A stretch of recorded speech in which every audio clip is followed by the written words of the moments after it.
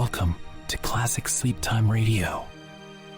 Tonight, we invite you to unwind, to settle in, and to drift into a deep, peaceful sleep. This evening's journey features a full collection of episodes from the classic espionage drama, Counterspy. A thrilling radio series that brought stories of undercover agents, secret missions, and wartime intrigue to life.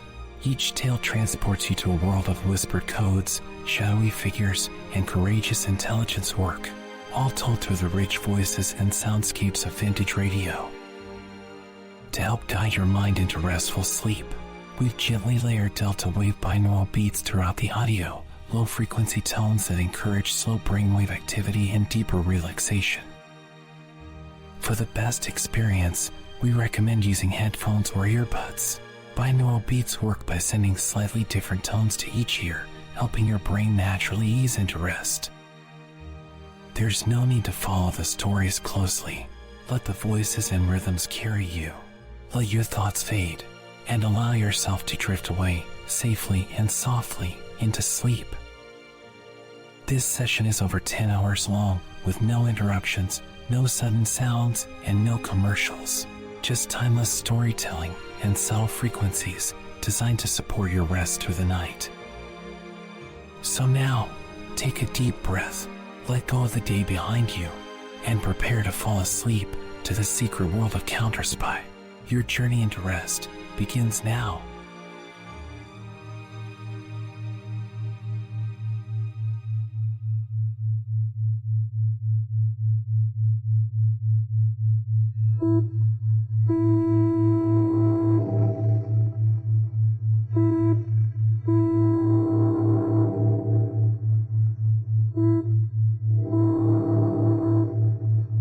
Washington calling Counterspy.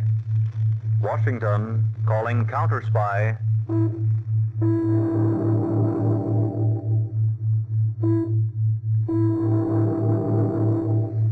Washington calling Counterspy.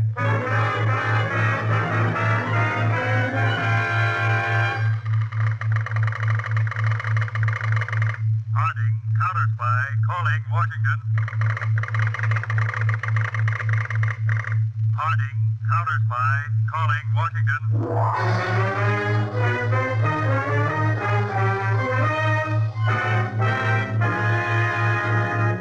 The Blue Network presents Phillips H. Lord's Counterspy.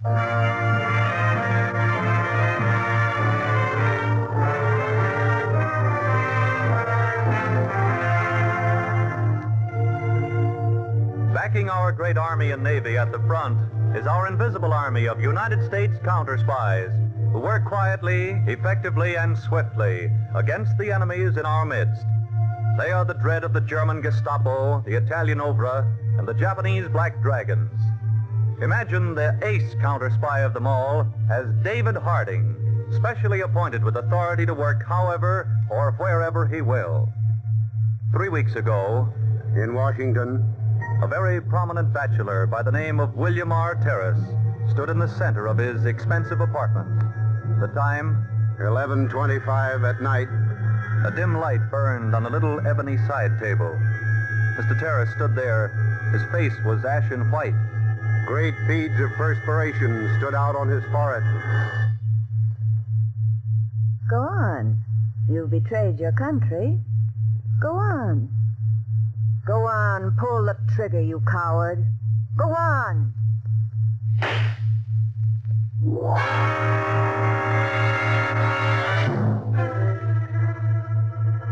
the editor to hold the press.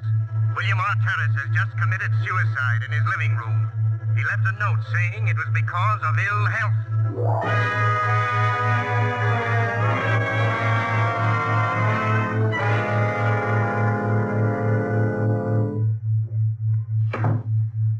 It's a clear-cut case of suicide, Mr. Harding.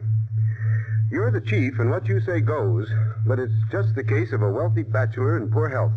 Well, I admit, Mark, William Terrace probably did commit suicide. But remember this, we're at war. The Gestapo are experts at making a murder appear to be a suicide. Then you're really going to investigate it? I think I'll at least ask a few questions. Yes, sir. Now, the note Terrace left, Mark, said he was committing suicide because of ill health. Well, I think I'll drop in on his doctor and see how bad his health really was.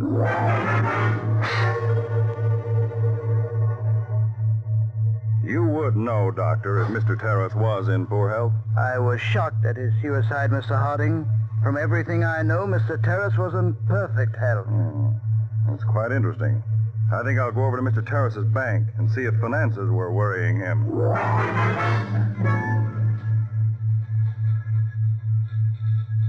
No, Mr. Harding. Mr. Terrace's finances were in perfect condition. He was worth nearly $750,000. He had many government bonds and securities. Thank you. Mark, when a man commits suicide, and it isn't his health and it isn't finances, Look for the woman. exactly. And that's what I want you to do, Mark. Yes, sir. Now pick 6 men, cover Washington from head to foot, and find out what woman William Terrace paid special attention to.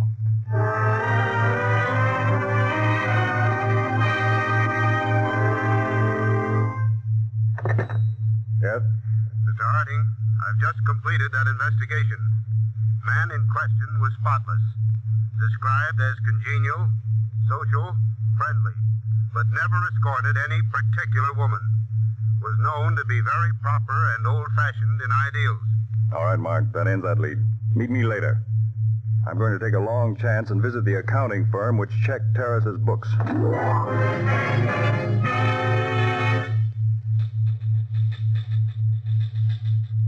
Why, yes, Mr. Harding. We've been the accountants for Mr. Terrace's firm for 9 years. I want you to go to Mr. Terrace's office and get his office pad of appointments for the past year. Now check that appointment list for lapses of time. Then check those dates against his personal checks and see what checks were made out during those periods of absences. This should tell us where Mr. Terrace was during those absences.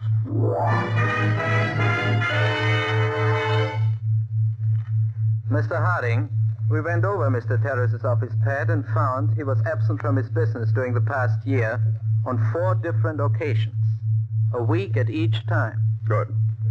Now, during those absences, did he make out any checks? His first absence corresponds with a check he made out at the Saratoga Hotel, Saratoga Springs. During Mr. Terrace's second absence, he made out a check at the clubhouse, Pine Hill, South Carolina. This third check was made out at a clubhouse, Atlanta, Georgia. Fine, thank you.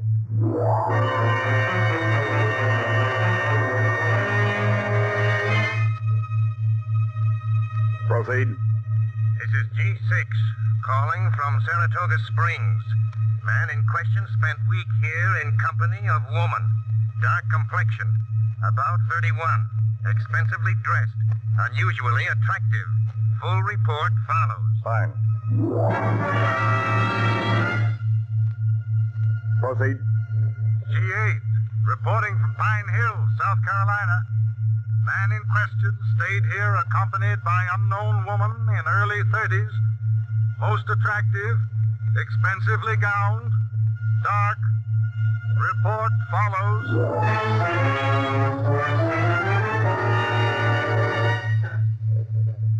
This is beginning to get very interesting, Mr. Harding. Yet we may still be on a wild goose chase, Mark. We have no idea who that girl was. She may have been perfectly all right. But how can we ever find her? She may be anywhere. Well, here's a little something I dug up. April the 2nd, William Terrace made out a check to the Washington Jewelry Company for $8,000. Say, that's a pretty sizable amount for a bachelor to be making out to send to a jewelry house. That's what I thought, Mark. I'm going to check that jewelry house. I wonder just what William Terrace bought with that $8,000.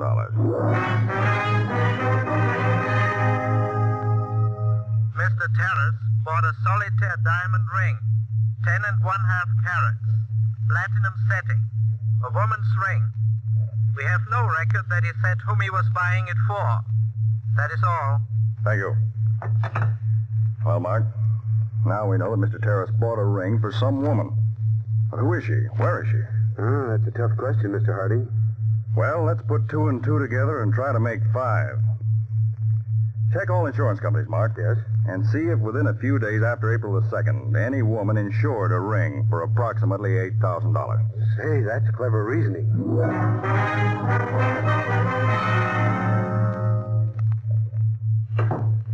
You win, Harding. We're getting hot. Here's the insurance report. April 5th, a solitaire diamond ring, platinum setting, was insured for $8,000 by a Miss Avery Rollins of 1370 Lincoln Boulevard, Northwest, Washington. Rollins. Avery Rollins. That name's very familiar. She's high society, Mr. Harding. Lives with her uncle and aunt. Huh? Now, I got a report on her. Age 32, height 5 feet 5, light hair, light complexion, very social, educated at the Sorbonne, Paris. Above reproach. Yeah, but the woman seen with William Terrace at the resorts was dark hair. The weights are approximately the same, both apparently wealthy, both smart dressers. Mark, there's something wrong, something very wrong. It's a problem that's got to be approached from some unusual angle.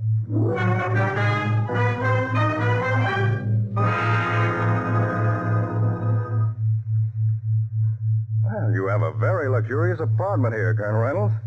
Thank you, Mr. Harding. I'm pretty proud of it, especially this library den. I'm here to make a very unusual request, Colonel.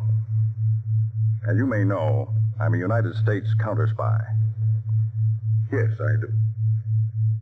Now, Colonel, you knew William Terrace personally, didn't you? Oh, yes. Was his suicide a bona fide suicide, Mr. Harding? Well, to be perfectly frank, Colonel Reynolds, I don't know. That's why I've come to you. I need the aid of a citizen, Colonel, prominent, who has some government responsibility. Now, you're 48. That's correct. A bachelor. A confirmed one. You're a very handsome man. Oh, come now, come. Yes, and very fascinating to women. Now, wait a minute, Harding. No, this is very serious business. Now, you're chairman on the board for the new airplane formations, an armor. Yes? That makes you a very interesting person to certain other persons.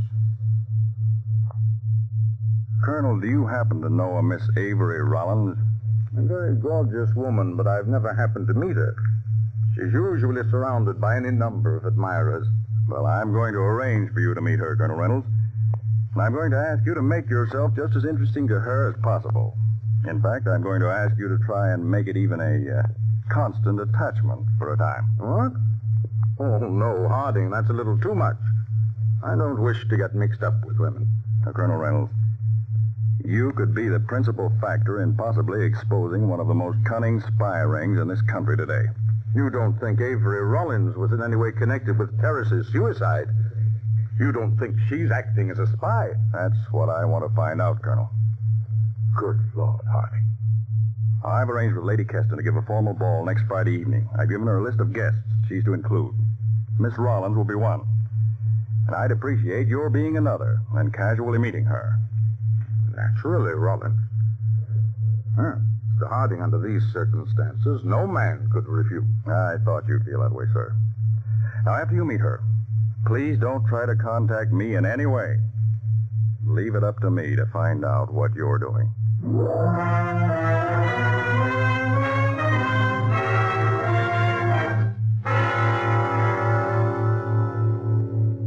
3 weeks later, March 23rd.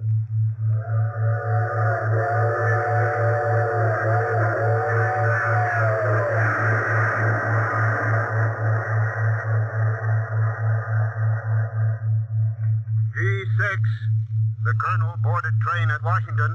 After an hour, was joined by a woman already on train. She is of dark complexion, expensively dressed, very attractive, black hair, height approximately 5 feet 5. Ticket reads Palm Springs. That is all. That's strange. That's not the description of Avery Rollins.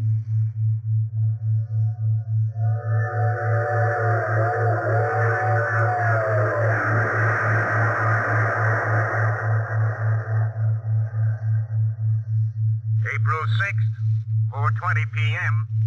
The colonel in question boarded train at Washington. Hour later, joined woman already on train. Dark complexion, expensively dressed, Very beautiful and exotic. Weight, 110 pounds. Tickets, read, Atlanta, Georgia. Who is meeting Colonel Reynolds on these trips? Is it Avery Rollins, or who is it? Come in. Oh, hello, Mark. Hello, Mr. Harding. I just got the facts on that dark girl who's been meeting the colonel. Good. What did you find out? You were right, sir. After the girl got off the train with the colonel, I went to her compartment. There were unmistakable signs of dark-colored powder, blonde hair, and black hair which showed at the end of the hair, as if it had come out of a wig. Now, she must get on the train, get a compartment, and change her appearance before she comes out and meets the colonel. And it is Avery Rollins, because she's been absent from Washington at the same time as the colonel has. She's probably explained to the colonel that because of their prominent standing in Washington, she must disguise herself. Then, the way I see it, this Avery Rollins must have been the mysterious dark woman with whom William Terrace went off on trips before he was murdered. Without a doubt. And she's connected with his murder in some manner. And I've got to make sure the colonel isn't killed the same way. She's off now down at Virginia Beach with him.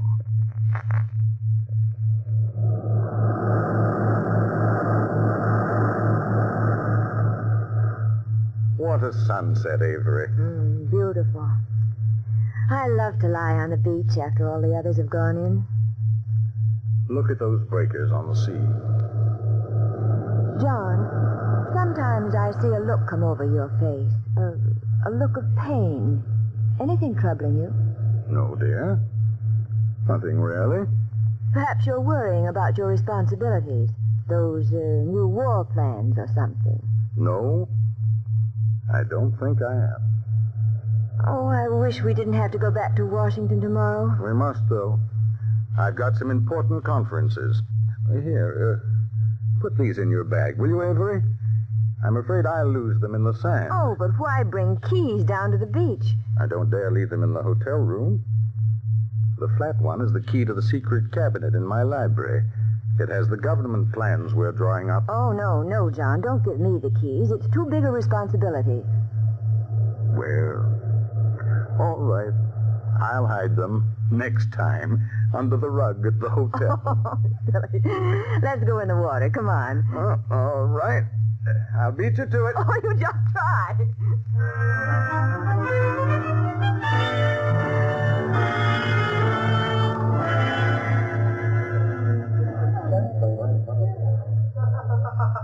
Oh, I was looking for you, Harding. Well, hello, Colonel Reynolds. Glad to see you. Sit down.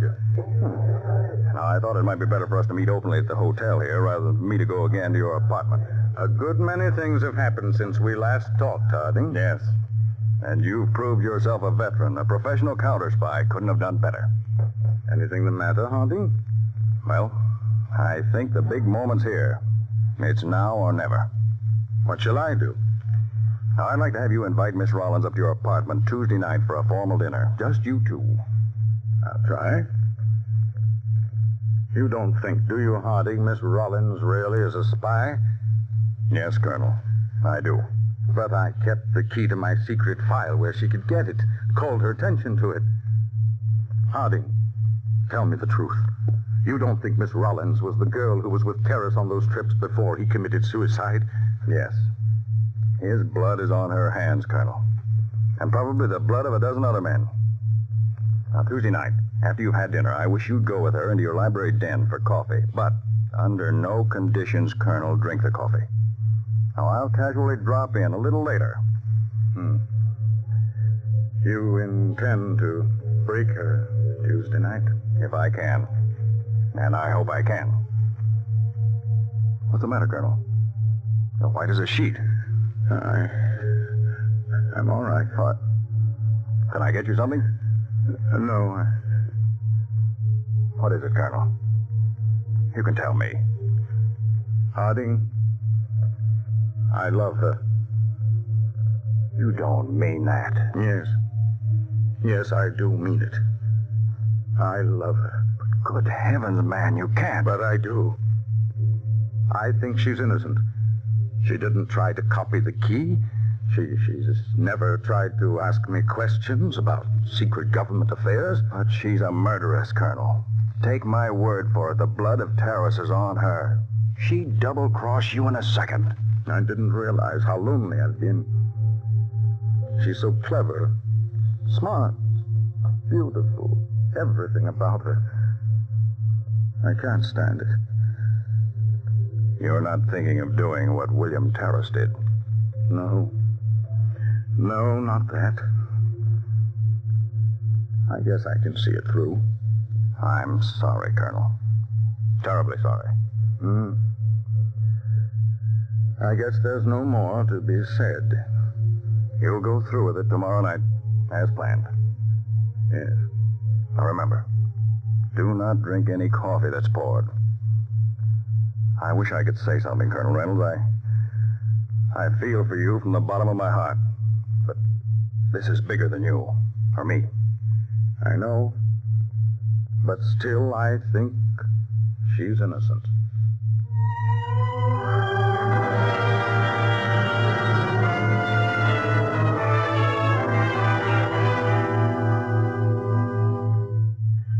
Some more champagne, Avery? Please, John. That's a stunning evening gown. It blends right with your skin. Oh, flattered. Some more champagne for you, sir. Yes. And Martin. Yes, sir. Miss Avery and I will have our brandy and coffee in the library tonight. Yes, sir. And I'd like to have you remain this evening. Very good, sir. Oh, by the way, Avery, did you ever know William R. Terrace? Terrace? Wasn't he the man who committed suicide about 4 months ago? Yes. I've seen him, but I've never met him. Oh, awful thing, wasn't it? I've heard some people say it wasn't suicide. Yes, but you can't tell from rumors. Oh, like the silverware? Oh, you caught me looking at it, John. Yes, I do like it. Everything about this place, it's so tasteful. I had thought I was perfectly contented. But now it all seems so insignificant. To have something really worthwhile, you've got to have someone to share it with. I found the same thing true, John. Closeness and comradeship mean more than anything. Shall I have Martin serve the coffee and brandy in the library? Yes, do I finish? Let me help you.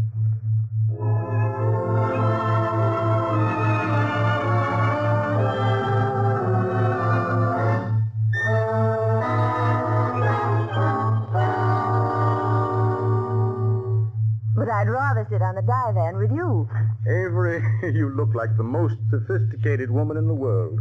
Like one of those gorgeous paintings. And then you say something so tender. Oh, but a woman should be a mystery to a man. There. Avery. I know. But you don't know how much. Yes, I do, John.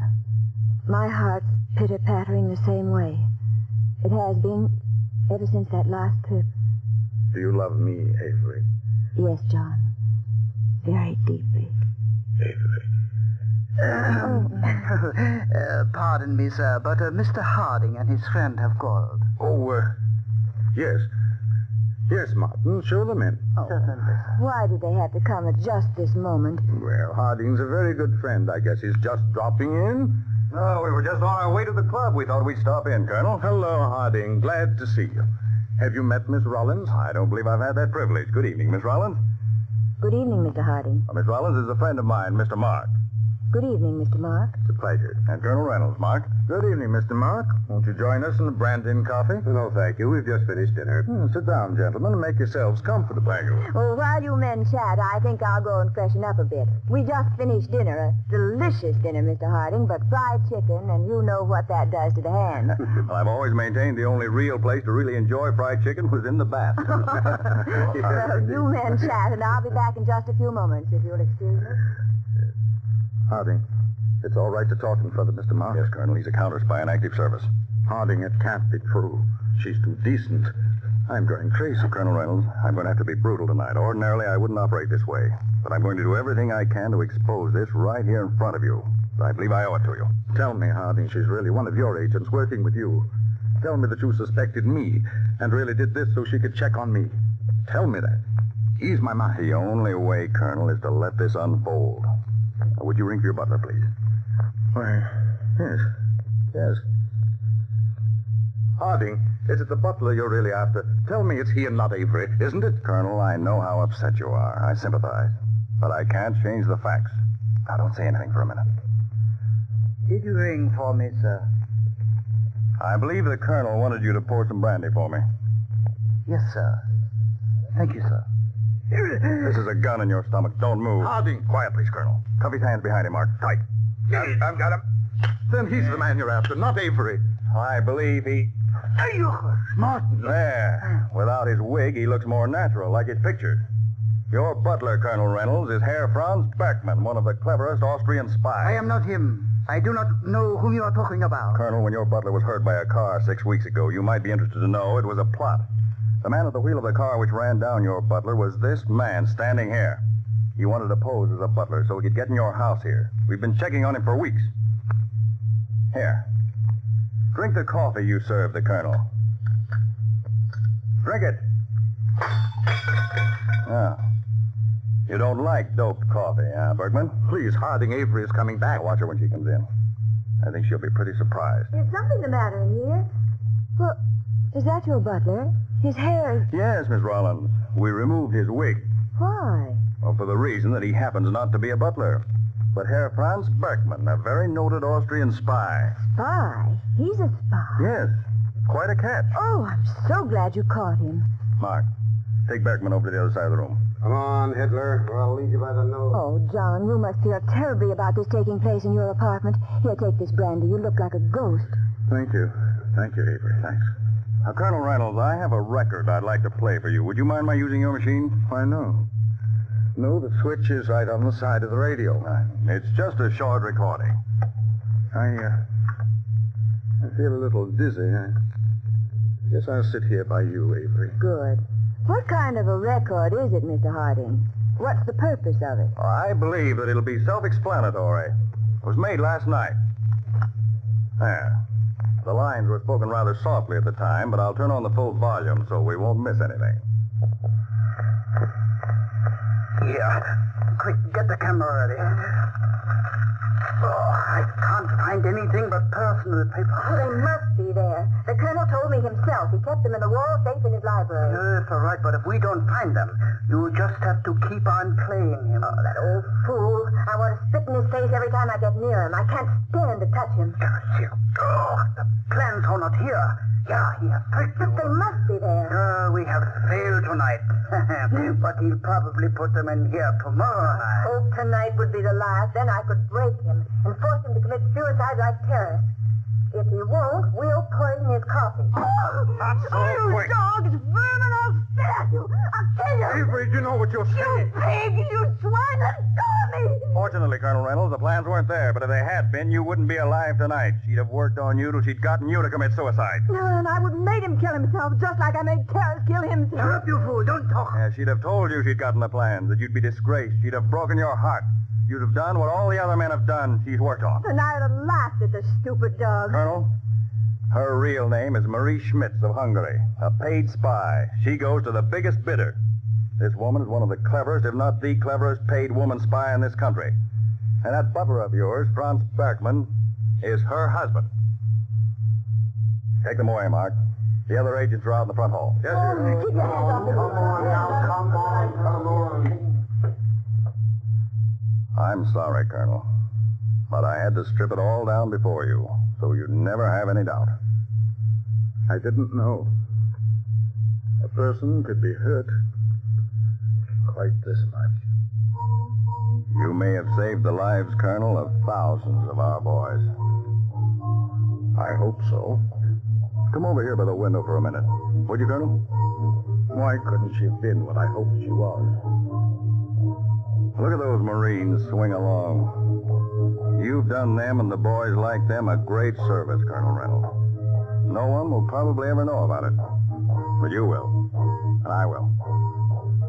Let's open the window.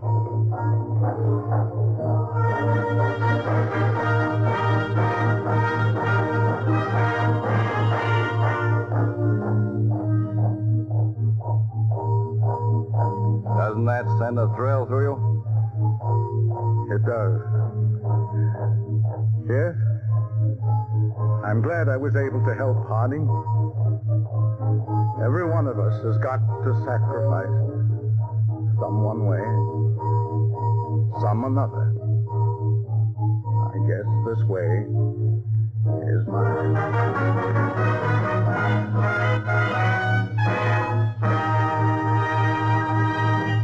All over this country tonight is spread a great army of counterspies, men working to protect you and our boys at the front. Special agents of the Federal Bureau of Investigation, of the Secret Service, of the Treasury and State Departments, of the intelligence bureaus of the Army and the Navy. Men who are constantly on the alert, diligently protecting our home front.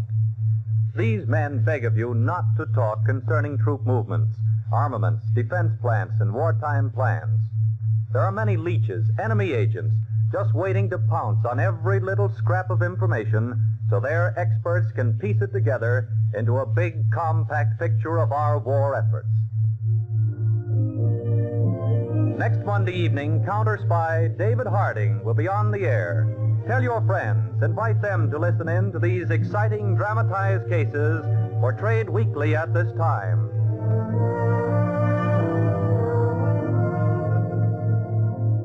Counterspy is a Phillips H. Lord production which has originated from New York. This is the Blue Network. Washington, calling Counterspy.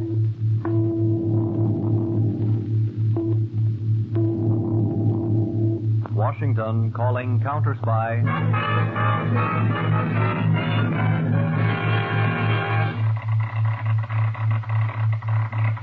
Harding, Counterspy, calling Washington. Harding, Counterspy, calling Washington.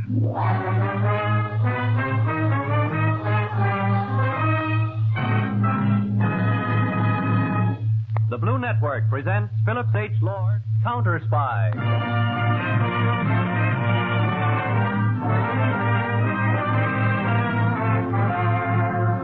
Counterspy is dedicated to all government undercover men, that invisible army which protects our men on the fighting front, in our industries and secrets on the home front. Imagine chief counterspy of them all as David Harding.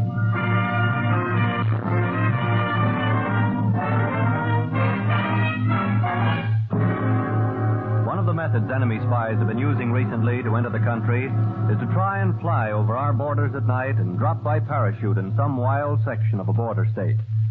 In old Mexico, way back in the sandy hills, is a ranch on which is a modern airplane. The ranch is about 90 miles south of Juarez and is well hidden in the hills. Tonight, a Gestapo agent has arrived at the Mexican ranch from where he'll be flown over the border and dropped into Texas. The airplane has been pushed out and is about to take off from the ranch. We are ready to take off for the Texas border, Herr Burger. Take the suitcase. Put it in the cockpit. Senor Burger! Yeah? Senor Burger! Yeah, what is it, Herr? Do not go yet. Why not? A very unusual thing has just happened, senor. Yeah. No one ever comes this far from the main road, but at the ranch house has just arrived Councilor Carlos Costello. Costello? He is taking a long trip by horseback for his health, si, senor. Make him leave. We do not want this place discovered. Oh, but I have a very interesting thought. So?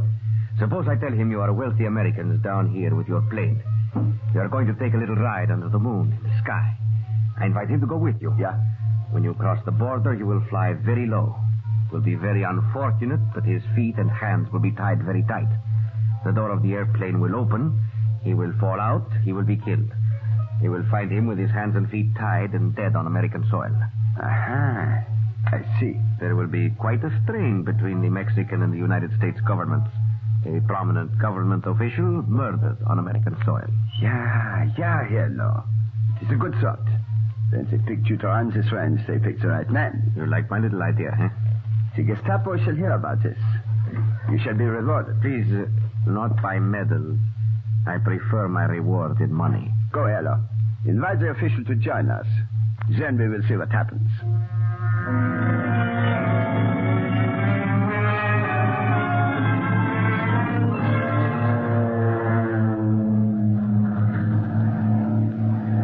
We are so glad you could take this little flight with us, Counselor. Ah, so beautiful. I was never in an airplane at night. with the moon. It is so romantic. You are aware, Counselor, we have crossed the border between Mexico and the United States? No. Is it not against the law? Oh, I am sure no one will object while we have such a distinguished gentleman of the Mexican government. What is the meaning of this? Oh, you need a help, Walker. Yes, son. Tie his feet while I tie his hands. Jawohl. Who are you? The Gestapo, if you would like to know. Right now. Why are you kidnapping me? They are going to open the door of the plane, and you are going to fall out. No, you cannot. You will be found on American soil in a very delicate international situation should result. You are a fool. All my bones will be broken. They will know I was thrown from an airplane. The Gestapo is not so stupid. You will fly very low, so you will not be killed. But your body will not be mangled either. Drop as low as you can. Soon Mexico, like the United States, will belong to Germany. And you will be glad that you are dead. You beat! Law! Now, Counselor, I shall open the door, and we will make ready for your big experience.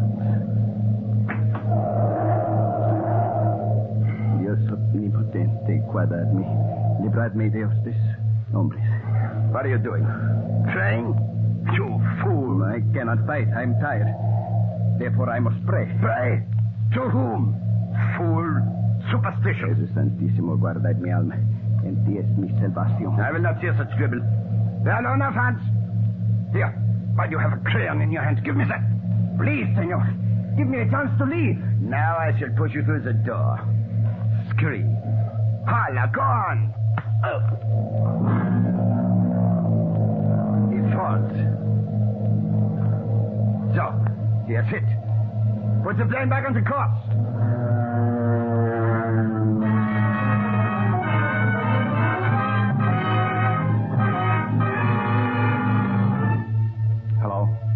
Hello. Proceed. This is Harding speaking. I'm in the testing laboratory of the Walker Optical Company. In an hour, I shall take a plane for Washington. Set up my appointment for me at 3 o'clock with Colonel Marvin. Tell him emergency. Yes, sir. You wish me to continue, Mr. Harding? Yes, Mr. Walker. And this is a grave emergency. Now, those light bulbs you have lined up over there, are they lit now? Yes. But naturally, as they are high-frequency lights, you cannot see them with your naked eye. Oh, I see.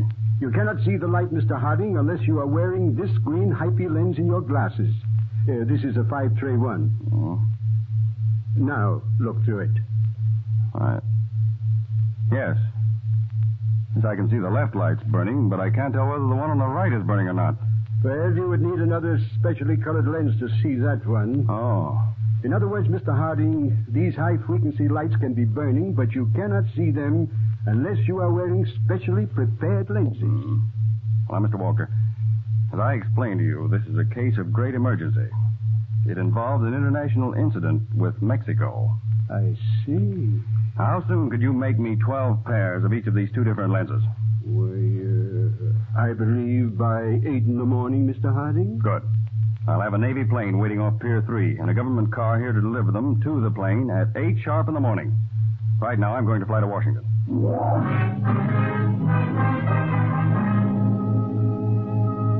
What can I do for you, Mr. Harding? Well, Colonel Marvin, we've known for some time that certain Gestapo agents have been getting into this country by flying over the border from a ranch in Mexico. Mm-hmm. Now, they're landing in a deserted section of Texas, where they usually stay for several days before leaving for different parts of the United States.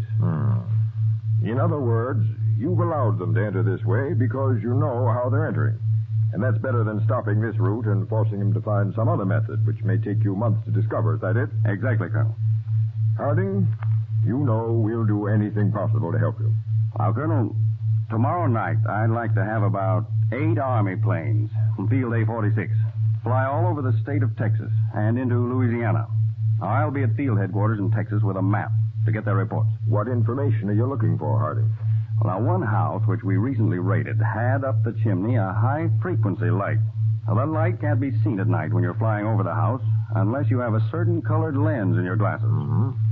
I feel sure that there are a certain few houses for, let's say, 200 miles in Texas which have these lights hidden up the chimney. I see. Now, the pilot who's flying these foreign agents in wears these special colored glasses. He can see these high-frequency lights placed in the chimneys, and these help keep him on his course. And you want to locate every house which has such a light, huh? Yes, and it's vital. I'll have a plane ready to leave in 2 hours, Harding, and I'll fly down with you to see that you have everything you need. Thank you, sir.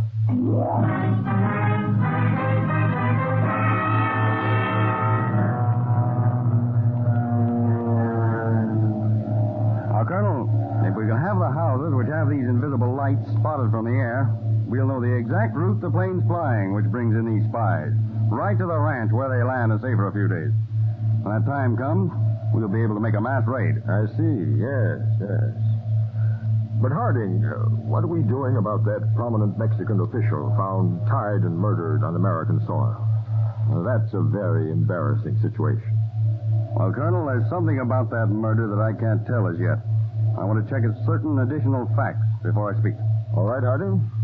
You're doing a wonderful job, and I'll see that 8 Army planes will be flying over the designated section of Texas tomorrow night. Thank you, sir.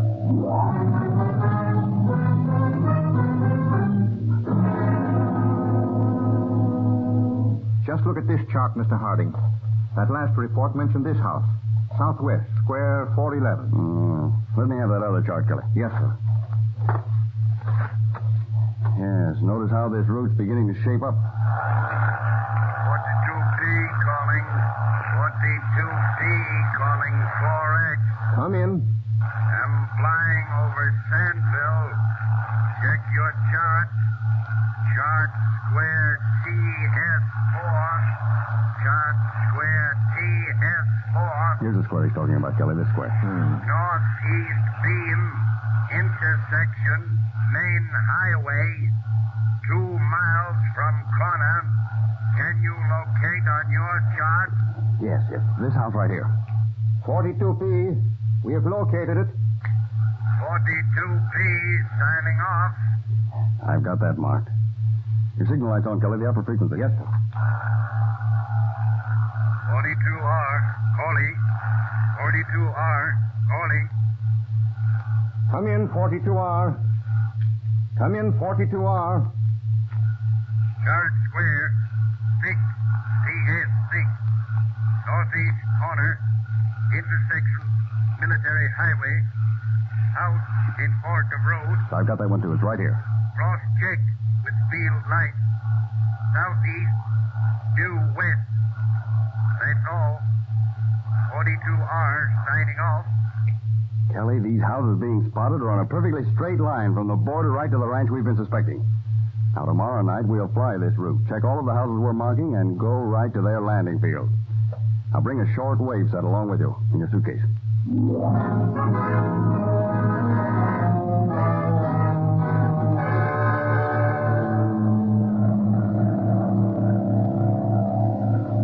We've seen every light the pilots reported last night, Mr. Harding. As we should spot that ranch and their landing field most any minute. Yes, sir. Kelly, I'm going to tell you something that nobody else knows. It sounds plenty serious, Mr. Harding. You know that high Mexican official found murdered on American soil? Yes, sir. Well, he was murdered by members of this spy ring we're after right now. You mean they got him in Mexico, flew him over the border, and dropped him from a plane? Yes. But that isn't all. It wasn't the body of a high Mexican official. But his papers, he was identified. I did the identifying. Oh. And who was it? It was one of our own counterspies, Kelly. Tato Zales. Tato? Murder? Yes. I was working with the Mexican authorities. We suspected this Mexican ranch, so the Mexican counselor was taken into our confidence. He went into hiding for a few days. And Tato, posing as a counselor, visited the ranch. Well, he was evidently surprised by them and dropped out of a plane. Good Lord. But how do you know he was dropped from a plane, Mr. Hart? The old trick. And the scuffle got a pencil from his vest and hid it in the palm of his hand. While his hands were tied together, he was able to write on the palm of one hand the word air. There's the landing field, Mr. Harding. Yes, there's the large ranch house and the 2 barns. It's barren, all right. Tato. Murdered. We'll land, and I'll have the pilot take off immediately. Oh, Lieutenant, land as far from the house as you can. We'll hide the suitcase with a short wave set out in the field. Perhaps they won't hear us land. We can get to the house before they know we're here.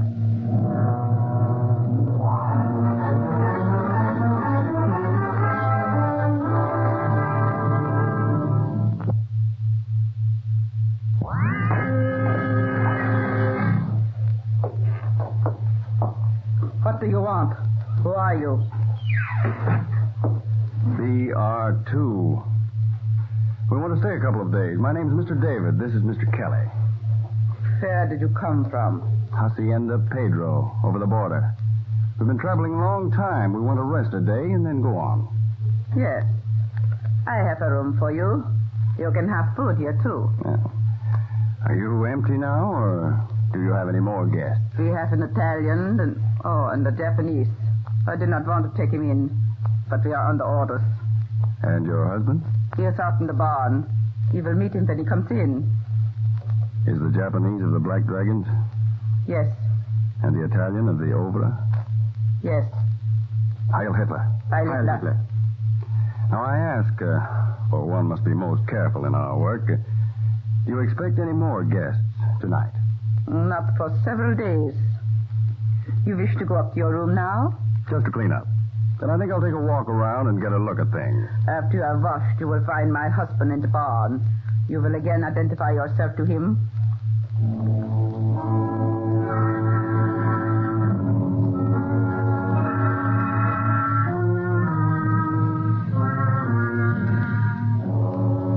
Calling 42B. Calling 42B. Calling 42B. Come in. Calling from field at location specified. Locate for me immediately German couple, about 60. Want couple opposed to Nazi rule. Check my file numbers for names of couples already examined. Fly this couple to our present location. 11:30 tomorrow night. Check. Report sufficient. 42B off. That is all. All right, Kelly. Close the case. Slip under the bushes again. Yes, sir. That Nazi woman in there was a brutal-looking character. Now, let's get right back to the house. I don't want them to notice that we've been gone too long.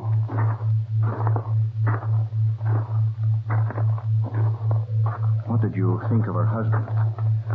I'll answer that a little later. If I'm not mistaken, I've got a complete report on him in Washington. A fanatic, isn't he? Aren't they all? Would they be Nazis if they weren't? Well, if you weren't in on the inside of things, though, you could stop at the ranch and not guess anything was wrong. Oh, yes, they're clever. What was that? Quick, get back to the house.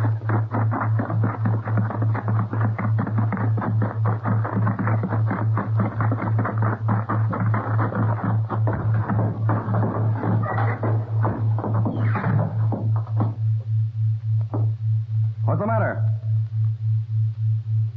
What's going on? Where is everybody?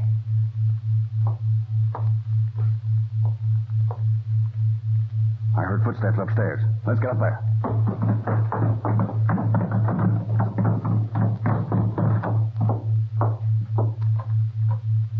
Where are you? What do you want?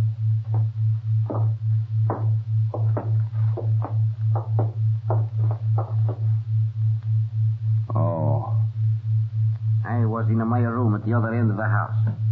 I heard a scream from this room. I come running. This Italian and I got here just at the same time. I was at the other end of the house, in my room. You'd better fix your collar. Looks like someone had grabbed it and torn the button off. Here comes my husband. He will be very angry. Where were you, may I ask, when this happened? And the other gentleman? We were walking toward the house. We heard the scream. We ran in here as quickly as possible. A very pleasant alibi. What has happened? Why did one of you scream like that? Why are you all standing there looking like... Oh, I see. He was evidently stabbed in the back while he was sleeping. I am not angry because the Japanese is killed. I hate them. But he should have been killed somewhere else. Who did it? None of us seems to know. Did you? I was at the other end of the house, in my room. And you? I would not have done it inside the house, you know that. You too? No. Oh, we were outside, walking toward the house. You left me 20 minutes ago. Where have you been since? Why did you not come right back to the house? Because we were all cramped up from traveling. We wanted to stretch our legs, take a little walk. So. There are so many ways it could have been done to leave no telltale. The river, out of a plane. Yes, like possibly you would do with a Mexican. Why do you say that? Hello told me of it. The Hacienda Peddler in Mexico. They all thought it very clever. That man Hello talks too much. Here, let me get him up on my shoulder. I will take him out and bury him in the field. Gladly. There. Come with me. We will bury him to leave no traces. I will go with you and hold a lantern. Do you two wish to come? Not interested, thank you.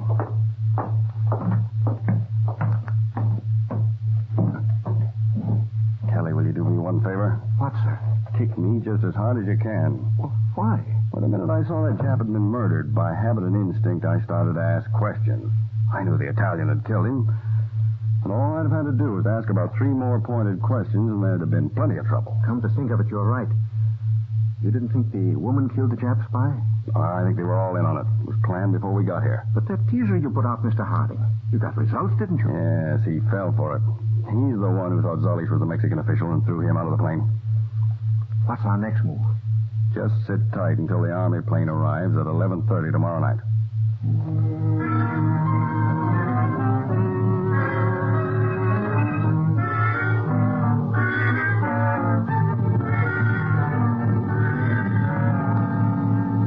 Mr. Harding, that's the Army plane, all right. Yeah. Take these glasses. It's signaling with the invisible light. Just to the right of the moon, see? Yeah, good. Good. Now we've got to work fast while the plane's landing. The German couple and the Italian are in the sitting room. Let's go in. And you will leave? I will be leaving in the morning. I've already American money, which I will supply with. If you two gentlemen don't mind my intruding, and if it's all right with you, madam, I'm going to have to ask you all to get your hands up. Don't move. We both have you covered. You won't have to do much persuading for me to put a bullet right through you. Signor, vi prego. Per carità, il santo nemico, per l'amore di Dio. The whimpering fool. We don't operate like your Gestapo, Burger. We give them a chance according to our laws. Why do you call me Burger? That is not my name. It's the name I have you listed by in Washington. You forget your activities in the Boone before the war broke out. And incidentally, the Mexican government official you threw from the plane wasn't the Mexican consular. I don't know what you're talking about. He was an American counterspy, one of my assistants, posing as a consular. I'll promise you, Burger, you're going to pay for that and pay plenty. Signor, I'll give you money. I'll tell you all I know. Enough of that.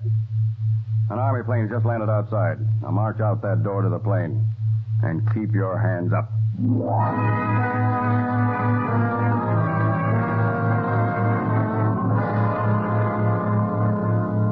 Mr. Harding, that's a sweet old couple the plane brought down. Yeah. Motherly-looking soul, isn't she? You wouldn't think that this couple who just arrived and the other couple who we took out to the plane were both German. Well, there are some Germans who are not Nazis. Well, I'll let them finish looking around the house, and we'll leave in the Army plane with those others we're taking with us. Well, I believe we have seen it all, Mr. Harding. It is quite a place.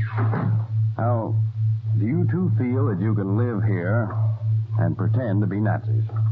And run this place for the spies who come over? Yeah, Mama is a great actress when she needs to be. And so is Papa. I will run the house, and he will look after the outside and the little radio station to send you the information. Good. Now, as soon as the spy arrives, we shall want his complete description. Something that he's touched so we can get his fingerprints. Knowledge of where he's going, and any information about what he has in his bag. We shall see you have it all, eh, Papa? We shall do everything. We shall give our lives to see the Nazis crushed and wiped off the face of this earth. You two must have had a terrible experience. from the report? Oh, we lived just outside of Hamburg. We were happy. And our two boys had graduated and were the ministers of the German Lutheran Church. It was in the middle of the night. Ach, Papa. The Gestapo broke in the front door and dragged our two boys out of bed.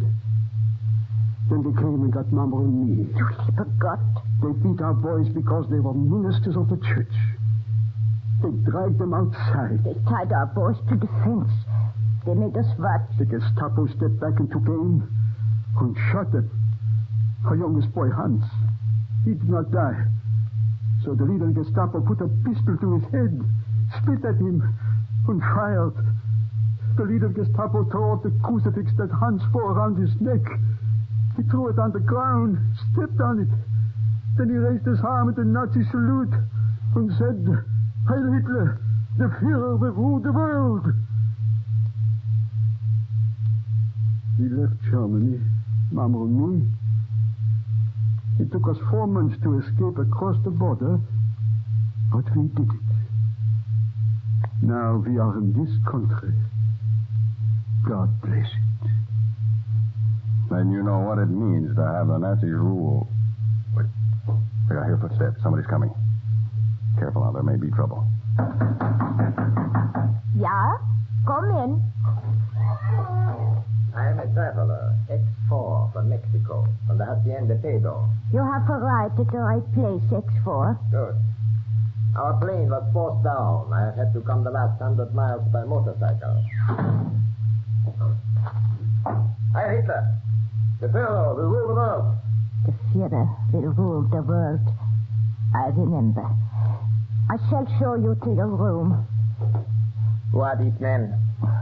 We don't ask questions like that around here. Yes, you are right. Take my bag. Yeah. Mama, bring a light from the mantel. We will show this gentleman to his room. Yeah, Papa. This way, please.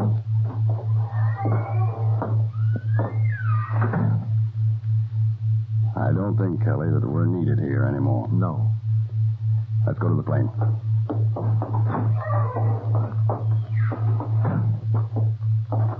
Look how bright the stars are tonight, Mr. Hardy. Yes, Kelly. Well, they're one of the things in this world that are permanent. Permanent like the faith of Christian people. You know, at the time of the Crusaders, barbarians tried to crush faith from the face of the earth. But the Christians rose up and pushed those hordes right back into the sea. Well, the great Christian army has risen again, and Nazism will be wiped from the face of the earth.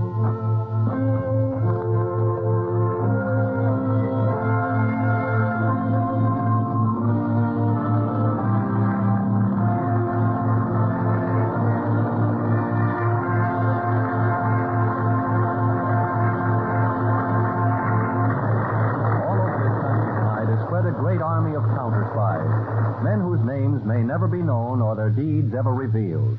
But 24 hours a day, 7 days a week, these counterspies are the guardians of our home front.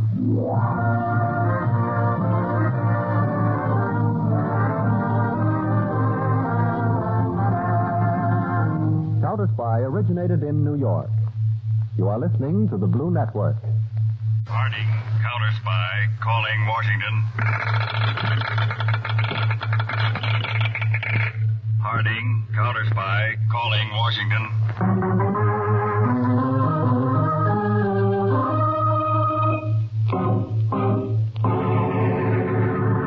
The Blue Network presents Phillips H. Lord's Counterspy.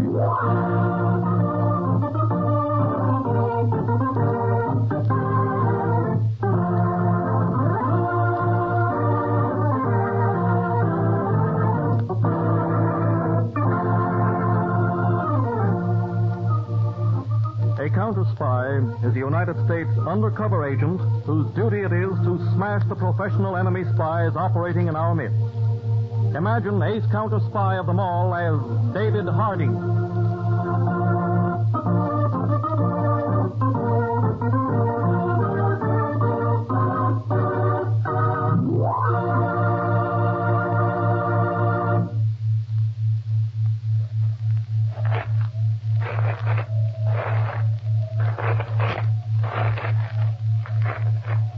These are the footsteps of Liza Gott as she walks along the narrow, rocky path which runs on top of a high cliff, looking out over the sea on the northern coast of Maine. 42 years ago, Liza Gott married. Mark Gott, her husband, sailed away and was drowned. For 41 years, Liza Gott has kept a little kerosene lantern lit on her front porch. So just in case Mark should return, he'd see the lighted lantern from the sea and know she was waiting.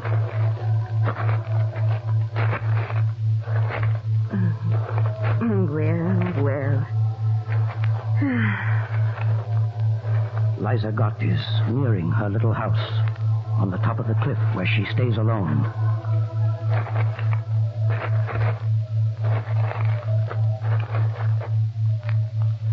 Liza sees something on her front porch. She can see it by the light of the lantern.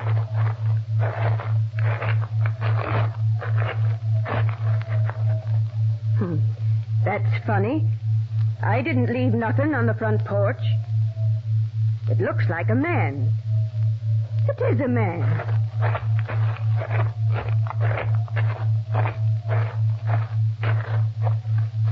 What are you doing on my front porch? Oh.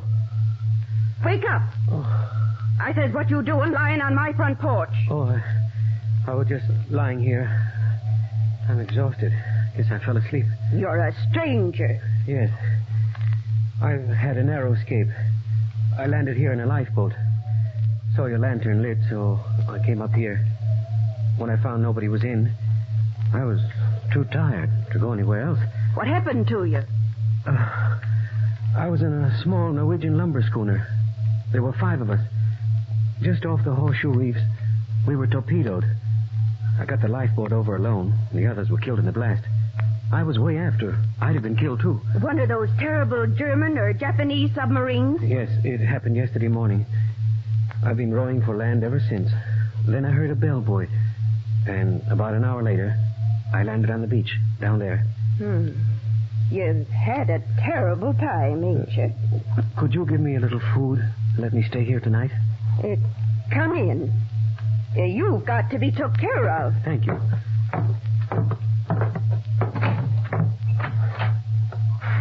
I'll have to light up a light. Shall I bring in the lantern? No, sir. That lantern stays there lit under all conditions. And it ain't never going out nor being took in. So long as I'm conscious.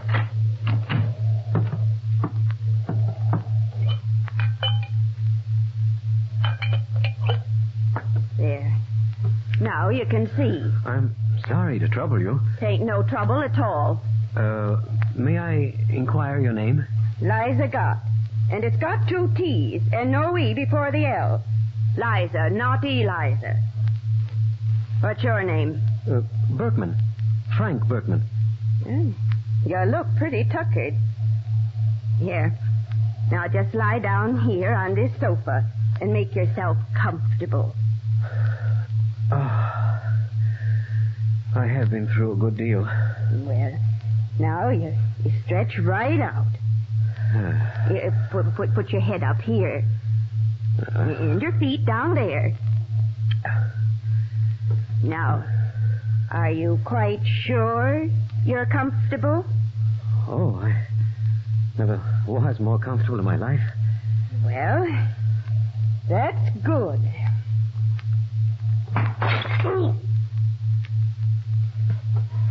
There. Now you can rest in peace.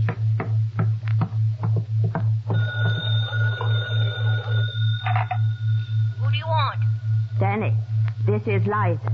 Get me quick as you can the Counterspy headquarters in Washington. And I want to speak to the head of it. No young stripling. You gone, Daffy? Do as I tell you, Fanny. Get me the head of the Counterspies. Well, I still think you're Daffy, but I'll ring 'em.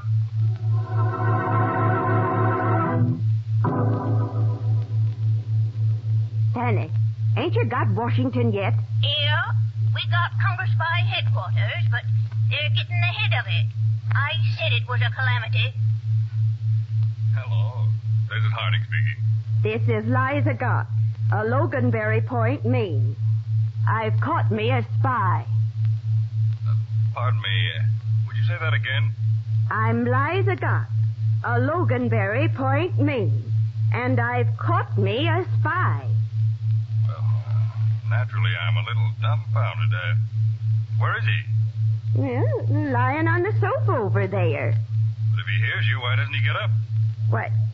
You ain't see the condition he's in. Is he unconscious? Very. And how do you know he's a spy? Well, he told me about rowing alone and hearing our bellboy at the Narrows and then rowing an hour and landing on our beach. Well, I was born here, and I know this coast, and there ain't nobody rowing from the bellboy at the reef to this shore on an ebb tide in 1 hour. He's a prevaricator. What is Loganberry Point near? Ain't near nothing. The nearest place is Stuyvesant. Well, that ain't near nothing either. Well, this is very unusual. But I'll leave by plane immediately. Get to Loganberry Point somehow.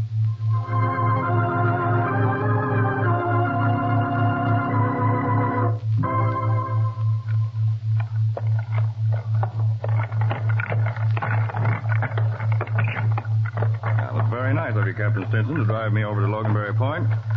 The plane couldn't seem to find a nearer landing place. So? You don't suppose, do you, Captain, that the horse might trot a little? I'm not much worried about it. No. I mean, could you make her trot? Nope. I put her out to pasture when she was 22. She's been out there 8 years now. I had to call her back into harness when the gas ration went in. She has enough trouble to stand up. Say nothing of trotting. I see. Do you happen to know Eliza Gott over at Loganberry Point, Captain Stinson? Yep. Is she quite a responsible person? Salt of the earth. I just thought I'd visit her. You mean room there? Yes. You don't know Eliza. What do you mean? You'll find out when you get there.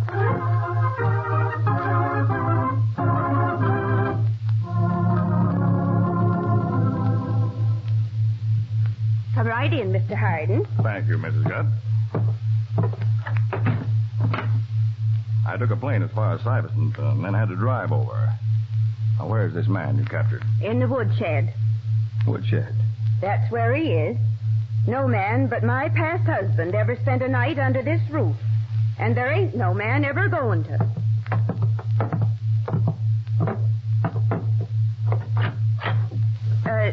Don't you want to put down your suitcase? Oh, no, thank you. I have some equipment in it. Oh. Now, you'll have to go the rest of the way yourself. He's right in there, laid out on a cord of wood. I ain't going into no woodshed with no 2 men. All right, Mrs. Gott. I'll go look.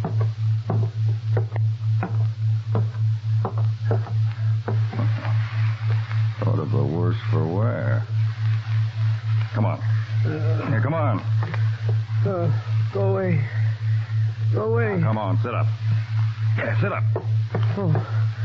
Oh, it's you. Are you the man she'd been waiting for? Yes. Then get me out of here. If I had to pretend I was unconscious, or she'd have killed me. What do you mean?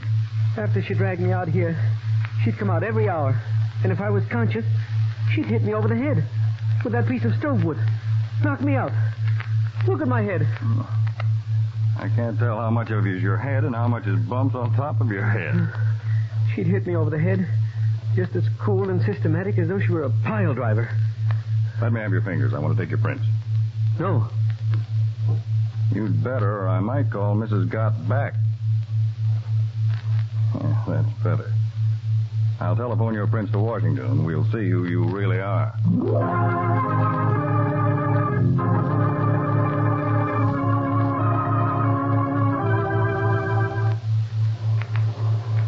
G6, Counterspy Headquarters, Washington, reporting to Harding. The fingerprints you just telephoned in are prints of Dr. Sleston, who left San Francisco for Portugal 18 months ago. He was employed in the Stillwell plants while they were experimenting on cargo-carrying air transports. It looks like Dr. Sleston is the one we have been expecting the Gestapo to try and smuggle into the country. Come in. I'm glad to know it's Sleston that we've got. It's quite obvious Sleston has been sent in to secure all possible information on the newly contemplated cargo-carrying transport. This is a job the Gestapo probably allowed him about a week to complete. And then they must have made arrangements to get him out. I'll check with you later tonight. Well, Berkman or Slesson, you just heard that conversation. We know who you are and why you're here. I guess there isn't any sense to my denying. After all the plans, I had to bump into that woman. You going to talk? No. I see. Well, as the people of Loganberry Point would say, there's more than one way to skin a cat.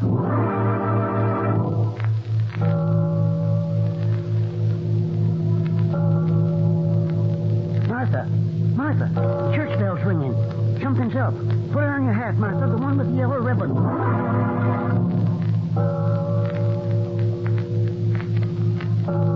The church bell's ringing, and it ain't go to meeting night. They must be calling it for something special.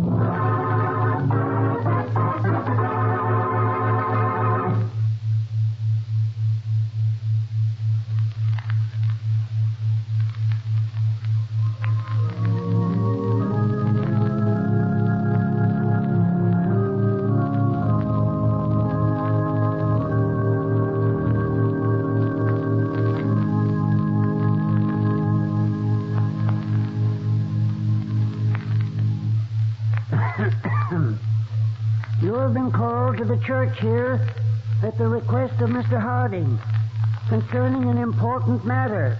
I'm proud to see every person of Loganberry Point present. Mr. Harding of Washington. Citizens of Loganberry Point, I know you're all aware of the circumstances of the German spy who landed and was apprehended here. He means caught. Yeah.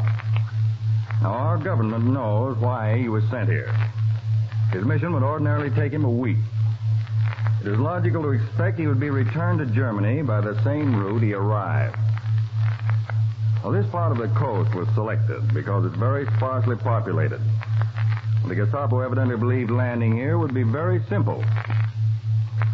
By all logic, I expect arrangements have been made by the submarine to pick him up at this very place within the week. Did you ever hear the beat? Now, all of you men present are lobster fishermen, or go out handlining and setting trot lines. You know the reefs and shoals like your own backyard. You can weave in and out of them on the blackest nights and in the thickest fogs. I'm calling for volunteers. Every night I want 6 fishermen to pretend that their motors have gone back on them and remain out there in their launches.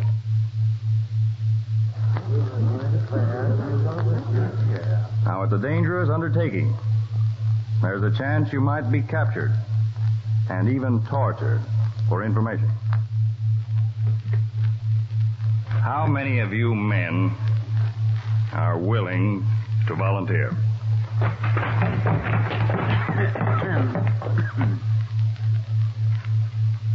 This is a sight I wish every American could see. Some of you are over 80. Some in your teens. And not a man in this church who isn't standing.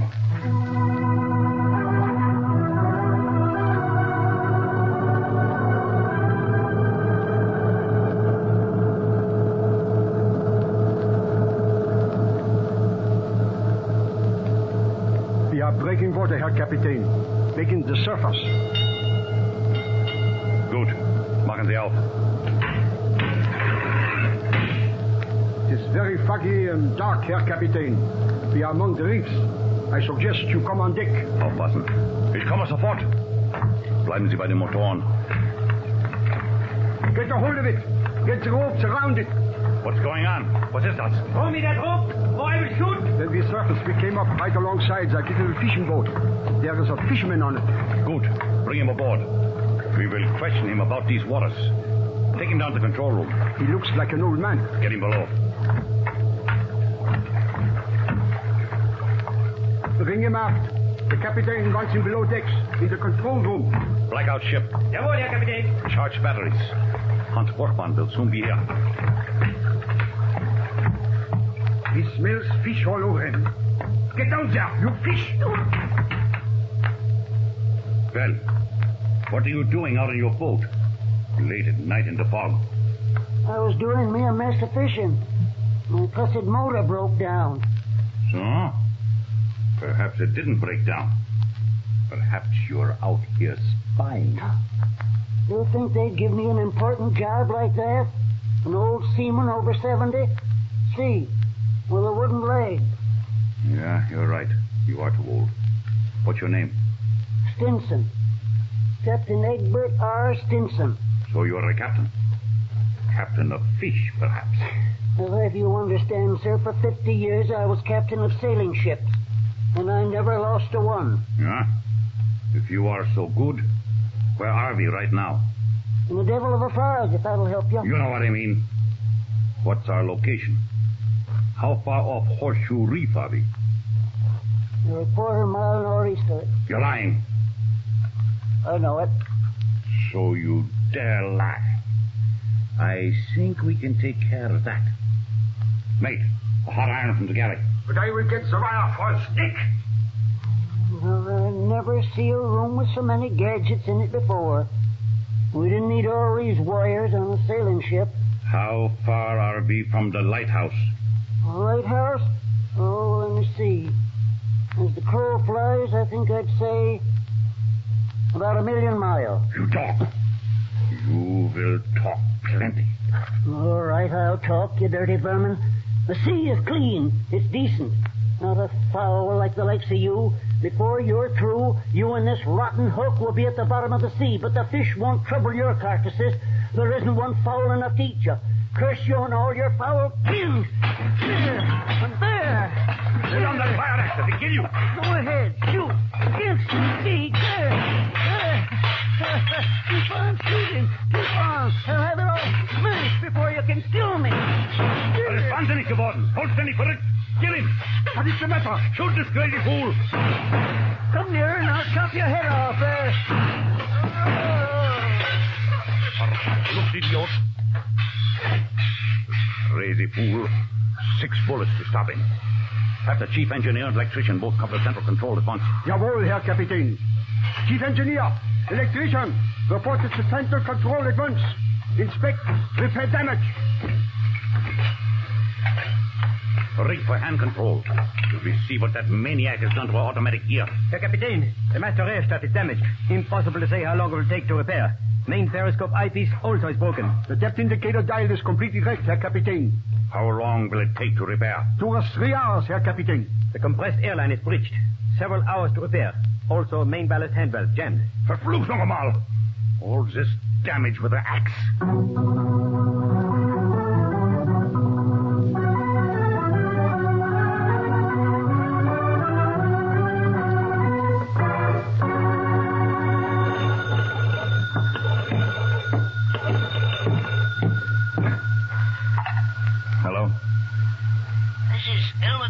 Reporting from the lighthouse. Is that you, Mr. Hardin? Yes. The submarine's out here. Good. Good. What are the facts? Well, Red Googins just landed. His boat was lying about a quarter of a mile from old Captain Stinson's. He heard the sub come up, and they evidently captured Captain Stinson and took him on board. Go on. Red stuck around a few minutes, and he heard a lot of commotion, and then men trying to get the submarine to go down. But it sounded like it couldn't, like something had happened.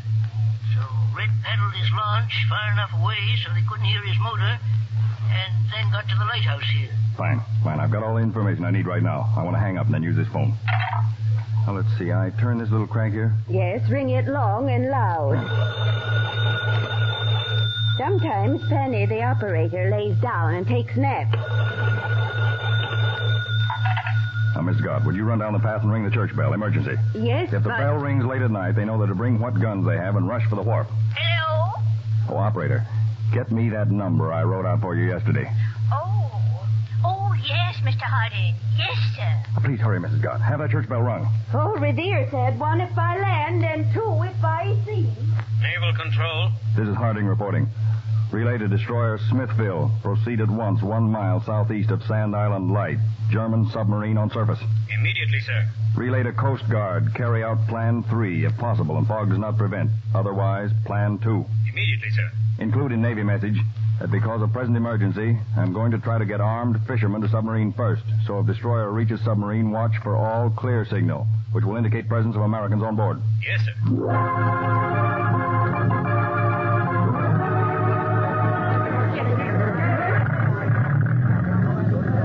Those of you with the slowest motorboat, start out first. Here's Sandy's gun. Some men take it. I want all of you men to understand that this is an extraordinary situation. You're all volunteering on your own accord. They all want to go. Now, the reason we're taking things in our own hands is because it's so foggy the planes can't spot the sub. And it's too foggy for the destroyer to come in among these reefs until daybreak. Indications are that something's happened to that submarine, and it can't submerge. Would you say, Captain Lawson, that there was a very heavy swell out there near Horseshoe Ledge? Plenty heavy. After a 3-day nor'easter, they've got a roll out there that's standing them on their heads. Well, that means the fire from the submarine will be very inaccurate. Now, when we sight her, you're all to fan out and make a circle around her. When you hear Captain Lawson blow his foghorn twice, head right for her. Start shooting and picking off the men manning the guns. With 30 launches coming at her in all directions and the fog and the heavy roll of the sea, she'll have her hands full. We'll all board her at the same time, from all sides of her. That wall is starting out. All right, men, your launches. Good luck. And remember, your women folks will be standing right here and don't wait.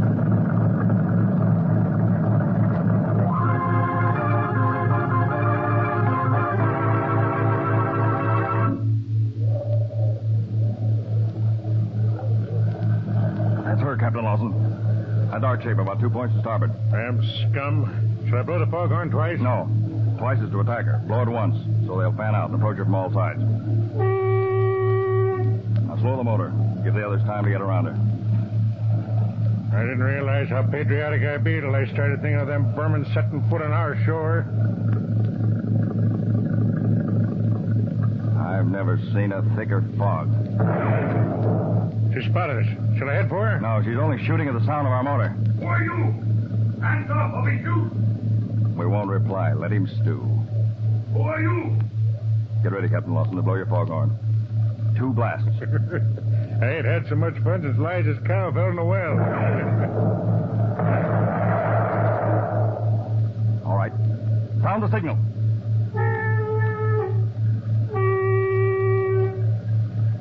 Take the wheel, will you, Mr. Harding? Let me do a little gunning.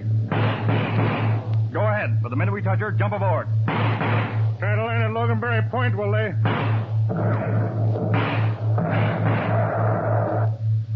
The whole German crew's on deck. Captain Mulligan's alongside. Get that screw by the aft gun there! They're falling like 10 pins, Harding. Just board her! Let your own boats go so others can come alongside. Rance right into her, Harding. I want to get on her. Watch yourself now! Jump! Right? Come on,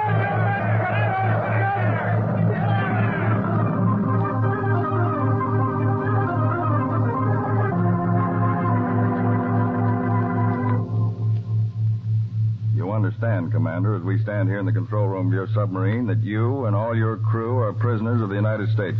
Tja, das ist zu erwarten. Krieg schon. I am helpless. And there at your feet, an old sea captain with 12 bullet holes.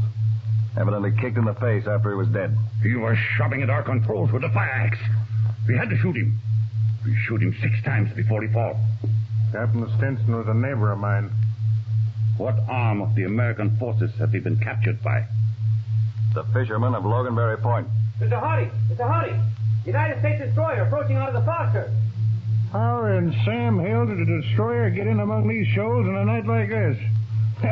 That's real navigating for you. What am I supposed to do now? You're expected to surrender your submarine and your crew and yourself to the greatest navy in all the world.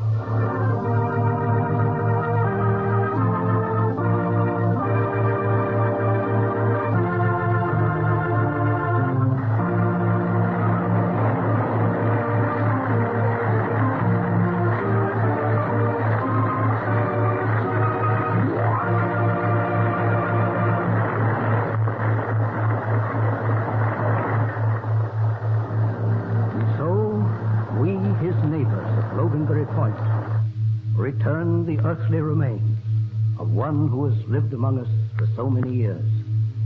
Captain Stinson, if he had had 1,000 lives, he would have chosen no other way to have given them all. And so, we of Loganberry Point, not mournfully, but with pride in our hearts, say goodbye to a great American who lived as an American and died as one. God bless America, the land of the free.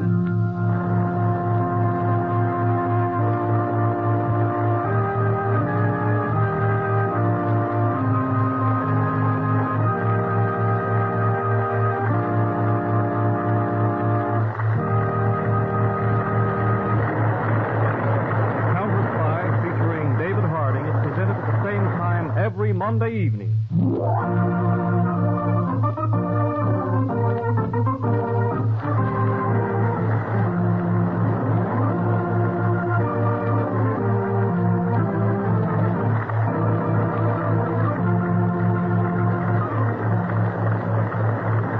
We suggest that you tell your friends that you make it a weekly date to gather around the radio this time, as American-based Counterspy works to protect us from the spies of our enemies.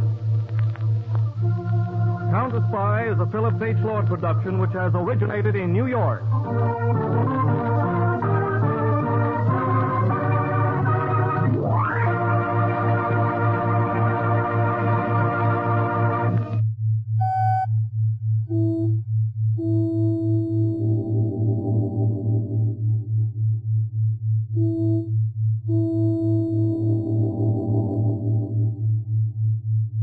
Washington calling Counterspy.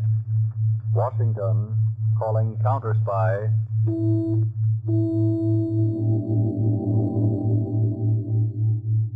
Washington calling Counterspy.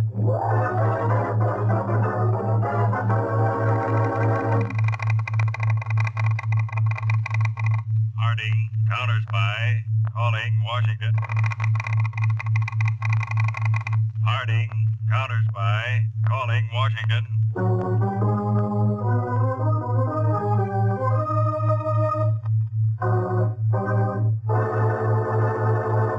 Phillips H. Lord's Counterspy.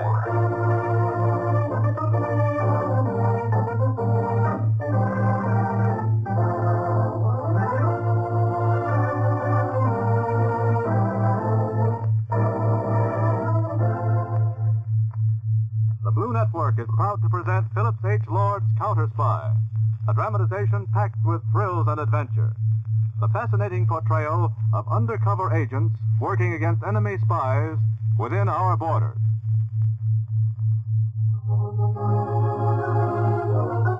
All over this great country tonight is an invisible army of men and women highly trained to protect us from professional enemy spies within our borders. Imagine chief counterspy of them all as David Harding.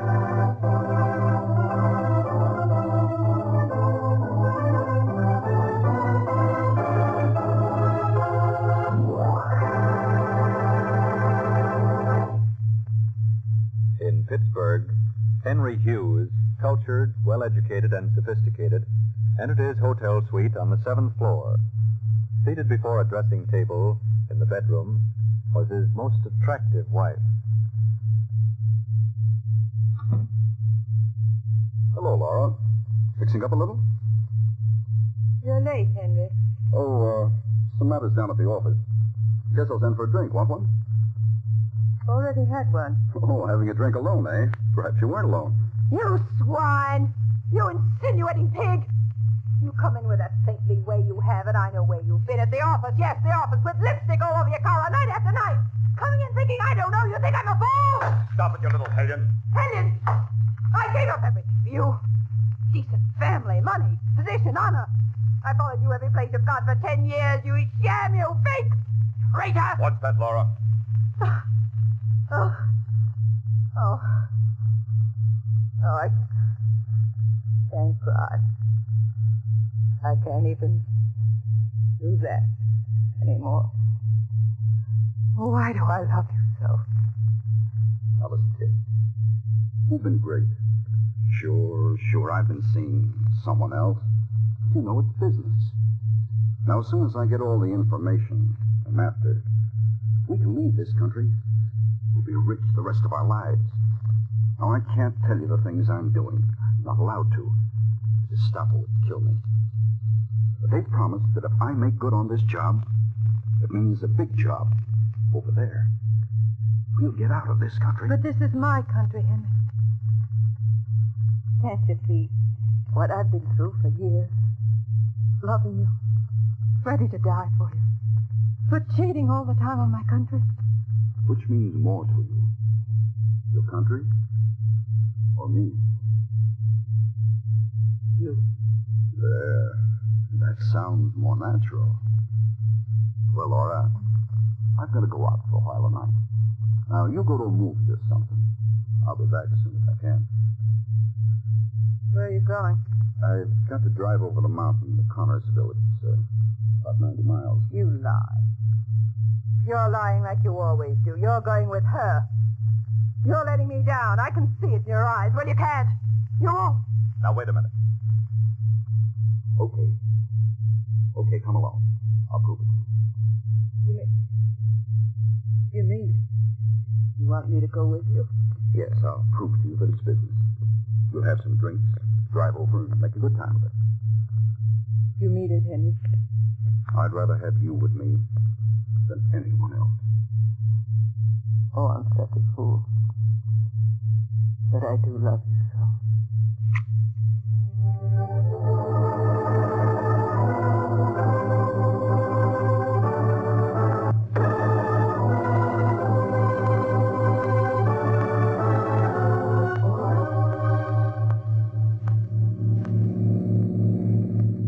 Here's the bottle, Laura. Have yourself another drink. Oh, it's so beautiful tonight. Look, Henry, you can see for miles. Sure. We're about 4,000 feet up. Look how those cliffs drop right down from the side of the road. What's the matter? Oh, I thought I'd turn and drive right up to the edge. We can sit for a few minutes and look out at the view. Henry, the front wheels are right on the edge, both of them. Of course. See how I can handle a car? I didn't have a drink like you did. It's exciting.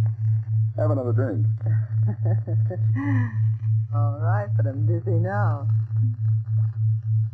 Yeah. Lean on my shoulder. Henry, I'm sorry. Oh, quick. What's the matter? It's all right now, but something stuck in my arm like a needle. Oh, perhaps there was a pin or something in the cushion. Oh, it felt like a...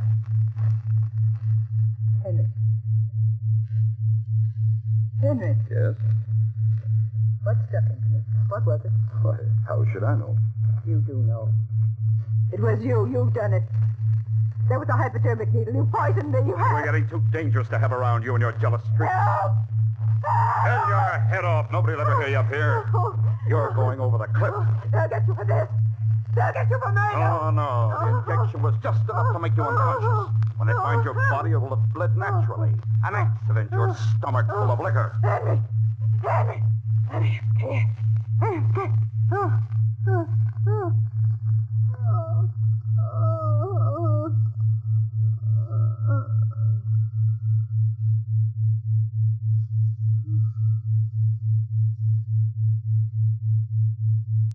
Now.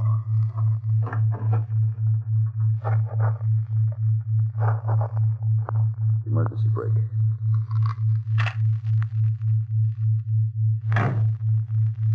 Happy journey, my dear. Now to get the front wheels over.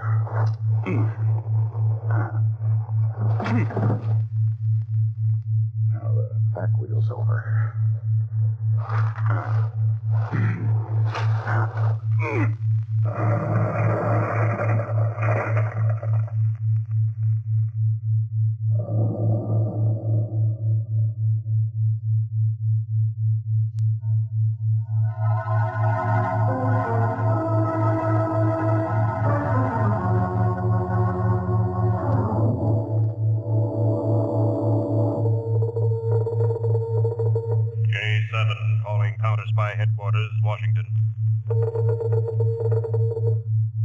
speaking. J7, Pittsburgh. I think you should fly here immediately, Mr. Harding. What's your report? Very attractive wife of a Henry Hughes. Drove car while intoxicated off mountain cliff. Henry Hughes holds a rather important position in the Pittsburgh Bronze Casting Company, which is now doing war work exclusively. What's the catch? She's supposed to have driven off the cliff while intoxicated, but the ignition wasn't turned on. The key was in the lock, turned off. Quite remarkable. In defense work, huh? Have a complete report ready. I'm flying immediately.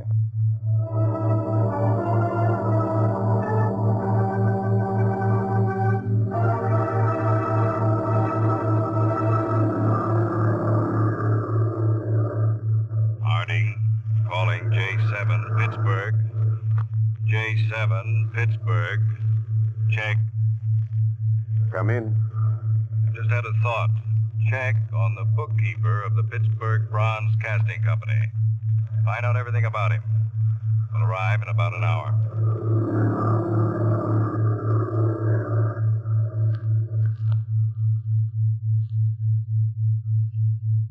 Now, these reports, Mr. Harding, they're all on Henry Hughes. Oh, you did well to get them this quickly. Notice this, sir. Very well, help it. There's a matter of 2 years there. There seems to be no record of Henry Hughes at all during that period. You checked passport files? Yes, Mr. Harding.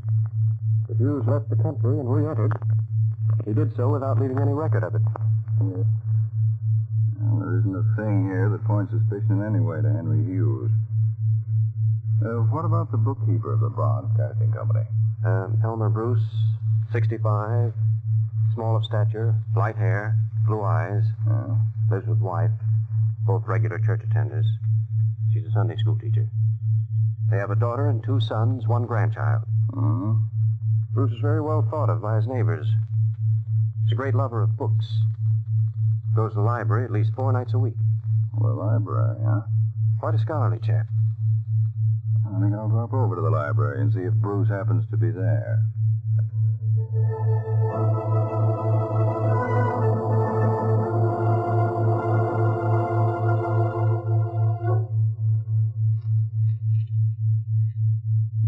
Pardon me, were you through with this book? Oh, yes. I was just browsing through it. Won't you sit down a moment? I'd like to speak to you. Why, yes, certainly. Aren't you Elmer Bruce? Why, that's the most amazing thing I've ever heard of. I've never seen you before. Well, this meeting isn't quite as accidental as it might seem, Mr. Bruce. For certain reasons, I didn't want to go to your home. I'd like to have you look at my credentials. Mercy. Oh, there's nothing to be nervous about. Have I done something wrong? I just wanted to ask you a question, Mr. Bruce. Do you happen to know a man who works for your company by the name of Henry Hughes? Why, yes. Oh, wasn't that a catastrophe, his wife's death? Yes, a terrible thing. Mr. Bruce, of course you pay all the employees of the Bronze Casting Company by check. Oh, yes. 462, counting the 2 janitors and night watchmen. That is the last count was that. I see. Yes. Mr. Bruce, tomorrow your accountants are going to call on you. And Mr. Harold Lawrence, the president of your firm. Oh, yes. Now, these accountants are going to recommend that you pay the employees from now on in cash instead of by check. Oh, no. I want you to fall in with the accountant's plan to pay from now on in cash. But I couldn't. I'd be untruthful. I'm sorry, Mr. Bruce, but these happen to be government orders. A great deal depends upon them. Well, I'm sorry, too, Mr. Harding. I respect my government, but even for it, I couldn't lie. Mr. Bruce, it's very refreshing to meet a man of your principles. I don't wish to be an unreasonable prick. I just want to do what's right. Well, couldn't you say, under the present-day circumstances, you recommend paying by cash? And you wouldn't have to say, what circumstances? Yes, well, that's rather delicately skirting the truth. Well, I might. For my country. Well, that's fine. Now, you'll receive from the bank each week some separate bills of different denominations, which we will have the numbers of. Now, you are to put these designated bills in the pay envelope each week of Henry Hughes until notified to the contrary. Oh, yes. And you're not to mention to anyone under any circumstances that you have met or talked with me. Oh, my gracious. It's a big responsibility. I hope I'm a big enough person, Mr. Harding. After all, I've always lived in my very small way, and I'm not a broad or big person. Well, I know all about you, Mr. Bruce. You're considered a very fine person. Thank you. Now I'll have to leave you. I'm going back to Washington.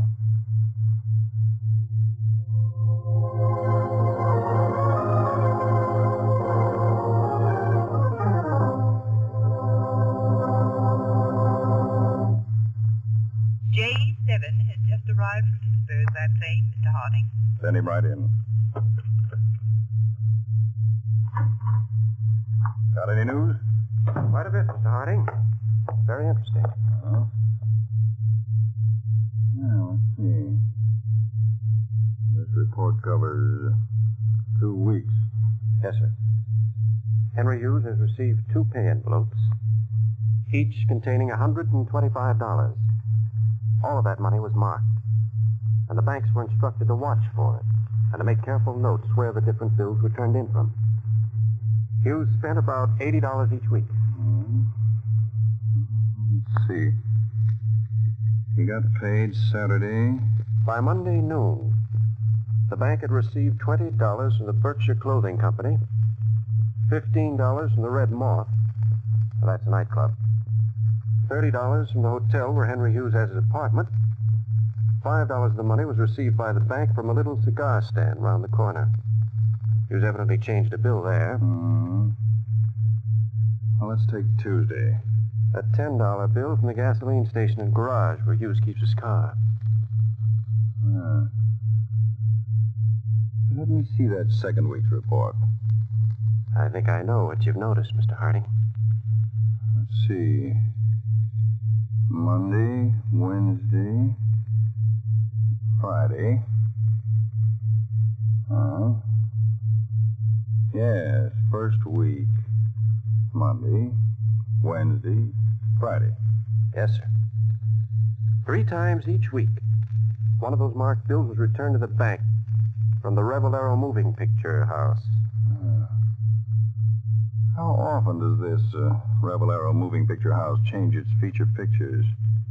Twice a week, sir. And yet Henry Hughes, shortly after his wife's death, over which he grieved greatly, goes to a certain movie house 3 times each week, although they change the feature picture only twice a week.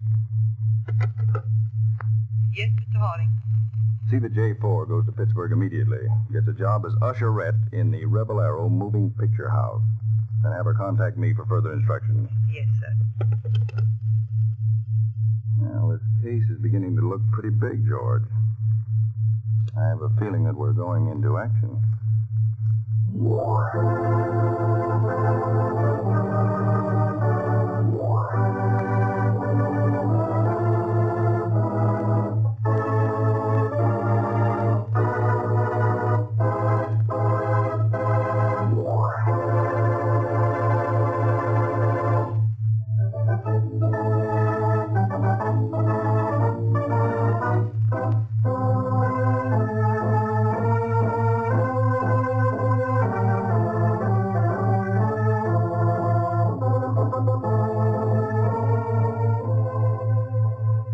Now, back to Phillips H. Lord's Counterspy.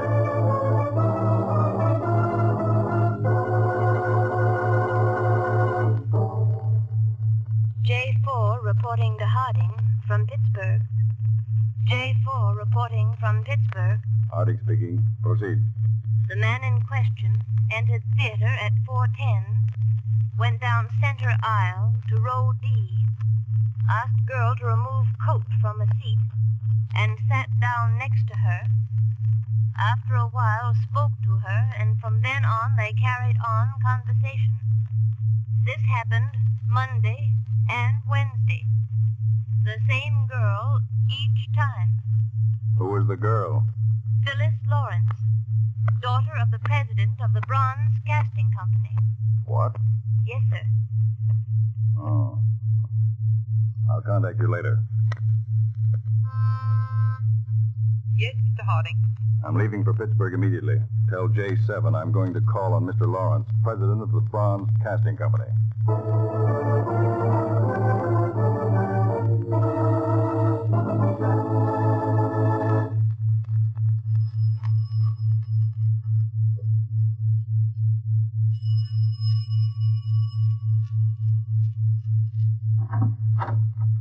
Pardon me, Mr. Harold Lawrence at home?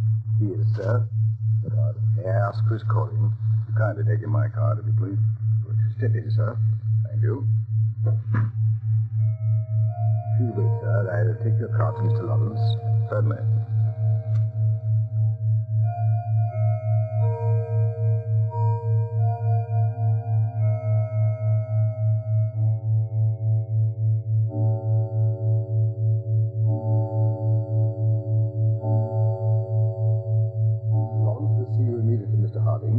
He's in the living room. May I have your hat and coat, sir? I think I'll take it with me. May I take your package for you, sir? No, I'd like to keep that with me, too. Right this way, sir. Come in, Mr. Harding. Delighted to meet you, sir. I'm very glad to meet you, Mr. Lawrence. Sit down. Sit down. William should have taken your things. Well, I'm just stopping for a moment. Mr. Lawrence, you have a daughter. Why, yes, Phyllis. Well, it's a little difficult for me to broach the subject, Mr. Lawrence. But what is it, Mr. Harding? Speak up, man. Look, are you aware, Mr. Lawrence, that your daughter is quite interested in a certain gentleman? Why, no. Phyllis has many gentlemen friends. I don't think she's partial to anyone especially. Well, I'm afraid, Mr. Lawrence, that I must tell you that she is. Just a moment, Mr. Harding. I respect you and your position, but whether my daughter is partial to any young man or not is none of your business. Well, I don't blame you for saying that, Mr. Lawrence. And believe me, I'd never be here if it were not for a very serious purpose. What is it? Well, the young man that your daughter happens to be interested in is in the employ of our enemies, Germany. Now, let me get this straight. My daughter, you mean Phyllis? Yes. She's interested in a man who's a German spy? I'm afraid so. No, you're wrong. Is it? A man employed by you, Henry Hughes. Oh, no, Harding. Hughes' wife, Phyllis, doesn't even know him. Besides, his wife was just killed. Why, Hughes is a fine man. I'm sorry, Mr. Lawrence, but Henry Hughes is a member of the German Gestapo. He's lying. He's lying. It isn't so. Don't you believe him, Father? Phyllis, have you been listening? Yes, and Henry isn't a spy. He's a patriotic American, just as patriotic as you are. What? Henry? Henry who, Phyllis? Henry Hughes, if you've got to know. I've loved him for months, but I wouldn't see him. Then when his wife was killed, I didn't see why I shouldn't see him. He's honest, he's decent, and I'm not ashamed. I love him. Phyllis, do you know what you're saying? I can't believe... Mr. Lawrence, I'll leave. I think this is between you and your daughter. Father, this man has tried to poison your mind. Henry's fine, and you know it, and he's my sweetheart. I'll call you shortly on the phone, Mr. Lawrence. Goodbye. Phyllis, I want the truth. How long have you been seeing this man, Hughes? How do you know he isn't what Mr. Harding said he is? How do you know? I do know, and he loves me. Ask him. He didn't love his wife anyway. He told me. Ask him. I'll ask him nothing. You've been meeting him behind my back. You've been lying to me about where you were going. You haven't told me a thing about Well, it. why should I? Is it a sin to love a man? It's a sin to love an enemy. That man Harding must know what he's talking about. I tell you, it's lies, a pack of lies. I'll prove that they're lies.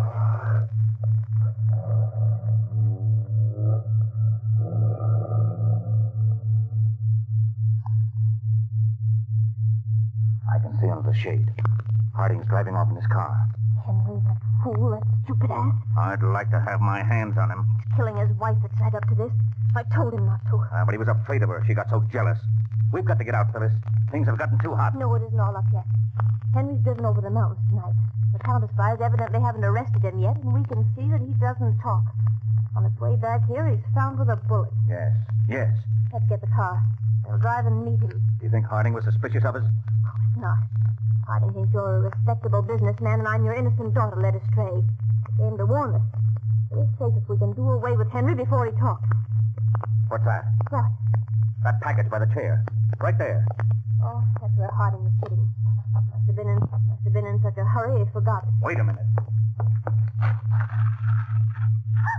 It's a shortwave set. Oh, we're tricked. Harding left that there to trick us. He's heard everything we've said. Quick, the car in the garage. Don't stop for a thing. Come on. You drive.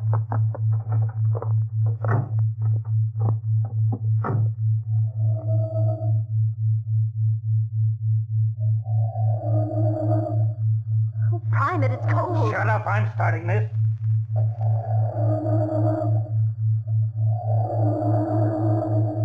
I'm afraid it won't go. Oh. Yes, the distributor cap is missing, and I wouldn't move either one of you. Two of my agents are in the back and have you covered. Very clever.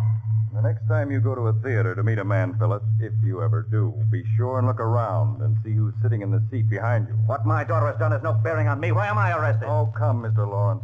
You've been operating this factory on money supplied by Berlin. You make parts for airplane motors so that your firm is close to many manufacturers and you have access to their plans. Besides, she's not your daughter. She's Fräulein Crook. Henry's responsible. The fool, he ought to be shot. That's just what he did. Killed himself when my men went to arrest him. Henry? Yes. Henry. Your father.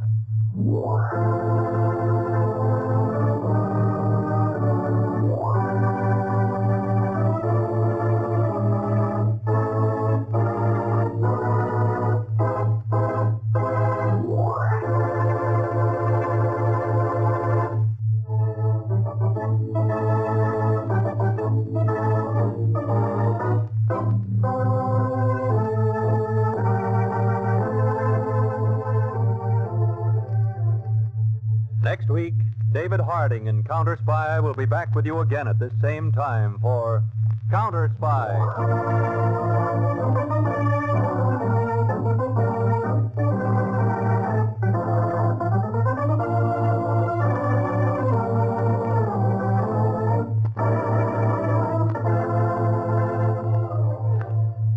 Washington, calling Counterspy.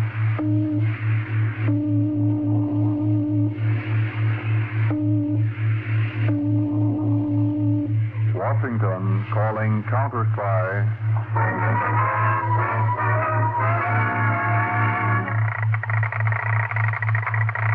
Harding, Counterspy, calling Washington. Harding, Counterspy, calling Washington.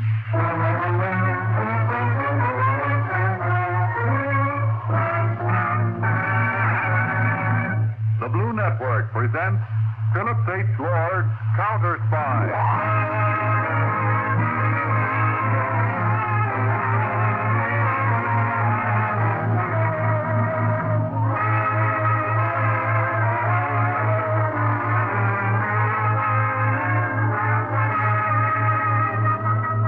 Germany has its Gestapo, Italy its Obra, and Japan its Black Dragon.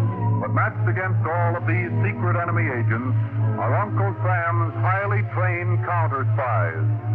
Visualize ace counter-spy of them all as David Harding.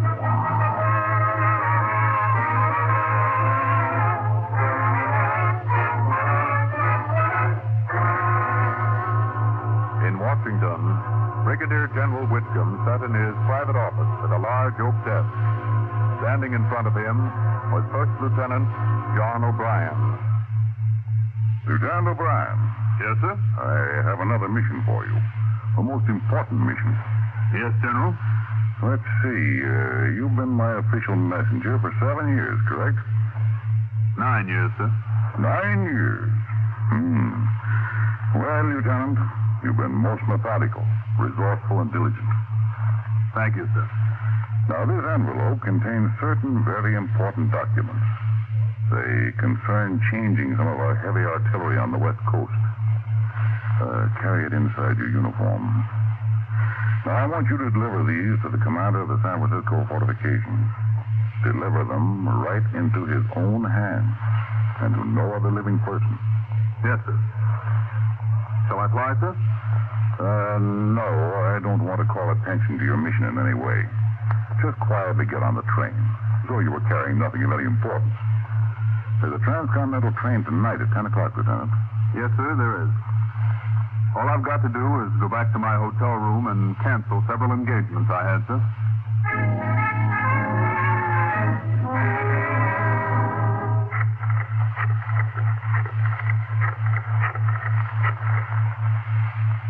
Hello? Hello? Oh. This is Lieutenant O'Brien calling. No, I can't take you to the theater tonight. No, I'm not fooling. Oh, a new dress? Honestly, I'm awfully sorry, but I've just received instructions to leave for San Francisco. Yes, San Francisco. Oh, I'll be back in about a week, and then I'll see you every night.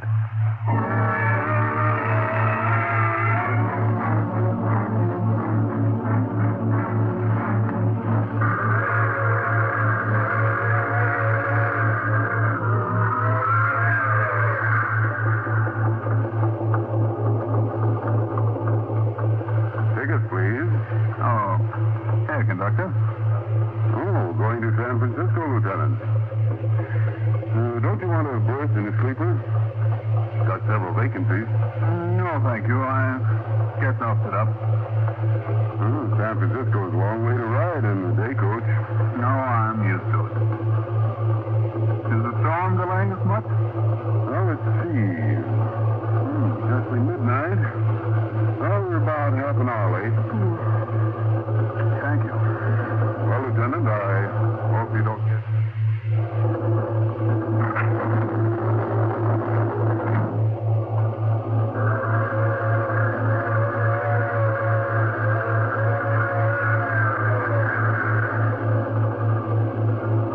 What's wrong with the lights?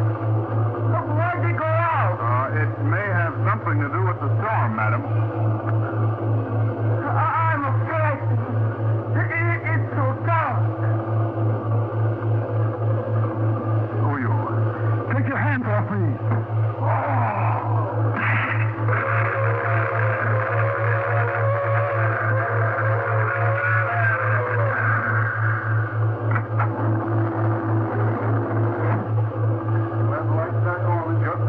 Conductor, something terrible has happened. What happened, madam? We heard a fight, a glass breaking. Where? About 3 or 4 seats in front of me. Turn your flashlight up there. We can't get the lights on. Somebody's cut the wires. Right there. See? Why, the glass is broken out. And blood. Oh, that's where the army officer was sitting. He must have been thrown out the window. Hold on, everybody. I'm going to pull the emergency.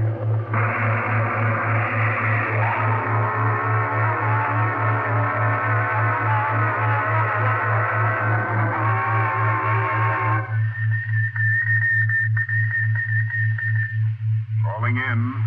G8. Calling in. Mr. Harding. Mrs. Harding, go ahead. We located place by tracks where Lieutenant O'Brien's body landed. There was a great deal of blood. We traced footprints from there 100 yards to the main road. Somebody had a car parked there. There were some tread marks of car in dirt beside road. Are you making plaster casts of footprints in the car tread? Yes, sir. They'll be ready by morning, sir. Good. Stand by for further instructions. Throwing O'Brien off that train was certainly a carefully planned job, Mr. Harding. Yes, Davis, it was no ordinary job.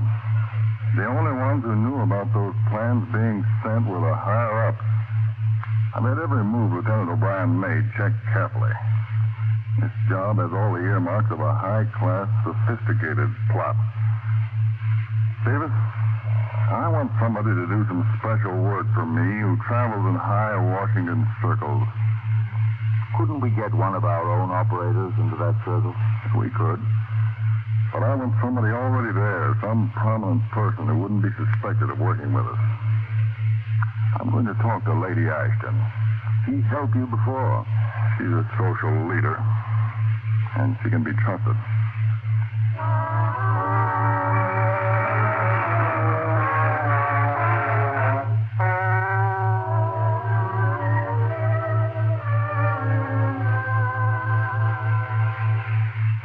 Lady Ashton, I need a woman who's fairly young, beautiful, sophisticated, worldly, who travels in Washington's higher social set.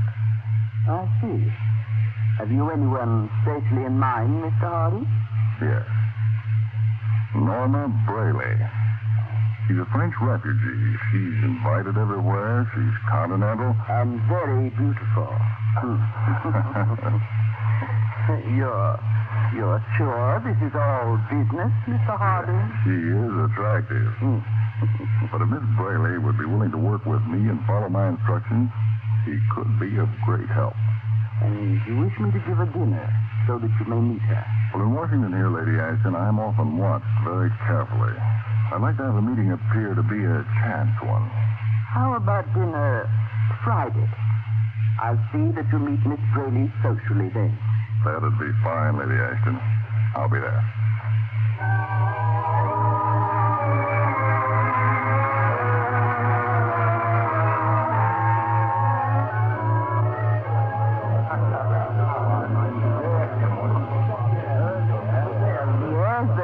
Have some opinions on how the war is going, Mr. Harding? I know how it's going to go, Miss Brayley. Shall we walk over to the other side of the room for a minute? Yes, certainly. You know, I think Lady Ashton gives the most entertaining evenings of any hostess in Washington. Oh, she's a very charming person. Miss Brayley. Yes? I don't want to be seen talking to you too long, so I'll come right to the point. Oh, you sound very serious, Mr. Harding. You're a French refugee, Miss Brayley. You fled Paris just before it fell. Your entire family is still there. Well, how did you know that? More people are investigated nowadays than they think. Miss Brayley. Yes?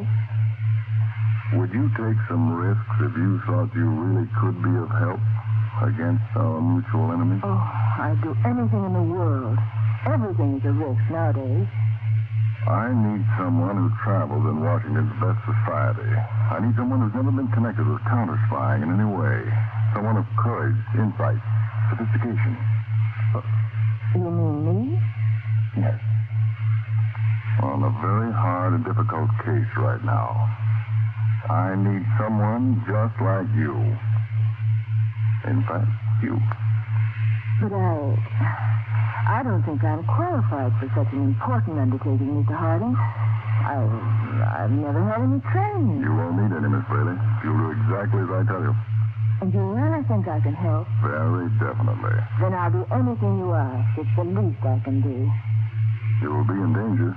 The ring I referred to has just murdered one Army officer. I'm not easily frightened, Mr. Harding. I went through a good deal before I escaped to the United States. Then it's agreed. Now, I believe something very important is going to break later tonight. Now, any calls I make to you must be made in such a way that they can't be traced. Now, tomorrow morning at 10:30, go to the Farnsworth drugstore on Maple Street. Yes? There are 3 telephone booths there. Go into the middle booth. Make several telephone calls so you can hold the booth, so no one else will be using the phone. Now hang up the receiver at exactly 11:30. Now I have that phone number. I'll do the same thing on the other end of town, so that my call to you will be from one telephone booth to another, so the call can't be traced. I'll be there, Mr. Harding, right to the second. And be sure and don't call me by name over the phone.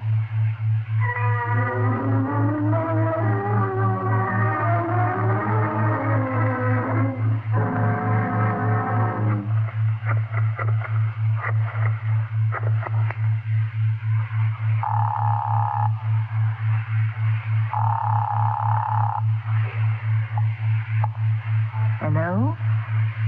Who are you? I'm in a telephone booth by appointment for a call at exactly 11:30. Good. Now listen carefully. Sir Harold Palmer arrived late last night in Washington from Ontario, Canada. We've been watching him up there for over 3 months. He's not really of the nobility.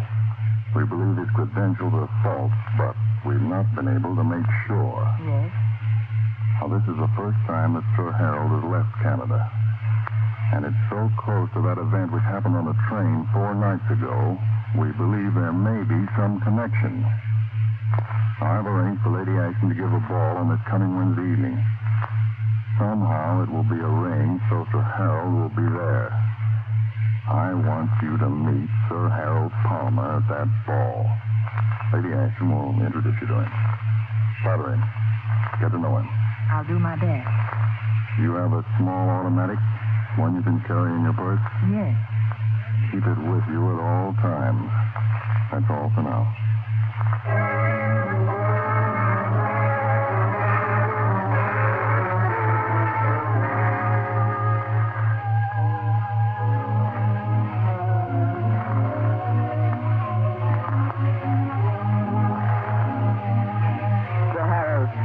Delighted you came this evening. It's very kind of you to invite me, Lady Ashton. I just come down from Canada. I'm really quite a stranger in Washington.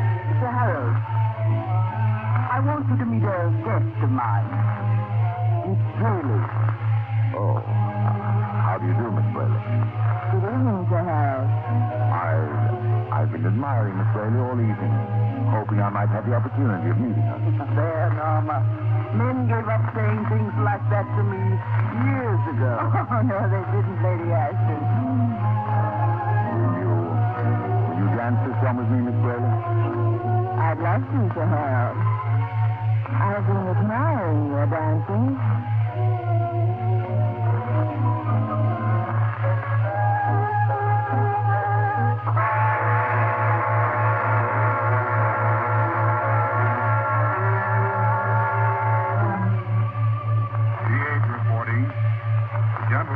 And lady spent the evening at the theater, later attended Crescent Club, and he has just now taken her home. Place operator 7 is made on his floor at hotel. That is all. G8 reporting. Gentleman in question and lady went for a drive out of Washington. Stopped at Mayflower Club on Highway 3 for dinner and dancing. Have just returned to Washington. If gentleman orders theater tickets for play opening Friday, she gets 2 AM seats in 4th row, center aisle. That is all. G8 reporting. Operator 6 followed couple in question this morning. She went shopping and he accompanied her. Overheard conversation indicating they are planning to meet this evening in his hotel room. Check.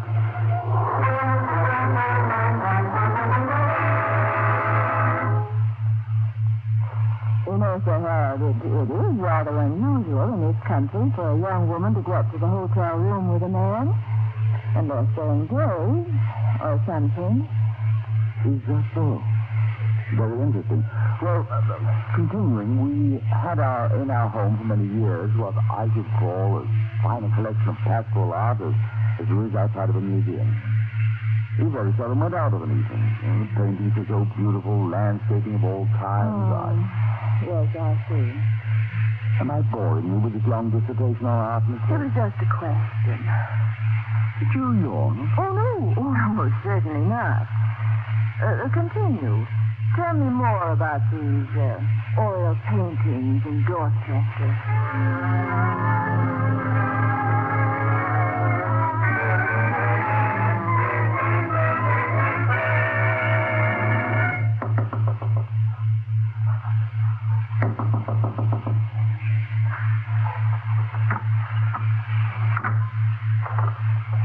You shouldn't have come here.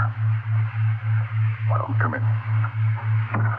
I'm sorry, sorry, Mr. Harding, but I didn't know what to do. I know, but it's 2 o'clock in the morning, Norma. Come up to my hotel room and suppose those who might be watching me wise to the fact that you're working with me. But something terribly important has happened, Mr. Harding. What? Well, Sir Harold kept talking and talking about art so late that I asked him to order some food.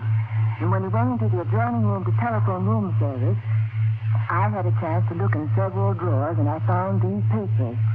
Let me see them. I had this little gun with me in my bag, but, well, no woman would ever have to show it to Sir Harold. Here. Huh. You looked at these? Yes, they're reports. And they state very clearly they concern confidential information between the United States and Canada. Yes. And this one even goes so far as to mention certain fortifications. Well, then it's the information you want? Not the exact information. But it very definitely shows Sir Harold is working against the interests of the United States and Canada. But you should not have come here, Norma. In fact, you shouldn't have taken these papers. Yes, but why? Now you've got proof against Sir Harold. Yes, but he'll miss these papers, and he'll know you've tricked him and disappear. Oh, then I haven't helped. Oh, yes, you've helped. Do you suppose that's someone who saw me come up here to your room? Have I caused you more trouble? Unless I miss my guess, this is a report that Sir Harold has already left. Hello? G8 reporting. Sir Harold has checked out of hotel. Has ordered car from nearest garage. Shall I replace chauffeur? No. Too dangerous at this point. Drop his trail. Tell operator 37 to pick it up. Yes, sir. I never felt so badly in my life, Mr. Harding. I feel that I've bungled the whole thing. Now, don't feel that way, Norma. You just accomplished so much more than I expected, I wasn't ready for it. You're not just saying that. No. I mean it. Oh. I'd rather hear you say something like that than anyone else. Now, of course, the artillery plans which were stolen from Lieutenant O'Brien have already been changed. A new set of plans is being sent to California Saturday night by plane. We'll wait and see if the Gestapo makes an attempt to get those new plans Saturday night. I see. But what can I do, Mr. Harding? Now, tomorrow night, dress very simply. Yes. Take the bus, the Maryland bus, to the end of the line. Get off there and wait for me. Things have taken a pretty serious turn. Tomorrow night should tell us a lot.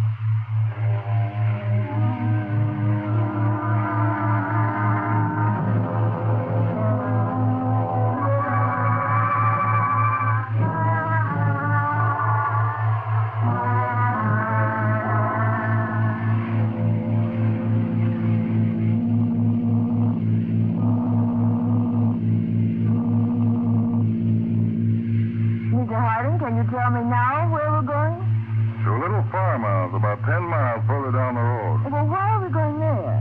Well, we have a shortwave listening set there. There's nothing near the farmhouse. The reception's excellent. And you still think I can be of help?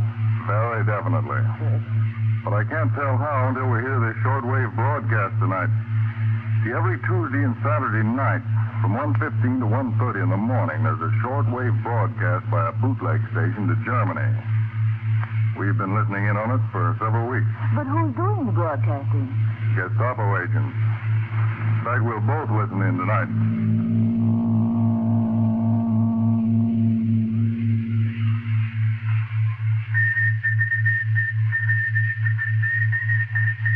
Oh, I've never seen so much electrical equipment, Mr. Harding.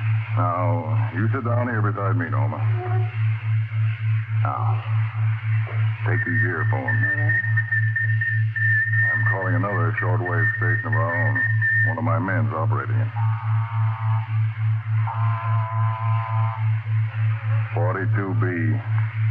42B. Come in on 24.5 megacycles. Come in. Your signal is weak, but I can get it. Come in. Proceed according to schedule.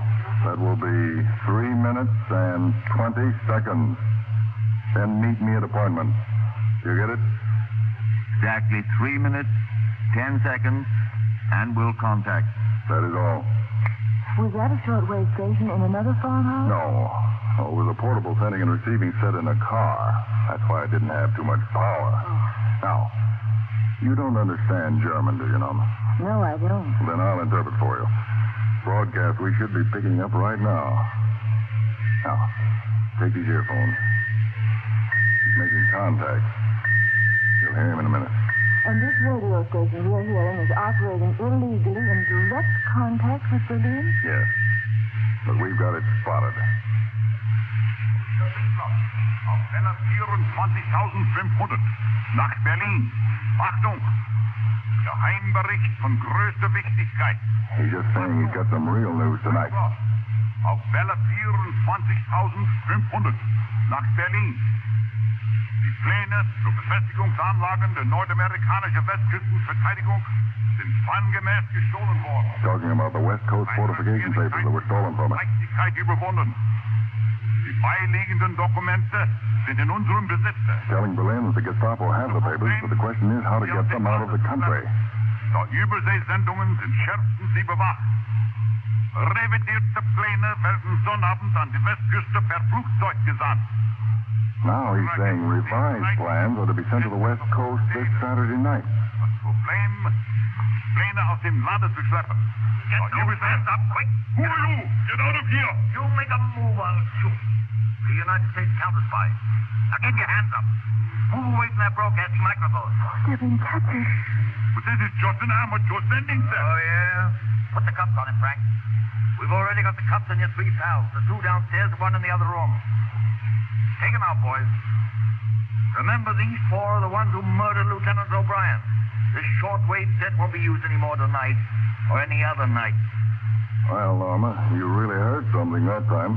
They were really captured by your men? They certainly were.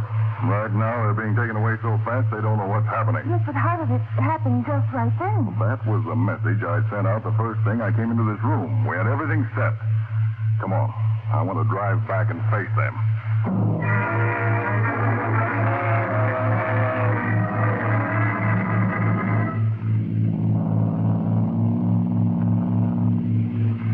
Where are we going now, Dave? We've got a place where we hide people like them away for a while. A prison? Well, sort of a private prison with their steel bars and escape-proof devices. That's what you mean. After that, it's the firing squad.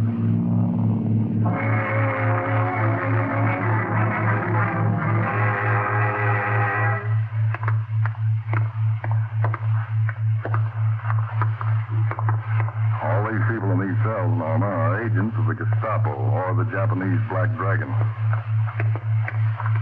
Let's go into this cell now. Wait. Oh, it's horrible. These prisoners just look at us. You can see in their eyes. They know they're going to be shot.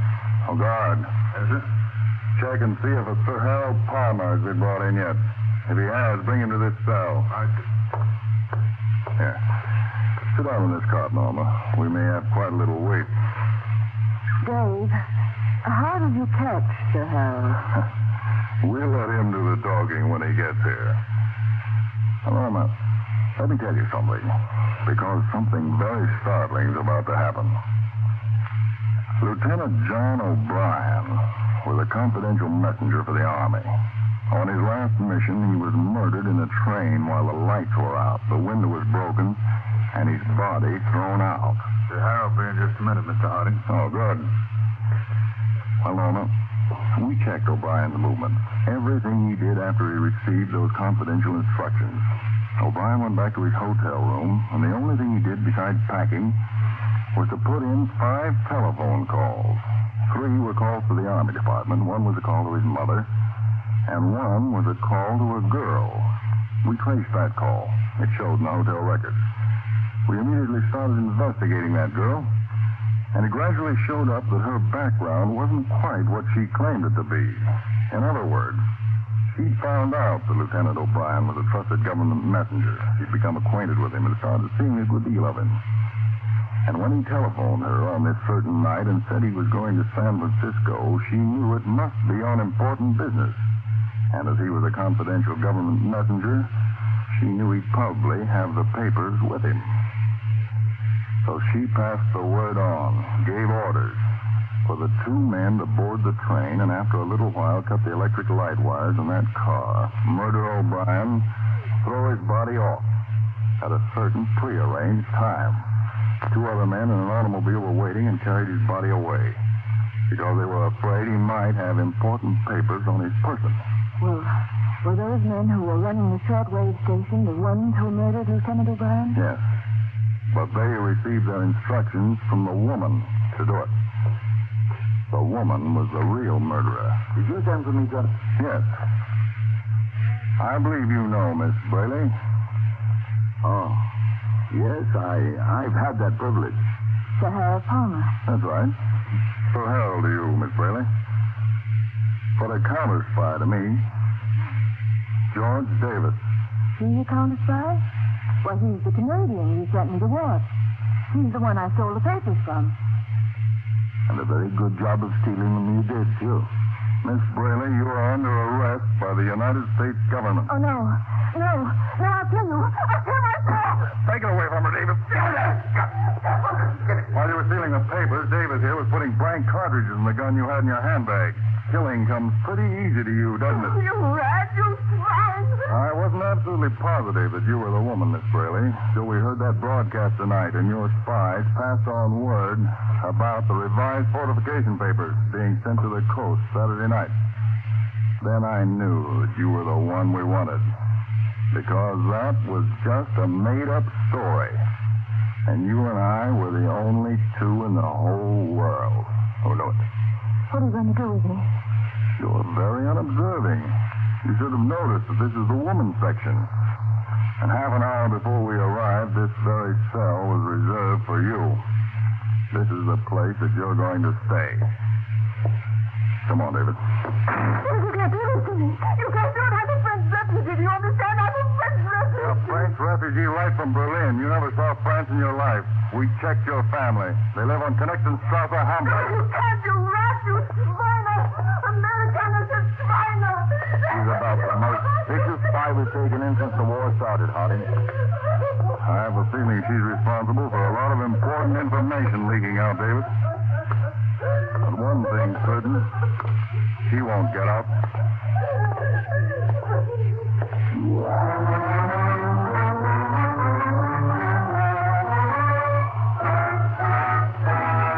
And that great invisible army of undercover agents, which is working 24 hours a day, 7 days a week, to protect this country from enemies within.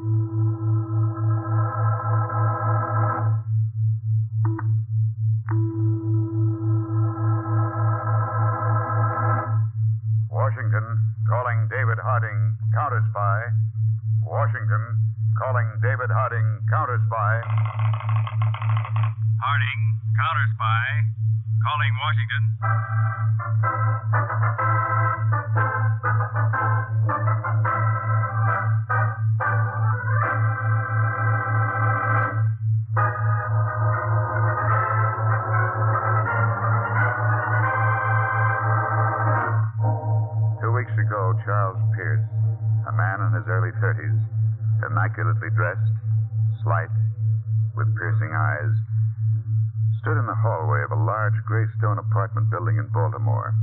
With him was a young woman, Dora Lester. I do not feel this is good, Charles. The biggest opportunity we ever had, Dora. You have never met this man. Oh, I know all about him, though. He is in command. I feel very strange in my stomach. A woman's intuition. That's enough. We're paid well to take chances. You do not think this is a trick? You have your gun? Always. But I won't need it, Dora. It's a great honor to meet him. His espionage work is known all over the world. For 2 years, he was in command of all Gestapo agents in Spain. Yes? Mr. Burley? Yes? We received your message to come here. When? Day before yesterday. We were in Boston. Come in.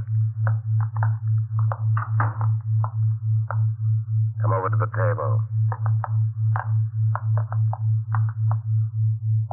Just sit down, please. Now, if you will establish your identity. Now, this is my lady friend, Dora Lester. She worked with me under Hans. Just a moment. Remove your hat, Dora. Why, yes. Uh-huh. This picture's a very good likeness of you. You've got a picture of me? When was it taken? The important part is that it was taken for identification. So you used the name Charles Pierce. You wish some identification, Mr. Burley? Unnecessary. I was standing unobserved right at the desk of the hotel when you signed in last night. I wanted to see your handwriting. Well, no wonder, Mr. Burley, you're famous for your precautions. From now on, you two will take orders from me. Come along. May I ask where we are going? To the 8th floor balcony of a certain building. You'll be very surprised at what you see.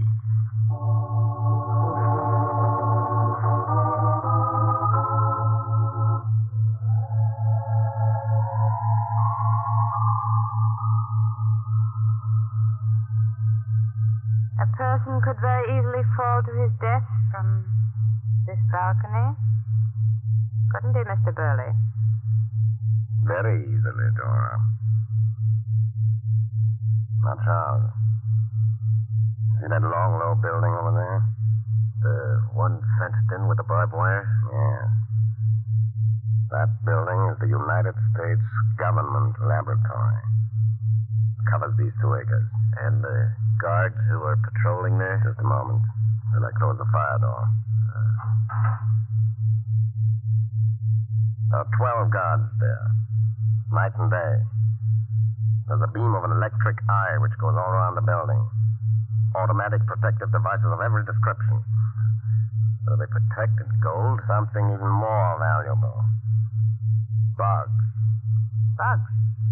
You're fooling. No. They have bugs in there worth as much as $5,000 each. I hate bugs. I couldn't hate any bug worth $5,000. What is the mystery of them, Mr. Burley? One of the greatest allies of the Japanese, disease caused by jungle bugs. Disease Americans have never experienced. While the United States government has had hundreds of specialists capturing these odd bugs in the Pacific. These bugs are brought to this country and placed in that building. Each species, specially heated rooms, tropical conditions, their own special food. They're bred there. Millions of them. You mean they keep all of the bugs there so the United States can experiment on them to develop poison sprays to kill each different kind? Exactly. New poisonous sprays could not be developed to kill these bugs if there were not thousands of those different species to experiment on. The breeding of some of these bugs is a very complicated process. For instance, Mr. Burley, United States Marines land on an island. Yes, and possibly in 24 hours, a certain percentage of the Marine invaders will be suffering from sickness caused by some kind of a bite from these little-known bugs. Each island, each jungle is hundreds of different kinds. But suppose the Marines do know about the bugs before they land. What can they do about it? If a certain poisonous spray has been developed, effective against the type of bugs they know they will encounter, American planes fly over the island. Thousands of gallons of the spray. Spray the jungles, many of the bugs will be destroyed. No wonder those bugs in that laboratory are valuable. But the way that laboratory is guarded, it would be impossible to get near it or destroy the bugs. Impossible for anyone but me. See that building just at the end of the laboratory? Yeah. That is a scientific library. And it is open to medical students who wish to do research there on insecticides. Is it guarded? Certainly. A guard at the door. He searches everyone when they enter or leave. The guard's name is Connors. Connors. In the evening when he's off duty, Connors often drinks beer down the street over at that restaurant with a sign. Yeah. You're to meet him. Find out what his hobbies are. What he eats. What he likes. Then report to me by telephone.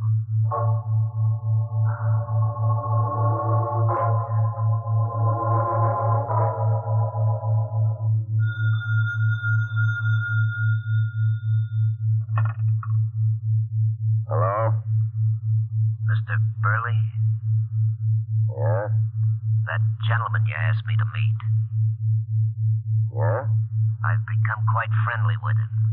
His hobby is, dogs. Dogs? Yes. He talks about them by the hour. Oh. Very interesting. What shall I do?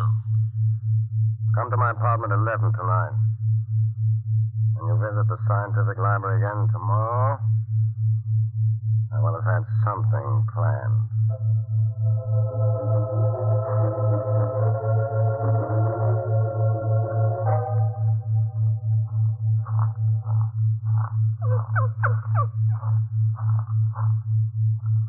Hello, Connors. Hi, Charlie. Well, of all the times you've come to the library here, you didn't tell me you owned a dog. How do you like him? Come here, boy. Come here. Hey, that's a peach of a dog. Belgian Shepherd. Yeah. Boy, let's see your mouth. You liking dogs so much, Connors, you sold me the idea. So I bought this one. About 2 years old, huh? Uh-huh. Now you got something. Yeah, and he's highly trained. I don't want to lose out on my reading at the library here, so can't I take him in with me and tie him to the leg of a chair? Well, I don't know as I should let you, but... Hey, that dog's almost human, ain't he? How about it? Okay, take him in with you. Hey, Charlie. Wait a minute. Yeah? I gotta set you, you know. You still have to, after knowing me so well? This library section's right next to the scientific laboratory, you know. I wouldn't let my own mother in without searching her. Okay. Arms up. Yeah. Turn around. Okay. You're sure a thorough guard, Connors. I got 2 kids in the Pacific.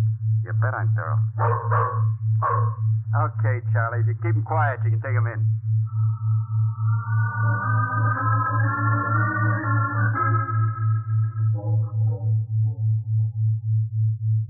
You know, Dora, this dog doesn't like Mr. Burley's apartment here. I can see from the way he looks, Charlie.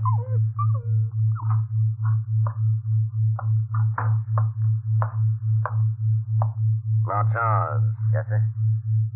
For 3 weeks now, you've been taking this dog into the library next to the laboratory. You sure the guard likes the dog? Connors? Crazy about him. That ammo potassium I gave to the dog. Really made him look good and sick. Oh, yeah. His nose was hot and dry, his eyes glassy. Hmm? And you did not bring the dog's apparent sickness to the attention of Connors. Oh, no. I was just going into the scientific library with the dog when he looked at him and he said, your dog's sick, Charlie. Give him sulfathiazole. And if I was you, I'd put a blanket on him for a couple of days.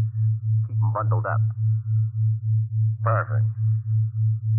So the guard himself suggested the blanket. Sure did. Wonderful. Yeah, easy, boy. Easy. Come in. It's our big moment, Charlie. The climax. Now, this pentolite. Pentolite? What's that? It's an explosive more powerful than TNT. Explosive? That's right. And a little time watch. That'll set it off. We'll sew the explosive and the time watch right into the underside of the dog's blanket. Well, you'll walk into the library with a sick dog that the guard Connors has got a weakness for. He'll search you. But with his type of mind, he'll never think to feel under the dog's heavy blanket. Because he himself suggested the blanket. Yeah. But what about me? You'll tie the dog to a leg of a chair in the library. The time watch will set the charge off at exactly 11. At 5 minutes of 11, make an excuse. Walk out. Disappear. I dreamed of such a thing.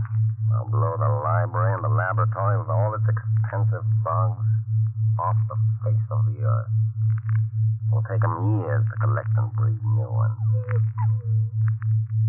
It seems like the dog knows what's going on. Tomorrow morning, Charles. Take the dog in a taxicab. Drive right to the laboratory. You'll have enough explosive wrapped around him to blow a city to kingdom come.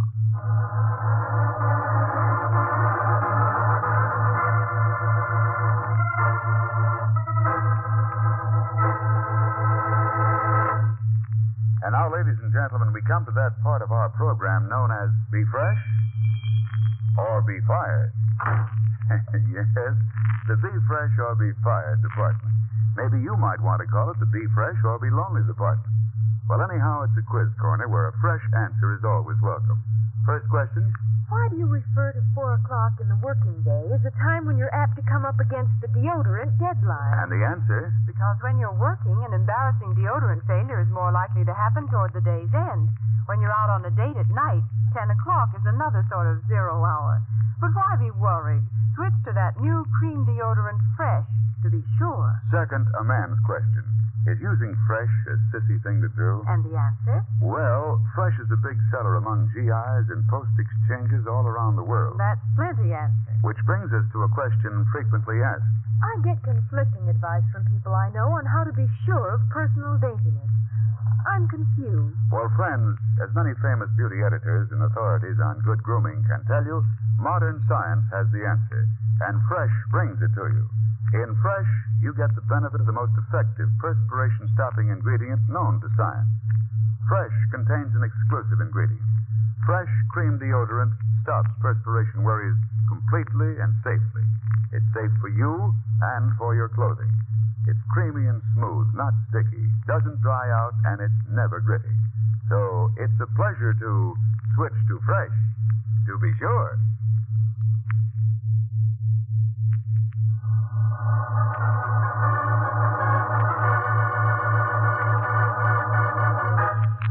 Now back to David Harding, Counterspy.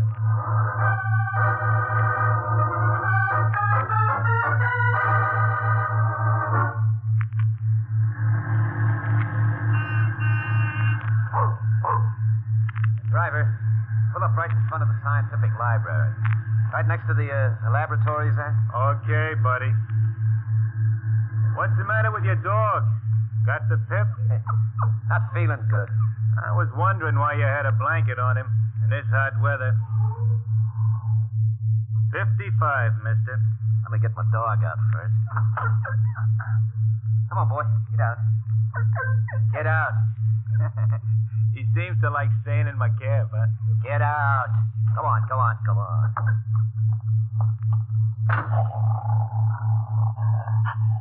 Hey, I guess he sees the big dog the woman's got over there. Got change for $1? Sure. I guess the big police dog over there don't like your dog. Stop it. Hey, there. That woman's having trouble holding her dog. Hey, hold on to your dog. Don't bring him over here. I can't hold it. He's stronger than I am. There's gonna be some action. Hey, hold on to that dog. Boy, come here. You're too late, mister. Hey, you gotta hold that dog. Get your dog away. I can't. Come on, boy. Come here. She's lost it.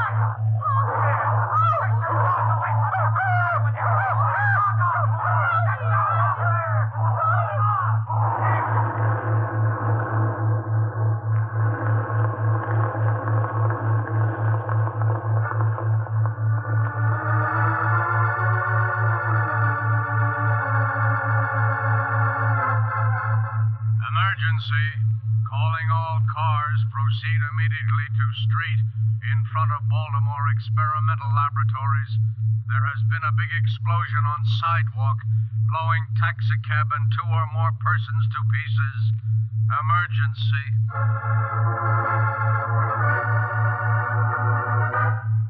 Harding speaking. All roving Washington Counterspy investigators leave for Baltimore immediately. Emergency. Explosion in front of government laboratories.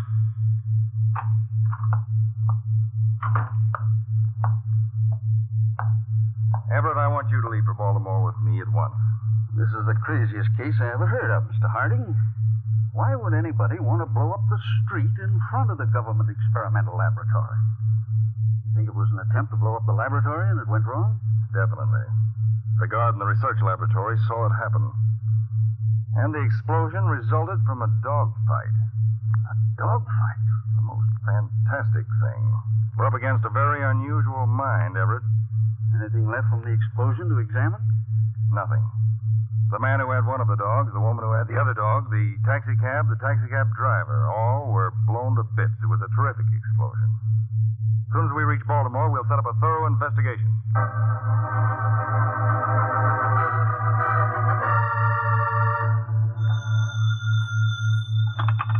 Baltimore field office, Harding speaking. We located the kennels, Mr. Harding, where the dog was bought. Man came in. He bought the dog without leaving his name or address. What do our agents report from the scene of the explosion? Not a thing. It must have been a terrific explosion. What about the man who drove the taxi? He's a discharged veteran, good American. Well, Everett, this is one of the most uniquely conceived plots. There just isn't any starting point. Let me think a minute. We've got to find the starting point. These agents will make another attempt to destroy that laboratory. What are your orders, sir? Enemy agents had a dog. They now don't have a dog. We could start a house-to-house canvass. Well, that'll take us months. Come back to the field office, Everett. I've got an idea. We'll work out of here.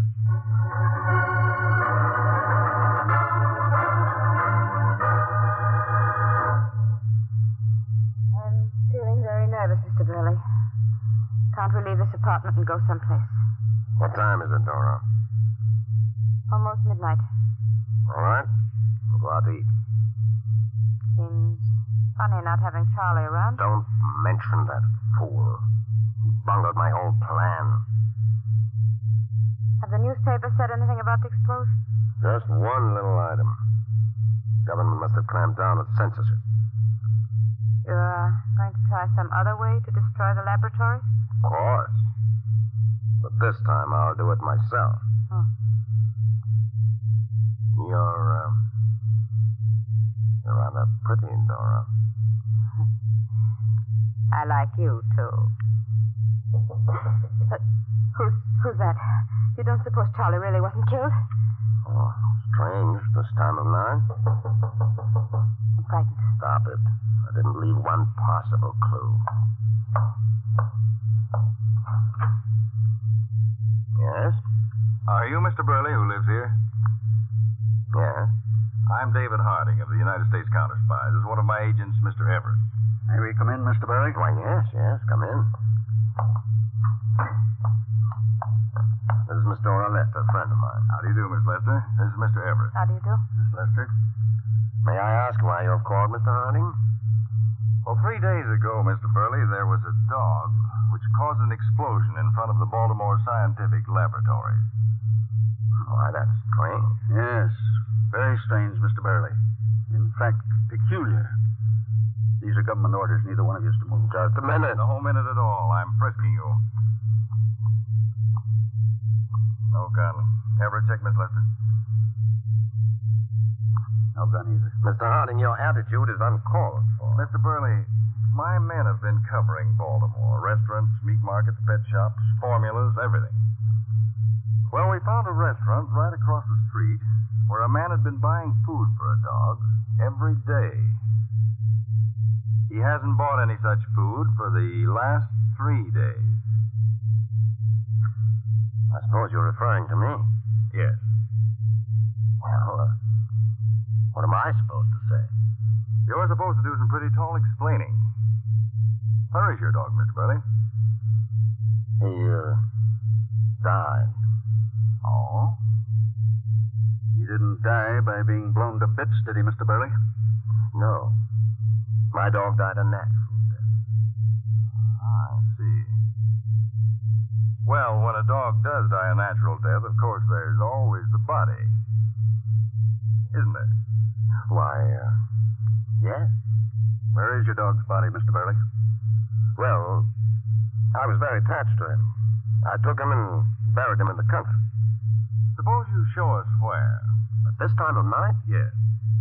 All right. Must I drive out too? I'm afraid, Miss Lester, you must.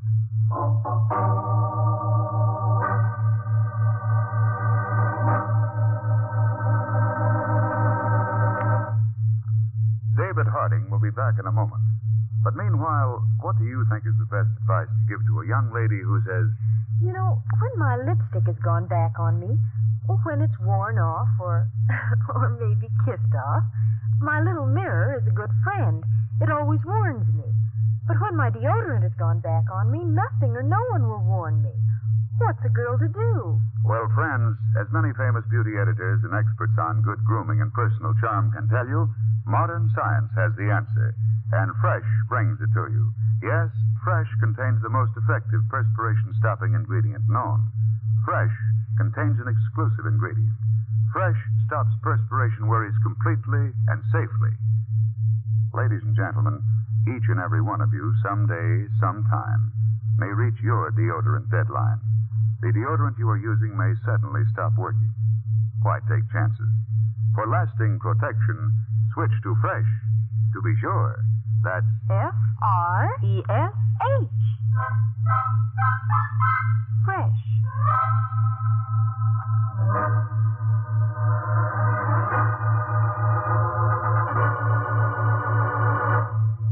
Now, back to David Harding, Counterspy.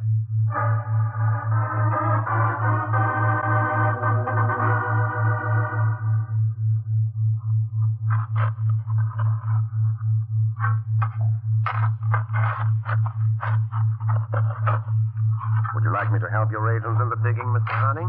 They're doing all right, thank you, Mr. Burley. I'll just switch the beam of the searchlight, Everett. I feel like I'm going to faint. Keep still, Dora. You evidently don't believe me about burying my dog here, Mr. Harding. I'm afraid I don't, Mr. Burley. Look, Mr. Harding. There is something down there. What? Everett, dig a little more right there. Right.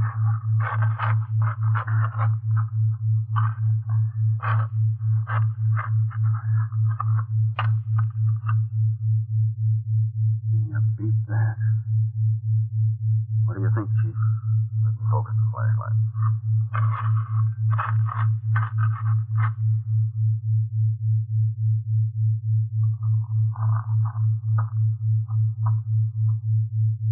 Mr. Burley,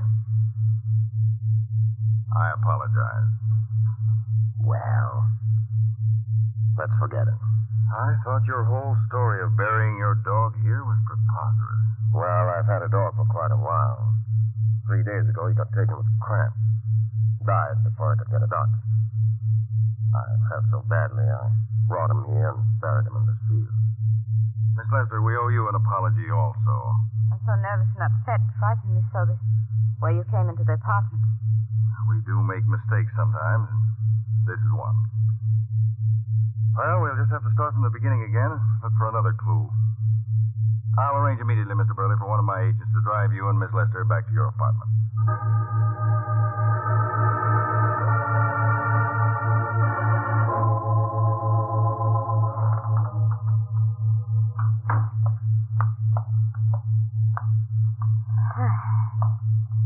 Seems so good to be back in the apartment again. The fool driver running out of gas. All over being upset from your experience tonight, Dora? Yes, Mr. Burley, I guess so.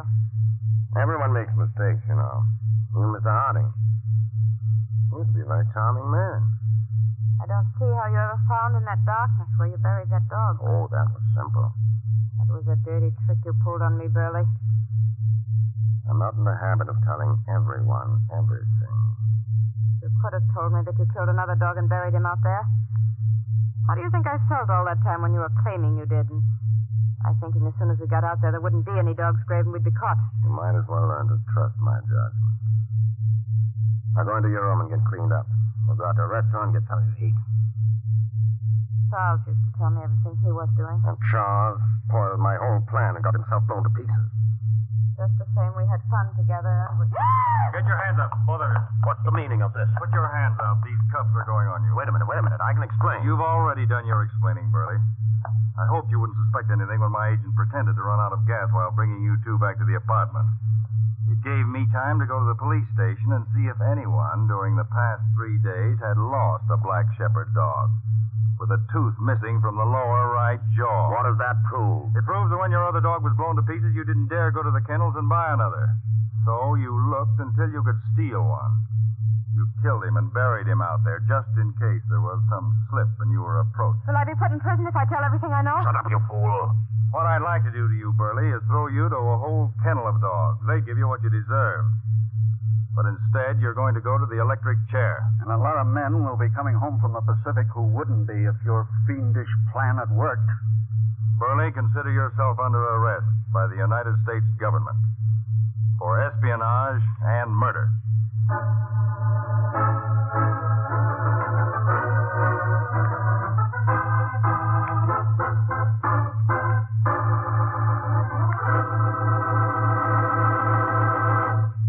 David Harding, Counterspy.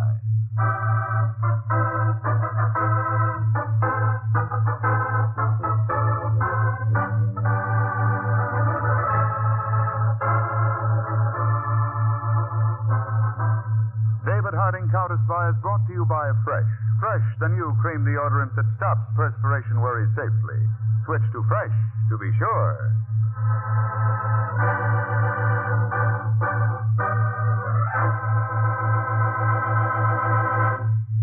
David Harding Counterspy is a Phillips H. Lloyd production for Fresh, the new cream deodorant. This is the American Broadcasting Company.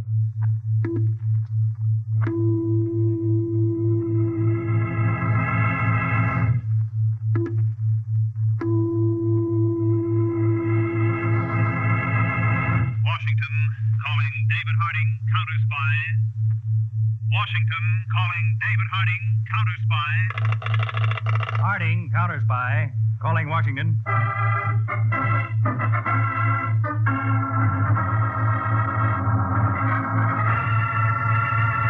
David Harding, Chief, United States Counterspies, especially appointed to investigate and combat the enemies of our country, both at home and abroad, and to secure for every American the rights which are his under our Constitution.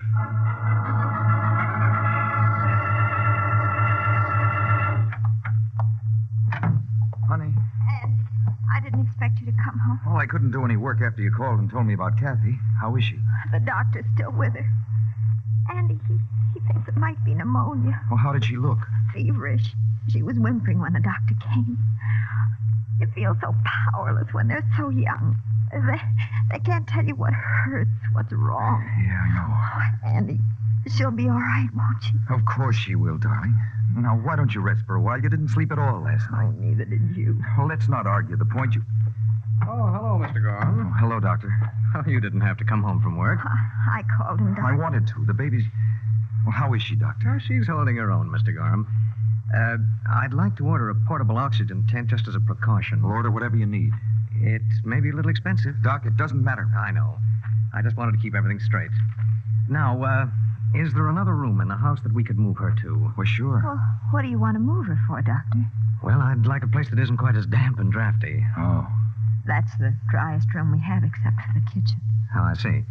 Well, we'll manage all right. This whole place drips water 3 days after every rain. Really?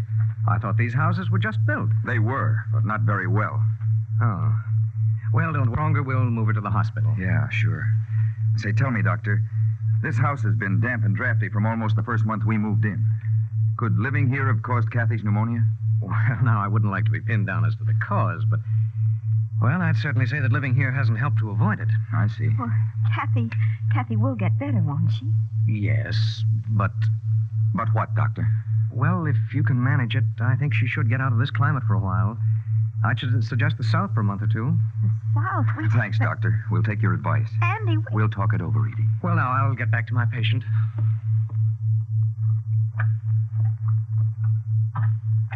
Andy, we can't afford a trip south at this time. You bet we can. Where will the money come from? From this dream house we bought.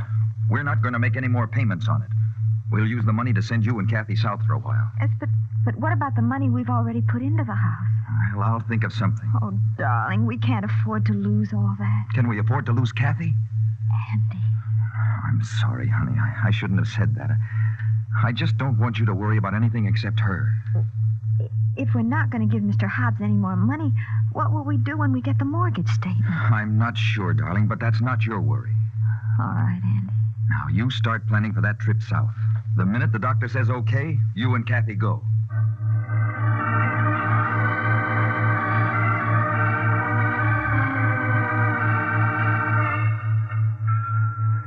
Andy, you didn't have to get a roomette on the train. We could have gone by day coach. Edie, it's already paid for. Don't fret about it. Enjoy it. All right.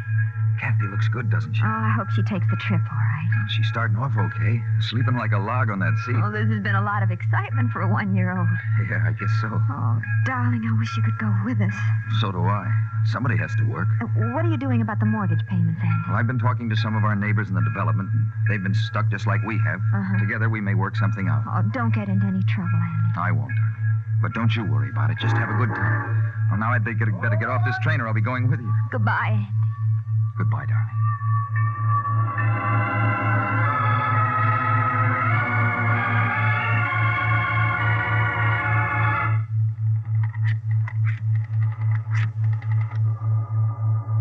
Mr. Bradley?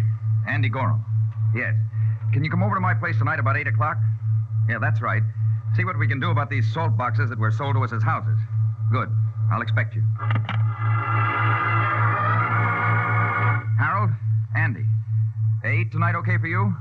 Yeah, my place. Right. Be seeing you. Tommy? Andy.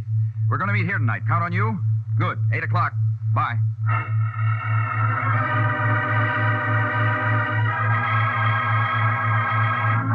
I know some of us here paid a little more for our houses than the rest of us. A larger house or more land. But whatever you paid, I think we're all agreed that it was too much for what we got. No question about that. Now, our individual complaints are pretty similar. Green wood, flooded cellars, crumbling foundations, poor flashings, bad drainage. Well, you know them as well as I do. Perhaps better, Andy. Perhaps. Yeah. But the point is, the majority of them can be repaired. At whose expense? Yeah, I don't want to sink any more money into my house. You won't have to, Tommy. At least I hope not. And who will, Mr. Gorham? If we all stick together, Mr. Bradley, I think we can make the Oak Nub Real Estate Company bear the expense. What? You've been drinking, Andy? No, I'm serious. It's a nice dream. Yeah, but that's all it is. Mr. Hobbs of the real estate company has only one interest in these houses now. It's not repairing them, it's collecting on the mortgages. Right, Tommy. And that's our weapon.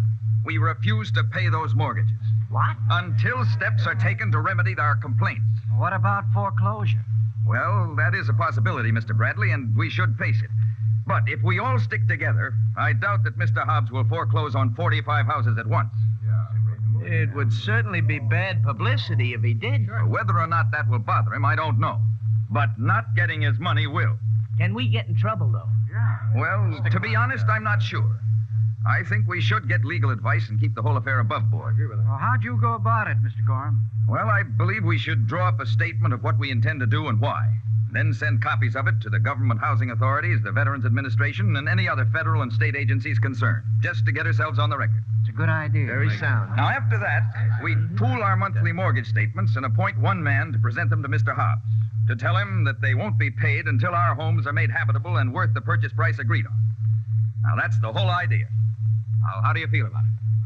Well, it's certainly better than just putting up with paying for these cracker boxes. I'll go along with it. I'm glad to hear that, Mr. Bradley. Count me in. And I'll make the first motion of this informal association, that Andy Gorham be the man we appoint to talk to Mr. Clifford Hobbs. Huh? All right, I will. and I'll do my best to get more out of him than just conversation.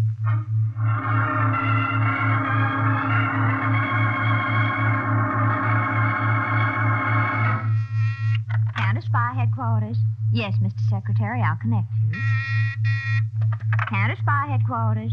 Busy. Hold on, please. Yes, Mr. Harding. Mr. Peters, please. Mr. Peters, thank you. Peters, you come into my office for a minute, Peters. Okay, Chief. And bring a copy of that memorandum from the Veterans Administration. Which one? That letter from the ex-GEIs who are refusing to honor their mortgage statements. Oh, yes. Be right in, Chief.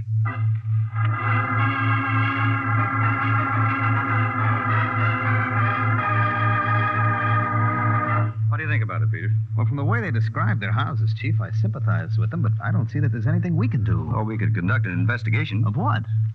There's no visible cause for criminal proceedings. As I know. Still, 2 agencies have already called asking us to investigate. Oh? The Federal Housing Administration and the National Association of Home Builders. Association of Home Builders? That's a private builder's outfit, isn't it? Yes, reputable builders in all large cities. What's their interest in this? Well, a story like this is bound to get publicity. The public will read that publicity, and they'll cast all contractors and home builders in the same role as this Oak Nub Realty Company. They won't differentiate. So the National Association wants to get on record as opposing these practices? That's it. And the FHA? They don't think any outfit that can stir up as much resentment as this company did could be completely legitimate. Then we do investigate. I think we should, Peters. I want you to assign 2 agents to check the company's incorporation papers and any other related documents of public record. Right, Chief. Also get train reservations for us to Asheville. We'll question this man who signed this letter for the veterans, this Andrew Gorham.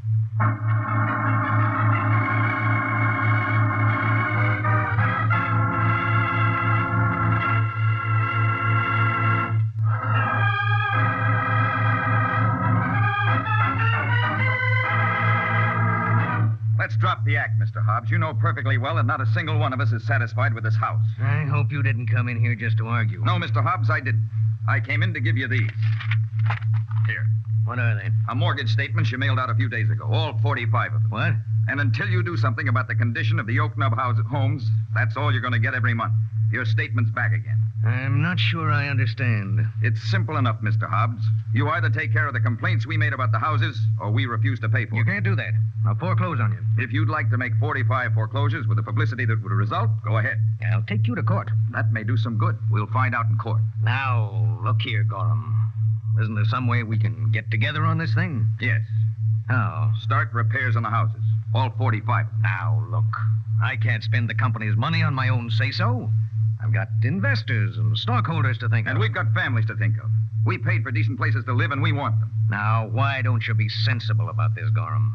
Just what do you consider sensible? Well, you made a lot of complaints about your house. Suppose I take care of those complaints. And the other houses in the development? Forget them. Worry about yourself. Well, that's an attractive offer. I know a smart man when I see one. Thanks. And I assure you I'm smart enough to know why you're making this offer. What do you mean? You're not impressed by me. You're impressed by the fact that I'm representing all of the homes you hold mortgages on. Well, I intend to keep it that way, since our only strength is in sticking together. Now, Gorham, don't be a fool.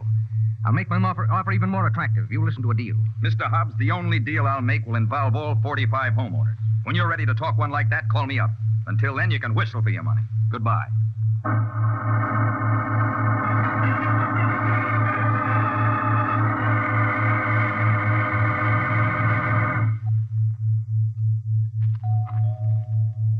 Not a bad-looking house on the surface, Chief.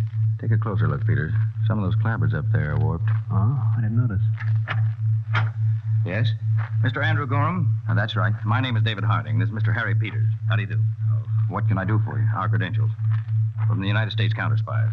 Oh, come in. Thank you. I imagine you know why we're here. Yes, I think so. Oh, won't you sit down? Or isn't that the customary procedure before an arrest? Arrest? Oh, I think you've got us wrong, Mr. Gorham. We're here just to ask questions. Oh, well, go right ahead. We want to stay within the law. Well, Mr. Gorham, what do you expect to gain by this? Decent homes in good repair. You weren't forced into buying this house, were you? No, I know, Mr. Harding. Caveat emptor. Let the buyer beware. But in a tight market like housing, I think the seller should have some responsibility for what he sells. You've got a point there. When did you notice defects beginning to show up in your homes, Mr. Gorham? 4 or 5 months after they were built. You notified the building company? Yes, but they didn't pay any attention until we all got together. Oh? You're getting results then? Well, not exactly results, but we've made Mr. Hobbs of the Oak Nub Company rather unhappy. I should imagine he would be. He offered to fix up my house and possibly throw in a little money if I'd forget the whole affair. Just your house, not the others? That's right. Sounds a little off-key, doesn't it, Chief? Yeah, I thought so, too. If it were only faulty construction, Hobbs could take the case to civil court and make some kind of an adjustment that would be fair all around. Yes, if he's an honest man. Well, I know of nothing that could prove he isn't. Well, I don't think a man who's on the level would have tried to buy you off. I agree, Mr. Peters. Mr. Gorham, what did you pay for this house? $10,500. Are all the houses in the development the same price? No, they run from $9,500 to $12,500. I see. Well, I'd like to run tests of the structural defects in a few of these homes, have a responsible builder look them over. Do you think that'd be all right with your neighbors? I'm sure it would, Mr. Harding. We'll agree to anything to get some action. You set that up, will you, Peters? Right, Chief. And, Mr. Gorham, if Mr. Hobbs should get in touch with you with another personal offer, let me know. All right, Mr. Harding. I can't guarantee results, but I can guarantee you that we'll make a thorough investigation of this whole affair.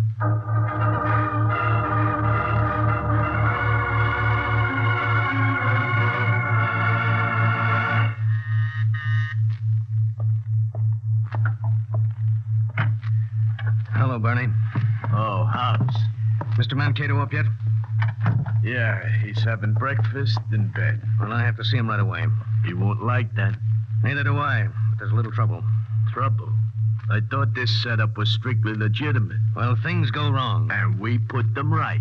And I hope you can. What is it, Barney? Who was it? Hobbs, he wants to see you. I'm sorry to disturb you at this time, Mr. Mankato. Okay, you did. Now, what's on your mind? You got a simple job? There ought to be no problems. I'm afraid there are, though. What's so hard about collecting the mortgages I hold? Simply, they won't pay. What? They're beginning to get wise to the fact that they were stuck with those houses.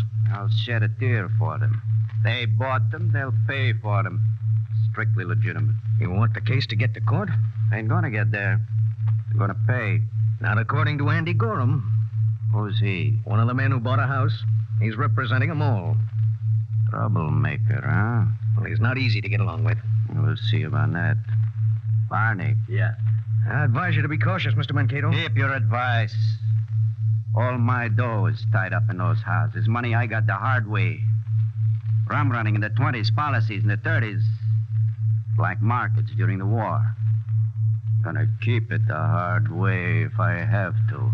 Well, times have changed, Mr. Mankato. People have different ideas nowadays. Nothing changes. People are the same. They only wear different clothes. You push them around, they do like you say. I push. Yeah? Gorham won't be easy. I tried to buy him off. He wouldn't sell. One of those guys, huh? Barney knows how to handle them. He'll still have the others to deal with. Don't be a jerk. Barney, you were with me in that poultry racket in the Bronx. Yeah. What happens when you chop a chicken's head off? He kicks a little and he dies. Get the idea, Hobbs? Don't be too hasty about this, Mr. Mankato. Who's being hasty? Barney picks this guy up. We try to reason with him. If he don't reason, it's his tough luck that he's the head of the chicken. The part that gets chopped off.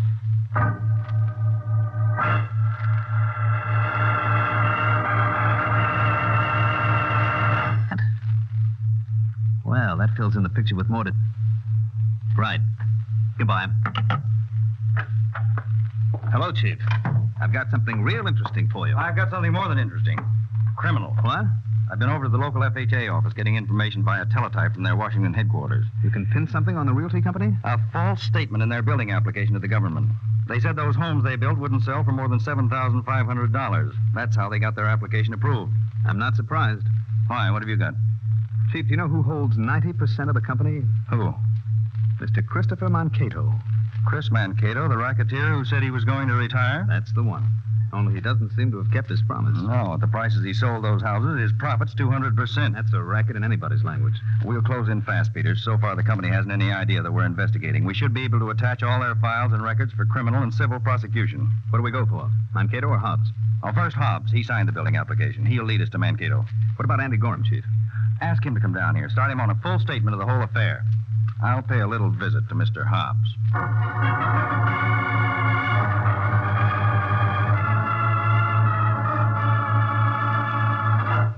Harding. I had no idea your organization would be involved in this. It's a very unfortunate situation.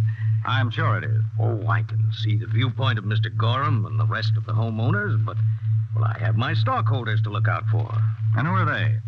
Why, various people. I can't name them all offhand. You go to great lengths to show your stockholders a profit, don't you, Mr. Hobbs? What do you mean? I have a copy of a building application you made to the government. Oh. You said those houses would sell for $7,500. You charged more than that. Why? A false statement is a serious offense, Mr. Hobbs. A prison sentence goes with it. I don't... Never mind. I'll take that. Just sit where you are. Hello? Open Up Realty Company?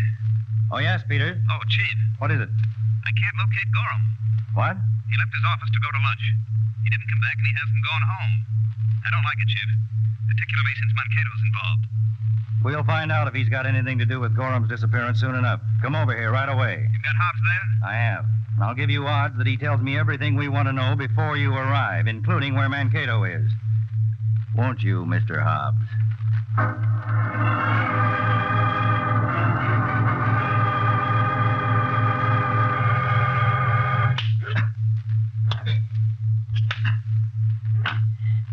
You know, you're being silly, kid. You ought to listen to reason. Well, what's your interest in this? Don't be curious. Just be smart. Say the word, and you go out of here with a new house and a couple of bucks. Well, suppose I did. You think the rest of the fellas would pay off and take it lying down? I'll worry about that. You take away the head, you take away the power. See the deal? No. Okay, Barney. Yeah, sure.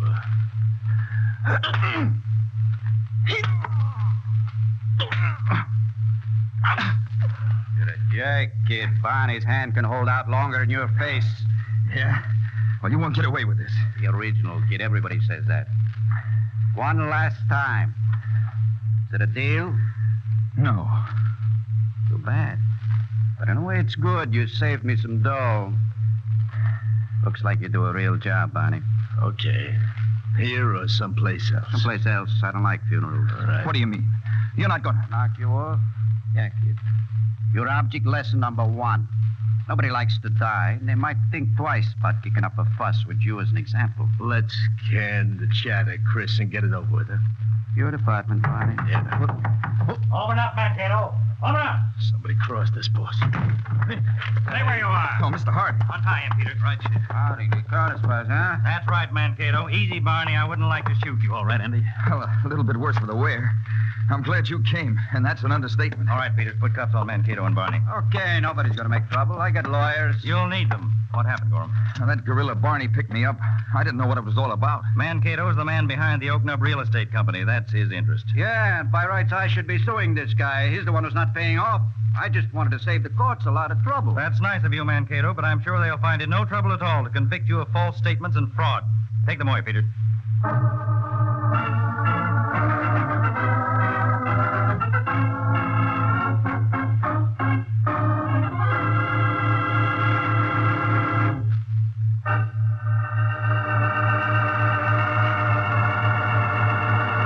This is David Harding. Now we're happy to present the Executive Vice President of the National Association of Home Builders, Mr. Frank W. Cordwright. The moral of tonight's episode is an important one. Don't buy a new home without knowing everything about it. Unfortunately, some fly-by-night operators, like the ones you've just heard dramatized, have tried to capitalize on the immense housing demand. In order to drive these unscrupulous people out of the home building business, we must have the help of the home buying public. Your part of the job is to be sure you're buying good value and quality. Be sure that the home is well constructed and well situated, that it is properly priced and financed, and that it is being built and sold by a reputable builder. These are all easy things to learn before buying a house, things that one generally makes very sure of before buying many less expensive things. Remember this. Home building requires skill, integrity, and years of experience. We came out of the war with a most serious housing shortage. But by this time, we're approaching the 2 million mark and are beginning to meet the most critical part of the veterans' housing needs. Speaking for the National Association of Home Builders, I can assure you that its many thousands of members will continue to build Good houses at fair prices. Thank you, Mr. Cartwright.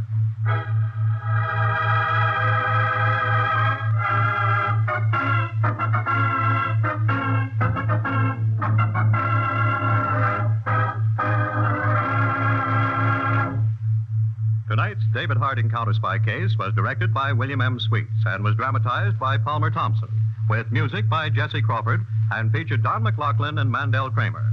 David Harding Counterspy is a Phillips H. Lord production originating in New York for the makers of Old Nick and Bit of Honey candy bars. This is ABC, the American Broadcasting Company.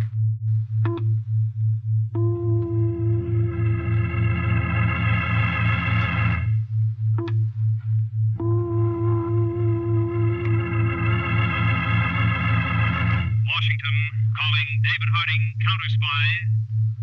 Washington, calling David Harding, Counterspy. Harding, Counterspy. Calling Washington.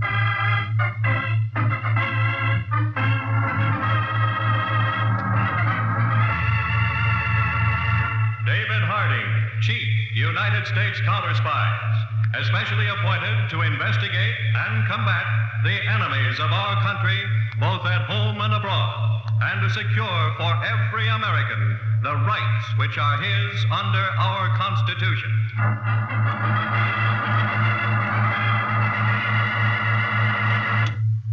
Send Mr. Butler in now, please. Mr. Tiffin? That's right, Mr. Butler. Come right in. Sit down. Thank you. I don't mind telling you that your phone call earlier this morning aroused a great deal of curiosity. I'm glad to hear that, Mr. Tiffin. It should make things easier for me. Tell me, Mr. Butler, why did you come all the way to Kelby, Pennsylvania? Why did you choose the Kelby National Bank? There must be a score of other banks closer to Hollywood which would serve your purpose. Oh, we could have picked any number of banks, Mr. Tiffin, but none would be as authentic for this particular scene we wanted to film.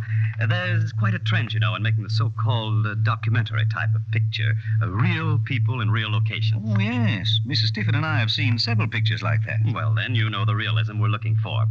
We're filming the life of Pretty Boy Loveton. Oh. Yes. Of all his holdups, one of the most spectacular took place right here. I'll never forget that day. I was standing near the teller's cage when it happened. That's exactly what we want to show. You and the regular personnel of this bank. Me? Oscar Tiffin in a moving picture? Why not? Could anyone else act the part so realistically? What would this entail on the bank's part, and when would you like to do it? At the most, a 2-hour interruption in your normal routine. Oh, is that all? That's all. We'll shoot the scene without sound, so that any extraneous noises won't interrupt the shooting. We'll put the sound on film later. As for when we'd like to do it, the sooner the better. Tomorrow morning, if possible. Tomorrow? Yes. I've got my crew standing by, and time is money in any business, Mr. Tiffin. Oh, yes. I wish other businesses would learn that. Of course, tomorrow's Friday, and I imagine with payrolls and everything... Oh, that's not a problem, particularly if it'll only take 2 hours. Our bank is organized efficiently enough to handle its business even with a little interruption. Then tomorrow will be all right? Yes, Mr. Butler. If you can finish before 11:30. Perhaps even before that. I see. Will there be any stars in this scene? Oh, no, I'm sorry. We're using doubles. These will be long shots. We'll take close-ups of the stars back in Hollywood. I see. Just one thing more. I want to arrange for a police guard to keep curiosity seekers out of camera range. Oh, yes, of course, certainly. You see the mayor. He'll take care of you. In fact, I'll phone him and tell him you're coming. Oh, thank you, Mr. Tiffin. That'll be a big help. Good day, sir. Glad to do it. Goodbye.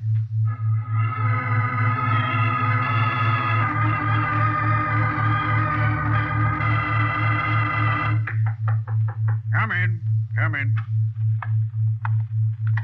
Sergeant Lynn? Yep. I'm Mr. Butler. Oh, you're the fellow who's going to turn Kelby Pie into Hollywood Cal. What?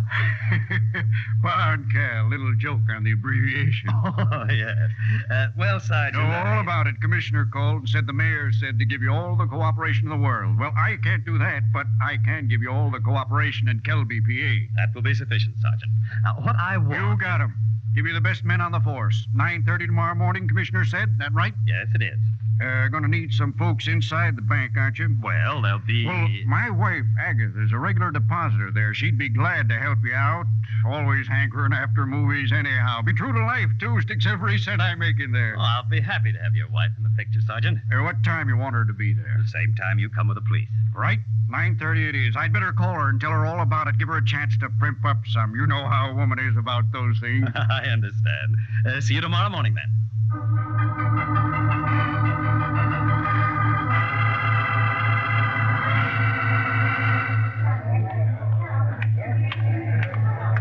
Sergeant? Right here, Mr. Butler. We're going to start shooting in a few minutes. Gotcha.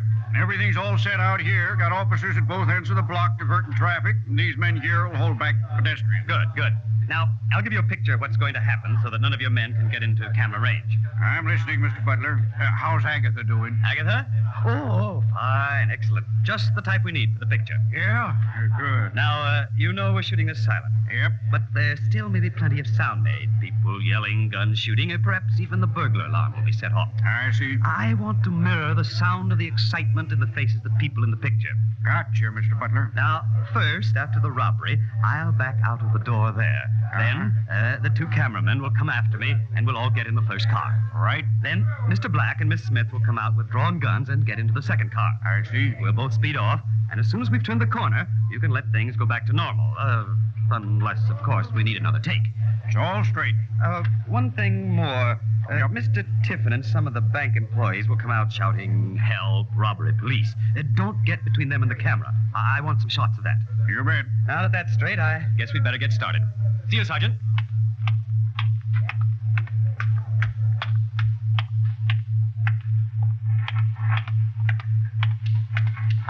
Well, Mr. Tiffin, are you all ready? Oh, yes, but I haven't met. Oh, of course. Mr. Black, Mr. Oscar Tiffin, president of the Kelby National Bank. Mr. Black is our version of Pretty Boy Loved. How do you do? Hiya. And this is Miss Smith, Pretty Boy's girlfriend. Hello. How do you do? Haven't I seen you someplace before? That's not an original line, Mr. Tiffin. Oh, no, I didn't mean... Well, that is... No, really, I'm sure I've seen you in a picture, perhaps. Maybe I've been... Yeah, she gets around. Maybe you have. All right, come on, let's get started. Right, Mr. Black. Mr. Tiffin, will you get in back of the teller's enclosure? Certainly. All right, now, everybody. I'll be talking all through this. React the way I want you to. Cameras ready? All right. Good. All right, let them roll. Go to work, Mr. Black. Okay, everybody, this is a stick-up. A little more frightened, please. Keep your hands at your sides, stand still, and nobody will get hurt. That's the way. Baby. Yeah, pretty boy. Get the cages clean out the dough, every cent of it. Right. Good. Be awe-stricken, Mr. Tiffin. Come on, baby, step on it. Don't really touch the money. You'll miss... Shut up, you. You heard the man, Mr. Tiffin. And I'll tell you a secret. That gun hasn't got blanks. It's got real bullets. What? You see, this picture is going to be the last word in realism. We're robbing your bank for keeps. What? You'll notice the cameramen have guns also. And they're loaded, too. How you doing, baby? One more case to go. Well, you can't do this. Why not call for the police, then? They're expecting it. Or you could set off the burglar alarm. They're waiting to hear that. All right, big shot. You're not on the stage now. Cut the hammering. I got it all. Okay. Now listen. Anybody gets wise, comes running out right after us, stops running permanently. You get it? Let's go. Stick to the plan. I go out first. Those two hoods follow me, and then you come. Okay, but step on that ham bone. I'm getting nervous. Come on, you two.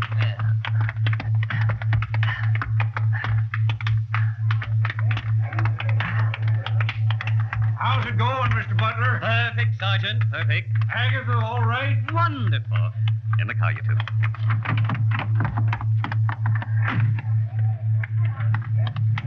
Remember, anyone comes out here before the car starts gets a bullet out of this gun. All right, get in the bus, baby. Right. That's it. Perfect. All right, let's get out of here.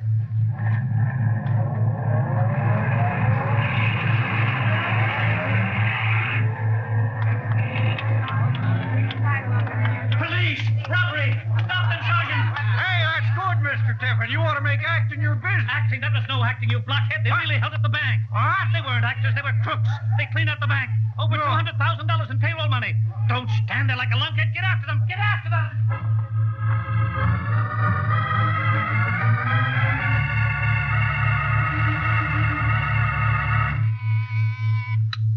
Yes, Peter? Just got a teletype flash, Mr. Harding. Federal Reserve Bank robbery in Kelby, Pennsylvania. Any details? The amount's over $200,000. $200,000. Wire our nearest Counterspy office. Have them send out a mobile laboratory. Right, Chief. I'll order a plane. You stand by for further details. We'll leave for Kelby as soon as we can.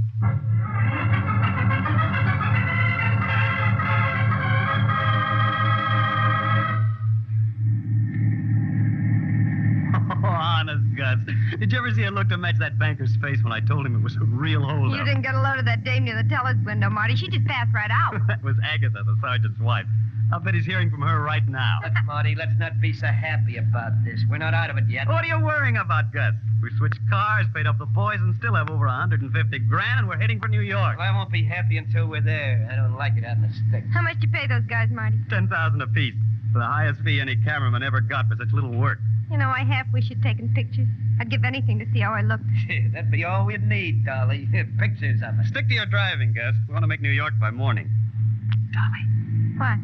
I did. Did what? Took pictures. What? What's the matter with you two? Nothing, guys, nothing. I just got rid of my stocking. Oh, that's a dame for you. No kidding, Marty. Yeah. Camera's loaded with film. Should have the whole thing in here. Gus isn't gonna like that. We'll destroy it after we see it. Trouble is, I don't know how to get it printed.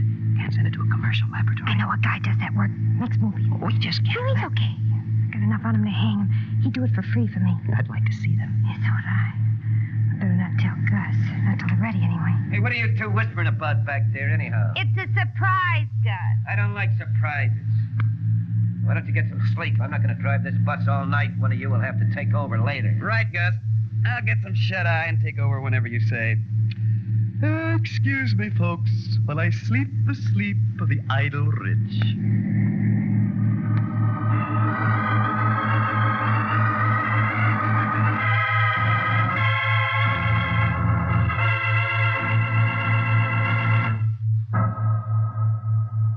Now, back to our Old Nick, David Harding Counterspy case.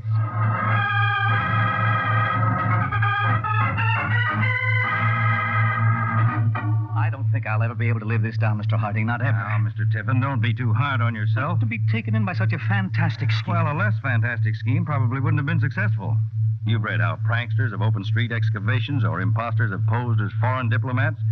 As a matter of fact, we have records telling how moving vans have been backed right up to closed-down homes and the contents just taken away. All in broad daylight with no attempt at secrecy. They certainly had a bold plan this time, Mr. Harding. Well, that very boldness did half of the criminals' work for them. I'm not sure that I wouldn't have been taken in by this scheme myself. I wired to the address this butler gave me and got back a very impressive answer. Well, I'm having that address checked now. Probably it's just a mail drop. The whole thing is so incredible. Well, now try to calm down, Mr. Tiffin. See if you can describe the people involved. This man, Butler, you remember what he looked like? I'll never forget. Let's have the description then. He was 5 feet 9 or 10, blue eyes, bald-headed, pale complexion, had a little red mustache. Very smooth talker. Yes, I can imagine. What about the other two who were supposed to be actors? Well, they both had makeup on. The man, I can't tell you much about. He just impressed me as a Hollywood-type gangster. And the woman? Now, there's something. I'm sure I've seen her before. Oh, you have? But I can't for the life of me remember where or when. On a trip someplace, perhaps? I just don't know, Mr. Harding. Well, forget about it for a while. Those things can't be forced. Now, anything else you can think of? Something that happened during or before the robbery? Oh, yes, there was one thing that struck me a little queer. What was that? The tough, the man who was supposed to be Pretty Boy Lupton, he told Butler to stop hamming, that he wasn't on the stage. Oh? He made it sound like Butler was the actor instead of him. And he was, because he certainly fooled me. And a few other people. Oh, thank heaven for that. It takes some of the edge off my stupidity. Oh, Peter, did you get anything out of the sergeant? Nothing but volcanic eruptions, Chief. I've never seen a man so angry. You can hardly blame him. State troopers just called in. They found 2 abandoned cars about 20 miles out of town. One of them a station wagon. Both answered the description of the cars used in the holdup. We better get out there then. Oh, I've got it, Mr. Harding. What? The girl, where I saw her before. Yeah? It was in a picture. An actress? Well, yes. We had a businessman's dinner about 4 or 5 months ago. We showed some commercial pictures. She was in one of them. Would you know where you got them? No, I don't, but the secretary of our entertainment committee would know. Well, call him and get the address. Then stay here until you hear from me. I'll get in touch with you as soon as we look over those abandoned cars.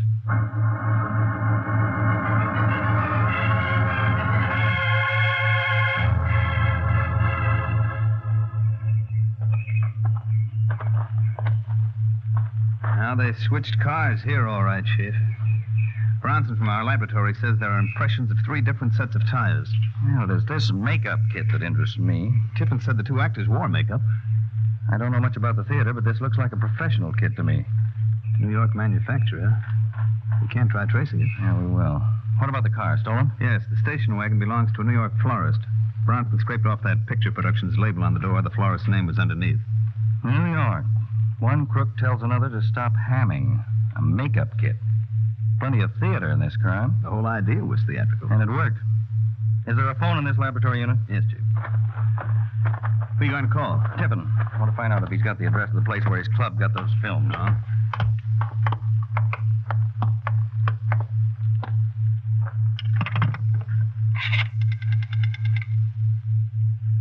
Operator. This is Harding, Counterspy Mobile Unit. Please connect me with Mr. Tiffin at the Bank of Kelby. 1 moment, sir. Thank you. That's a funny thing. When Pretty Boy Lupton held up the bank at Kelby, he got just about the same amount of money. Took him longer to do the job, though. Hello? These modern crooks with their new equipment. Oh, hello, Mr. Tiffin. This is Harding. Oh, yes, sir. I got that address. Good. May I have it? Carl Genoa, 1532 North Broadway, New York. Everything's in New York. Except us. We'll remedy that. Mr. Tiffin. Yes? Can you take time off from the bank for a trip to New York? If it will help solve this, certainly. Well, I hope it will. Pack some clothes. You may be a day or two. Now, Mr. Peters and I'll pick you up on our way in. We'll go right out to the airport.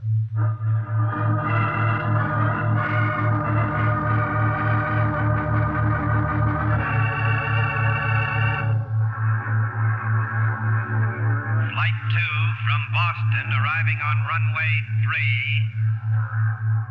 Plane for Chicago will be delayed 10 minutes. You counterspies work fast, Mr. Harding. I never dreamed I'd be at LaGuardia Airport this evening. Speed's half the battle against crime, Mr. Tiffin. Have you got everything straight, Peters? Yes, Chief.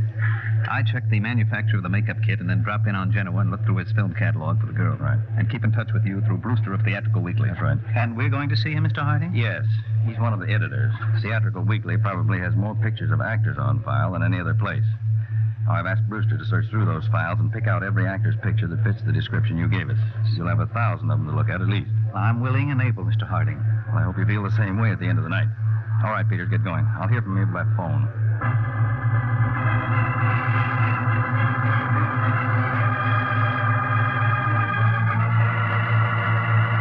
There you are, Mr. Harding. 827 pictures of actors 30 to 35 years old, 5 feet 8 to 5 feet 11 inches tall, including elevator shoes.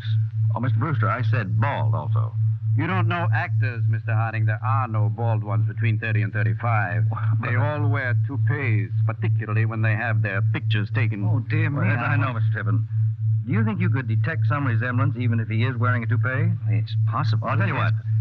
You lay aside any picture that looks even faintly like this man Butler. Then I'll have all those retouched and you can go over them again. Well, I'll try, Mr. Harding. Good. Mr. Brewster, have you got any spot where Mr. Tiffin might look at these pictures undisturbed? Next office, we'll carry the pictures in there. I have.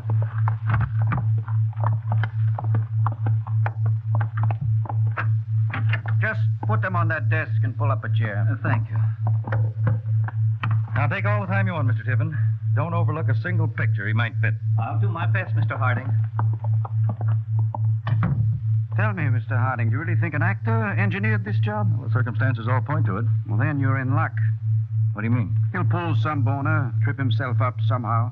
He hasn't so far. The whole scheme's been pretty clever. He's played his part beautifully. That's the trouble with actors. They let a good part blind them to a bad play. He'll mess up the end some way, whoever he is.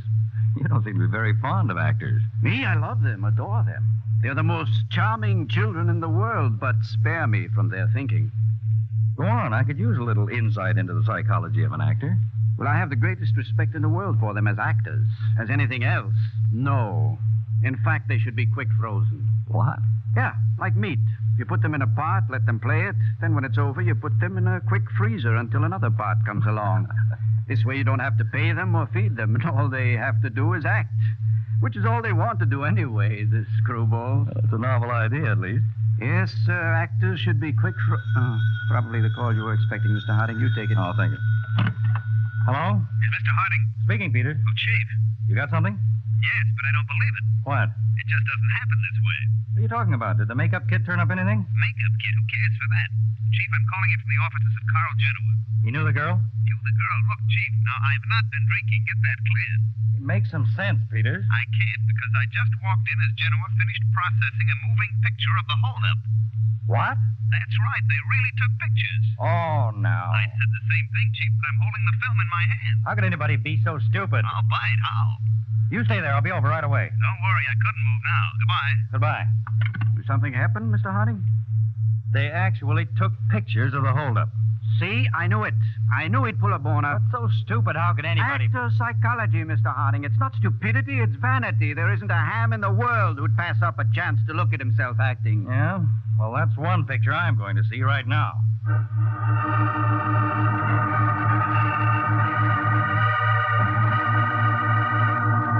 All right, gentlemen. Are you going to tell us where the man who brought you this picture lives? I don't know where he lives, Mr. Harding. You just print films for anyone? He was sent by a girl I know, Dolly Norton. Of course, you had no idea that there was a bank robbery on the film. No, look, I got nothing to do with bank robberies. I got my own business. I'm sure you have. What kind is it that gives the crook such confidence in you? Well, that's my affair. You want to arrest me, you got to prove something. At the moment, I'm not interested in the films you're peddling. I'm interested in this man. Why don't you take the picture, make blow-ups? You can put his face in every post office in the country. That's the hard way. You're going to help us do it the easy way. I don't want to get any more mixed up in this than I am already. You think you have a choice? You're going to give the picture to the man who brought it in. What this and is just not... to make sure you don't get cute, Peters is going to stay here with you. I'll be outside, Peters. If anybody picks up that film, we tail him. Right, Chief. But I don't know when he's coming. Who knows how long you'll have to wait? That's all right, General. We've got plenty of time. If you don't cooperate with us, you'll get plenty of time, too.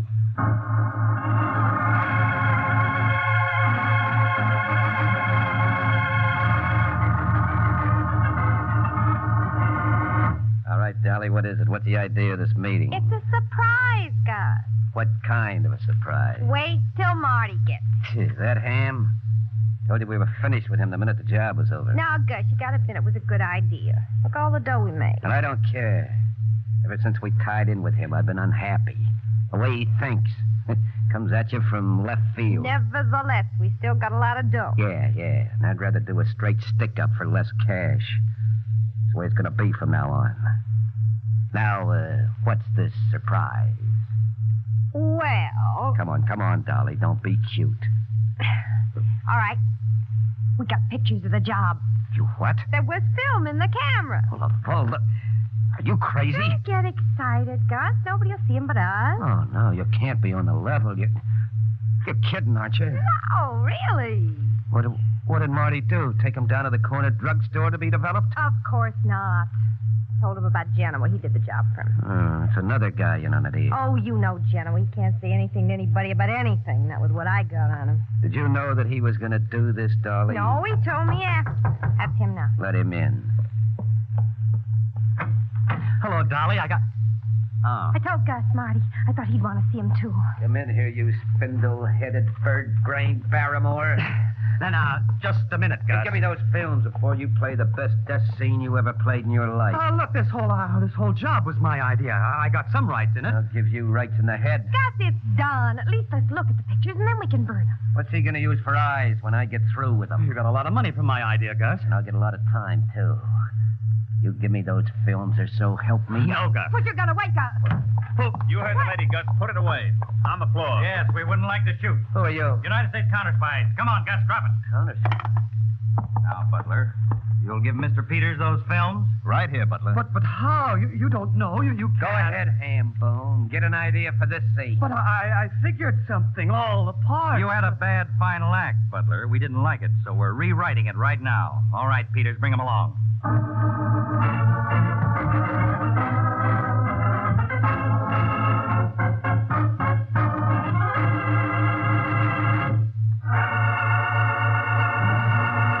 This is David Harding. In the case you just heard, all the parties pleaded guilty. There was nothing else they could do, having provided the pictorial evidence themselves. They're serving long terms in the federal penitentiary, and I understand Butler is quite a hit as a leading man at Leavenworth.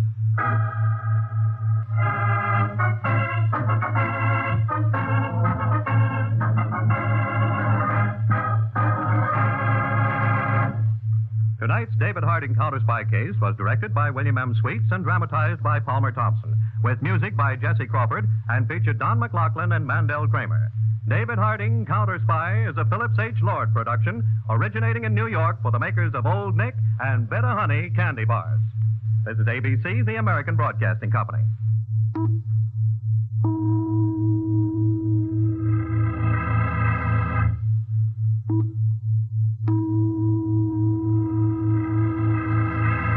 Washington, calling David Harding, Counterspy. Washington calling David Harding, Counterspy.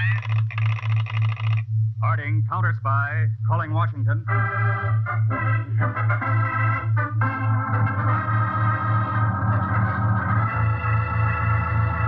David Harding, Chief, United States Counterspies, especially appointed to investigate and combat the enemies of our country, both at home and abroad, and to secure for every American the rights which are his under our Constitution.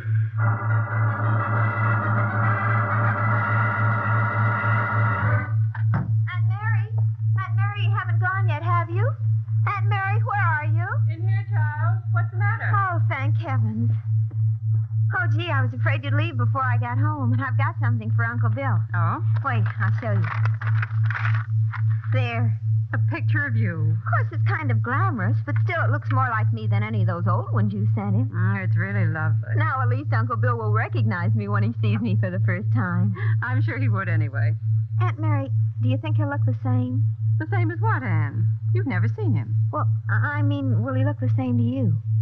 Yes, I think he will. 2 years can change a person a lot. Look at me. I wonder. You wonder what, Aunt Mary? Oh, nothing, Anne. Now, I expect to be gone until Friday, but if the boat should be late getting in, I'll send you a wire. Oh, don't worry, Aunt Mary. It's only 4 days. I can take care of myself. I'm a big girl now. Yes, of course you are. A young lady. Well, I'd better be going, or there'd be no one there to meet your Uncle Bill, and I don't think he'd like that.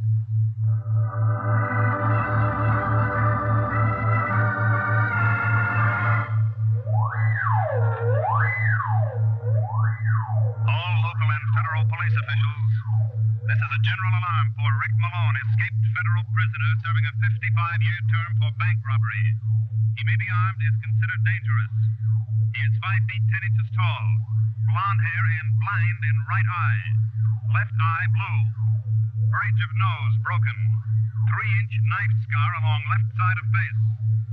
All information about this man is to be transmitted to Counterspy headquarters.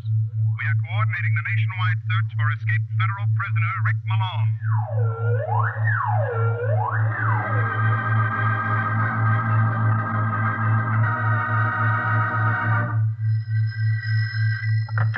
Counterspy headquarters, Peter speaking. Oh, good work, Foley. Give him the usual distribution. Send about 20 copies over here. The wanted circulars printed already? Right, Mr. Harding. They ran off an extra 5,000 copies. Good. Any results on the woman who visited Malone? Not so far, Chief. We've got 4 agents trying to pick up her back trail. Now, what about the letters he smuggled out through that guard he bribed? Well, that's a funny thing. As far as the guard can remember, they all went to South Africa. What? Cape Town, South Africa. I've wired Johnson, our agent in the consulate there, to check on it. Nothing back yet. South Africa, huh? You alert our seaport officers? Yes, just in case. But I don't think Malone will try to leave the country, Chief. His face is too easily identified. That bad eye, the scar, they should make it a lot easier for us to pick him up. Well, not too easy, I hope. What do you mean? We recovered practically none of the $250,000 he was convicted of stealing. I'd like him to find that for us before we find him.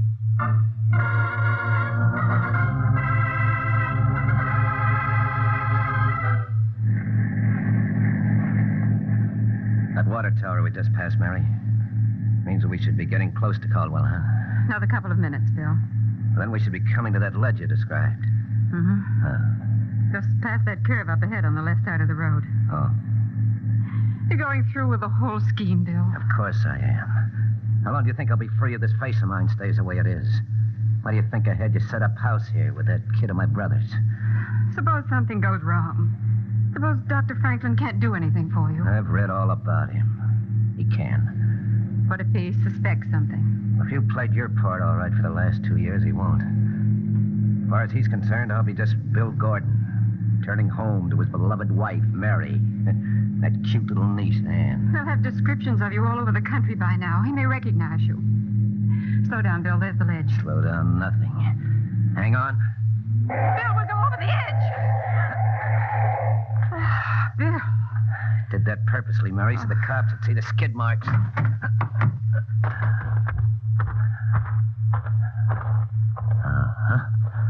Yeah. It's perfect, Mary. I can work myself down to that ledge. Now, you know what to do with the car.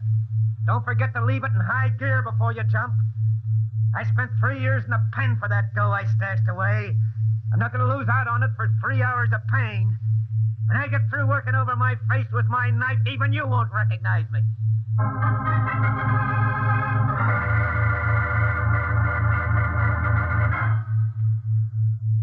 Please, Aunt Mary, don't cry.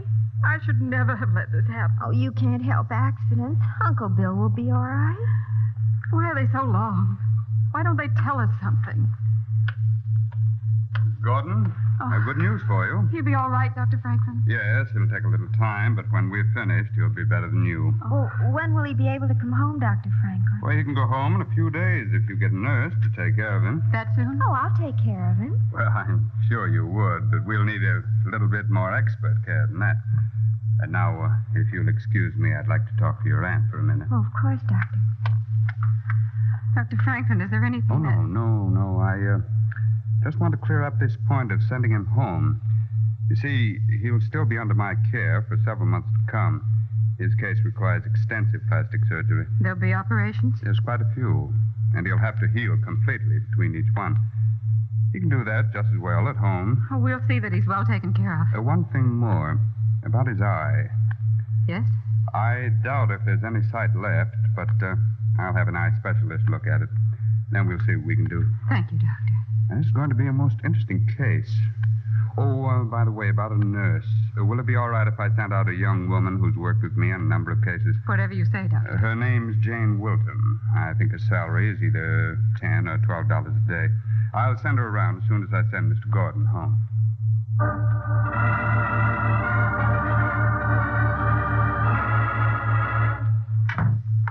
Here they are, Chief. The coordinated reports on the Malone escape. You've gone through them? Yes, I can give you a fast briefing on it. Yes, go on. It'll save time. Well, first, there's the general alarm and description that was broadcast. Yes. We got 4 reports that fit a definite pattern. Huh? All from diners and roadside stands. Mm-hmm. 2 on Highway 28 and 2 on Highway 55. Now, the sequence indicates that if it was Malone, he's heading west and north in the general direction of Ohio and Illinois. Yes. Well, now, what about those letters to Cape Town, South Africa that Malone smuggled out? I just got a cable from Johnson in the consulate there. I'll read it to you. Good. He says, check on address here. It is commercial mail drop. For a fee, they mail letters from South Africa to any part of the world. Their records incomplete. Wiring list of 14 American addresses they forward mail to. Cable if additional information is desired, Johnson. And the addresses come in? Yes, here they are. You'll have them all investigated. It's already being done on all but 2 of the addresses, Chief. Fine. I thought we might look into those ourselves. Oh? Which ones? Caldwell, Ohio, and Evanston, Illinois.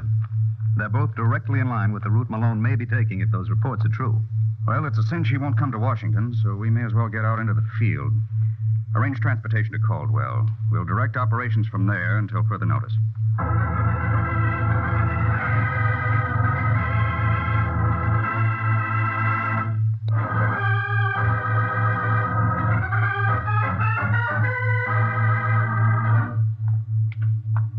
Miss Wilton? Yes, Anne. My uncle wants you. I'll be right with him. You keep him company till I come. I don't think he likes my company. Now, Anne, you've got to understand. It's not comfortable being wrapped up in bandages the way your Uncle Bill is. You have to make allowances if you want to be a nurse. I'm not sure that I do anymore. Just because your uncle's a little bit irritable. Oh, I'd rather be an airline hostess. Travel, go everywhere like Uncle did. Then I'll get you anyway. Most airline hostesses are registered nurses. Miss Wilton, Mr. Gordon asked for you. Oh, I was just going into him. Now, Anne, keep an eye on that broth. What was that all about, Anne? Oh, I was just talking to Miss Wilton. About being a nurse? Yes. I think it's a wonderful idea. It'd be nice to do something useful in this world. I suppose so. When your uncle's better, we'll see. Maybe there'll be enough money to send you to college so you can take up nursing. Oh, but you don't have to go to college. Being a high school graduate's enough. Oh? Anyway, I don't think Uncle Bill would care enough to send me to college. Well, what do you mean, Anne, darling? Oh, nothing. Mrs. Gordon, Mr. Gordon would like to see you. Right away. Anne, you stay here. I want to talk to you afterwards.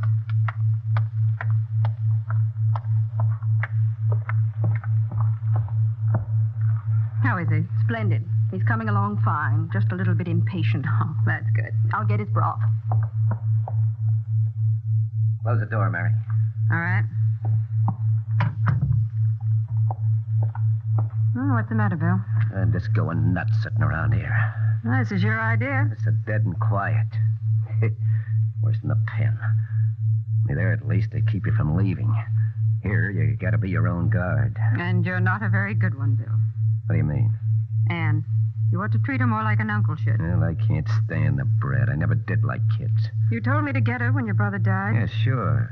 So you could set up a respectable front in this burg. And I'm not sorry I did.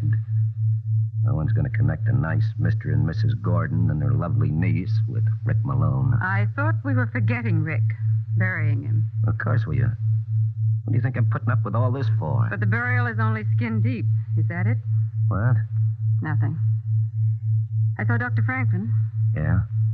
What'd he say about the eye? He's going to start on it next week. Well, can he match the color? Am I a good one? He says he can. Oh.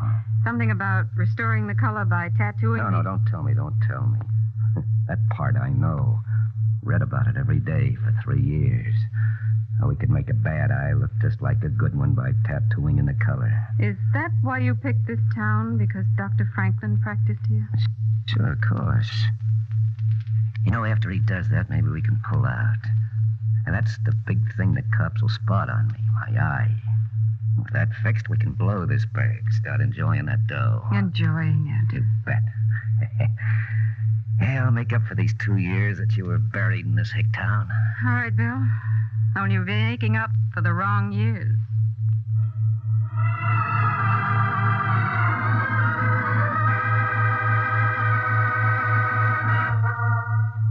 Looks like we're on the right track, Mr. Harding. Those letters from South Africa went to a Mrs. Mary Gordon and her niece, Anne. They supposedly came from her husband, Bill, who's been abroad for 2 years. 2? Yeah, I checked.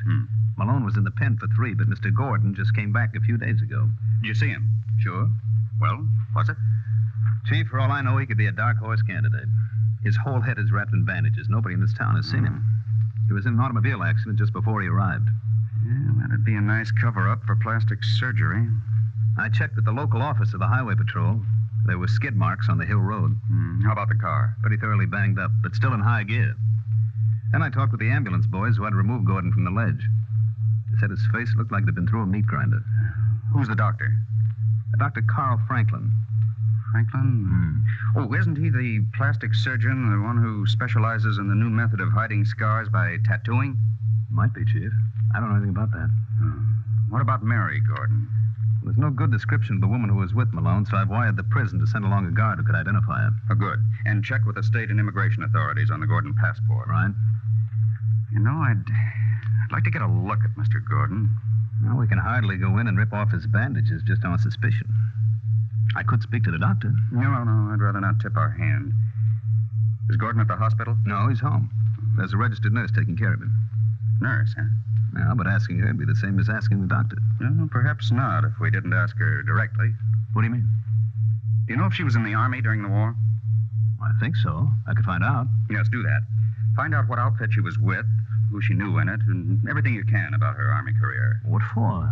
Because you're going to pose as an ex-member of her outfit. Take her out, talk about old times. We may be able to parlay your conversation into a positive identification of Malone.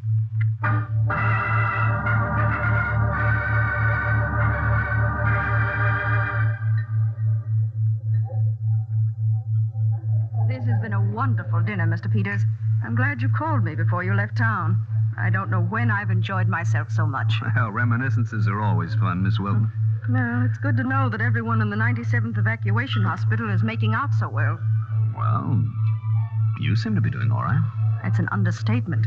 There are more nurses now than ever before in the country, and still there aren't half enough to take care of all the work there is. Don't tell me you have to go back on duty again tonight. Oh, no. Well, the patient I'm taking care of is a lovely niece. She pinch hits for me nights. Oh? I'll make a nurse out of her yet. Not afraid of competition? Competition? Heavens, no. The more, the better. It just makes it easier all around. Oh, but I'm not keeping you from anything, am I? Well, I have to be leaving soon. Oh, by the way, I knew there was something I forgot. I've got some pictures here of the old 97. I took them after you left the outfit, but you know some of the people, and I thought you might like to see them. I'd love to. Now, let's see now. Here's one of Craigie. Mm-hmm. He's gotten a little fatter since he's out of uniform. Oh, he's not the only one. Oh, that's Doris. Still as blonde as ever. Yeah. Oh, for heaven's sake, this picture. Huh? Oh, that one. He's just a friend of mine. He wasn't Oh, with I me. know. He's my patient. What? Of all the coincidences. You mean you know Bill Gordon? Why, certainly. He's the case I'm on now. Oh, of course, since the accident, he's changed, but I recognize the picture easily. Well, what do you know? Your having his picture is somewhat reassuring. His attitude's a little, well, gruff. But I guessed it was just the accident. I'll have to tell him about this. Tonight? Oh, it can keep until morning. I'm off duty now. Well, maybe I'll stick around and see him myself. You know him well? Not as well as I'd like to. I'd better arrange for hotel accommodations if I'm going to stay over. If you wait, I'll see you home. Don't bother. I don't live far from here. All right. And thanks for a very interesting evening.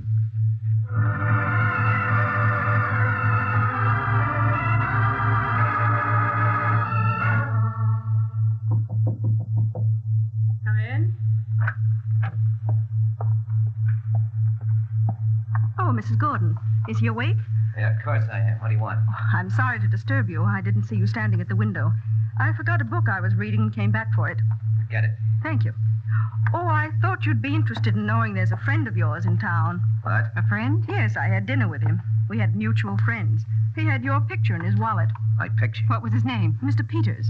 He said he'd probably call tomorrow. Mary, Shut that kid up, Mary. Well, please, Miss Wilton, stay with Anne for a few minutes. I want to talk to my husband. Certainly, Mrs. Gordon.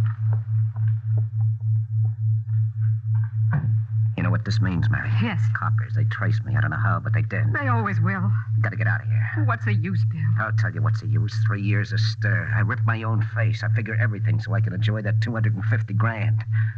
I'm gonna do it if I have to kill half the cops in the country. I was hoping you might forget that money. What? That you might like this kind of living with the kid and everything. You're nuts. Hey, you're talking like some Gingham and Rose's house frog. Why not? I've been living like one for the past 2 years. Bill, why don't Shut you up. Shut up. A car just stopped outside. Bill, if you gave back the money, maybe they'd... 2 guards. Your law. I can smell them from here. You can't... Talk. I would have gone except for your talk. Miss Wilton, Anne. What are you going to do, Bill? You'll see. I'll see, too, if these coppers start coming up that walk.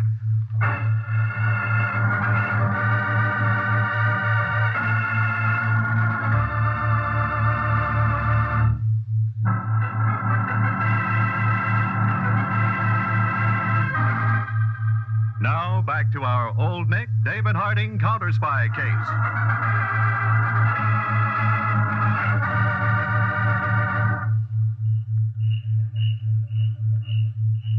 Looks quiet enough, Chief. Just a nice suburban home. Yeah. Well, as long as he's not expecting us, let's go.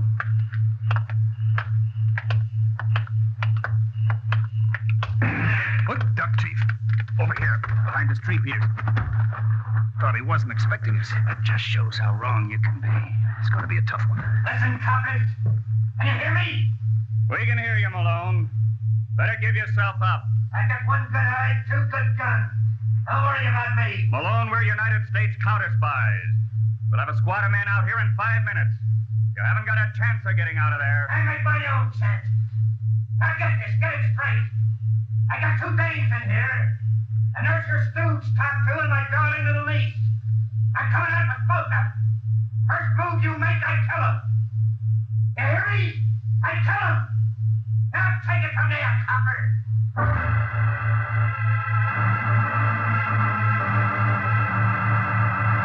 You're crazy, Bill. You can't do it. Shut up, Mary. You're out of this now. Aunt Mary. Mrs. Go on, start moving, you two. I won't let you do it, Bill. Get out of my way, Mary. No. Okay. Now, come on, you start moving. Bill, don't. So help me, if you two don't move, I'll kill you right now. Aunt Mary, no. No, Mrs. Gordon, don't. What? Goodbye, Bill.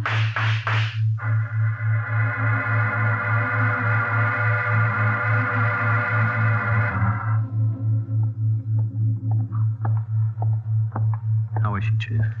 Not good. What about that girl, Anne? She didn't know anything about it at all, hmm? No. She really Malone's niece? Yes? Only Malone's real name actually was Gordon. He planned to kill the character of Malone and live off the stolen money as Gordon. Why all this elaborate front involving the kid in it? Well, Dr. Franklin is one of the few men that could treat Gordon's eye so that it wouldn't give him away. Oh? Mary Gordon spent 2 years building up respectability so that Franklin would have no hesitation in treating Gordon. But she liked the part she'd been playing more than the part she'd been living. Enough so that she resisted Malone to protect the nurse and the girl. And when that wasn't enough, she used his second gun to kill him. Mr. Harding, will you come in, please? Of course, Miss Walton. She wants to talk to you. Please, Aunt Mary, don't talk. Just rest. Mr. Harding, the money Bill hid, there's a reward for it. By the insurance companies. Would Anne get it? I don't know. Please, Aunt Mary, don't talk. I don't want anything but you. Bill, in his gun, there's a paper. It tells about the money. No, Aunt Mary. No, I won't touch it. I don't want it. I want you. You know, I can't promise anything about a reward, but... I don't want to leave her alone. Mrs. Gordon, don't tax your strength. I promise you she'll be all right. I owe you. Well, I'll look out for Anne. She'll be all right. I swear it. So will you, Aunt Mary. So will you. I'll see that she goes to school. I promise you we'll stay together. Aunt Mary! Aunt Mary! Miss Wilton, you'd better take her with you. Peters will drive. I'll wait for... Well, I'll stay here.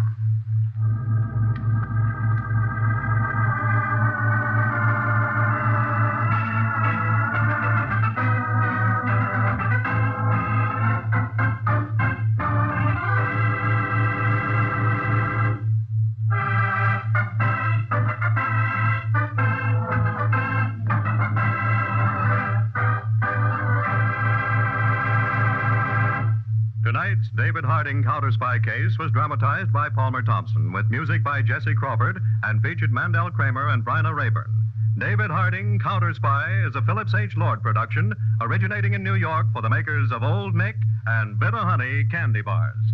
This is ABC, the American Broadcasting Company.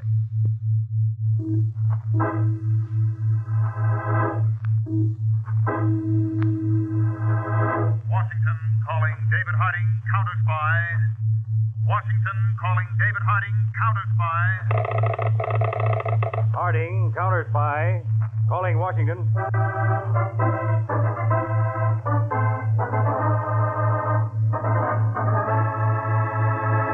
United States Counterspies, especially appointed to investigate and combat the enemies of our country, both at home and abroad.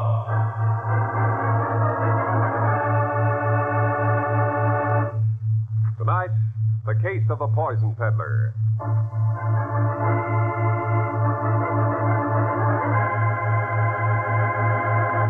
Now, let's be absurd.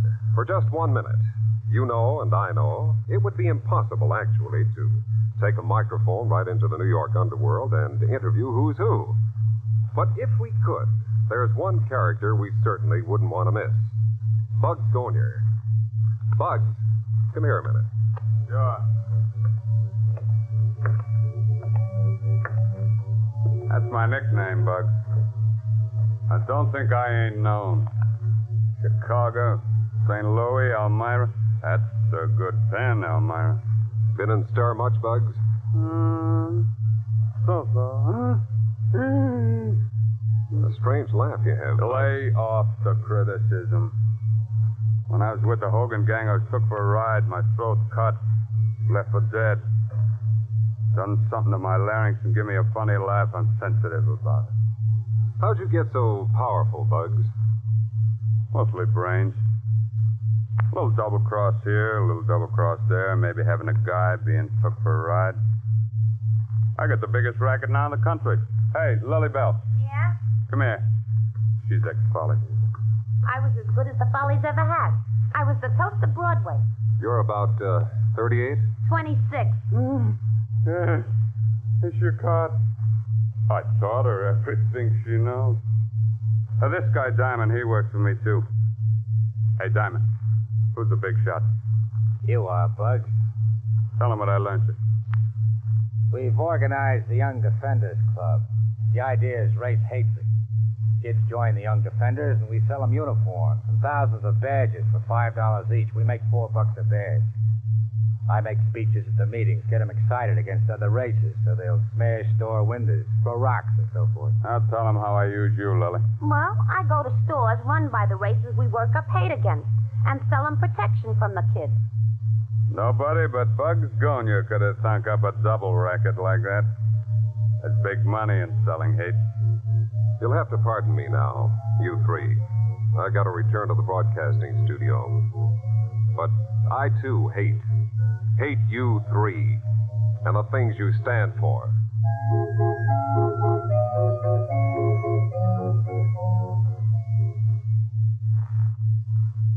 Now, after that make-believe, we're back in the radio studio, ready to start our Counterspy case for tonight.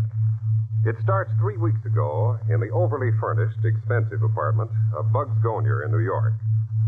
Bugs was talking to his henchman, Diamond. Lily Bell was discordantly playing the piano.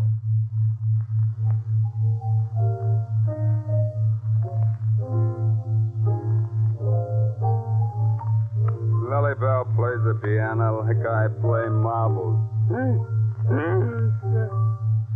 Good joke, huh? Bugs, tonight I'm going to begin speaking to the Young Defenders on Long Island. We should get 500 new members. That's $5,000. Hey, Lil, lay off the piano. Oh, I got music in the Follies. When I heard music. Come here. Next week, the kids out on Long Island will be all worked up, smashing windows. Lily Bell, you work Long Island next week, too. If Diamond can bring in $5,000 for dues, you should get $5,000 by selling protection to the stores. And the phone is for me. I'll get it.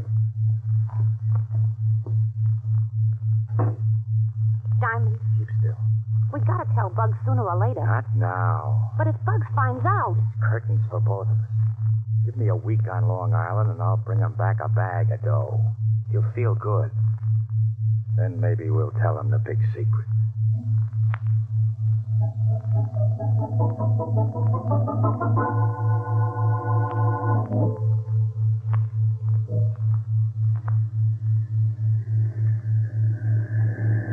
Next corner, Billy.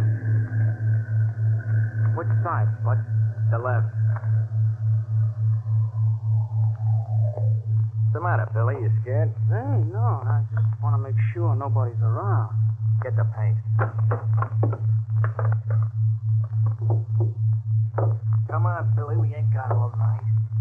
Maybe we shouldn't paint his store, Spud. You are scared. Suppose the cops... Look, Billy. We joined the Young Defenders to show guys like Old Man Green we don't want them in this part of town, right? Yeah, I guess so. Well, then come on. We'll smear his whole store window with paint, and then we'll pour the rest of it in the doorway. We'll show this old uncle he can't mess around with the Young Defenders. And let's start painting quick. Yeah. Now, give me the small brush. I'm gonna make a picture of him. Here you are.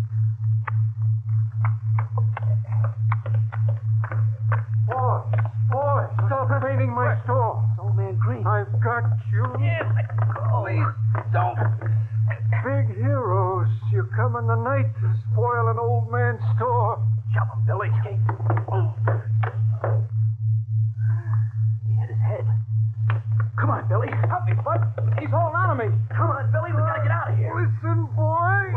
Let go of my jacket, Mr. Green. Come on, Billy. The cops are coming. Let go of my jacket. Let go. Let go. Stop! In the name of the law!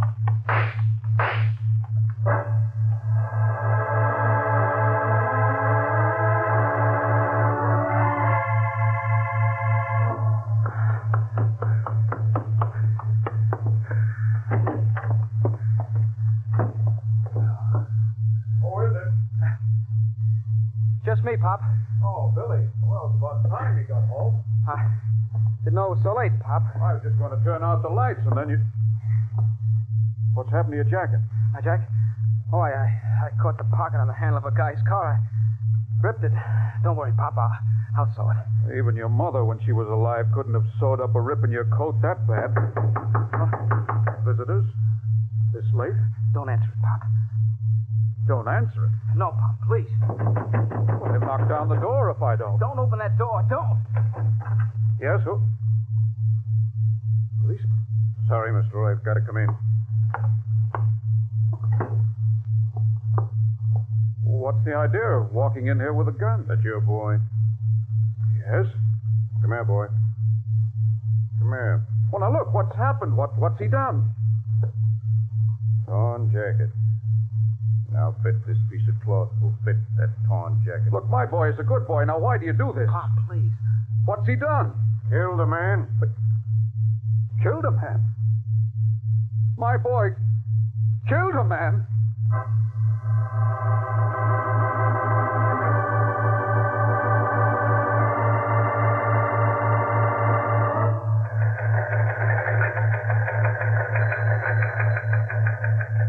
Counterspy headquarters, Washington, D.C. Complying with your request to local police officials that information pertaining to Young Defenders of America be forwarded to you. 2 members of that organization have just been arrested in New York for manslaughter. This is Harding speaking. This Young Defenders organization, which is spreading racial hatred, is top priority. Mr. Peters and I will arrive in New York in 3 hours.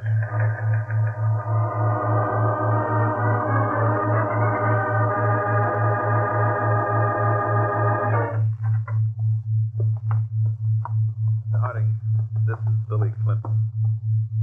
Billy? Sit down. Yes, sir. This is Billy's father, Mr. Clinton. I'm terribly sorry about all this, Mr. Clinton.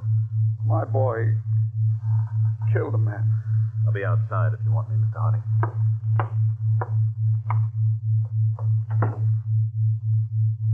Well, Billy, you're in quite a mess. I know it, sir. How'd you get mixed up with these Young Defenders? Well, all the guys were joining it. Just seemed like the thing to do, to defend something. I see.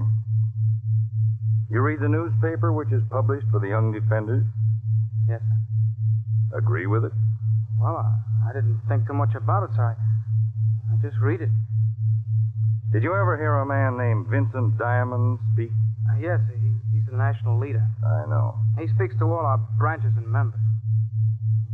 Tell me, Billy, didn't it ever occur to you to question this bigotry, this hate of minorities and races that he was preaching? I don't know, Mr. Harding. You get so excited, you just join in. I see. Pardon me. Yes? Chief, the first report that Mr. Green died is not correct. He responded to treatment on the way to the hospital. Green has been in the operating room 4 hours. A delicate brain operation. There's a chance he might live. Oh, I hope so. This gives me an idea, Peter. Keep that information secret. Yes, sir. I want to talk to Mr. Clinton. Billy, I want you to leave us for a few minutes. Yes, sir. Can I kiss my father first? Certainly. I'm sorry, Pop. Go out now, Billy, like Mr. Harding said.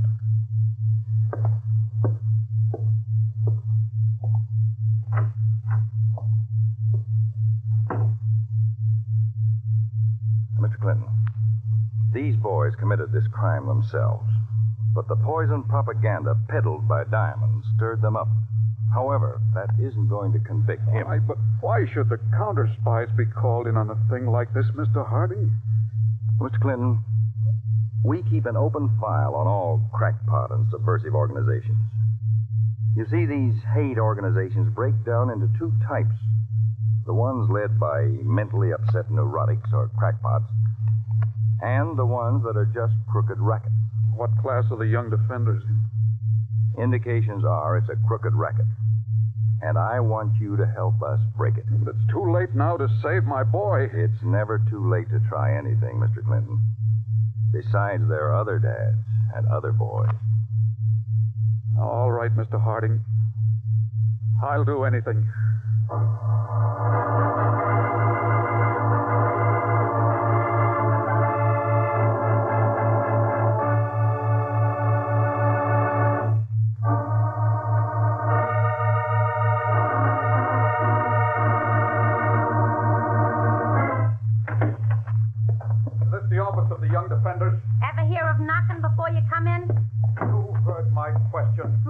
you windbag. When I was in the chorus, no man ever... Is this the office of the Young Defenders? Yes.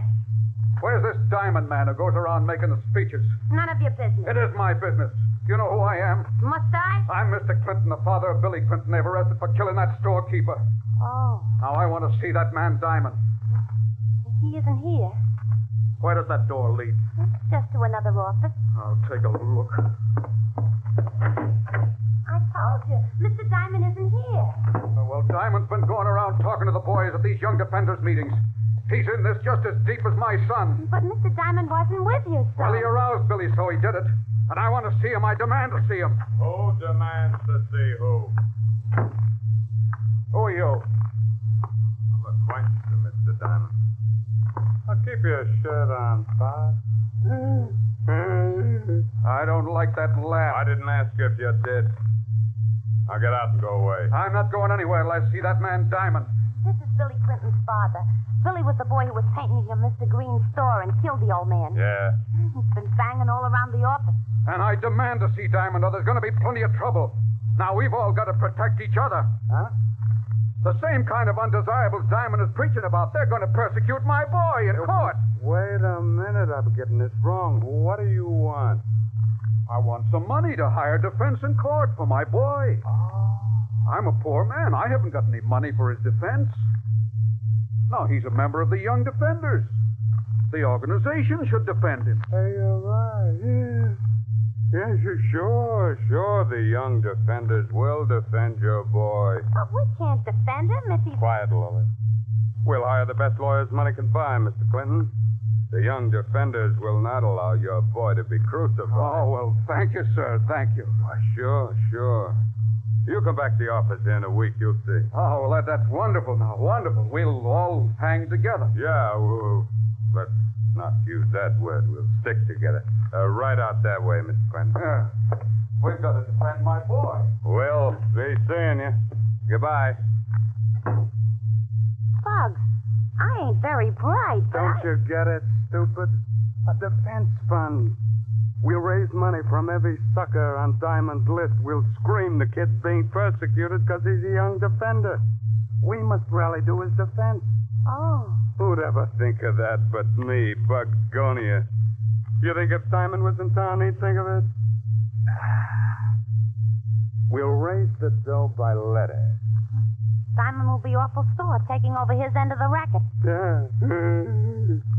It's a good time to show Diamond who's got the brains. We'll collect $100,000 by next week.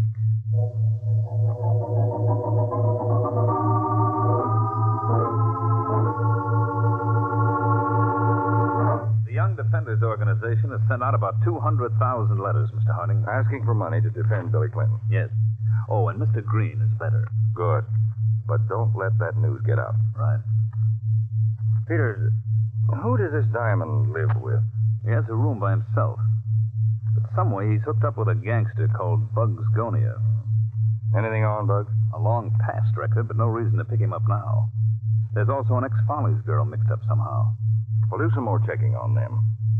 And just as soon as the money starts coming in for that defense fund, we'll have some legal reason for moving in on Diamond.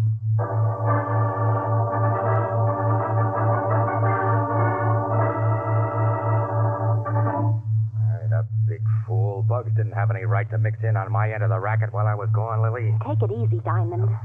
He's right in the next room. He'll hear you. I have a good mind to tell him about us anyhow. Oh, cut it out, Diamond. Come on, I'm going in to see him. Promise me you won't tell him the secret. You're too upset right now. Okay, come on. How I hate that man.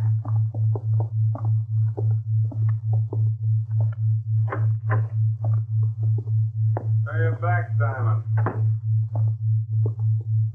What's the solid? Need a lemon? Huh? Cut that phony laugh. I don't like that, Diamond. Well, I don't like you messing with my end of the racket.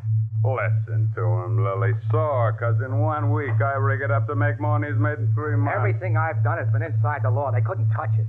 So what? The law could get us now. So what? For fraudulent use of the mail. We can get a couple of years in the pen through your stupidity. Yourself, Diamond.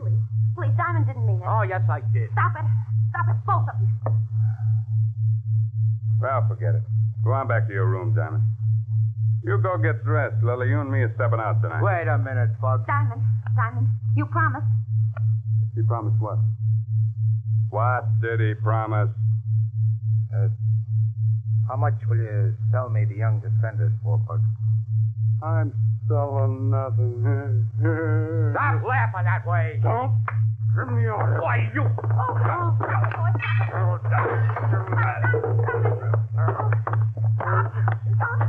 Get that bookend, Lily. The bookend.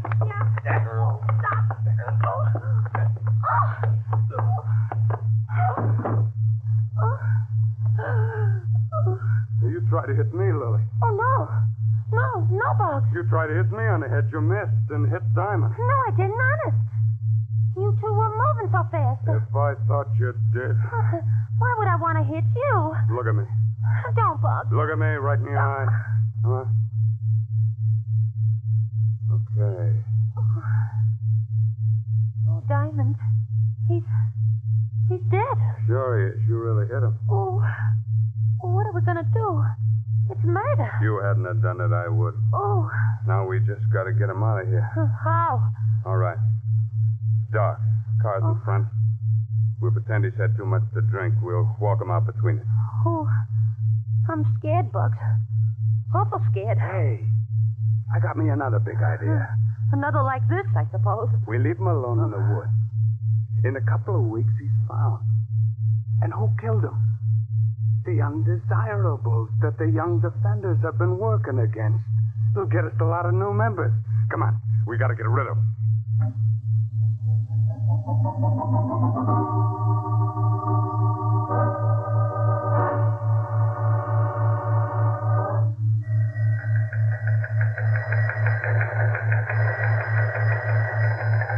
Peters, you out there? Yes, Mr. Harding.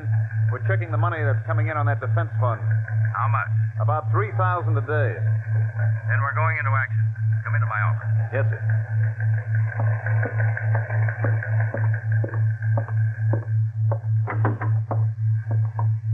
I've reviewed the court order, Mr. Harding, giving us permission to check on the money being sent into the young defenders by mail. A vicious racket, Peters. I haven't been able to dig up anything more on that Bugs Gonia that Diamond is some way connected with. Peters, before we take Diamond, let's go up and pay Bugs a little social call. I've checked, and the girl is there with him now.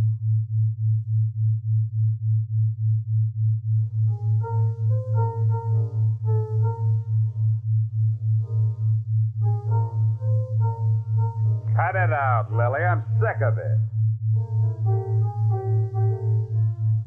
I said cut it out. And I'm sick of sitting around here doing nothing. Going crazy. Maybe you missed Diamond. Maybe I do. Maybe you're sore. I won't let you go no place. Suffocating to death. You sitting there, looking at me. And maybe hating you. You do hate me, don't you? I hate everybody. And you hate yourself. It's all over your face. And stop that freak laugh. Shut up. One word to the cops and you'd get the chair. I'm sick and fed up with it all. This last racket is the rottenest yet. Who? Answer the door.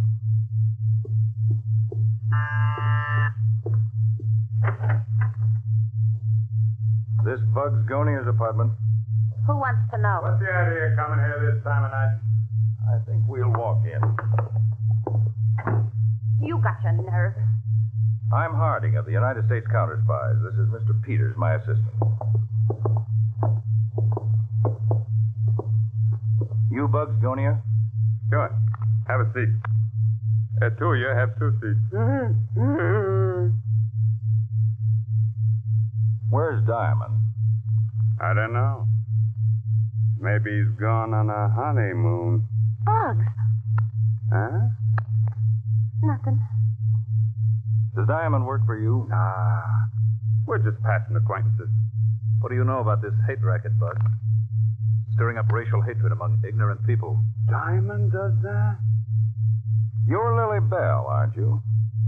Yeah. That was the name in the Follies. You know Diamond pretty well? No, not very well. I know him by sight. Come from Wisconsin, don't you? Yeah. Falls Junction, Wisconsin? Yeah.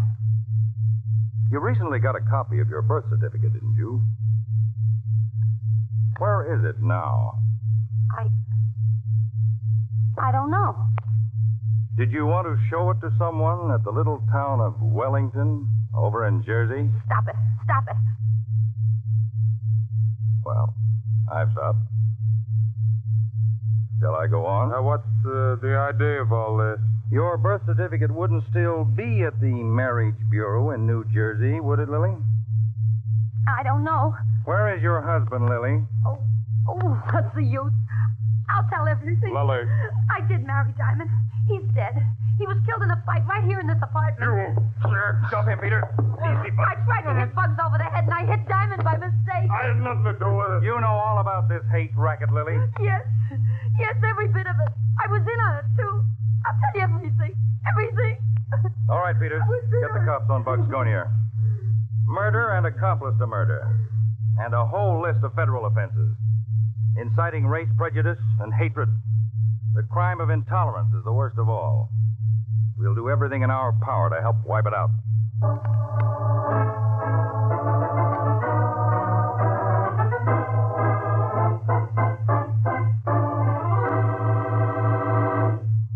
Now, here again is David Harding.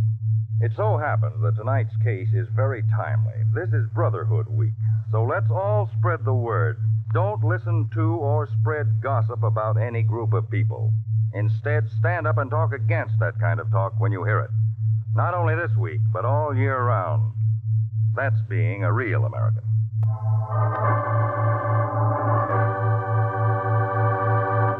Tonight's Counterspy program originated in New York, was directed by William M. Sweets, and featured Don McLaughlin and Mandel Kramer, with music by Jesse Crawford. Counterspy is a Phillips H. Lord production for Pepsi-Cola.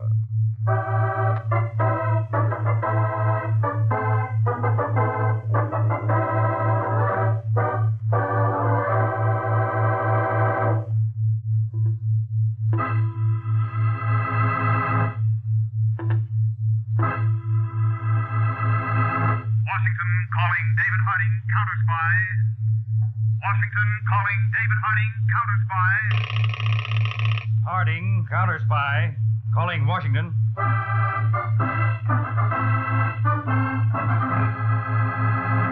United States Counterspies, especially appointed to investigate and combat the enemies of our country, both at home and abroad.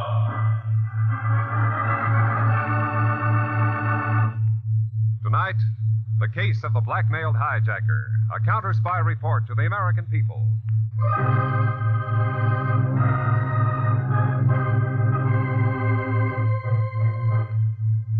Shortly after midnight, last February 3rd, a heavy truck carrying 10 tons of high explosives to a government arsenal was rolling along a foggy, mountainous stretch of Highway 9W in eastern Pennsylvania.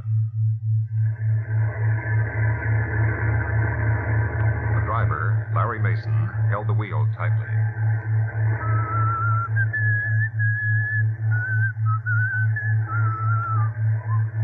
Hey, Vince. Yeah? Vince, can you see anything? The fog's getting thicker by the minute, Larry.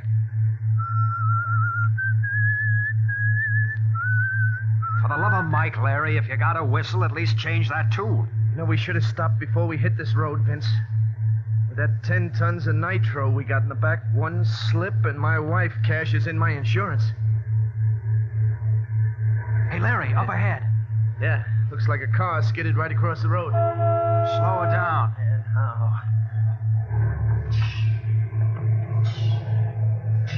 I don't see the driver. Do you, Vince? Oh. Well, we better get out and take a look. Maybe we can help the guy. Yeah. I'll get out on your side, too. Okay, you two. Hold everything. Guy with a gun. Hey, what is this? Get away from that truck. This is a hijack, sweetheart. And this is a trick I learned in the army. Oh, you kick me, will ya? Vince, look out!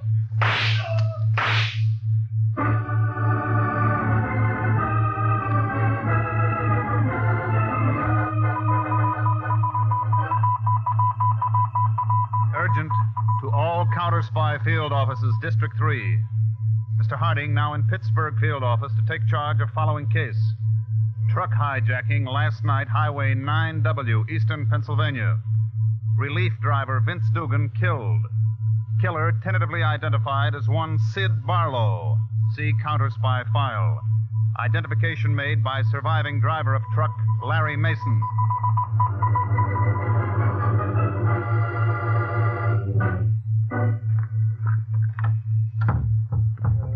Lock the door for you, Carol?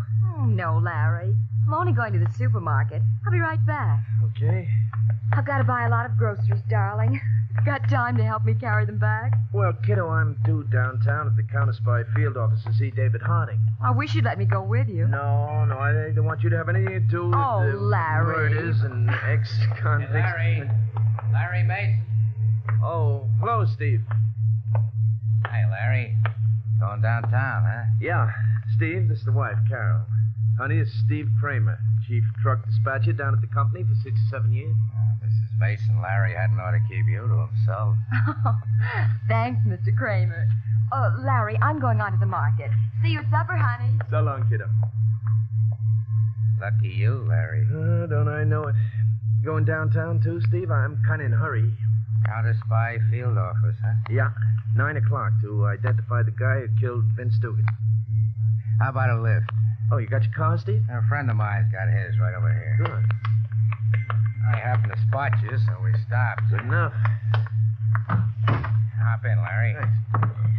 This is a friend of mine, Mr. Marengo, Larry Mason. Hiya. Good morning. You in, Steve? Take off.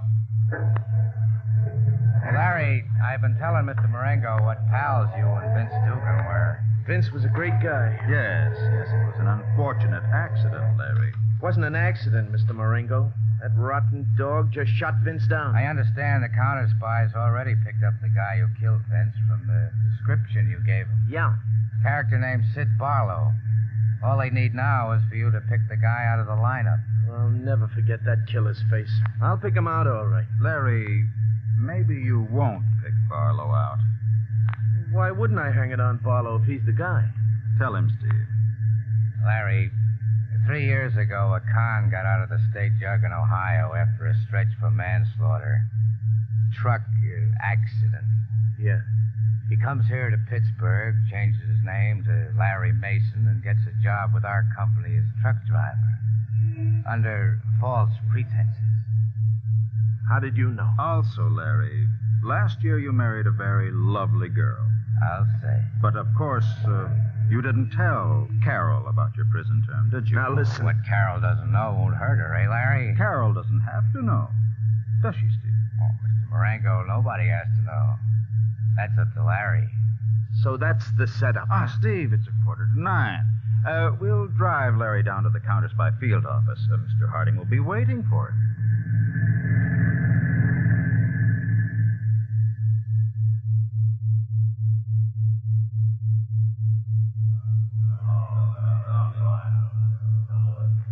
Mr. Harding, here's Larry Mason.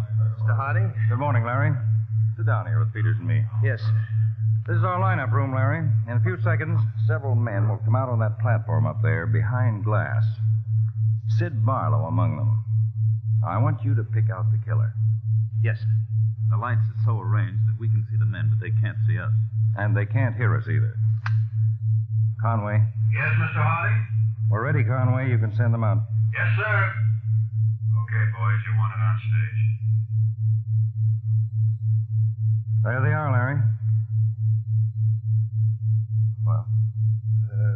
The second man from the left, he looks something like him.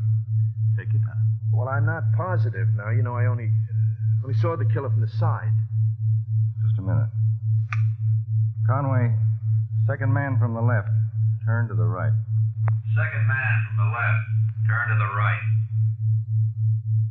He seems taller. He see the man you described to us the other day? Well, I'm not so sure now. You know, it was dark that night. Larry, Vince Dugan was your closest friend. You have a deep personal interest in bringing his murderer to trial. Sure I have. But there's even more to this case. Recently, a number of trucks carrying nitrobenzylene, a powerful explosive, have been hijacked. Yes, that's what we were carrying the other night. Well, Larry, we suspect that some big international racketeer is shipping these stolen explosives to a dangerous anti-American group in the Far East. It can make all kinds of international trouble. Yes, sir. I see. Now, if you can point out the killer, you'll be helping us smash a dangerous international racket. Now, can you identify one of those men as the murderer of Vince Dugan? Mr. Harding, he's not there. Not the one who killed Vince Dugan. Mason, your original description of the murderer was an amazingly exact one and detailed. You were eager to see him punished. I'd like to know what's changed your mind. All right, Mason. You can go.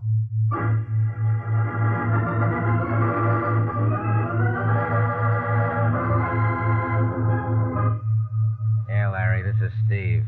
I left a message for you to call me. Listen, I made a date for you with Mr. Marengo, and you better come. 8 o'clock tonight in this penthouse apartment. I'll pick you up.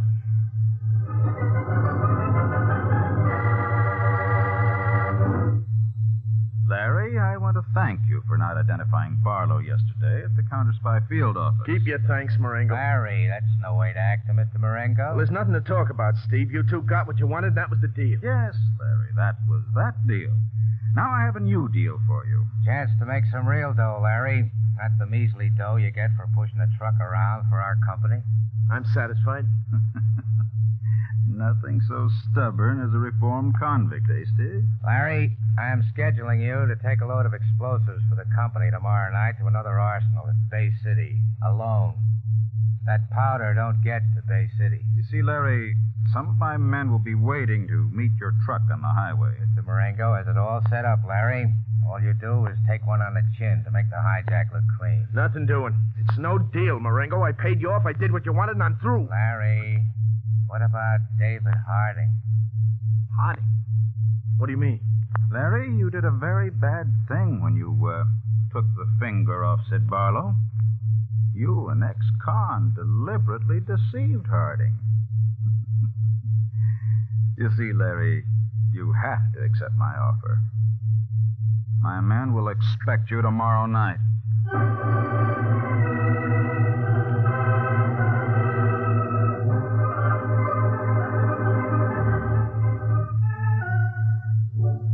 What's the setup, Peters? Larry Mason's taking a load of explosives to the Bay City Arsenal tonight, Dave, alone. Oh, it's a perfect situation for Mason to allow himself to be hijacked. But do we allow it, Dave?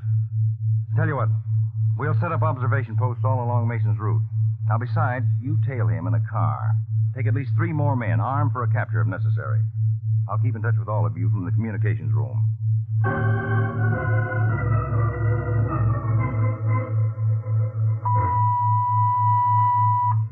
Mr. Harding, Conway reporting from Greenvale. Truck driven by Larry Mason stopped here 11:35 p.m. While he was cleaning his license, I checked his speedometer. Reading 22,314 miles. Greenvale, 11:35. Driving time checks, mileage checks. Thanks, Conway. Adams reporting from Pine City, Mr. Harding. Larry Mason's time here, 1:05 a.m.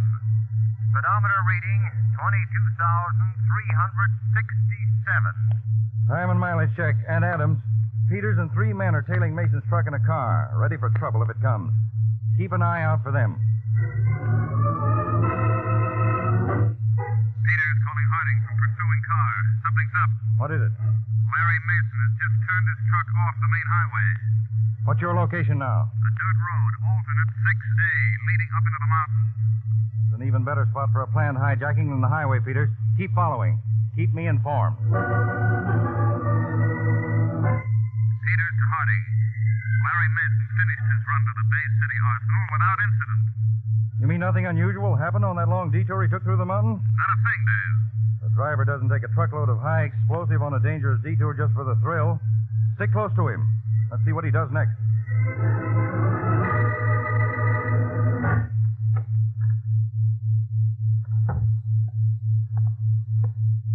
Dave. Hey, Dave, wake up. Oh, Peters. I guess I dozed off in my chair waiting all night for you to call again.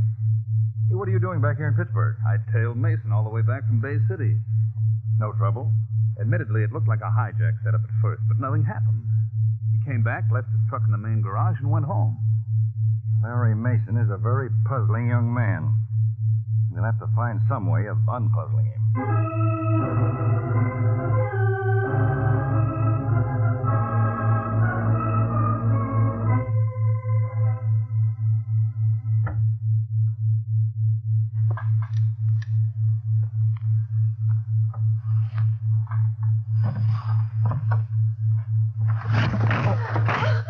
What's that? Sorry I woke you, Carol.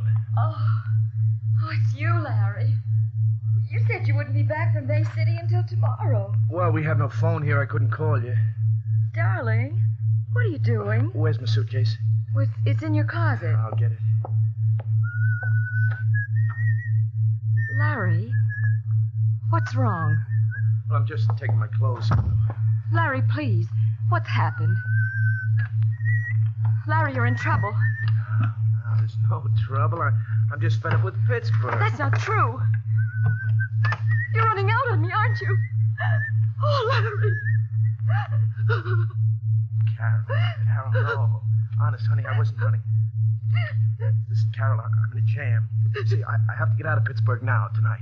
I don't care what it is, darling. If you'll just tell me. Well, there's no time to tell you. Will you come with me? Larry, you know I will. All times not to have a phone.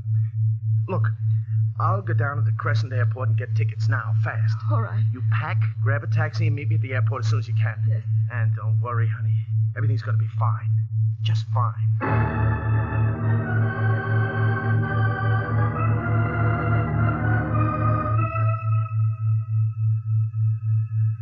Taxi! Taxi! Crescent Airport driver, please. Yes, ma'am. Oh, will you help me with some suitcases that they're on the porch? Mason, going someplace? What? Why, yes. Who are you? Get in the cab. Just a minute, I don't I told you to get in. Driver! Driver, this man, stop him! Okay, pal, let's go. All right. Let me out of here, do you hear me? Not Let me... yet, Mrs. Mason. Where are you taking me? What do you want? I want you to give a message to your husband. Larry? A special kind of message, Mrs. Mason. The kind your husband will understand. What are you talking about? Mrs. Mason, the next time your husband is told to do something, it's got to be done right. But I... No side roads, no stand-ups. The next time he delivers, or something fatal will happen to you, to him too. That's the message. Now, Mrs. Mason, just make sure he gets the message straight. No, don't push me out, please! Oh!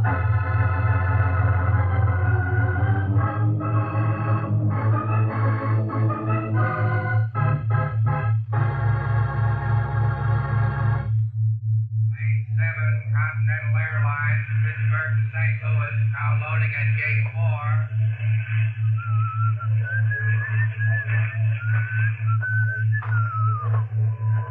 Hello, Larry. Huh?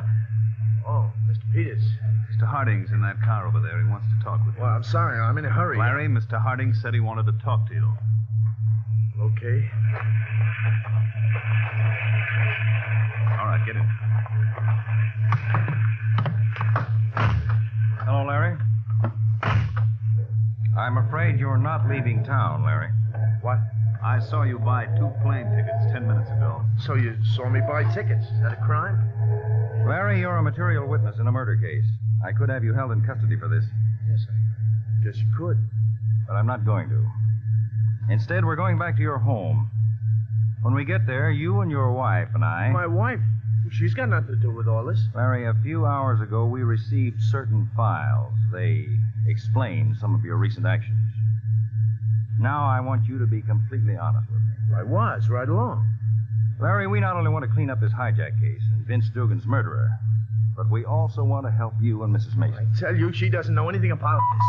Emergency flash, Mr. Harding. Peters, car C8, go ahead. Conway, where are you now, Peters? Right outside Crescent Airport with Mr. Harding. Good.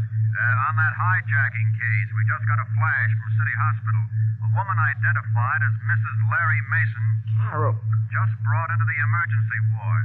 She was beaten and thrown from a moving car. She said her husband was at the airport. I knew you'd gone out there. What's Mrs. Mason's condition, Conway? Very serious. She's been given sedatives. Can you locate Larry Mason there? He's right with us. We'll head for the hospital. Step on it, Peter. Use your siren. Right. Larry, now will you cooperate with us? Oh, the dirty, rotten skunks. All along you've been trying to protect your wife, haven't you? That's right. She didn't know about your record, did she?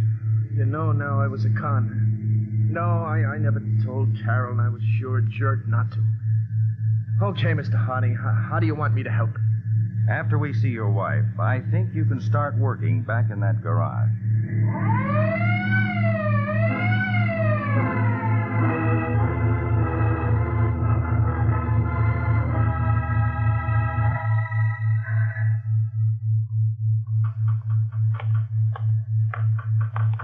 Hey, Larry, I want to talk to you. Yes, Steve?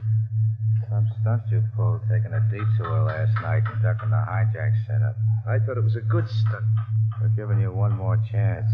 For your sake, don't disappoint Mr. Marengo again. What's the deal? I'm scheduling you to take a nitro load to the Western Arsenal tonight. What road? Route 63 through the Elder Valley. Mr. Marengo's boys will be waiting for you in the valley. By the way, Larry, I'm sorry about what happened to that pretty missus of yours. Someday I'm going to flatten your face for that, so help me. Well, it wasn't my doing. It was Marengo's idea. Well, after this deal, Steve, we're through. Yeah, sure, Larry. Tonight you meet the boys in the Elder Valley, and then we're through.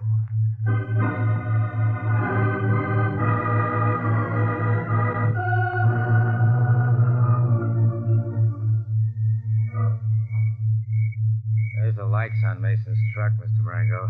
Stop down there in the valley. The boys signaled it? Yes, Steve. See, I told you Larry Mason would show this time. Lucky for you. My business is too rich to take chances. Chances? I've decided the truck will not be hijacked. Not after I set everything up and all your boys down there got to do is go to work? You don't understand. It'll only appear that the truck wasn't hijacked.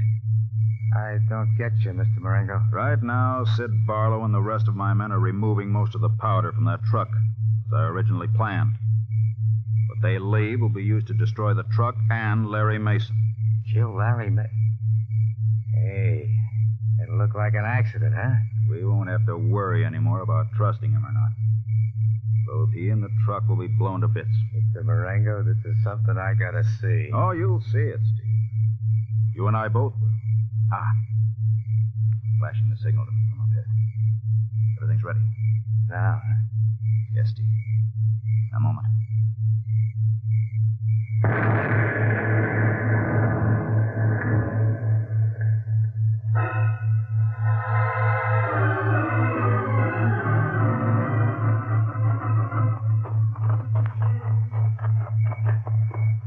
Hey, we shouldn't go near that exploded truck, Mr. Marengo. Suppose other cars come along. Then we just act like horrified witnesses. Here's the road. Here's what's left of the truck. Careful. Huh? Not all of the explosives may have gone up at once. See, there's still some flames. Some flames there, but not much truck. A very powerful explosive. Is it not, Steve? I'll say. Hey, are your boys supposed to be close by with the other cans of explosive? Yes. Yes, but Barlow should be at this spot to report to me. Why isn't he here? Hey, take another look at the wreckage. Huh? What's the matter? Here's where the driver's cab was. Only where's Larry? Where's his body? Peculiar, Steve. Peculiar. First your boys, no sign of them. Then no sign of Larry. Don't understand it. You sure nothing could have gone wrong? My orders were clear. Hijack the truck, remove most of the explosive, blow up the truck, and Larry Mason with the rest. Yeah, but if Larry's dead, where is he? Steve, I'm over here. Franco. You hear that? This is Larry. What? Impossible. I know his voice. He's alive. Over behind those trees. Get your gun out. I got it. Try to get him to show himself. When he does, shoot. Leave it to me. Larry? What do you want, Marengo? We want to talk to you. Come out. I'm hurt. I can't move. You got to go over here. Come on. Where are you exactly, Larry? You'll find out, but not to Steve puts away his gun. Not a chance. Now, Steve, do it. We can get it out again quickly when we get closer. Come on. Not where you are. Why, what's the matter, Larry? I've got a gun, too. Stay where you are, right in that patch of moonlight where I can see you plainly. Now, first, we're going to get a couple of things straight. What's he trying to do? What is it, Larry? You got to remember, I know that Sid Barlow murdered Vince Duke. Yes, but what of it? And I know you and Steve got sore because I was spoiling your hijack racket. You tried to kill me tonight by blowing up my truck. That was all a mistake, Larry. From now on, we'll be good friends and trust each other. Okay, Marengo, Steve, hands in the air. What? Counterspy, Marengo, you're surrounded. Counterspy. It's a trick. Wait. All right, get their guns, Peter. Right. I'll handle Marengo. No, my face. All right, see, my hands are down. All right, Larry, leave him alone. There he is, Mr. Harding, a nice murdering quitter. You've done a good job all around, Larry, but you can leave him to us. He squealed. He trapped us. Marengo, Steve, your whole plan went wrong. After we took your triggerman Barlow and the rest of your mob, we set off that explosion. You? What? Exactly as you had planned, except that Larry left the truck first.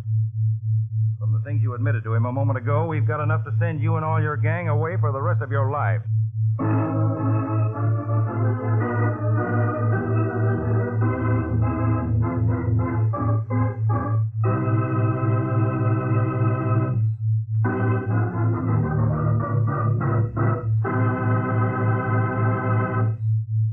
Tonight's Counterspy program originated in New York and featured Don McLaughlin and Mandel Kramer with music by Rosa Rio.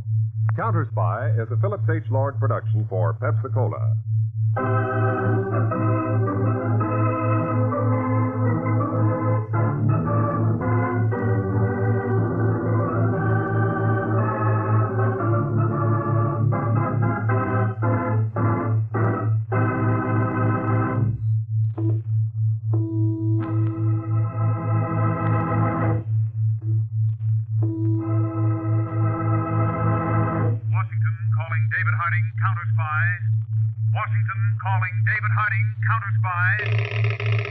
Harding, Counterspy, calling Washington.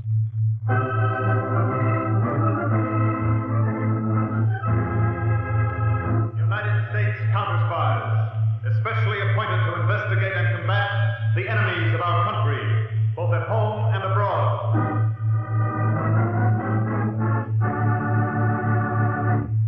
Tonight, the case of the Murmured Millions. Another Counterspy report to the American people.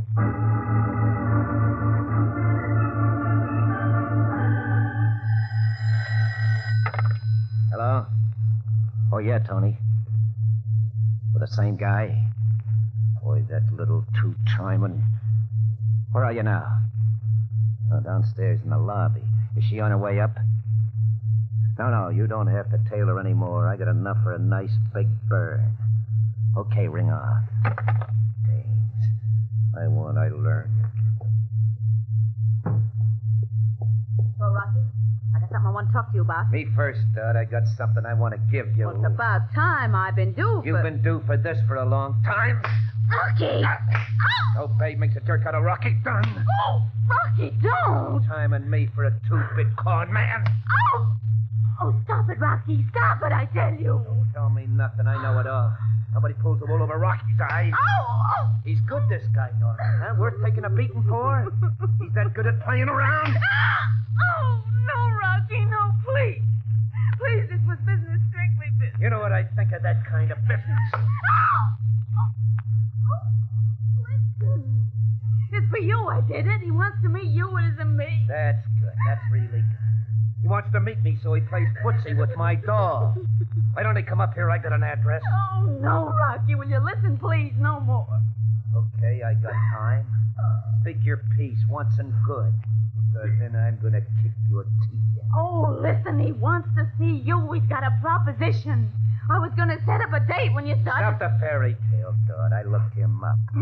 He's a con man, a lone wolf. What does he want from me? He's got a deal he needs your syndicate behind. A big one. Yeah? He wants me to bring you to him 2 o'clock this afternoon. A beach on the south shore of Long Island. A beach? Yeah, he don't want to take no chance on anybody overhearing.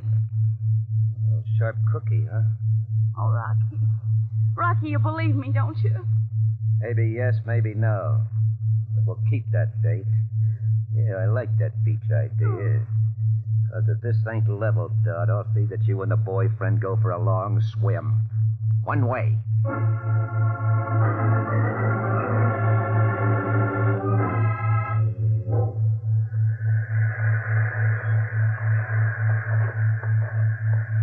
That's him, Rocky, down on the beach. Come on. Yeah, sure.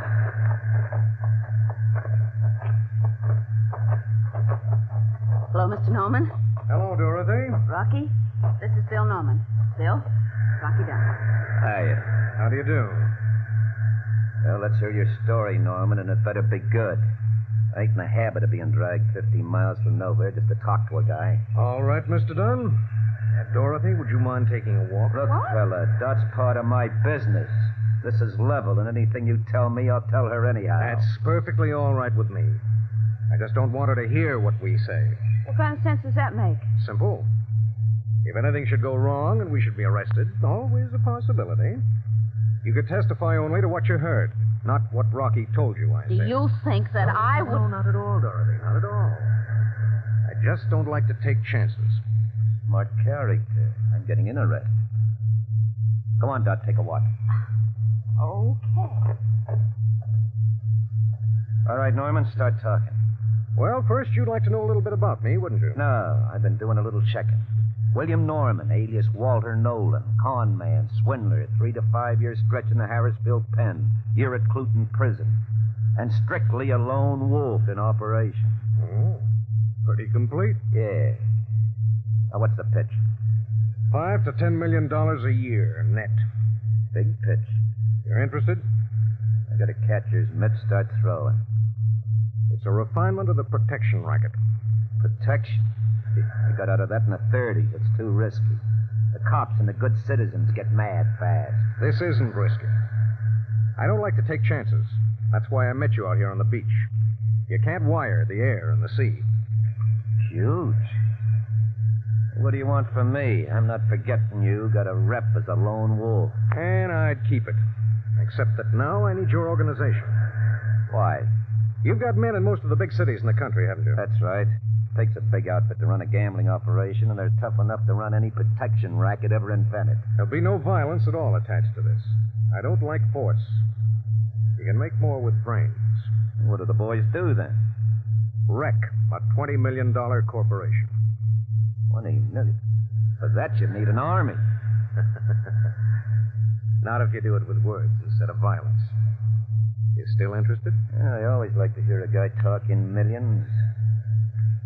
What's the name of this outfit we're gonna wreck? We?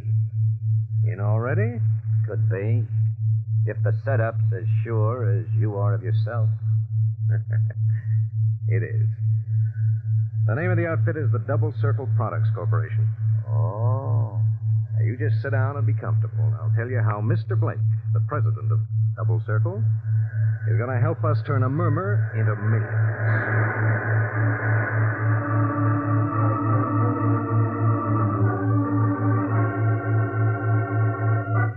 All right, Mr. Norman, you've got 5 minutes of my time.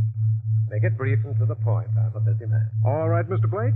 I'm here to sell you the services of my organization, Norman Associates Public Relations. You're 5 years too late. I already have a public relations agency. Right, Mr. Blake. But they go after the press, radio, mediums of mass communication. I go directly to the people themselves. Well, that's not very clear. Your products go into practically every American home. Suppose the public should get the idea that double circle merchandise is inferior. What? Possibly dangerous. And start talking about it. You could lose a lot of business. Nonsense. There's not a thing wrong with double circle products, and there never will be. You've got nothing to sell, Mr. Norman. And you've wasted enough of my time already. I'm satisfied with my present public relations. I was afraid you'd say that, Mr. Blake.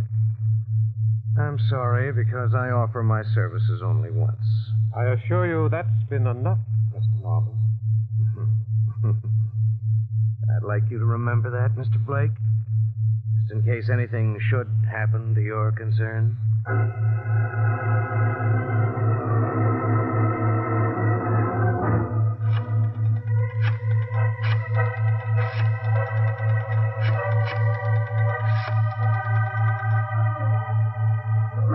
Hello, Dorothy.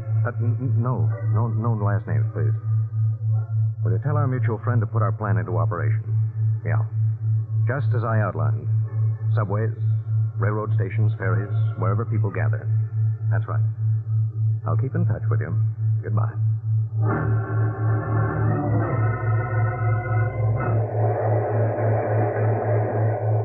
These subways are getting more crowded every day. Yeah. Your wife any better, Tony? Worse, Mike. Hands are all burnt, blistered. Huh? Doctor says it was that stuff she was using made by the Double Circle Company. Ooh, bad, huh? Well, you saw what it did to her hands. We'll never buy Double Circle again. Mabel, did you hear that? Double Circle. I bought some of that junk myself. Hello, Jeff. Where's the wife? Thought she was going to the theater with us. She can't. She got some kind of metal poison and using that Double Circle product. I'm going to sue that company. Yeah, arsenic. And the stuff was made by Double Circle. I heard it from the man whose wife was poisoned. Don't try to sell me Double Circle. I'm no dope. Jane, take my advice. Don't go near that Double Circle stuff. It's poison. Double Circle? Sure, it's good if you want to drop dead quick. I wouldn't buy Double Circle, not if they gave me the company. You hear about Double Circle products? They ought to be sued for selling them. It's poison. If you want to drop dead quick. I won't buy Double Circle. They ought to be sued. It's poison, that's all. Poison.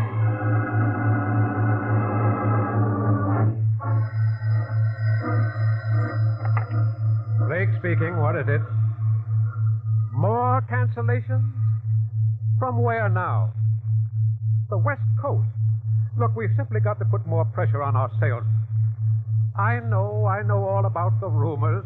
We're spending every cent we can to combat them, but we can't keep it up in the face of these cancellations. 2 more weeks and we'll be forced to sell out.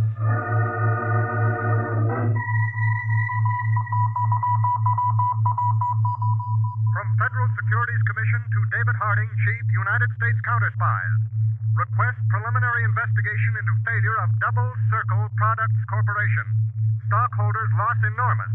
Evidence of malfeasance or fraud should be forwarded to us for prosecution.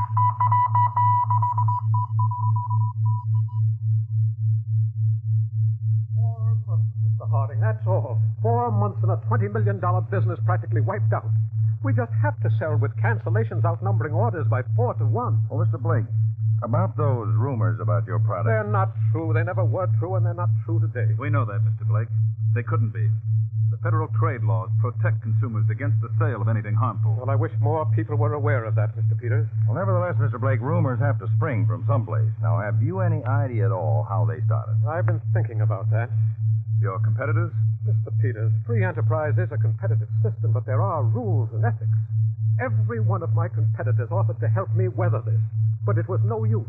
Well, then what were you thinking, Mr. Blake? Oh, what's the use? You can't arrest a rumor. If it's criminal slander and you can prove who started it, you can. Proof? I can't prove anything. But you suspect something, Mr. Blake. I do, Mr. Well, then we'd like to know those suspicions. All right, Mr. Harding. I'll give you my suspicions in one name. William Norman. Norman? Yes, he runs an outfit called Norman Associates, Public Relations. He predicted this might happen when he tried to sell me his services. Oh, a prophet, huh? A very pointed prophet, because he underscored his prediction.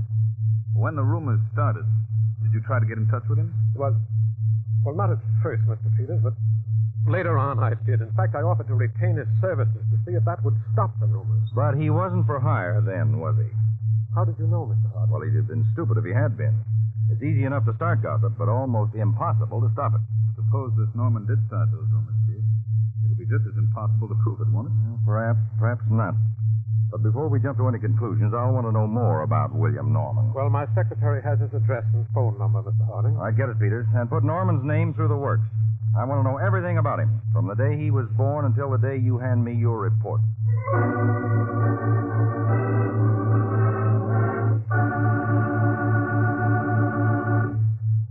Mr. Norman, it's simply no use.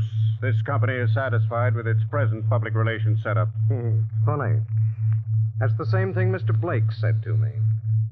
Blake? The Double Circle Corporation. You read about their failure and forced sale, I imagine? Yes, I did. He might have forestalled all those nasty rumors if he'd employed the services of an alert public relations agency like mine. I'm not sure I like what you're saying. Oh, I'm not saying anything. I'm just trying to sell you. Make your sales point a little clearer. I don't like talking business in offices. Suppose we go for a drive. I have my car downstairs. Suppose I don't. Well, it's a free country. Do as you choose. Blake did. Yes. Well, I hope you don't have the same difficulties. Good day. Wait a minute. I think I will go for that drive. Wise decision. I want to see all your cards. I'd be glad to show them to you. As long as there are no kibitzers around. Let's go, Mr. Sanford.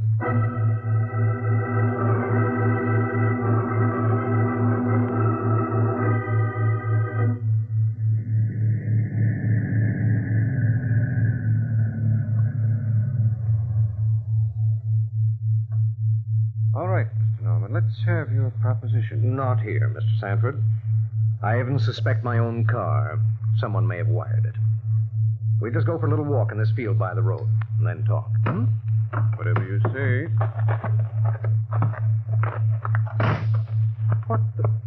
What are you doing? Just making sure you're not concealing anything.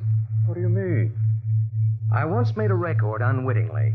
Concealed microphone. They played it in court. Liked my voice so much, they gave me a year's engagement in a penitentiary. I don't want a return date.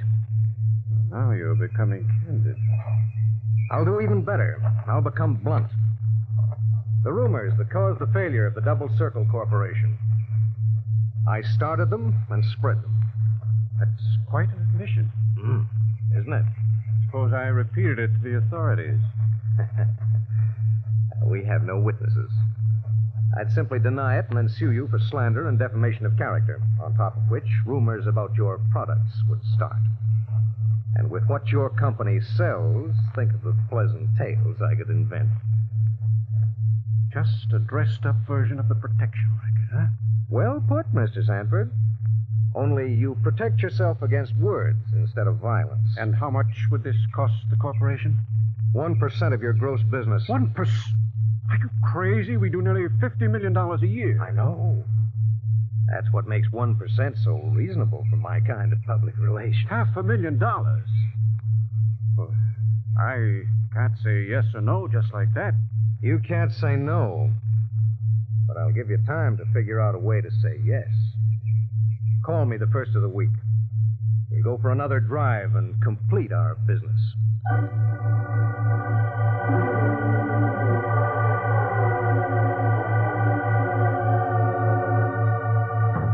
Here it is, Mr. Harding. The report on William Norman. Complete? From the day of his birth, September 12th, 1911, up to and including yesterday when he called on Colton Sanford of the Sanford Beauty Corporation. Sanford. Any of our agents seen Sanford yet? No, not yet. Well, then we will. I want to find out what Norman said to him. Well, now, what about Norman's background? Well, he served time in 2 state penitentiaries. It would have been more, except he's had good lawyers. He's been a confidence man from the age of 22.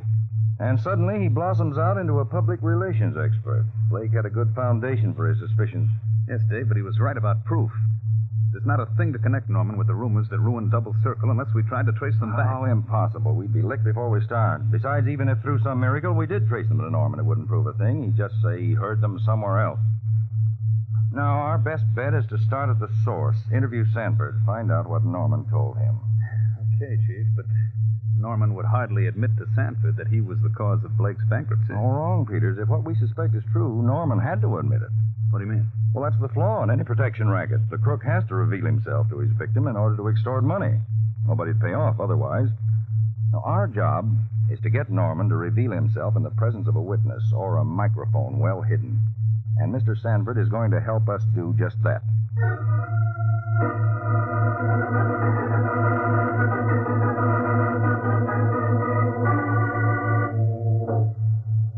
That's right, Mr. Harding. You and Mr. Peters have reconstructed the whole picture.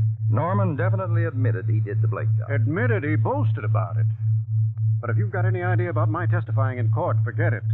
It'd be my word against his, and you couldn't convict him without supporting evidence. Well, if we got that supporting evidence, you'd testify, wouldn't you, Mr. Sanford? With pleasure. But how are you going to get it? I've told you Norman won't talk with a third party around. I told you about his searching me. Norman sounds even smarter than his record indicates. Well, perhaps too smart, Peters. Mr. Sanford, you say Norman didn't start talking until you were well away from his car. That's right. He wasn't taking any chances on eavesdroppers. When you meet him again, it's supposed to be the same setup, huh? Yes. Same place? Well, I don't know. The last time we drove around, he just seemed to stop at the first convenient country field. Well, that gives us no chance at all to stake out microphones and recorders.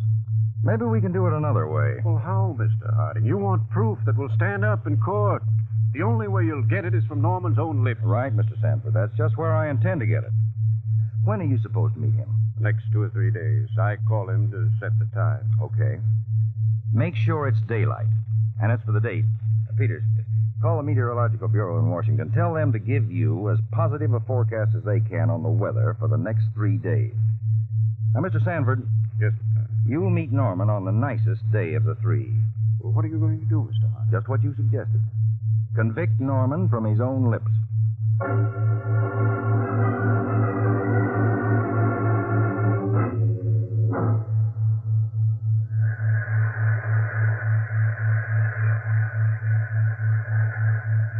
You certainly picked peculiar places to meet, Mr. Norman. What's wrong with the beach?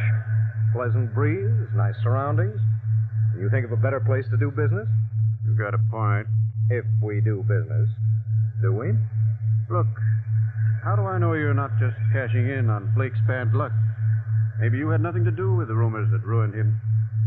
After all, a rumor campaign like that would take a lot of men and money, a big organization. You're right, Mr. Sanford. And I've got an organization behind me.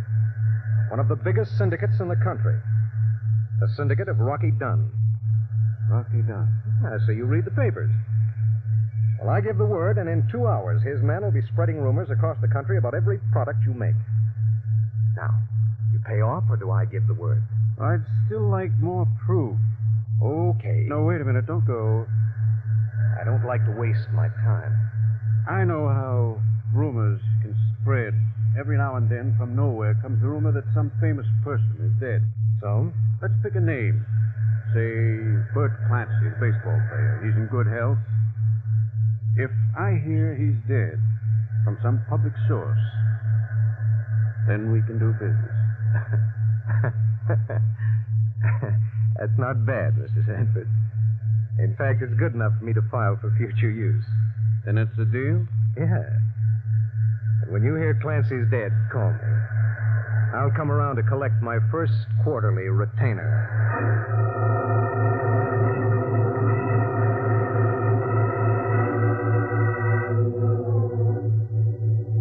Mr. Norman? Yes? This is Colton Sanford. I just heard a rumor that Bert Clancy died. So did I. Funny how those things start, isn't it? Isn't it? Incidentally, we've decided to retain your firm for public relations. Oh, I'm glad to hear that. If you'll drop around our conference room in about an hour, our vice president in charge of personnel will outline the company policies. Oh? And, of course, give you your first quarterly retainer. Splendid. I'll be very interested in learning the company policy. 1 hour, then. Goodbye.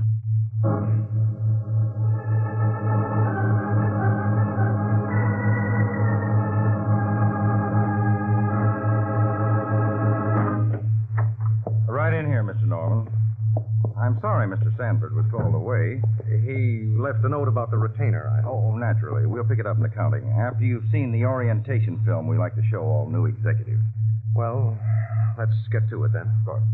Oh, this is Mr. Thurman. He'll run the projector and interpret. Hello? How do you do? Where shall we start? Well, I'm expecting to... Oh, that must be they. Excuse me. Come in. After you, Rocky. Now, listen, I don't want to... Ornament. What?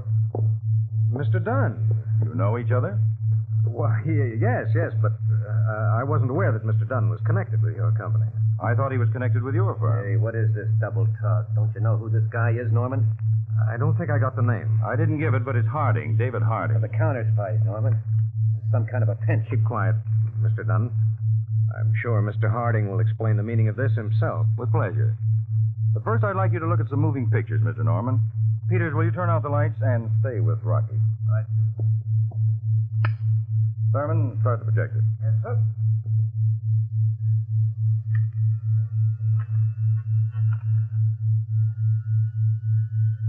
Recognize yourself, Mr. Norman? Yes.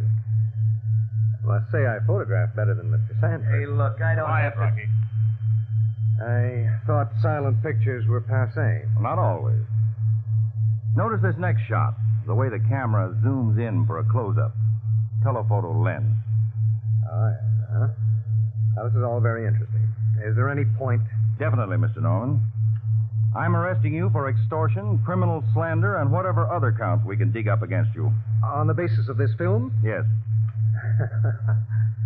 It's silent, Mr. Harding. I was discussing legitimate business with Mr. Sanford when you took them. And if he says different, he's a liar. The pictures say different. You'll notice how Mr. Sanford kept moving around to keep your face toward one of our cameras. That had a purpose. I don't bluff easy, Mr. Harding. You don't have to. I told you Mr. Thurman was the interpreter. What's Norman saying on the screen now, Thurman? I've got an organization behind me. One of the biggest syndicates in the country. The Syndicate of Rocky Dunn. What? That's how we picked Rocky up. Smart guy, huh, Norman? You blabbering little no. Hold him, Peter. Cut it, Rocky. I'll show you. You fool. Don't you see it's a trick? All right. Rocky. Rocky always had a reputation for a quick trigger temper. Now, look here, Mr. Harding. Well, why don't you give it up, Norman? Mr. Thurman is a lip reader. Lip reader? Yes, and he'll appear in court, together with a dozen other expert lip readers to testify to every word you said. On top of which, we've got Rocky and there's a pickup order out for his girlfriend, Dot, to round out our kids. Lip reader? That's right, Norman. Come on, Peters, let's get him to headquarters. Looks like that's the only way we'll convince him this arrest is not a rumor, but a fact.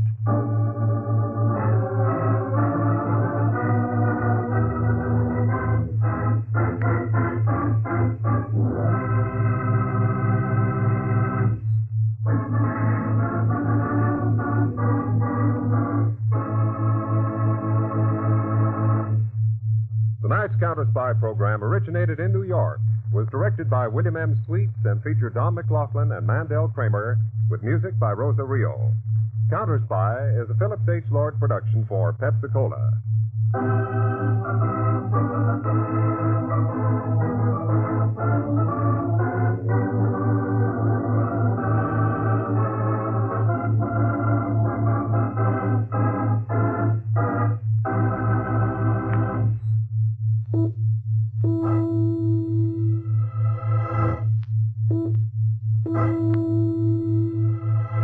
Washington calling David Harding, Counterspy.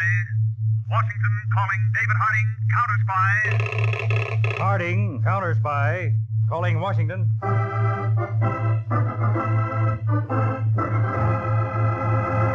United States Counterspies, especially appointed to investigate and combat the enemies of our country, both at home and abroad.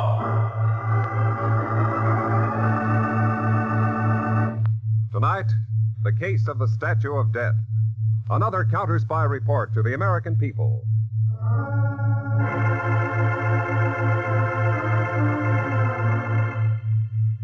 Over the hills of Tennessee, the late afternoon sun was low on the horizon. A young chemist stood on the grounds of the world's largest atomic plant.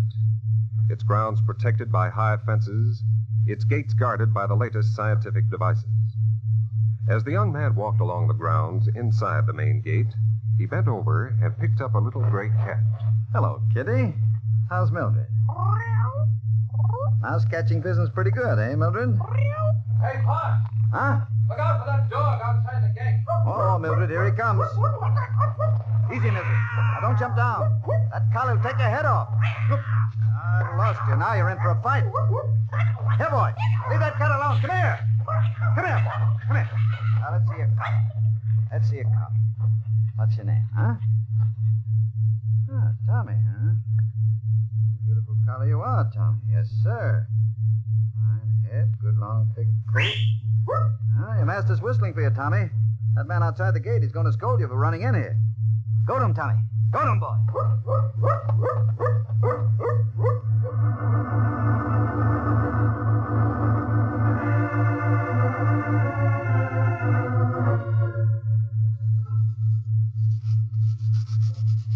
Tommy, some more emery paper. Yeah. Mr. Morton, you're working on that little statue of St. Cecilia like you was Michael and Angelo. I certainly didn't hire you because you had brains, Stubby. It's Michelangelo. Here's your emery paper. How does the statue look? It's okay if you like antiques. You'd never guess there's a vial of uranium compound worth $500,000 hidden in the neck, would you? $500,000? I'd like to kiss it. Well, kissing it's all right. But keep this stuff close to you long enough, and you'll become radioactive and die. Don't you ever touch this statuette without a pair of these special gloves. I won't even kiss it. But, Mr. Morton, them foreign guys you're in touch with, will they pay off in their own dough or good old United States greenbacks? Stubby, you and I have lived in this dinky town 50 miles from the atomic plant for 2 years, planning and working. Finally, success. We're going to be paid plenty in United States greenbacks. That was a slick stunt, all right, getting this uranium compound out of the gate and stuck in the dog's long hair with adhesive tape. Yeah. The dog was so low and ran so fast, even the Geiger counter at the gate didn't register it. Boy, I done good when I hooked up with you, Mr. Morton. You got more brains than all them bank heisters and counterfeiters I ever worked with. But now we got this stuff, Mr. Morton. How do we get the statue out of the country? You'll never guess, Stubby. Or will anybody else? Yeah. Have to be some way like nobody ever thought of, huh? Remember every Sunday the past 2 months, I drove over to that mountain resort 100 miles west? So? At the big hotel, there's a certain guest I've been studying. A wealthy Mexican gentleman named Juan Sotillo. About 47, good character, and very religious. Yeah? He's visiting over at the resort, but his home is in Acapulco, Mexico. It's a famous beach resort. Beach resort, huh? And an ideal place for us to catch a ship for Europe. Say, maybe we could stay a while there. Stay a while. Our theft of the uranium compound will be discovered any minute. We've got to get it to Acapulco fast. And that's where the Mexican gentleman, Senor Sotillo, is going to help us. Oh, I don't get you. Now, we're going over to visit him, Stubby. Get the car, I'll tell you more.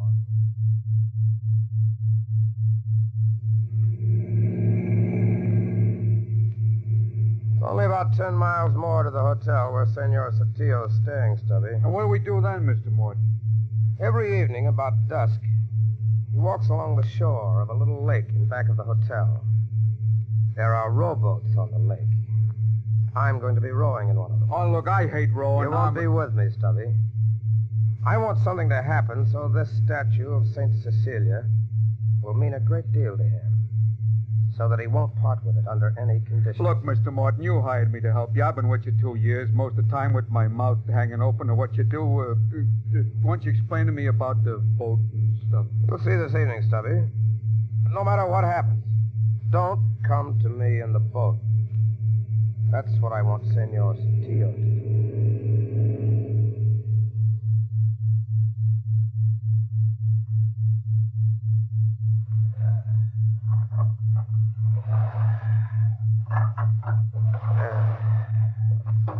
Sotillo.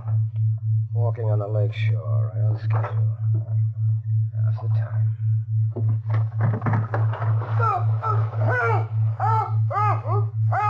I can't swim! Help! Hold on the boat! Help! Hold on the boat!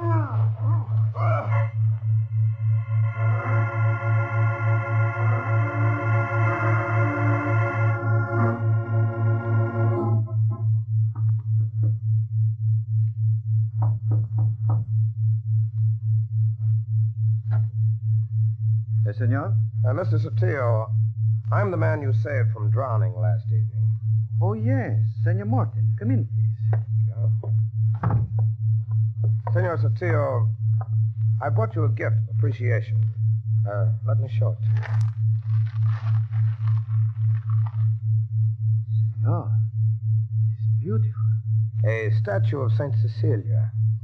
It belonged to my mother before she died. Please take it. No, Senor Morton. I could not accept such a beautiful gift. But you saved my life. I want you to have it. I insist. Well, I will cherish it, senor. I realize how dear it must be to you. Senor Sotillo, are you staying in the States? No, I am starting for my home in Acapulco, Mexico, tomorrow. I am driving down.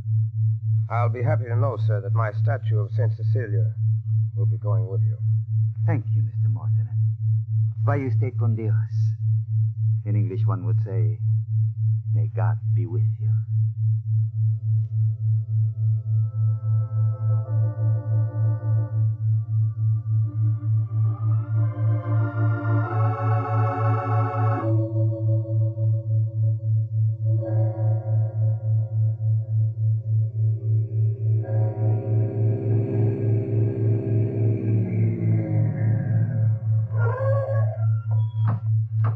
Elena!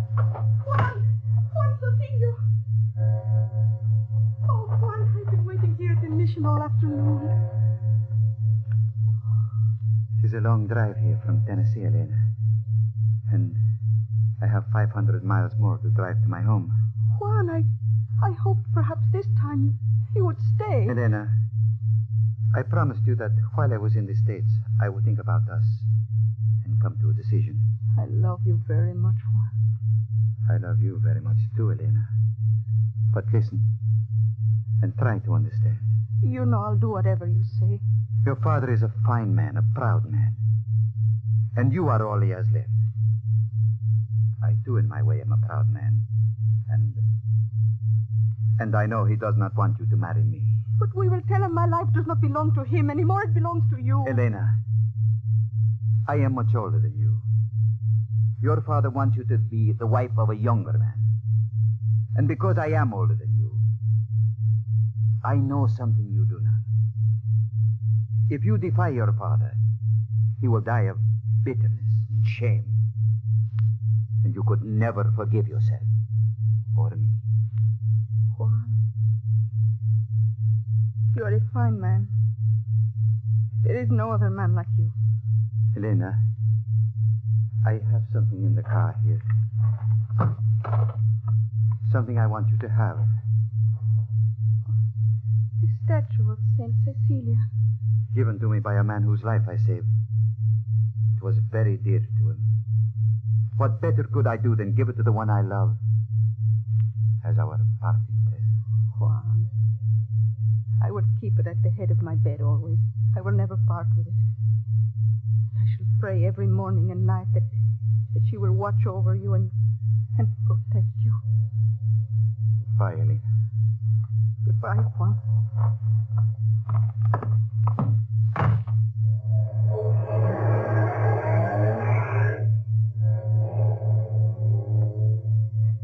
Goodbye, Juan. I love you forever.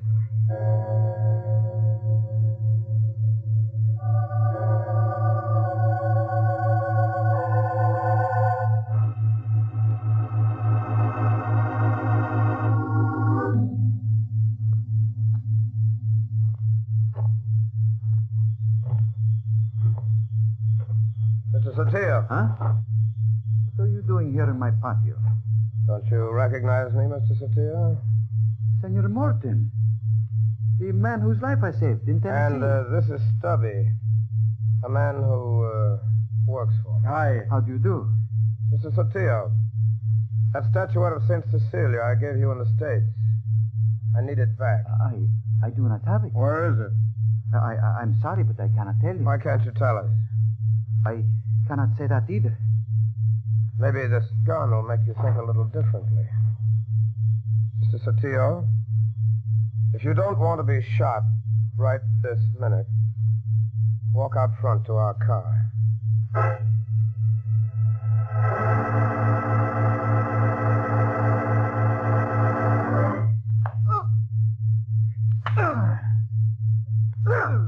Sotillo, can you hear me? Again, I ask you. Where's that statuette? I will not tell you. Okay, Stubby. Some more. Yeah. You know, Morton, this guy can't take it no more. Hold it, Stubby. Senor Sotillo, listen to me. The reason you won't say where that statue of St. Cecilia is it because you might hurt somebody if you did? Yes. Now we're getting somewhere. Who is that person? I would never tell. Not if you beat me for 100 years. Does that person have the statuette?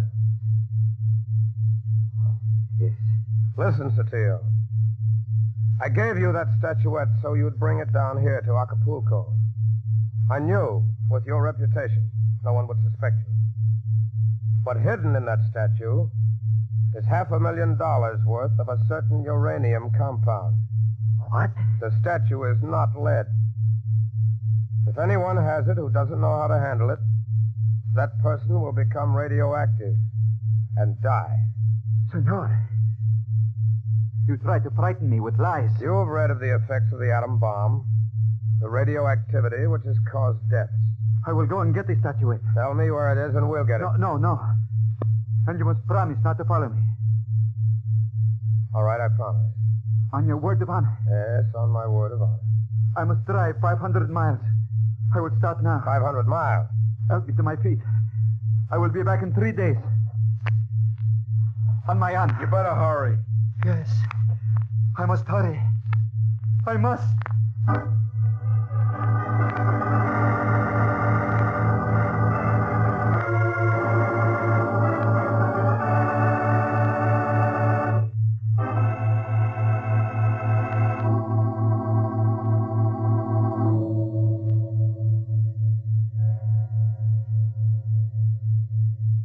In the dim main room of a luxurious Mexican hacienda, two men tensely face each other. Senor Sortillo, I must ask you to leave my house at once. Senor Fuentes, I beg of you to let me see your daughter. I will not. You are right to be angry. But believe me, I would not come without a good reason. You are a man of honor, senor. You told Elena you would never see her again. I am her father. I forbid you to see her now. Senor, with all respect, I must see Elena. And I shall before I leave this house. Her life depends on it. Her life, do you say? You must have great reason indeed to come here now. To use such words to... I'm sorry. You could not have known. Known? I must remember. Even now that you loved her deeply. That is the door to her room. Her room? Is she ill? The doctors do not understand it. But they say there is no hope for her. No hope? She's dying, Senor Sotillo. That is her room. You may go in.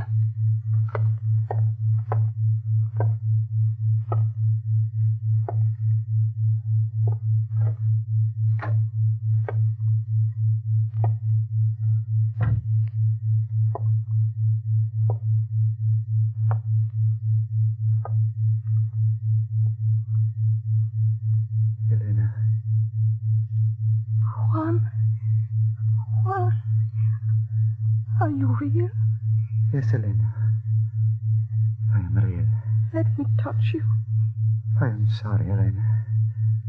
So bitterly, terribly sorry. Juan, on the table here, your statue of Saint Cecilia.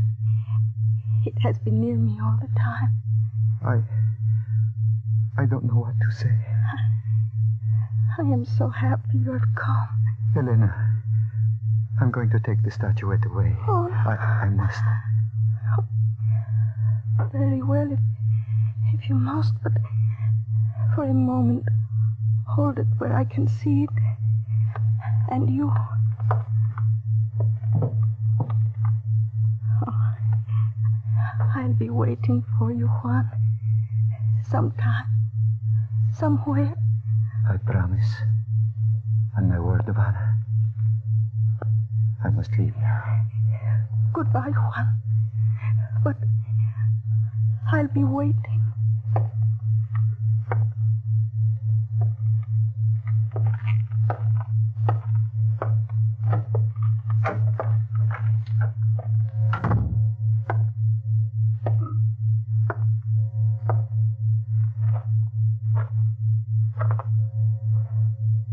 Sotillo. Huh? Sotillo, wait. What? Oh, Senor Morton. You have the statuette? Give it to me. You promised you would not follow me. With $500,000 at stake? Stubby, let him have it so he can't talk. Oh.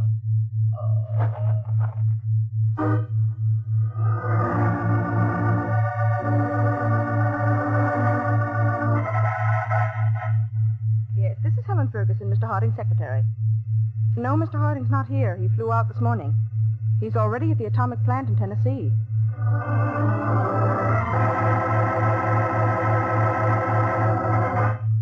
Naturally, Mr. Harding, the theft of uranium compound from this atomic plant is a matter for the counterspies. Well, Dr. Corning, what section of the plant do you believe it was stolen from? Right from this laboratory section, Mr. Harding.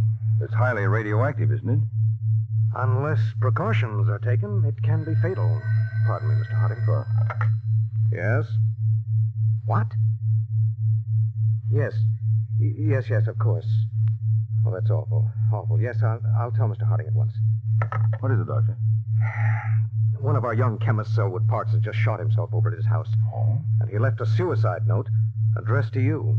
Let's get over there as fast as we can, Doctor. I want to read that note.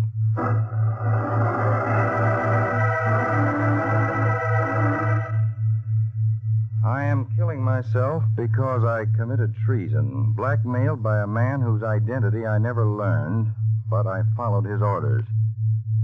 I stole the uranium from the laboratory. Out in the yard, I picked up the yard cat. The man was on the outside of the gate with a collie shepherd dog. He let the dog run in through the gate, and there was a fight. Of all the fiendishly clever schemes. I petted the dog, but as I did so, I hid the vial under the collie's stomach with adhesive tape. The dog's owner whistled, and the dog ran out of the gate. It looked so natural, the guards paid no attention. What a trick, Dave. Now, I cannot live on as a traitor. My wife, my children, forgive me. What an end for a young fellow. He could have given us just one clue to the identity of the man. Maybe he did, Peters, without realizing it. In this part of the country, people prefer hounds. Not many have collie shepherd dogs.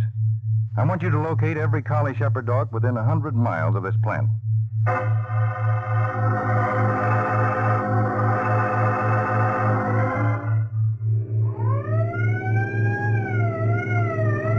Outside the town, Peters, you can drop the siren. Now, go ahead and tell me. Well, we've located 119 collie shepherd dogs within 100 miles of the atomic plant. The owners all stood inspection? The only odd situation is this family we're going to visit. 6 weeks ago, a man named Morton said he was going to Mexico and gave them his dog. Well, that's worth investigating. I'm glad you brought along the Geiger counter, too. With so much uranium compound taped to the body of the dog, even though it was only on him for a few minutes, it may have made him radioactive. Yeah, there are some trucks ahead, Peter. Sound your siren. Time counts.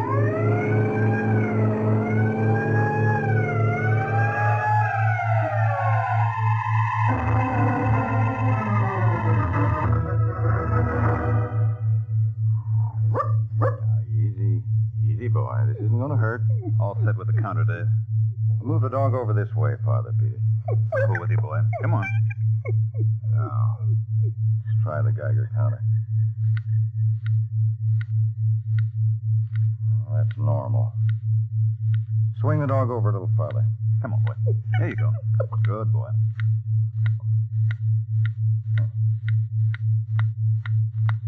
He sure is radioactive. This is the dog without any question, Peters. Look at that needle. This dog will never live. Sorry, old boy. Look at his eyes. I think he knows it, too. Peters, you say the woman who has this dog now says that the man who gave it to her mentioned flying to Mexico. Yes. I'll check any plane reservations made recently from around here to Mexico. And contact the Mexican police. The thieves are going to want to get that uranium to some foreign country just as soon as they can.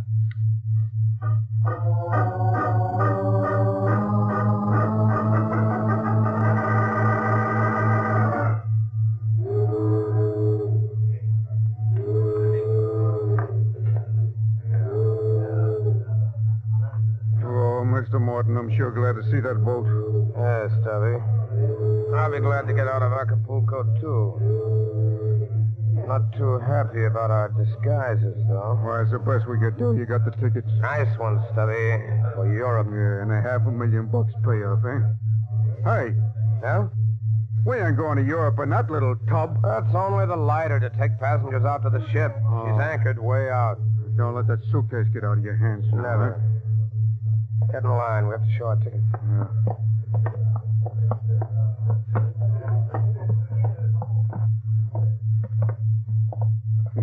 You know, I gotta laugh. What's funny? Right in our hands, enough uranium compound. Don't you yell it out, you have. Here's the guy taking tickets. Tickets, please. Please show your tickets. There you are. You two gentlemen? Yes, two gentlemen. Want a porter for that bag, son? I'll carry it. Very well. Just a moment. We're delaying the line. Let's keep going, sir. Stand where you are. A gun? And another one. Right behind you both. Walk through that door. What is this? United States Counterspies. Peters, I've got them covered. See if they have guns. Word one each, Mr. Harding. Mr. Harding, I protest this treatment. If I'm wrong, I'll apologize. Peters, put the suitcase on the table. All right. Now, bring the Geiger counter closer. Here. Now, let's see. Papers. Books. Shirts, ties. Toilet articles. Morton, what's this wrapped in flannel? Just a statuette. Hear that? The Geiger counter tells us that whatever's in this flannel is radioactive. Open up, Peters. Let's see. But I... Wow. Statuette of St. Cecilia. Morton, is this where you hid the uranium compound you stole from the atomic plant? I don't know what you're talking about. You blackmailed a man into helping you get it out with your own collie dog. You're out of your mind. I never owned a dog in my life. Just a moment. I have another way to make a test. Come on out, Tommy. Come on, boy. He's jumping all over it. That doesn't mean anything. The dog hasn't forgotten you, has he? Of all the people here, he picked you right out. You killed him. Now he's putting the finger on you.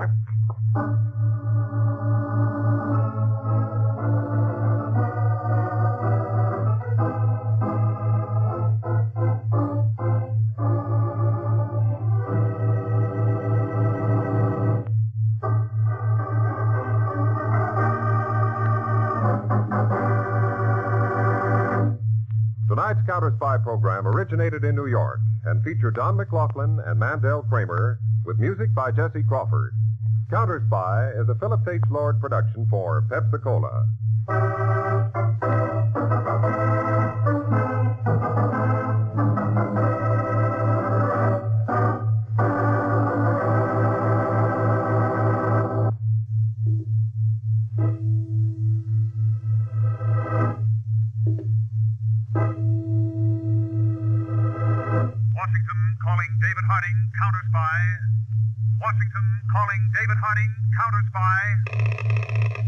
Harding, Counterspy. Calling Washington.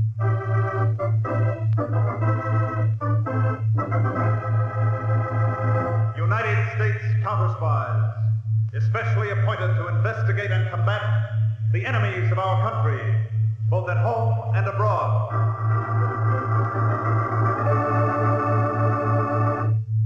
Tonight, the case of the bouncing bank robber. Another Counterspy report to the American people.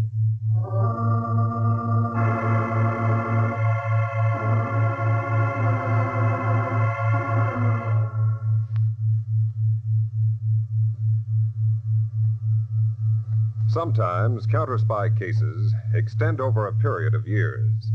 Tonight's case, however, extended over a period of hours. The most exciting 6 hours your Counterspies ever experienced. River City, 10 minutes to 3 in the afternoon. In a building on the north side, David Harding, chief of the Counterspies, was completing a routine field office investigation. In another building on the outskirts of the city, the Merchants Federal Bank and Loan Association was preparing to close. A few customers were at the teller's window. Then, 2 men entered quietly from the street, stopped, and looked around. You stay back, Gus, and cover those goons behind the railed-in space. I'll take the cashier. Okay, boys. Yes, it's over there. If it's an overdraft, there's no difference about it. Yes, can I help you, sir? Yeah, sure, cashier. Take this briefcase. Why, This is a stick-up. Start shoving the money into that case fast and quiet, and nobody will get hurt. Yes, sure. Come on, faster.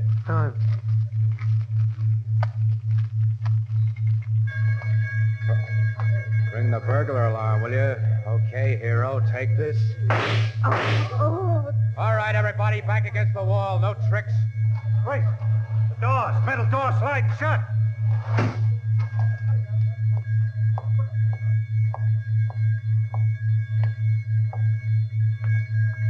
Nobody move. I said, lady, nobody move. Let's cut that out. Can't knock these doors down. The cops will be here. We gotta get out. How do we do it, place? I'll bet our car's rammed already. That plate glass window. We'll jump through. Follow me. We'll get caught. I can't go through the window. Okay, stay here, but you won't be talking to no cops. What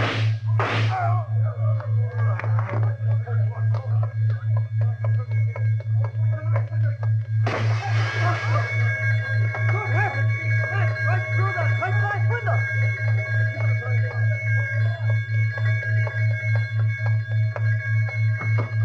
Grace, I was just going to take off. What now? Fast.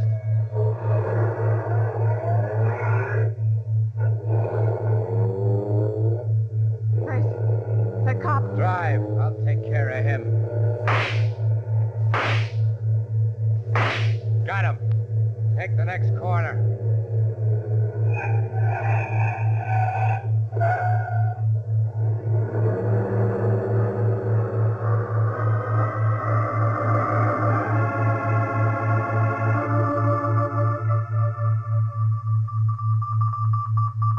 Attention all law enforcement officers. 11th state alarm. Watch for 1946 gray Buick sedan. Maryland license plate. Last 3 numerals 025. Driven by man and woman wanted for attempted federal bank robbery and for murder.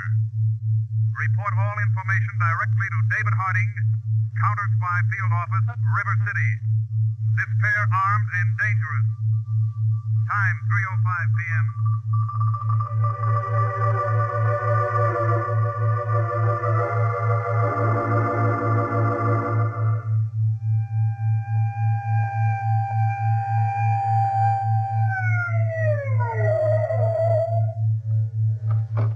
Hello, Peters. Hello, Edwards. Mr. Harding still inside the bank? No, sir. He just left for the hospital with the wounded hold-up man. The chief wants you to question the bank manager. He's inside. Right. You remain here with the car for any radio reports.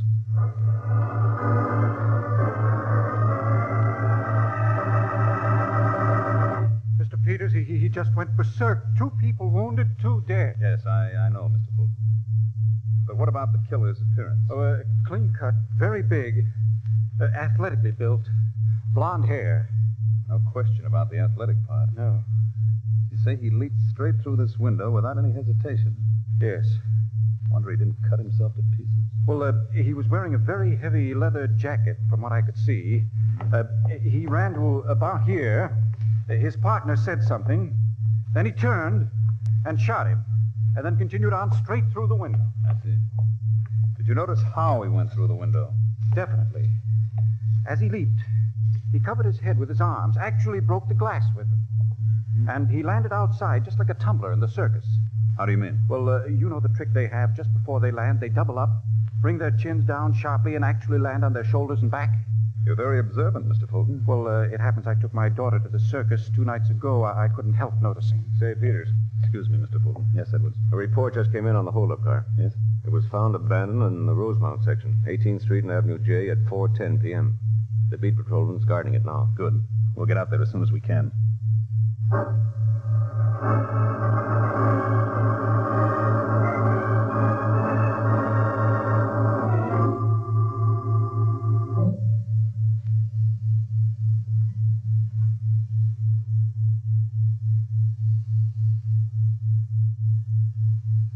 Is there any chance, Doctor? Not much, Mr. Harding. That's why we're using the respirator. It's a wonder this gunman wasn't dead on arrival with these bullet wounds in him. Well, is there a chance he'll regain consciousness, even for a moment or so? Well, that's what we're trying to do right now.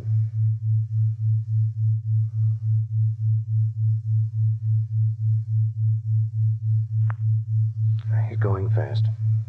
Well, try, Doctor, try. Right. Nurse, another hypodermic. Adrenaline? Yes. Alcohol on his chest, nurse. Thank you. There. It'll be a few seconds.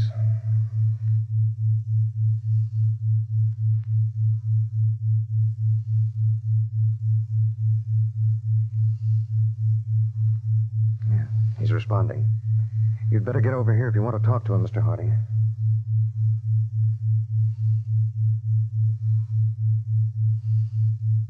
Eyelids moving.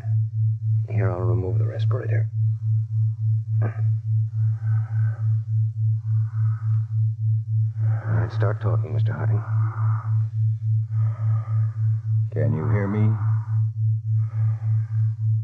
Listen. Can you hear me? You know who shot you, don't you? Red. But his name. You don't want him to get away. His name. Brace. Hondo. Where does he live? Hideout. Yes? Front Street. 24. Go on. 24.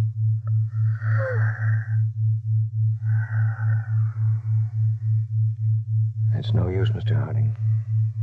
That's it. Brace Hondo. 24-something on Front Street. Well, thank you, Doctor. I hope it's enough.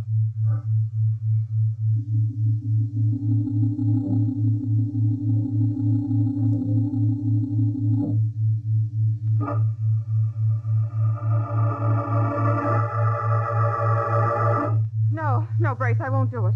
You're putting me on a spot. Don't be crazy, Peg. They got descriptions of me over half the town by now.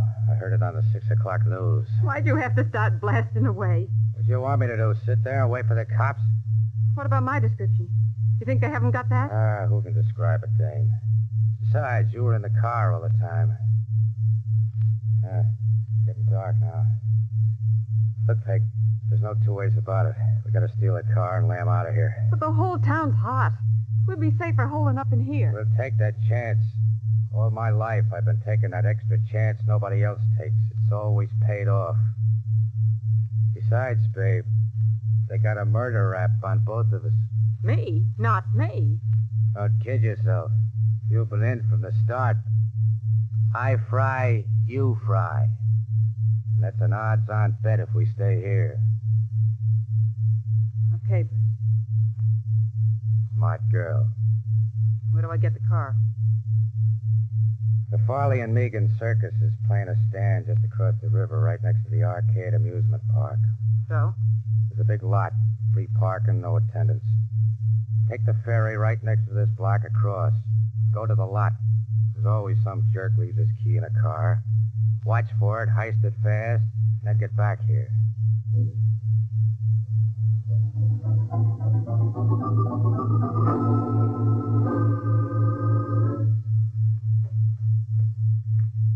Hello, Dave.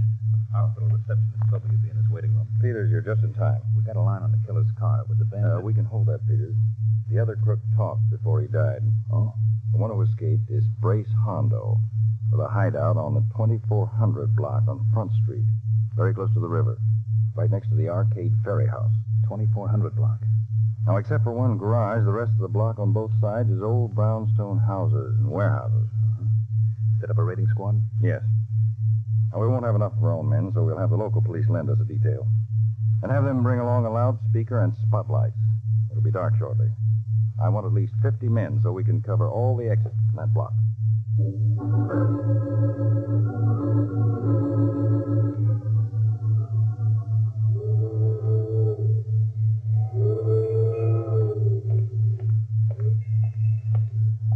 All men assigned to their stations, Peters? Yes, Dave. Moving into position now. They'll start searching every building on the block at exactly 7:45. Oh, 10 minutes from now. You told them to play it careful. Stay out of sight. Right. And when we close... Hey, hold it. What? Go. Going into that brownstone house. Number 2410. There was a girl about that age driving the getaway car. One of the bank witnesses said. Yes, I know. When it's time to start moving in, you and I'll take that building personally.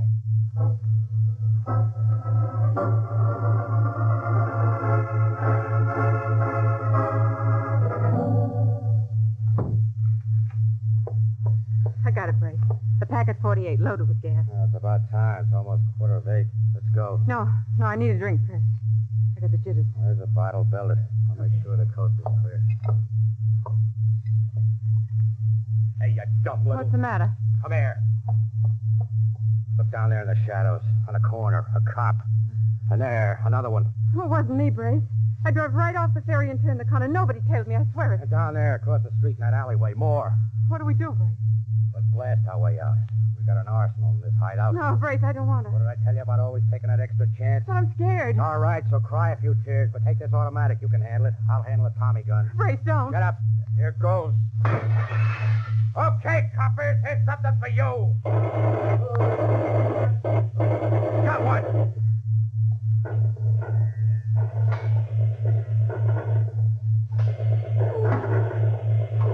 They got an army out there. We'll give them some more. Start shooting, babe. Fire at their flesh. Okay.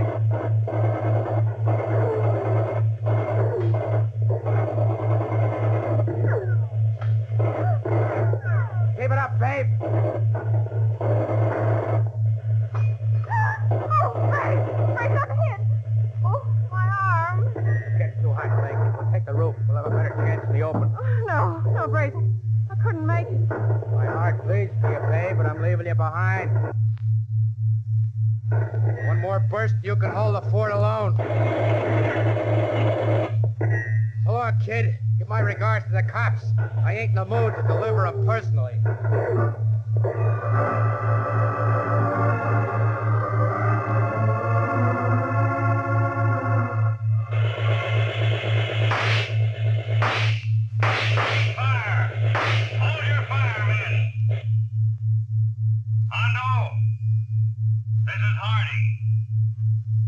Police and counterspies have every exit covered. Throw your guns out and give yourself up. We'll give you 15 seconds. Then we're coming in after you. 15 seconds from now. 1, 2, 3, 4, 5, 6, 7, 8, 9.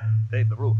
That chop came from outside. Spotlights number 1, 2, and 3 on the roof. Quick! One of our men hit. Dave, look. Hondo's going to try to jump to the ferry building. Keep those spotlights on the roof. Spotlight number 4. Stay with Hondo. Dave, he made it. On top of the ferry slip. The spotlights, quick. All spotlights. Shift to the roof of the ferry slip. Wow, that must have been a 15-foot leap. He's going to try to make the ferry. It's leaving the slip. Keep that number 4 spotlight on Hondo. Hold your fire, men. There are passengers on that boat. Hondo made it. He's on the ferry boat. Attention, ferry captain. Reverse your engines and return to slip at once. Attention, ferry captain. Reverse your engines and return to slip.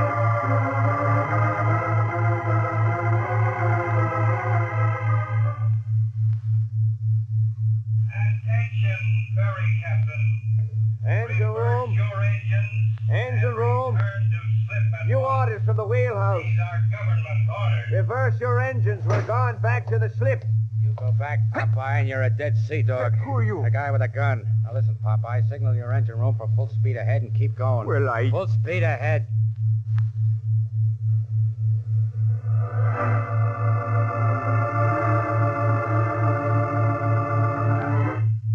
The ferry captain's going ahead, Chief. Hondo must have reached the wheelhouse, Peters. Have the police on the other side of the river meet the ferry. Right. And radio the river patrol for 3 fast boats immediately. We're going after him.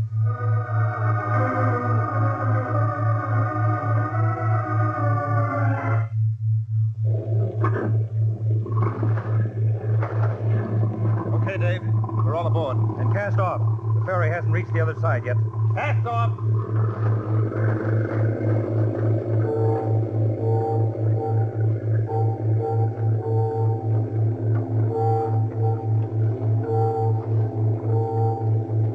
Peters, those ferry whistles. They're signaling us. Yes. Have them cut our motor. Cut the motor, pilot. Quick! Dave, that's Morse code. Hold it. The captain says the gunman dove off the ferry. Radio the other boats to fan out. Throw their spotlights on the river and on both banks. We'll take the center of the fan. Okay, full speed.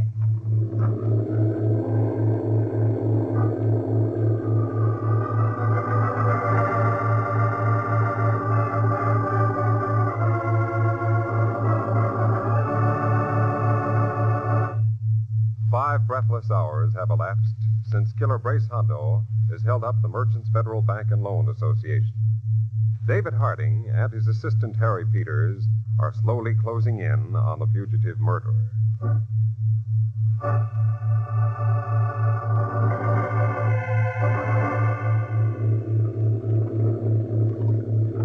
Pretty misty out here on the river, Peters. See anything? Not so far, Dave. Not even the other patrol boats. In spite of our search Patrol boat 3 to Mr. Harding.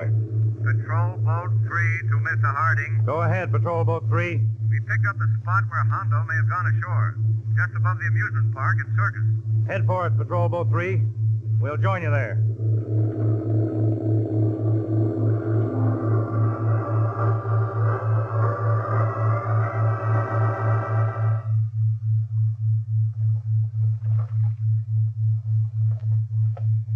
Yep. This is where Hondo came ashore, all right, Peters? Yeah, trail heads to the circus tent. Edwards. Yes, Mr. Harding. Call in the other boats. Now contact the police at the ferry slip. Have them cover all exits from the circus lot and the amusement park. Roger. Also have some men in plain clothes circulate through the crowd. Keep a sharp eye out. Peters now contact the circus management and get their cooperation.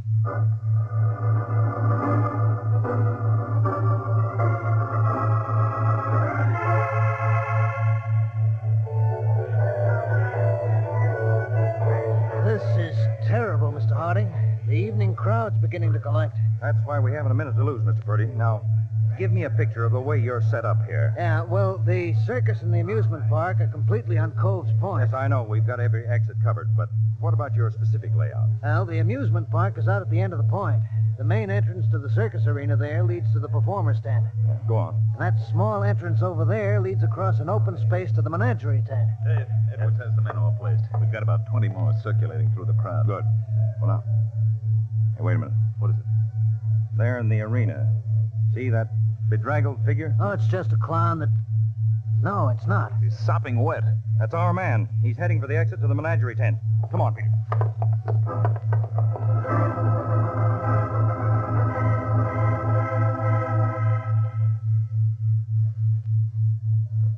Okay, Mr. Harding, I've got men placed all around the menagerie tent. Good, Edward.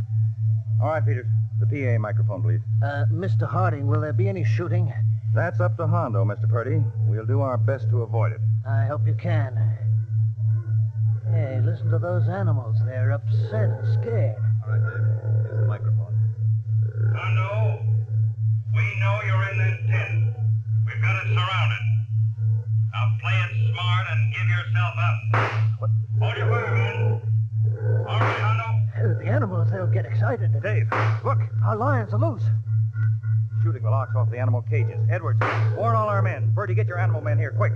How about Hondo? Forget him from now. We've got to pitch in before that circus crowd finds out the animals are loose. They'll start a panic.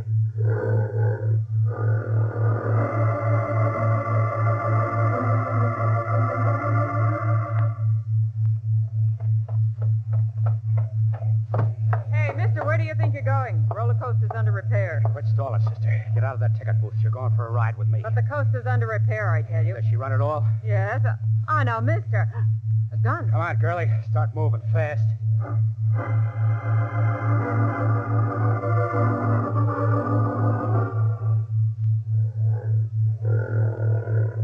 I hope they get all the animals, Mr. Harding. We'll do our best, Purdy.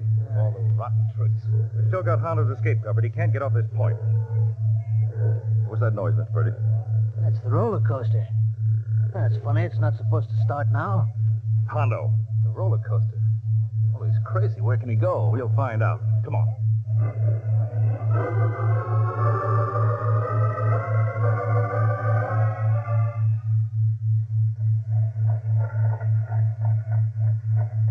Tough spot, Dave. Hard to see the upper part of the coaster. Mr. Purdy, how's this thing built? It's a pretty long ride all around. First long incline starts right here. It goes up to a height of about 70 feet right at the edge of the water. Wait a minute. I can make out something now, Dave. A man in a leather jacket. It's Hondo all right in the car. Holy smoke, there's a girl with him. Girl? Good heavens, the ticket girl from the booth here. I don't get Hondo's scheme. The roller coaster only goes around and ends up right here again. Well, he could take a high dive from the top of this first incline into that water. Maybe get away from us after all in the dark. Purdy, how do you stop the coaster? Oh, yes, right here, this big lever.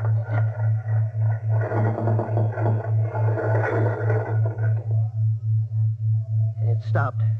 Dave, Hondo's getting up. Starting to climb forward out of the car. Fire a warning shot, Peters. Come down, Hondo. He's firing back. Holy smoke. Peters, your gun. Yeah, but fast, Dave. He's almost out of the car. Look out for the girl. You got him, Dave. Come on. We'll climb up that incline. Get him and the girl. What's that? The car's slipping back. Uh-oh, something's broken. The sawtooth wheels in the middle of the track, they act as a brake. The car's coming right down here and fast. It'll be a crash. Stand back and pray for that girl.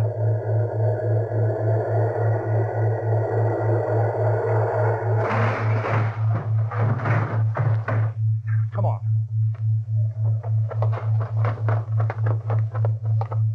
Take a look at the girl, Peters.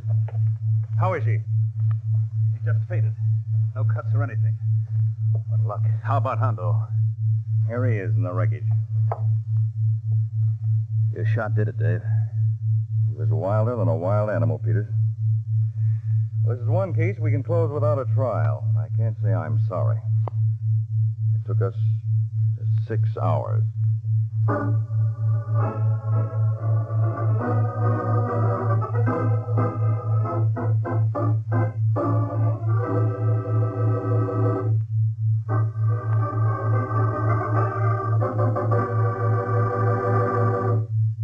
Tonight's Counterspy program originated in New York and featured Don McLaughlin and Mandel Kramer with music by Jesse Crawford. Counterspy is a Phillips H. Lord production for Pepsi-Cola.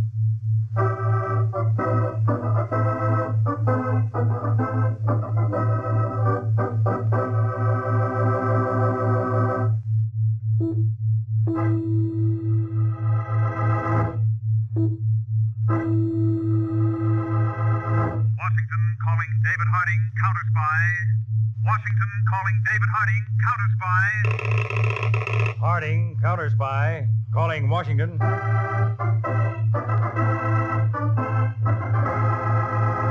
United States Counterspies, especially appointed to investigate and combat the enemies of our country, both at home and abroad. Tonight, the case of the Desert Explosion. Another Counterspy report to the American people.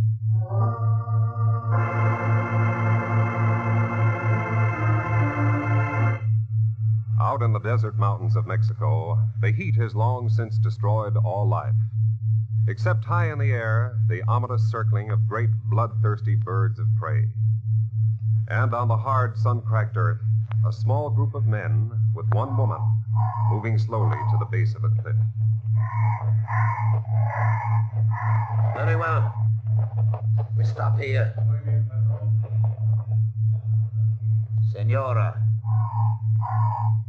Senora.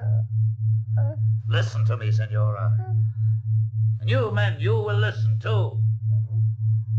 You have all worked for me for some years. I pay you well. No one in Mexico can deny that. But you know too, I will not allow anyone to betray me and live. This woman, this miserable wretch and her husband, one of my most successful operators in narcotics, tried to sell me out. Her husband, he is already dead. And now this woman shall die here. No, no! Her death will be a lesson to all of you, never to talk. Never. Senora, look. Above you in the sky. You see the birds? The birds of death? Do the rest of you understand? I see you do. Now, Senora. No!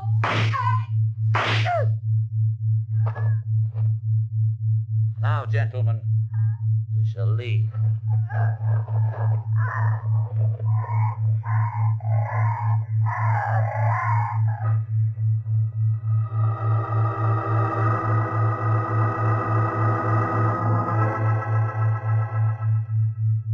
Some weeks later, at midnight, in a cafe in the Mexican city of Cordoba, a trim, alert-eyed girl sat drinking alone.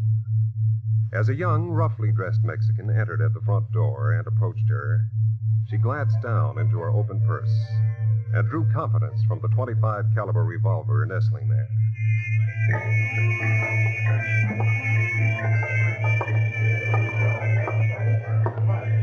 Hola, guapa. Keep it clean, Junior. In Mexico, guapa means pretty. Pretty what? Pretty nifty. I know American slang too, no? No. Oh, then you teach me. Teacher's not in the mood. Oh, you have a little temper, but I sit down and help the mood to change, eh? Senorita, you are as beautiful as the doves of my native village. Take it easy, Buster. You'll wear yourself out. Hola, mozo, 12 cervezas. Sí. Good to see you again, Debbie. You have news? We've taken a ranch house 20 miles outside the city. We? Me, you'll call me Ella Thomas, and the boss, Mr. Jones. I'm ready to work with you. The man we're after is Manuel Rodriguez. The Manuel Rodriguez? Careful, the waiter. Sí. 10 centavos. Sí, aquí está. Ah, muchas gracias, muchas gracias. Nada. Now, Peppy, tell me what you know about Rodriguez. He's one of the richest, most fantastic, most powerful men in Mexico. And one of the cruelest. An international broker of secret information. On his enormous ranch not far from here, he gives big fiestas. Hey. When American dancing shows come here, he invites everybody. He may keep guests for a week. People from all over the world. And, when I met on his ranch are said to be large poppy fields for opium. He's a big dope smuggler. That's our boy. Most of his enemies disappear. He said he takes them into the desert and murders them. Others remain silent out of fear. It'll be a great thrill to outsmart him, Pepe. You have a plan? First, you're to get an ordinary peon's job on the Rodriguez ranch. That ought to be easy. At this time of the year, yes. In my hand under the table, in small packages. Take them. See. I have them. The drug in the blue paper will cause large blotches on your skin. Dios mío. Now, they're harmless. The drug in pink paper will make the pupils of your eyes dilate. Uh-huh. And the one in white paper, you'll run a quick high fever without any bad results. And then? In 2 weeks, Mr. Jones and I will visit Manuel Rodriguez and his ranch. We will explain that we are agents of the United States government. Counterspies? Why not? And that we have come to arrest you. Oh. Very good. Now, another drink, eh? Hola, mozo! Mozo!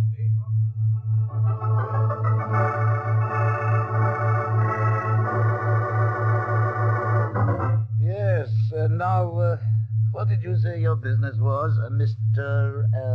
Jones. Oh. I didn't say, but I will, Mr. Rodriguez. Miss Thomas and I are agents of the United States government. Counterspy. On Mexican soil? We've just rented a place 9 miles from your ranch here. The old Gomez place, huh? Oh, old is right.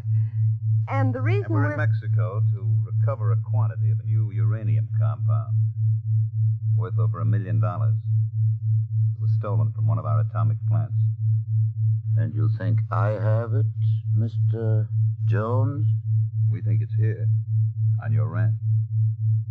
I do not enjoy jokes of this kind. We'd already recovered the stuff and shipped the criminals back to the States for punishment. But before we could leave, too, the uranium compound was stolen again. And again, I ask, do you think I have it? Well, you know how to handle it. Let me, Ellen. Oh, for Pete's sake, let me finish a sentence once in a while.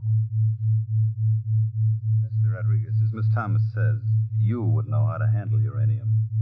But the thief, we're afraid, does not. Incredible. You see, it was swept up along with some money, a watch, a few papers out of a safe in my room. How did you learn that, Mr. Jones? One of our peons confessed that 2 weeks ago he and another man got drunk and ransacked my room. The peon with a guilty conscience? Mr. Jones used a whip. That's how we found out about Pepe Ramirez.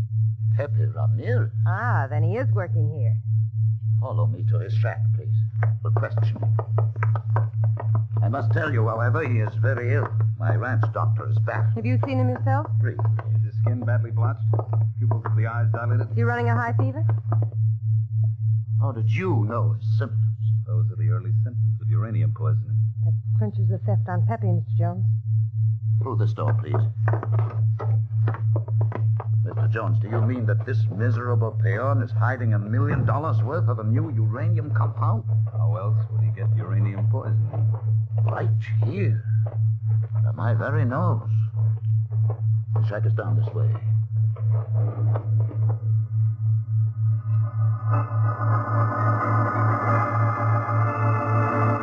No! Senor Rodriguez, I did not steal. Pepe, these people want the truth. Better talk, Pepe. I'm sick. I'll make you sicker. Pepe, where did you hide the uranium? One more chance, Pepe. We beat it out of you good. A whip, Mr. Jones? No, I think he's cracking now. Please, I did not know. See this bunk. His bunk. That's better. Pull him out of there. No, please. To rip out the mattress. Put on your gloves first, Jones. Gloves? It's special gloves. It's the only safe way to handle this stuff. Now, the mattress. Nothing. Try the board. Yeah.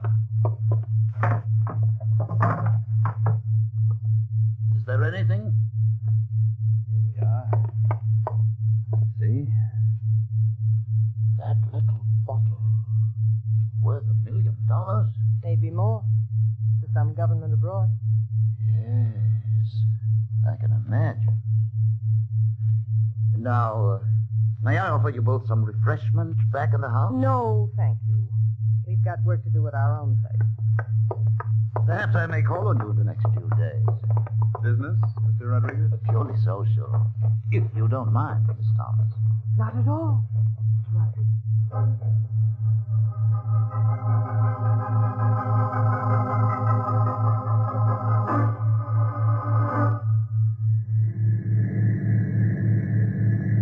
Jonesy, he fell for it 2,000%. A perfect trick. When he saw that little vial, his tongue hung out like a hound dog. $1 million, he thought, right under his nose. And he hadn't known it. Jonesy. Behind us on the road, the car following. 10 to 1, it's Rodriguez. Following to see where we go with the bottle. Maybe find out if we really are counter-spies or not. You think he was putting on an act back there? He's clever enough to. I'll swear he thought Peppy was really sick. Lucky those drugs you gave Peppy fooled the doctor. Well, nothing to do now but get back to the Gomez place and see what happens. With guns handy and backs to the wall. That car still following? Same distance. Maybe Rodriguez will pay that social call of his right away. He fell for you hard. Yeah. He noticed you and I don't get along. I'm betting he makes a try for this little vial. He won't stop at anything if he thinks he can get away with it. And he may start tonight.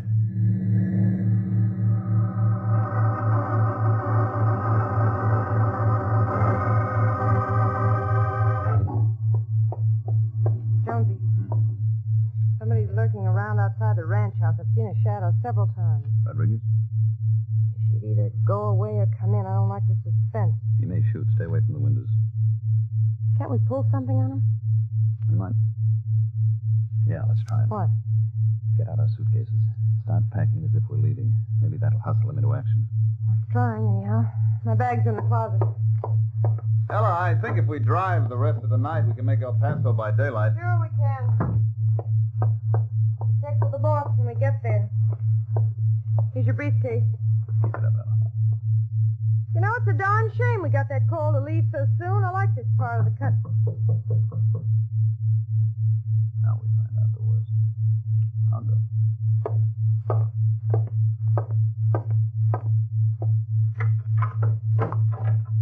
Oh, hello, Mr. Rodriguez. Come in. Mr. Jones, you forgive this unexpected visit. Sooner than I planned. Ah, Miss Thomas, how charming you look. Yes, and haven't I changed in the last 2 hours? Packing, Mr. Jones? I understood you were staying some days more. Well, we got a hurry call. Oh. This gives me no time to cultivate the acquaintance of Miss Thomas. I'll come back someday, Mr. Rodriguez.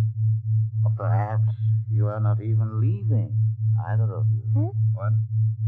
You are not United States counterspies. You yourselves are the thieves of that uranium material. Mr. Rodriguez, you're all wrong. Further, you yourselves intend to sell it. We don't know anybody with $1 million. Shut up, Ella. You never let me talk. Miss Thomas, suppose you did know someone with $1 million. We're American agents, Rodriguez. You are not. You're a pair of crooks. Now, suppose that vial contains the uranium compound, and you knew someone with $1.5 million.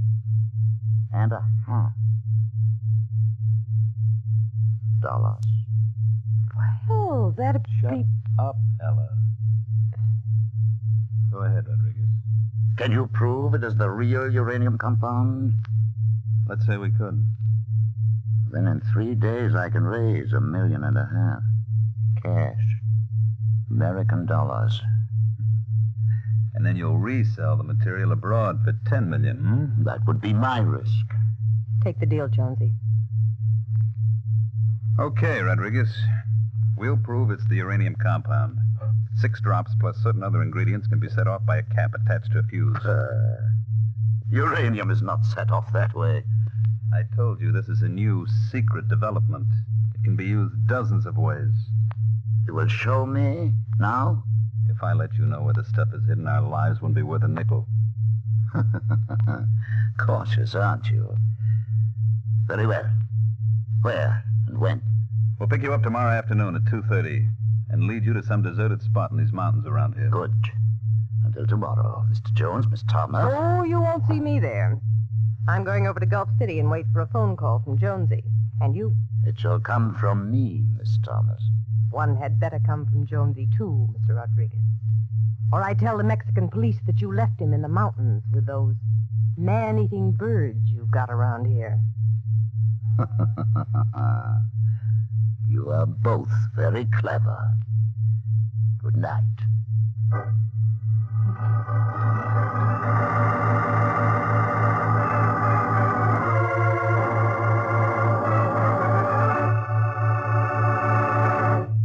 It is hot, blazing noon in the desert mountains of Mexico.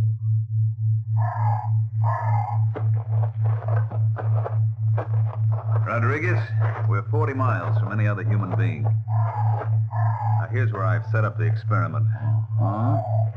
It'll be fairly safe, I hope.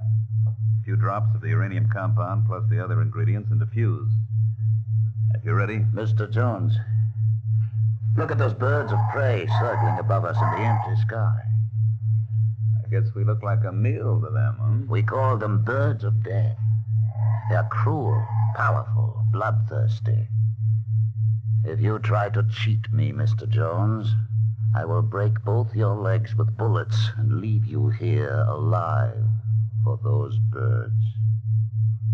Cute ideas you have, don't you? Light the fuse.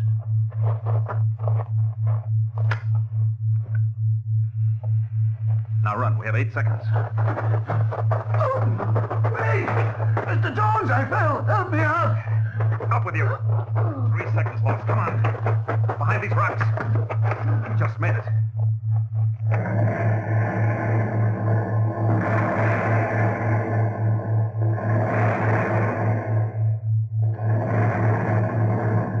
Perfect, Mr. Jones. I apologize for my suspicions. I will have the money for you in 48 hours. Where? Your ranch house? Fine. And I'll be ready to show you where the material is. Until then, Mr. Jones, I'm driving away now.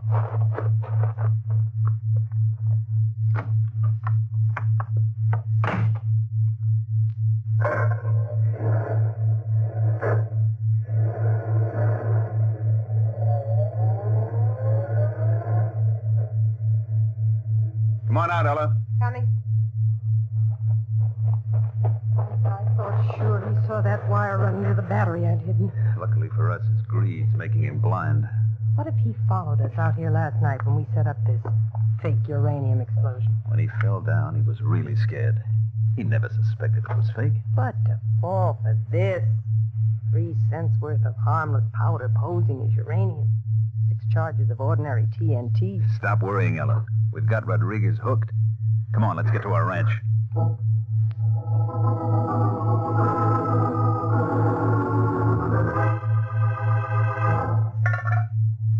Ranch life may be great, Jonesy, but I don't like cooking. Only another day to wait. For a vegetable, you want Mexican beans or Mexican beans? I'd rather have Mexican beans. Good, that's all we got. And then I... Put out the light.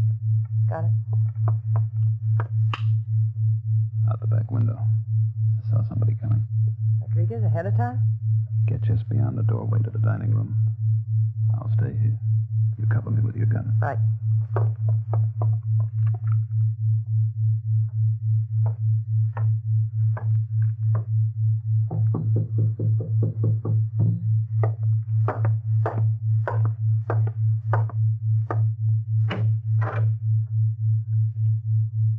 Mr.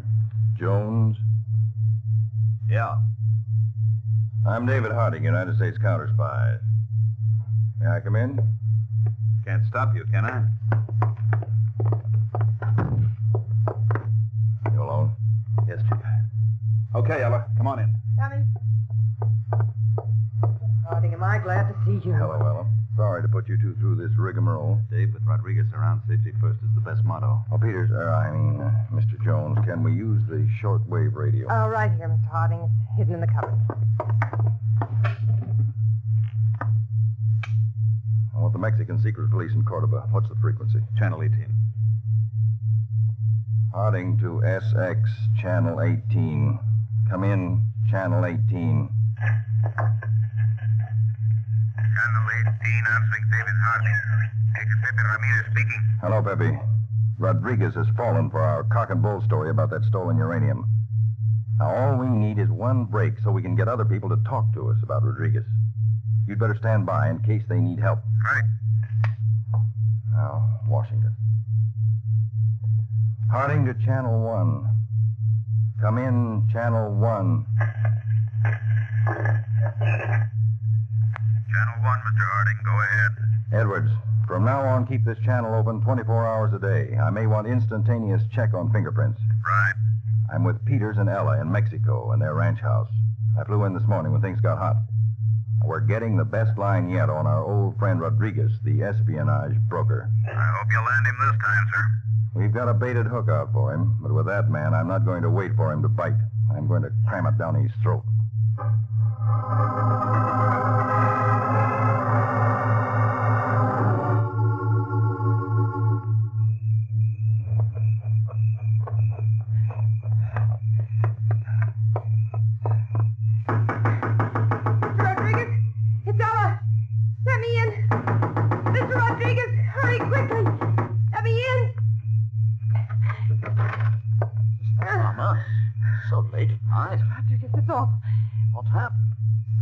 With Jones. You know my temper. I hit him with a paperweight. I think I've killed him. Please help me. Of course, Ella. Where did you leave him? He's back in our ranch house. He's on the floor, all bloody. Mr. Rodriguez, I don't know what I'm going to do. My dear Ella, I'll look after you. But the police, they may discover the murder and look for me. If need be, I can hide you forever. What? Don't worry. We must go there at once. I don't want to go back there. My dear, I was planning to buy that uranium compound.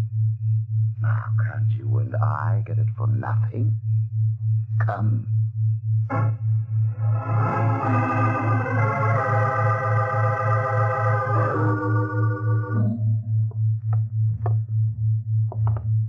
Ella, it's pitch dark in here. I know. I cut the light and telephone wires when I left. You have a candle? Yes. There's one beside you on the piano there. Ah. That's better. And here's our friend, Mr. Joe. Alive, thank heavens he's alive. But not very much alive. Now, the uranium compound. I know where it's hidden. Get it. Just a moment. Hidden behind a picture on the wall? What an obvious place. It was safe. You're the only one that even knew we had it. Let me have it. Here. Watch how you handle it. Now, to arrange matters for you. Me? You will leave all your clothes here except what you actually need.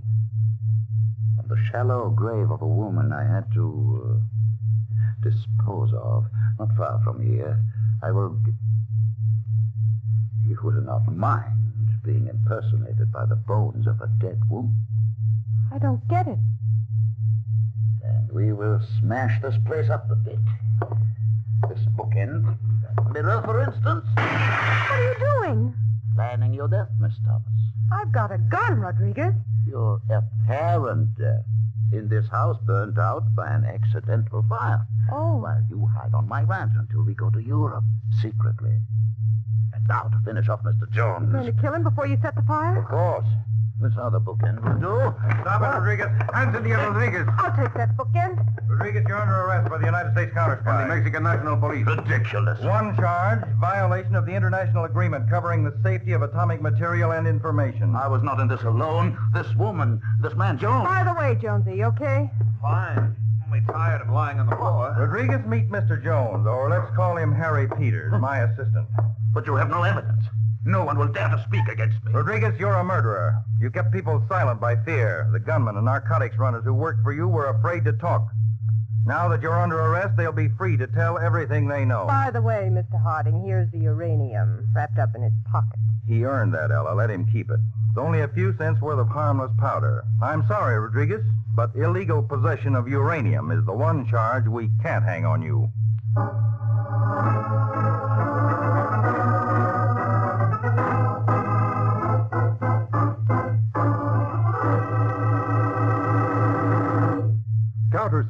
is a Phillips H. Lord production for Pepsi-Cola.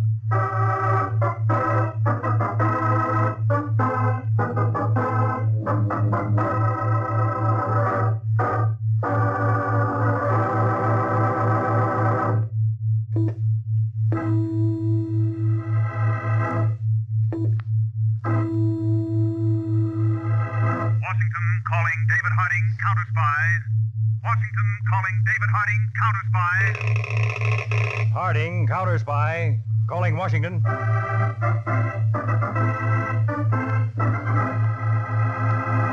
United States Counterspies, especially appointed to investigate and combat the enemies of our country, both at home and abroad.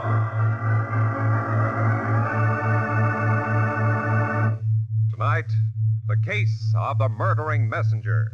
Another counter-spy report to the American people.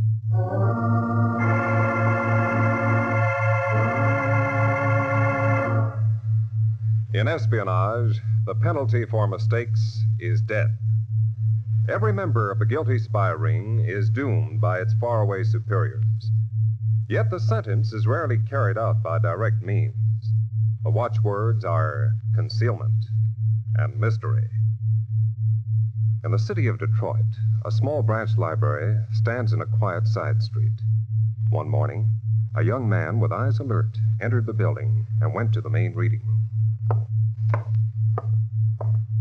Excuse me, miss. Yes, sir. I want to turn this book in. Julius Caesar's Commentaries. In the original Latin. Yes. You're quite a student, Mr. Argyle. Caesar was quite a boy. Are you taking out another book? No, I'm leaving Detroit very soon. Goodbye, and thanks a lot. Goodbye, Mr. Argyle.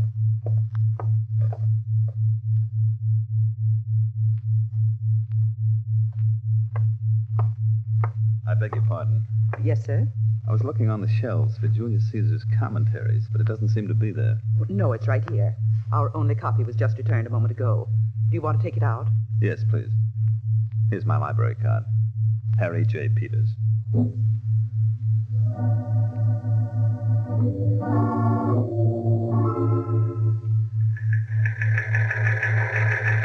From Peters, Counterspy Field Office, Detroit, to David Harding, Washington. Have just received coded report from Counterspy George Argyle, operating undercover inside foreign spy ring in United States. Code used, alternate word and line transposition. What are your orders? Peters, have message decoded in Detroit and hold there. I'm flying Detroit immediately.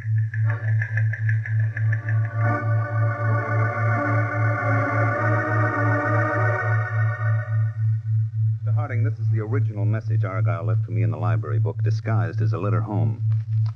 Thanks, Peter. Still addresses me as Aunt Bessie. Here's the decoded transcript, Aunt Bessie. Thanks, Junior. Dear Mr. Harding, trouble ahead. Last night, the only man in the spy ring I ever saw was killed in a car smash out on Woodward Avenue. A fake accident. There was an accident, Dave, and a man was killed. What's more, I've been ordered to leave my job in the turbojet factory here and go to Memphis, Tennessee. I think the superiors of the spy ring now realize that someone has fed them nothing but false information for a year. I don't believe they know I was the one, but evidently all members of the ring are to be moved around. Oh, fine. I don't like that either, Peters. We still don't know who the other members of the ring are. It may be getting dangerous. Want to pull Argyle out? And lose 3 years of our work and preparation? Still, I don't want Argyle to be left entirely alone in Memphis. Is Aunt Bessie worried? Definitely. Argyle adds here that he'll be at the Hotel Lee. Peters, brush up on your southern accent. You're going to be there, too.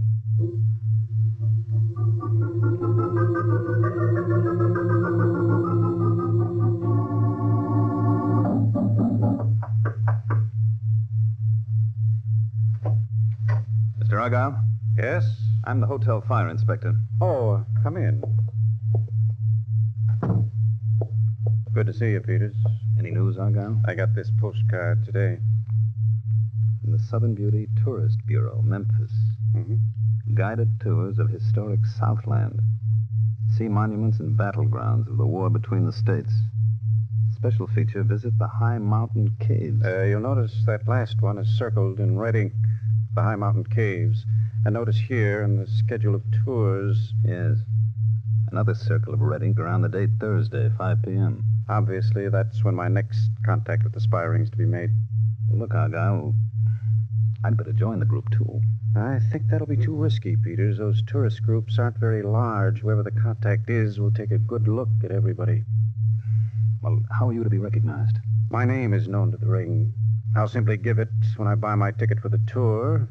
Then I'll just wait and see what happens.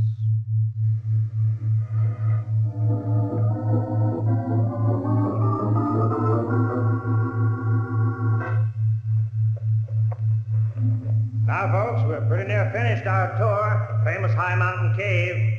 Scene of beauty with the stalactites, stalagmites. Kind of scary, too. One more little demonstration before we step outside again into our lovely southern evening. This here underground river we've been following from one of these caves to another ends right here, you see, in a deep well or chasm. Leave me tell you, the fellow that falls down here ain't never coming up. You see this rock? I'm going to drop it down. Now, you'll have to listen hard to hear the splash. Ready? There she goes. Well, that was it. Now, if you'll be so good as to step to the exit there, the bus will return us to Memphis and to your hotels. Let's see, there's 1, 2, 3, 4, 5, 6, 7. Excuse me, folks. Wait out there just a minute. One of our members seems to be missing here. I'll locate him. I'll be right out here. Hey, mister. Mister? Hey, there you are. Help, please. Good heavens, my friend. You've been stabbed. Guide, get me to a doctor, quick. But the knife. Don't pull it out, don't. But I must. Otherwise, how can I finish you off for good?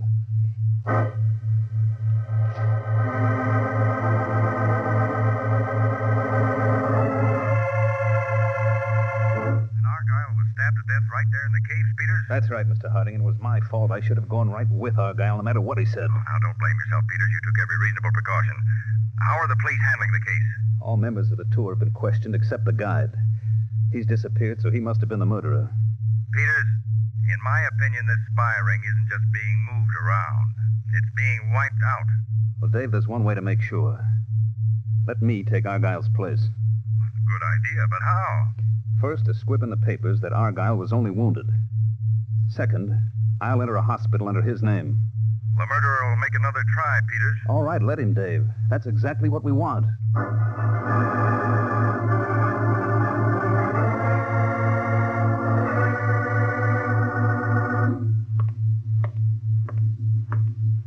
Nurse, you said Mr. Argyle had this here room? You go right in, sir.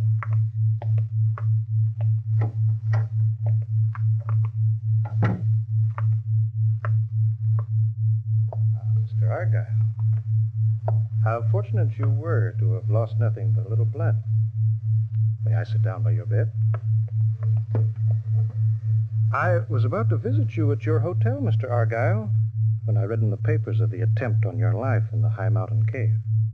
So I came straight here to the hospital. I'm surprised, if I may say so, to find you alive, receiving visitors. It was only a flesh wound, Mr. Forgive me, Mr. Argyle. My name is Anthony Blix, B-L-I-X, the Tri-State Travel Agency.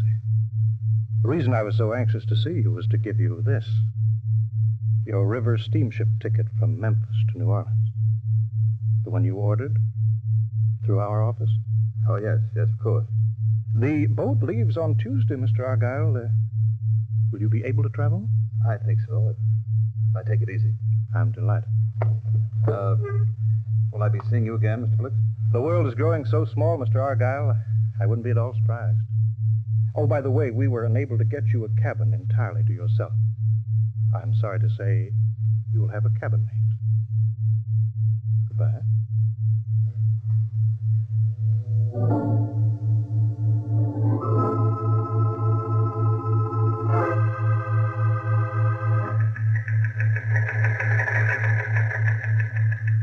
Aunt Bessie from Nephew Argyle. First contact made. Anthony Blix of Tri-State Travel Agency, Memphis. Next contact may be somebody on riverboat to New Orleans.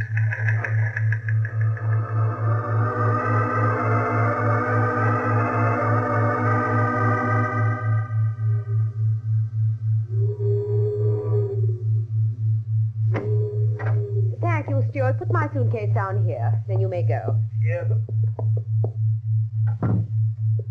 I beg your pardon? Good morning. What are you doing in this cabin? My ticket says I was booked in here. Why are you lying down? Are you ill? I'm recovering from an accident. It's ridiculous. There was nothing ridiculous about it. I mean, you're being booked into this cabin when I was booked in here, too. Obviously a mistake. Obviously. I'll have myself moved right now. No. It's easier for me. You're halfway settled already. I'll ring for the steward. Buttons right here. Thank you. I'm sorry, Mr. Argyle. Argyle. Well, I'm sorry I was angry. My name is Valerie Arden. Are you going to stay in New Orleans after we get there? That's hard to say. How about you? I live in New Orleans, Mr. Argyle, even though I'm English. Listen, Argyle, I have your next instructions. Yes? On reaching New Orleans, you're to see a man named Avery L. Clark, River Road, number 821. Yes. Tell him I sent you and say that you're applying for the job he has open in Los Angeles. Clear? Clear. There's the steward. Just a minute, steward. Well, Mr. Argyle, I do hope your fever's better. It was a knife wound, Miss Arden. A knife? Good gracious, if I had to kill anyone, I'd use poison or a gun, wouldn't you? Knives are so uncertain, aren't they?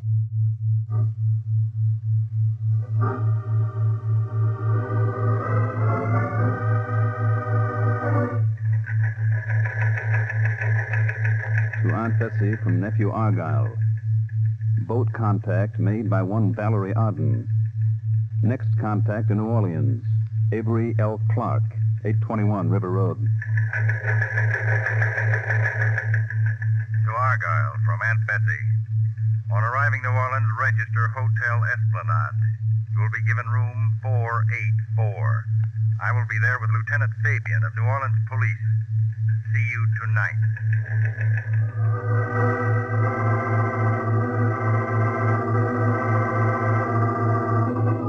Nice to know you, Peters, or Argyle. Which is it? Peters will be safe, Lieutenant Fabian, in this hotel room anyway. Any news, Mr. Harding? Well, I've ordered a complete checkup on that man Blix back in Memphis, Peters. I expect a report very soon.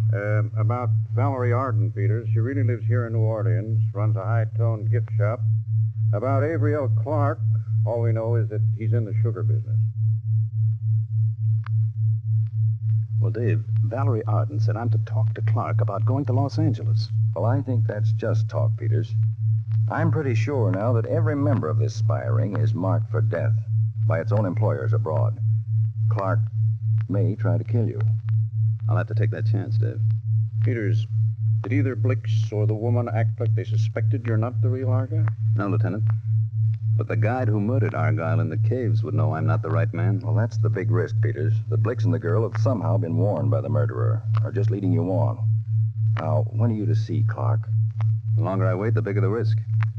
I think I'll go right now. 821 River Road.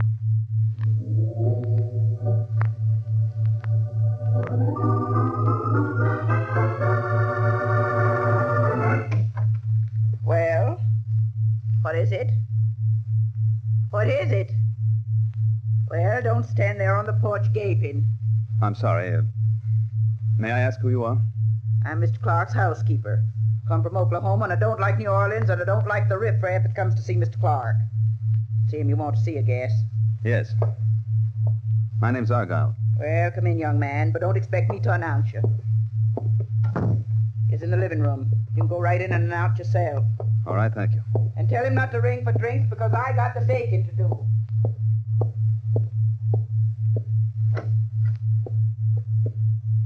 Mr. Clark? Yes? My name's Argyle. Come in. I met a Valerie Arden on the boat from Memphis. She says you need a man for a job in Los Angeles. Argyle, somebody's trying to wipe us out. They tried to get you in Memphis, didn't they? You see? First you, now me. You? You know who's trying it? What individual? No. But death for everybody. That's the High Command's way of punishing failures. Look at that double window behind me. One pane is broken. 3 bullets did it 10 minutes ago. Those 3 bullets are now in my back. What? Yeah. You need a doctor. That's no use. I'm going to die.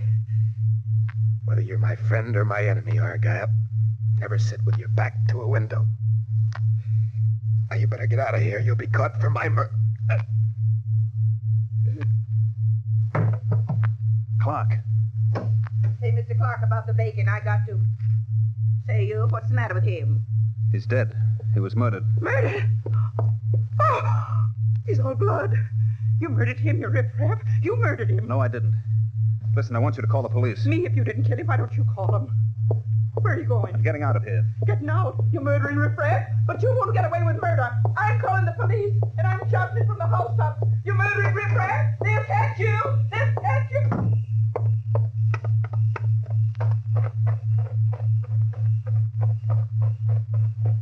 Hey, you. What? You're under arrest, buddy. There was a murder. You under arrest. Are you the police? Yeah, me and my friend here. Come on. Where? We got a car. Come on, snap it. I'd like to see your credentials. Credentials? Papers to prove you're police.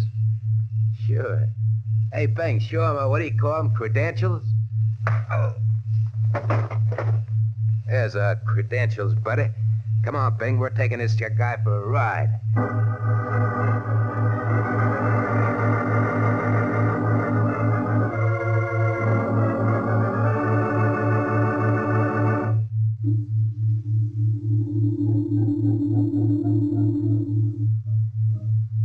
It is late night on the shores of Lake Pontchartrain outside New Orleans. A house with all blinds shut stands secluded behind a grove of cypress trees. And inside the lonely house...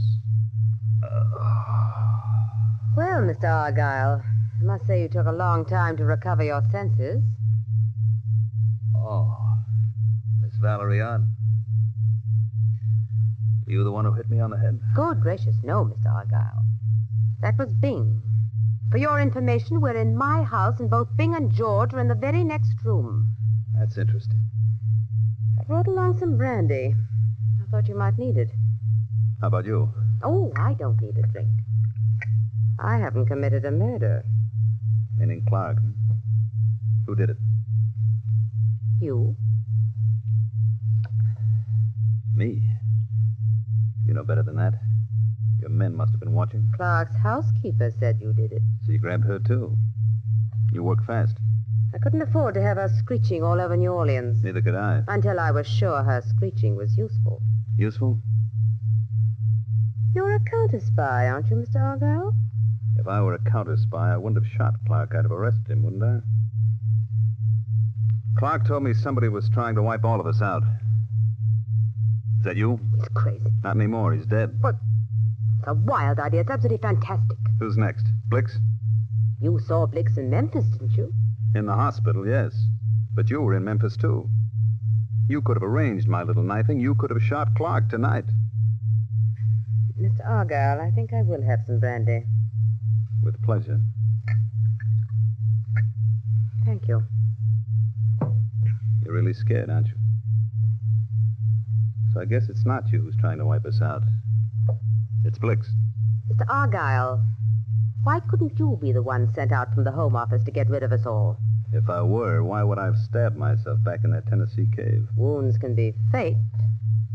Where were you knifed? Here, in the side. Right there? Oh. It's a dirty trick to hit me there. I've made sure you were knifed. Yes, haven't you? That knocks out your theory of my being the official killer. But not of your being a counterspy. Maybe you could fool Blix alone or me alone, but not the two of us together. Suppose we settle that now, tonight. How? Blix is way up in Memphis. Oh, no. He arrived here in New Orleans this morning, and in a few minutes he can be here, and we can find out whether he murdered Clark, and whether or not you're a counterspy. I shall phone him, Mr. Argyle. Meantime, have another drink, won't you?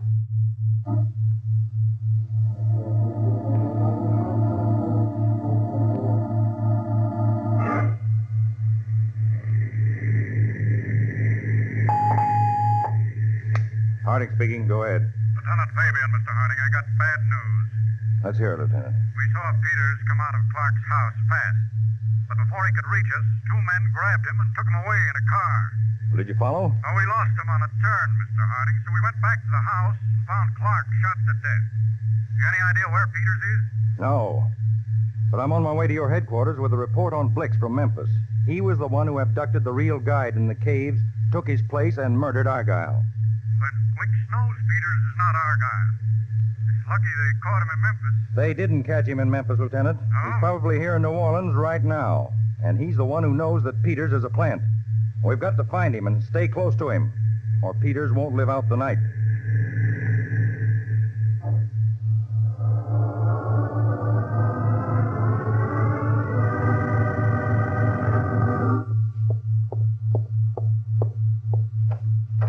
My dear Valerie, how exquisite you look, as always. Hello, Blix. We've been waiting for you. And Mr. Argyle. As I suggested in Memphis, it is a small world, isn't it? And getting smaller. Blix, something's gone seriously wrong among us. Clark was killed earlier tonight. Oh? Perhaps because he became too expensive. Like you, Blix. And me. And Mr. Argyle. I wasn't aware that Mr. Argyle was so expensive. He is, if he's really a counterspy. She's crazy. Blix, you ought to know. You saw Argyle in Memphis. He is a counterspy bringing Georgia handy. They can take care of him tonight. Valerie, you're being ridiculous. I trust Mr. Argyle as much as I trust you. And how much is that? If Argyle's to be trusted, then who tried to kill him? Who murdered Clark? Blix, have you been sent here to get rid of us all? Valerie. What? I heard a car outside for your men. In the front room? Why? Go and ask them about the car. But... Please trust me, Valerie. Go and see it. Very well.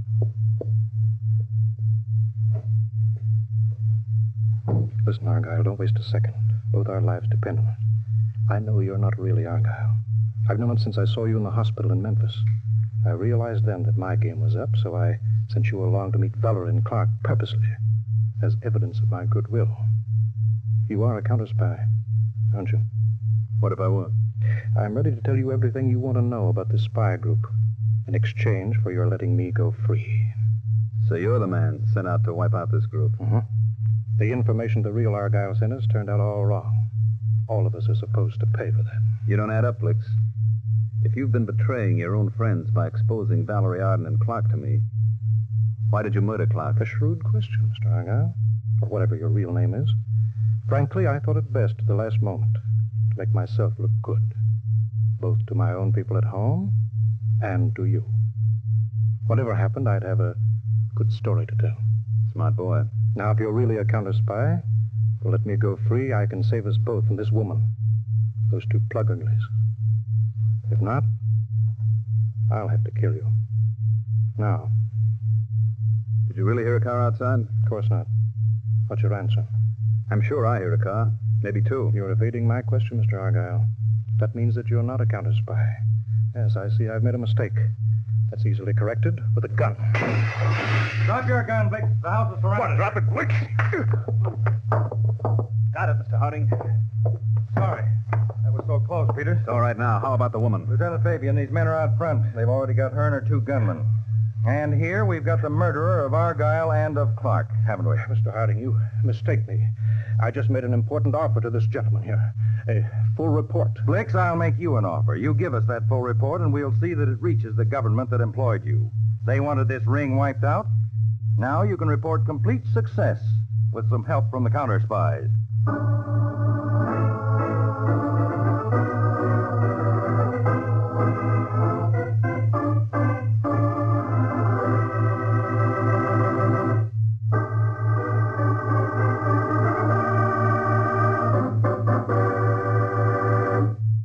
Tonight's Counterspy program originated in New York, was directed by William M. Sweets, and featured Don McLaughlin and Mandel Kramer with music by Jesse Crawford. Counterspy is a Phillips H. Lord production for Pepsi-Cola.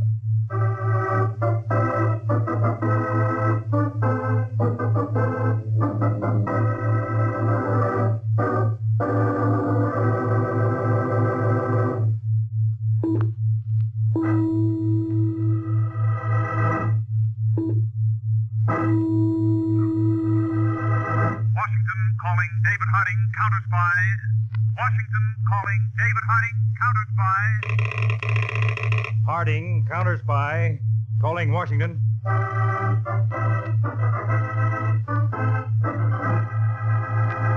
United States Counterspies, especially appointed to investigate and combat the enemies of our country, both at home and abroad.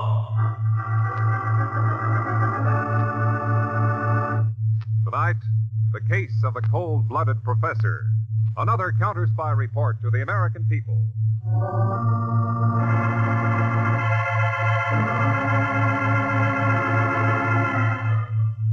The sun was just fading, and the shadows were disappearing along a country road about 100 miles west of Chicago, on the outskirts of a certain college town, Lipton, Illinois.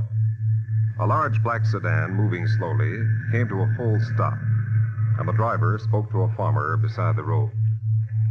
Say, I wonder if you can tell me that house up on the hill there, for rent? Oh, no. That's the professor's. Oh, Professor who? Horn. Professor Horn. He teach at the college here? No, everybody says he's a genius. Writes big articles for scientific papers. Inventor, too. How long's he lived there? Oh, about 5 years. Nice feller when he comes to town. Nice smile. Folks like him. You have many visitors? Don't seem to like visitors, mister. Got a lady housekeeper, though. Oh, is she a nice person? Oh, you can take her or leave her. About 50. Homely. Good, I guess, but homely. How old is Professor Horn? Oh, pressing 57 hard, maybe. Say, you want to know an awful lot, mister. Going up there? I might. Thanks for the information. Goodbye.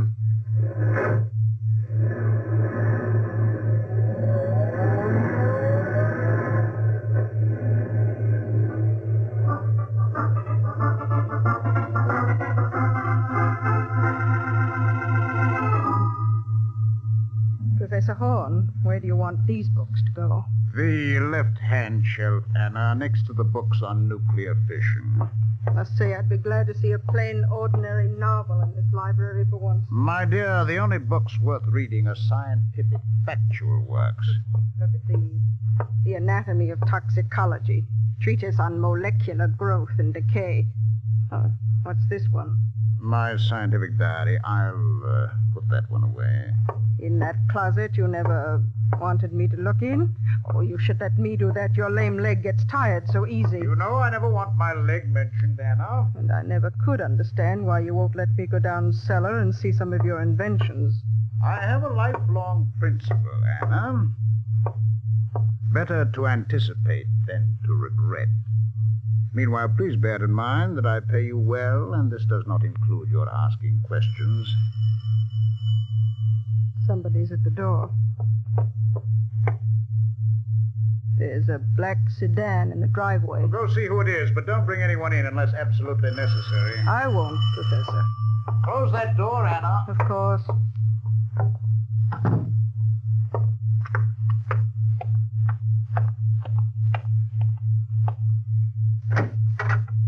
Yes? I'd like to see Professor Horn, please. He's busy. My credentials. L.D. Cameron, United States Counterspy. This way, Mr. Cameron. Thank you.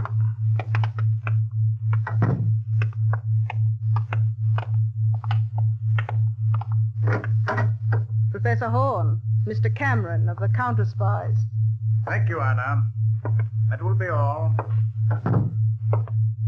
Mr. Cameron, I live on an ironclad schedule. I should now be in my laboratory downstairs, hard at work. I trust you can be brief. 2 nights ago, at 11:07 p.m. in Amberville, 42 miles south of here, the Farmers Exchange Bank was robbed of $121,000 in cash. The robber used a very ingenious electronic method of silencing the vault alarm system. However, the car used by the robber went through a puddle of oil and left certain tire tracks. Am I being brief enough? No. But continue. Every garage within 50 miles of Amberville has been checked for a car with those treads. The car in your garage has those tire treads. That's a coincidence, Mr. Cameron. That's no coincidence, Professor Horn.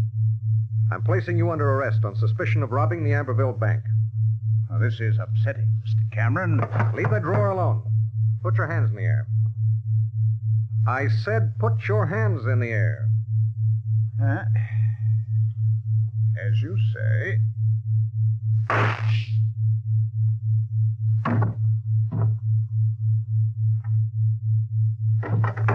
I heard a shot. What happened? Oh, I see. How'd you shoot him? There's no gun in your hand, Professor. See under my coat, Anna? My invention, a small flat-handled gun strapped alongside my chest. And a wire up through your sleeve. When I raised my hand, it fired the gun. Now, no more questions. We're leaving, Anna. Help me unpack the closet. So at last I'll see what you keep in there.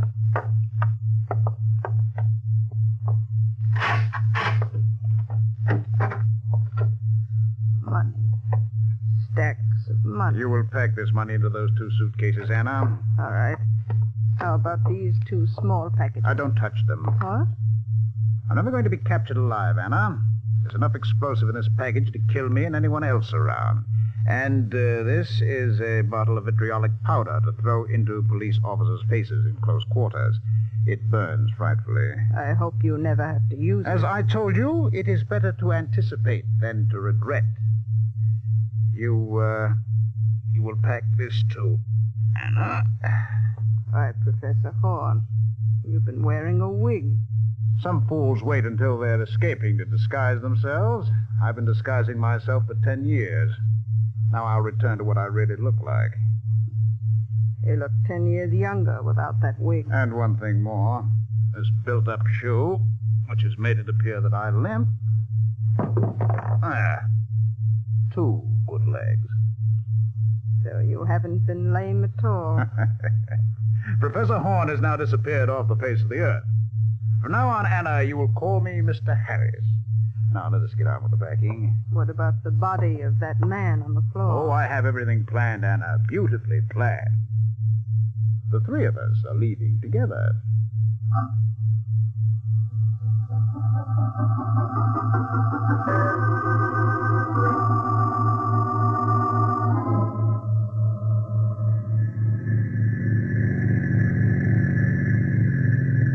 We've been driving some time, Anna. You getting hungry? Yes, Professor Hawk. I mean, Mr. Harris. Here, I have some candy bars in my pocket. Take one. Thank you. Mr. Harris, do you know where this side road goes? Yes, through the most deserted portion of the state. Even so, Cameron's body may be found over there in the barn. Oh, not for weeks. If then. You think the car's safe? I'll get rid of it as soon as I've hidden my money and securities in these hills against the future. What will we live on meanwhile? And I can get all the money I want any time. You forget my constant studies of crime techniques, of scientific methods, even of murder, by accident, by weapons, and by poison. Wasn't the candy bar good, Anna? I can't see you. You poisoned me. Of course, Anna. You're the only person in the world who knows what I really look like. How could you expect to go on living?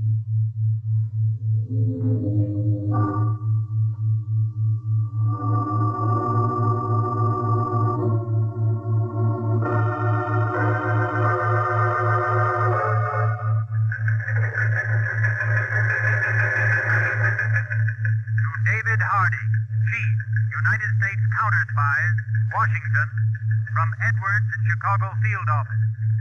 Counterspy L.D. Cameron vanished while investigating Amberville bank robbery. Local farmer reports talking with Cameron about a Professor Emery Horn of Lipton, Illinois. Horn's house checked. Blood spots on library floor. Horn, housekeeper Hannah Cable, and car have also vanished. Advice. Chicago, from Harding. Peters and I are flying to join you at Professor Horn's house immediately. Allow nothing to be disturbed.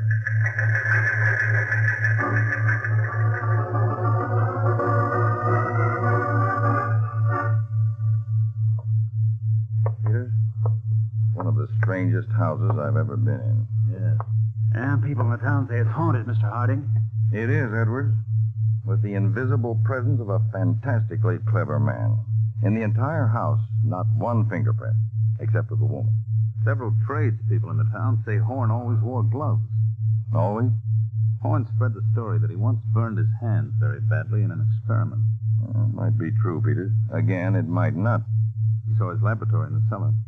Yes. And look at these books. Chemurgy and practical applications. Calculus and the theory of relativity. Works on atomic energy, chemistry, poison, explosives. Takes an extraordinary man to absorb all that, Dave. Horn's obviously extraordinary. And a genius at covering up. We know one of our own men was murdered here, and there's not a clue. Not even one piece of handwriting. Well, this man may strike again soon. Edwards. Yeah. Instruct every counterspy field office throughout the country to report immediately all crimes committed for gain, except where the criminal is definitely known. Yes, sir. Well, I'm leaving for a while. What are you up to, Dave? Somewhere there's a clue to this man. I want to flounder around a little by myself. See what I can turn up.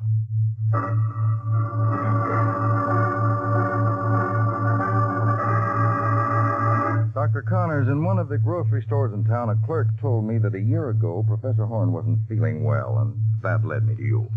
Yes, Mr. Harding, I did treat Professor Horn a year or so ago. Now, this is the record of his visit, Mr. Harding. Did he pay you by cash or check? Cash, to my nurse. I recall he wore gray doeskin gloves throughout his visit here. Did he mention having burned his hand? Yes, but he never removed the gloves in my presence. Oh. Did he limp or walk normally? Frankly, Mr. Harding, I didn't notice. But one thing may interest you. I took some x-rays of his stomach. Here, let me show you.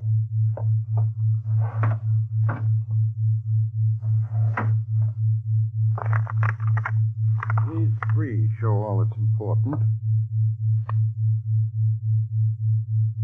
These small, darker patches.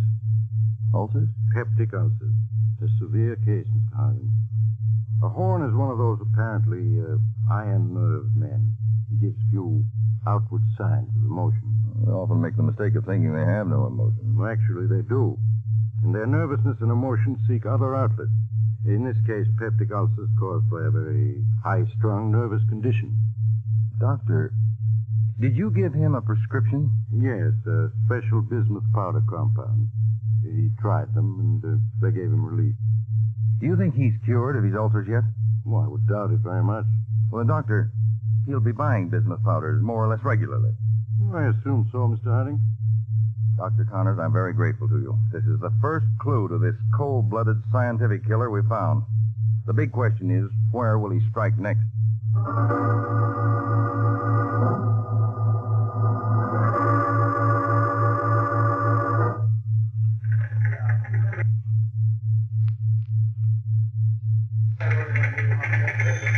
Miss Lawrence, file these chemical orders, please. But, Mr. Johnson, I never handle these local Denver orders. Now, Miss Lawrence, Well, what is it? What's the matter with all of you? Good day, everybody. Why stop working? Don't point those guns at us. Are you the boss here? Why, yes. I like your desk. Move away from it quickly. Yes, all right. Now listen, everyone. I have only a few seconds. I've just robbed the finance company office down the hall of $130,000. And there's a big commotion on the ground floor. Of course, the police expect me to leave that way, but instead I'm going to put my 2 guns on this desk, cover them with this newspaper. Now, get this. In a moment, the police may come in here. If one of you makes a false move, I shoot. And I'm a perfect shot. Does everybody understand? Now, I have a camera here, and I'm going to be taking your pictures. We're detectives. Anybody see anything of a stranger? A hold-up man? Why, no, officer. Speak up. Did anyone here see anybody who might be a hold-up man? Place down the hall was stuck up. He got away. I hope you catch him, Lieutenant, but just a moment. I'm taking some pictures for our sales convention. Would you mind standing there just a second, please? Don't be a fool. No. Keep the gun in your hand. Kind of nonsense. Thank you, Lieutenant. If anybody sees any suspicious-looking stranger, tell the officers we'll post it in the hall. Yes, we certainly will. Okay. I owe you all my thanks. You behaved very well. Why don't you leave us alone? Why, young lady, I couldn't think of it yet. Stand over here, will you? I want a photograph of you. Me? That's good. Yes, you are pretty. Smile, can't you? I can't. Oh, come now. I want a picture of that sincere, honest face. So different from your employer's.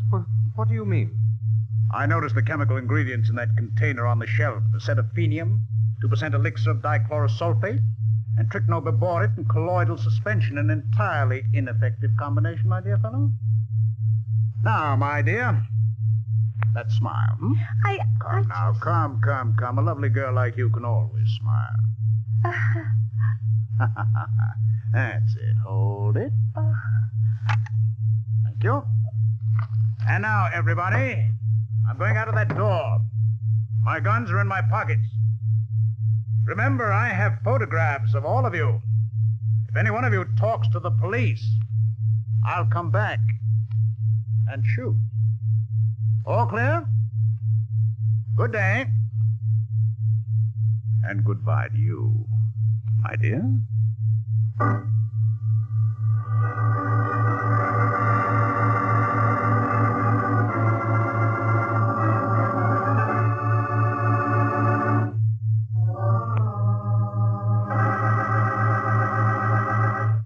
David Harding and his assistant, Harry Peters, are in the communications room of the Counterspy field office in Chicago. Dave, from this report of that big robbery in Denver yesterday, I have a hunch it was Professor Horn. So have I, Peter. The cleverness of the planning, the daring, that camera gag. But no gloves and no limp. No, I can't account for that. And from the description, he must have been 10 or 15 years younger than Horn. Yes, but it's the tricky method of committing the crime that strikes me hardest. What's our move? We'll send out this new description of him to all police and Counterspy field officers. Also, a description to all druggists in Colorado. Instruct them to watch for a stranger who may come in and order a bismuth powder compound. A man similar to this new description. Edwards,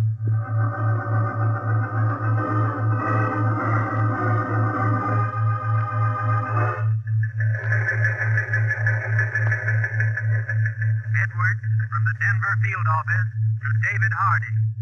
Denver druggist reports that a man answering description of Professor Horn came in to have a bismuth powder compound prescription filled. The druggist expects the man to return in 2 hours for the prescription.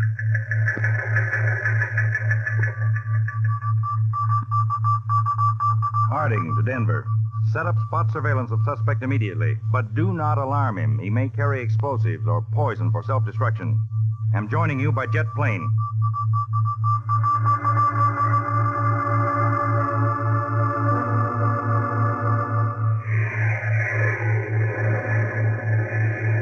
Hardly any noise, Dave. Jet planes for me from now on. Yes, remind me to ask for a jet-propelled transport model on the next budget, please. Uh-oh. Denver reporting. Right. Go ahead, Denver. Edwards reporting from the drugstore where Horn just got his medicine. We have a walkie-talkie set up with all agents conducting surveillance. He You want to be cut in? You bet your life I do. Then I'll have you cut in, sir. The suspect has turned out of my sight. Our next agent is in Sedan, 1 block up. Agent D. Agent D, is the suspect in your sight? Suspect is walking down the other side of the street from me, taking his time. Uh-oh, he's walking fast now. Heading straight up the street. Edwards should be near him now in a taxi cab. How about it, Edwards? Come in, Edwards. Edwards reporting again, Mr. Harding. I'm now in a taxi, cruising about 100 feet behind Horn, who's walking faster now. Maybe for the bus station on the corner. Uh-oh. What is it? A very pretty girl, out of the crowd to meet him. He kisses her.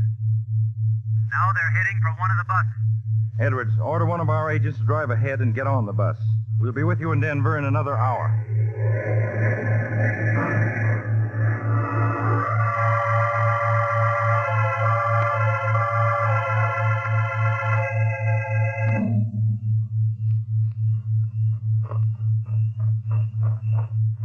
Mr. Hardy. Yes, Edwards. What's the layout? Horn and the girl entered that bungalow there. The place is almost entirely dark. Living room lights are on, but all the blinds are drawn. The place surrounded. Yeah, set up B. 2 men at each post. You want to rush the house? I want Horn alive. There's no telling what trick he might pull. Let me have your walkie-talkie. Here. Thanks. Harding to Peters. Peters. Pull all agents back to set up C, farther from the house. Come over to see me. We have to work out a different plan of attack. It's got to be done.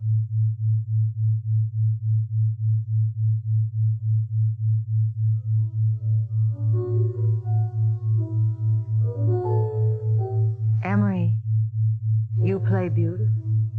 Thank you, my dear. I saw you had a package from the drugstore. You're not sick or anything. Oh, no, dear. They're just bismuth powders. They help my stomach. Emery, Yes, Gilda. I feel very happy with you. I'm glad. Funny. Sometimes once in a while you meet someone you feel you've known all your life. It's only been 3 days, Gilda. I feel as though I've known you all my life. And still I don't know a thing about you except that I love you. That's very sweet, Gilda. On second thought, I do know something about you. Something you try to hide from me. And, what is that, Gilda? I guess you do it because you really think I'm not very bright.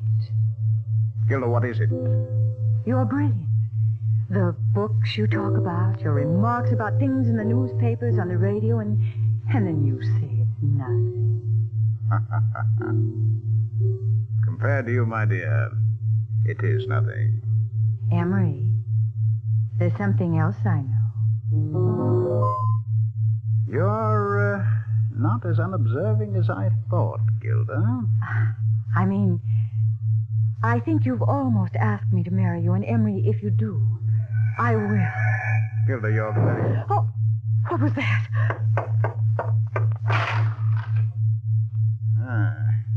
Car crashed into the lamppost right in front of the house. Oh, no. Man seems to have been thrown from it. No. He was hit by the car. The car's racing away down the street. Those hit-and-run drivers. We've got to help him. Now, wait, Gilda. Well, we can't let him lie there. Well, very well. I'll go with you.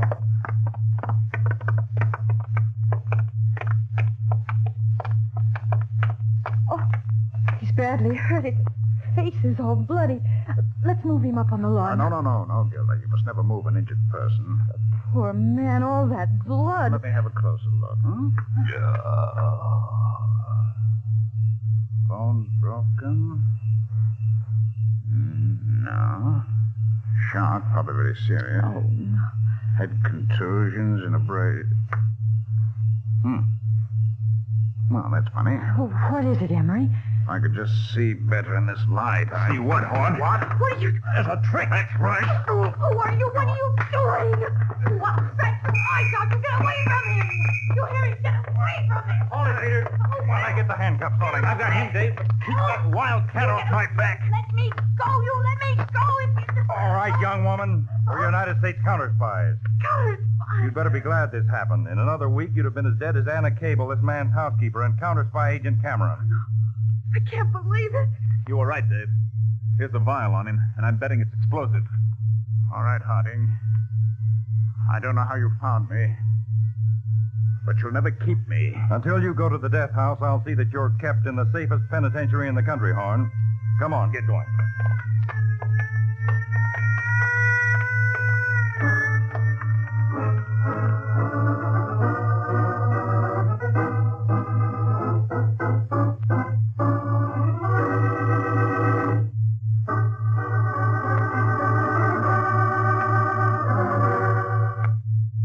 Tonight's Counterspy program originated in New York and featured Don McLaughlin and Mandel Kramer with music by Jesse Crawford. Counterspy is a Phillips H. Lord production for Pepsi-Cola.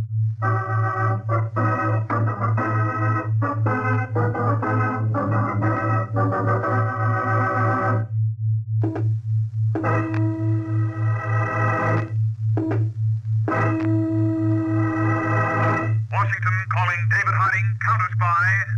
Washington calling David Harding, Counterspy. Harding, counterspy. Calling Washington.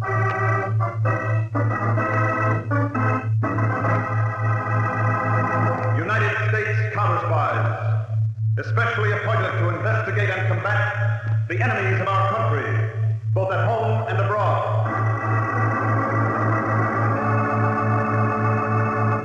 Tonight, more in the case of the cold-blooded professor. Another Counterspy report to the American people.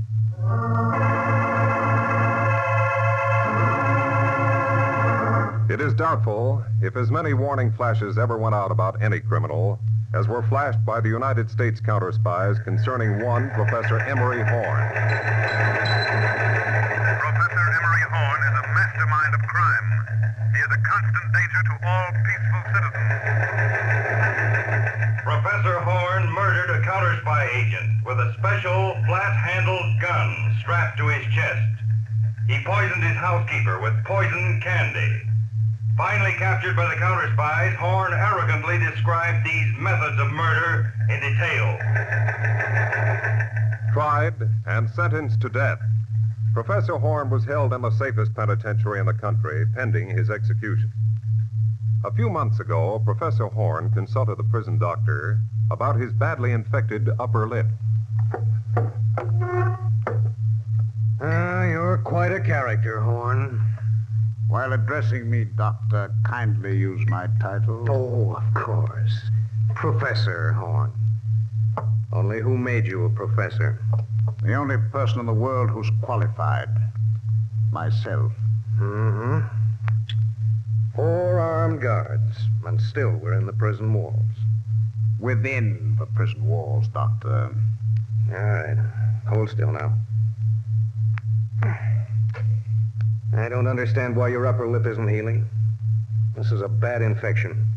I believe the lack of healing is due to hyperproteinemia. Prison food is lacking thiamine hydrochloride and niacinamide. No? Really think you know medicine, don't you? Pardon me if I speak medically over your head, Doctor. But then ignorance always irritates me. There's hair around that infection. All right. I'll have to cover your whole upper lip with adhesive again. How long were you a horse, Doctor? I'm sorry if I hurt you. Really? I hear you made 6 attempts to escape in 2 months, Horn. Professor Horn. How news does travel. That's only 10 days more till you're transferred to the death house. You have a morbid mind, haven't you? No. I was only going to tell you that, ironic as it may be, those ulcers you had for so long are cured. Through no doing of yours, Doctor, I'm sure. Okay, get going, Professor. Out that way.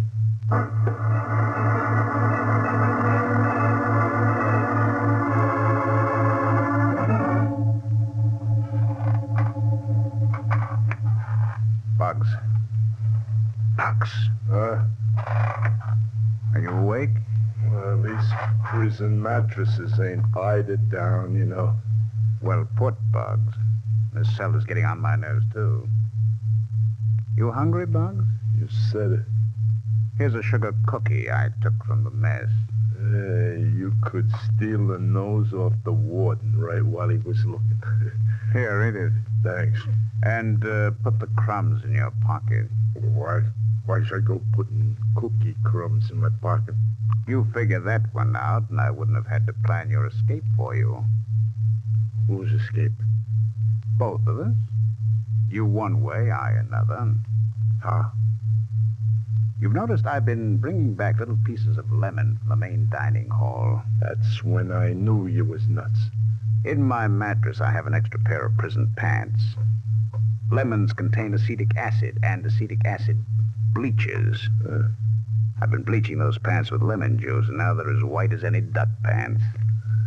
Sometimes I think you're a witch. Hey, where'd you pinch them glasses? They're horn-rimmed spectacles, Bugs. You ever see a little piece of wire lying around in the recreation yard? Sure. Well, there are lots of little pieces like those, and I've been collecting them, winding them together, and bending them into these eye frames and ear pieces. The next step was to unravel threads in the bottom of these trousers and wrap them around the strands of wire to thicken them. Yeah, that's just right. And then I had to give the strands a smooth surface. A paste of flour and water did that. Yeah, but where did you get the glass in them? Plastic crystals, stolen from the wristwatches of other prisoners. And with my new mustache... Hey, now, wait a minute. You ain't got no mustache. What do you think is under this adhesive tape on my upper lip?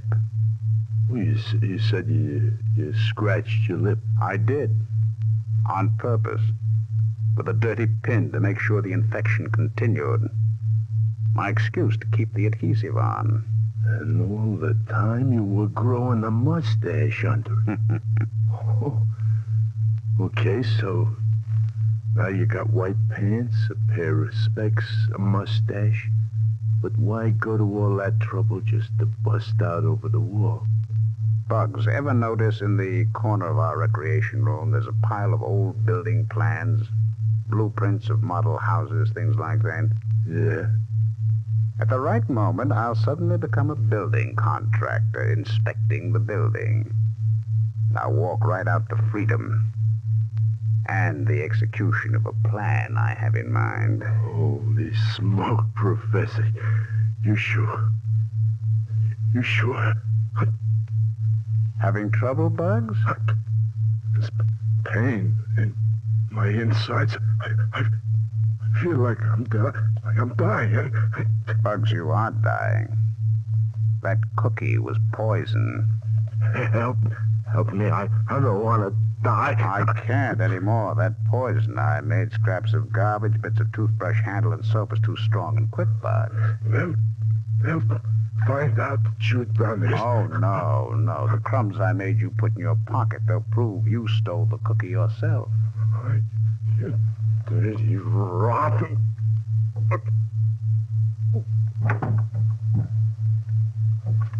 Guard! Guard!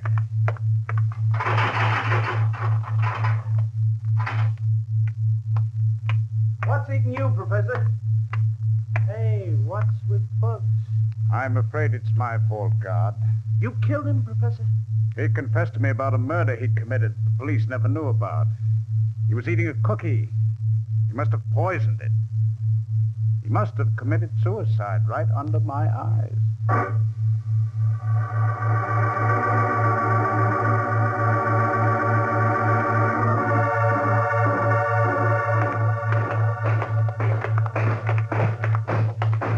Recreation! You'll get 20 minutes for recreation. Listen, when we come to the corner, I'm ducking out into that little anteroom off the recreation hall. Cover my place in line so they won't miss me. I need at least 3.5 minutes.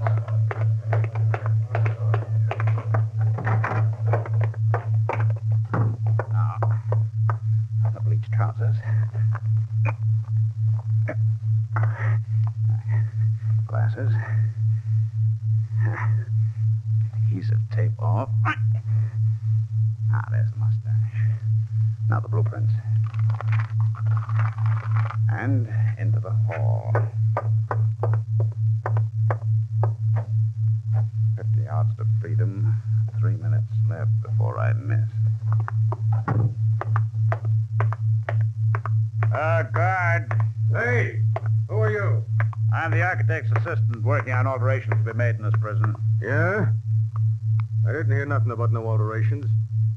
How did you get into the prison? By the entrance on the other side with the rest of our staff. Has this desk you're seated at always been located at this spot? Yeah. 12 years now. So as I can watch this inside gate. An automatic slide gate controlled from here? No. When the gate's to be opened, I phone the main gate room and they push a button. This gate slides open. Will you demonstrate, please? My dear man, I'm in a hurry. I've got to know how these things work. All right. Erickson, gate number 2. Open her up. Some architect guy. Yeah. Okay. Now she'll open. Well, there's your gate. Fine. Thank you. Hey, you want to see her clothes again? Yes, please. Slow-witted fool. One more gate. Barely a minute left. Hey there, you! You can't just walk out of here. I'm connected with a building contractor. You gotta sign out with me.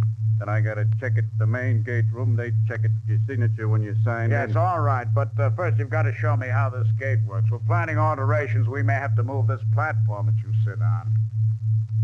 Oh. Well, the gate there is controlled by this button here.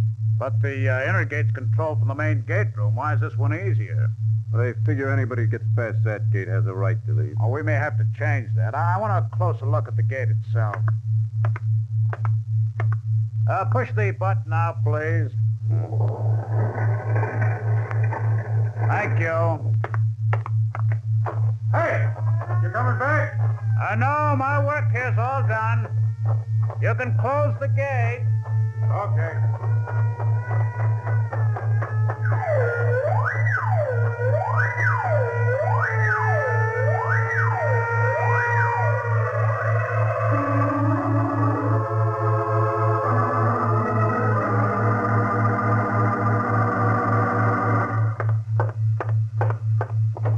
Mr. Harding.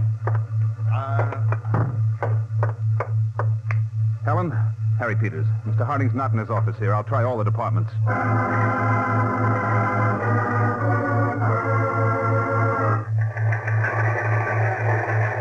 Attention, all Counterspy departments. Is Mr. Harding on the main floor? Rush report for you, Mr. Harding. Rush report.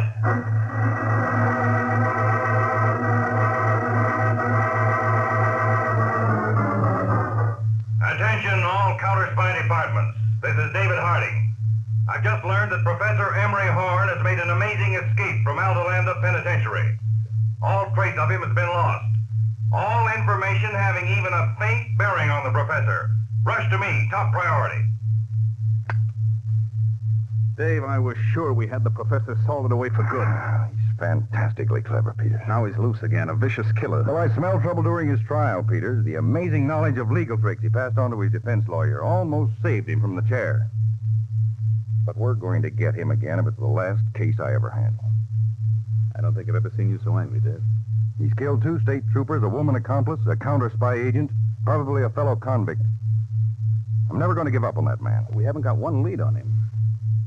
Then we'll have to start back at the beginning.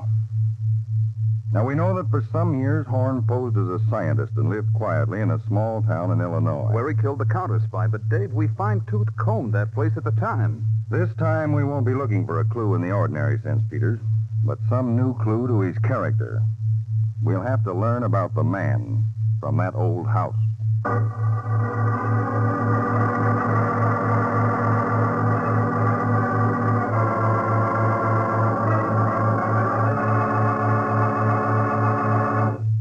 An eerie, stormy night at the former hideout of Professor Horn in Illinois.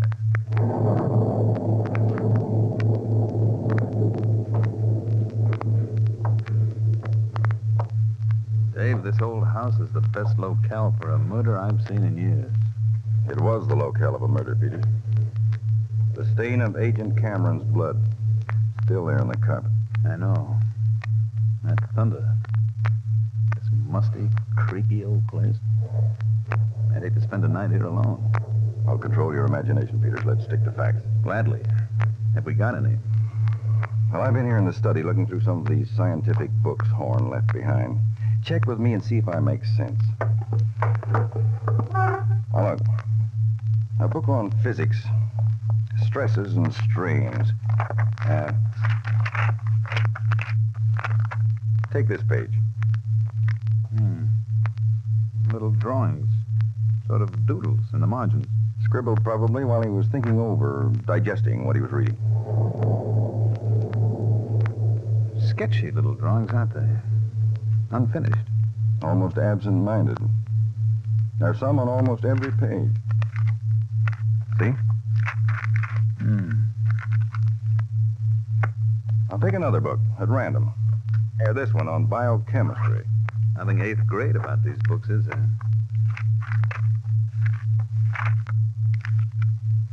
You see this page? More drawings of the same kind. It's true of a dozen more of these volumes I've leafed through. And Horn's a doodler. A scientific doodler. Well, Dave, how can we use the fact that it's a characteristic of Horn's to doodle in scientific books? Well, Horn has this scholarly side to him. Now, wouldn't you think that everywhere he goes, he'd want to consult scientific works? But where could he, except in libraries? Exactly. To be more exact, scientific libraries. Right. Now, first we'll check through all these books. We may find various definite types of doodles that occur over and over. We'll make photostatic copies and send a set to every library in the country. But, Dave, this will mean asking librarians to watch all their readers. They're not trained for that work. Well, all library books are inspected every so often, Peters. The only tiny clue we need may be hidden this very moment in some library.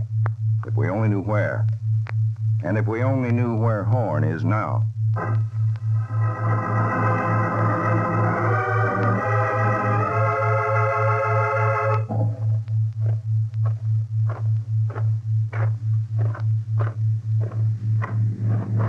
Hi there!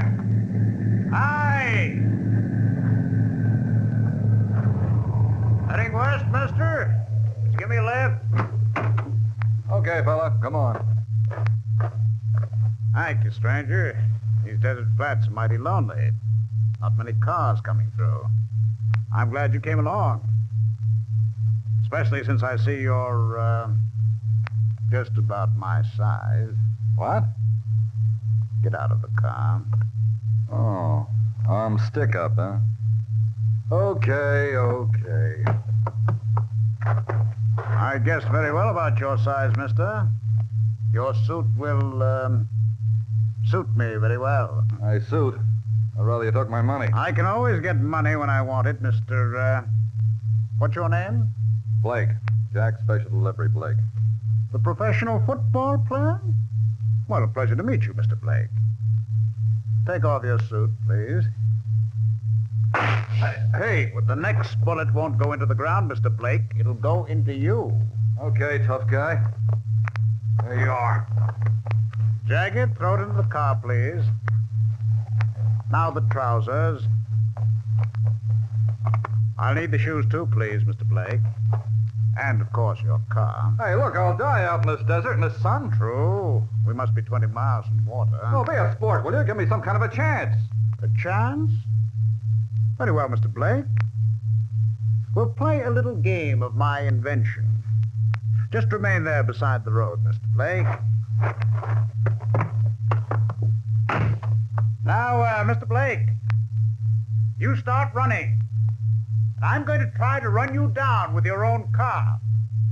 If I don't get you in 1 minute or less, you'll be perfectly free. I can't outrun an automobile. Oh, you forget your special delivery Blake, the best broken field runner in football. Start running, Mr. Blake. Any direction. I'll even give you a little head start. Good, good. Now here I come.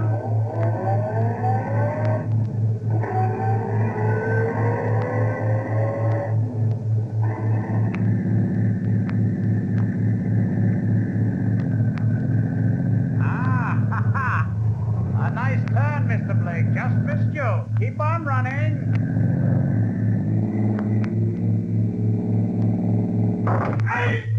Too bad, Mr. Blake. Only 10 seconds more, you'd still be alive. But then I wouldn't have had your clothes and your car, would I?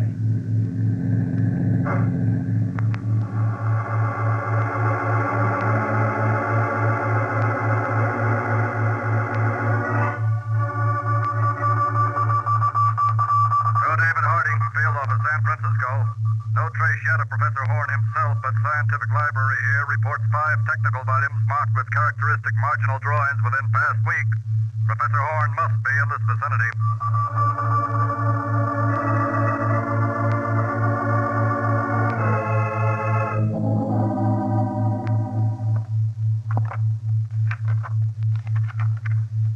Notice it, Peters? What? We've got the 5 books Horn used on some 8 visits to this San Francisco Scientific Library, but the drawings don't seem the same. It may not be our man. I think it is. The characteristics are here. The little drawings are more definite and finished. As if he had a definite plan. There's a volume on explosives. Here. Page 287. Dealing with liquid explosives. The drawings look something like bottles. And a notation, 32 ounces. It means 32-ounce bottles, maybe, but why bottles? Well, bottles are an innocent way of carrying liquid explosives, aren't they? Into a bank vault, perhaps. But there are no books here about vaults or electronic protection devices. Well, here's a book on the scientific preservation of works of art. Paintings. No, I hadn't got to that one yet. Here's something, Dave. Huh? Drawings on 2 different pages.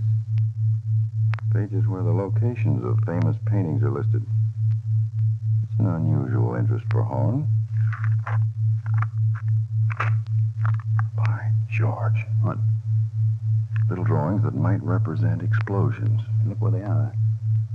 Right next to the listing of 4 different paintings kept here in San Francisco. Suppose Horn were planning to steal them, preserve them in good condition scientifically, and sell them later in secret. It says here these paintings are insured for $250,000 each. Any one of them would be a good haul. Unless some of these paintings are kept in vaults. They might be. Then that's where his liquid explosives would come in. No doubt there are watchmen to be taken care of. The explosives might serve 2 purposes, Dave. Kill the watchmen and blow open the vaults, yes. But why pick quart bottles to carry the stuff in?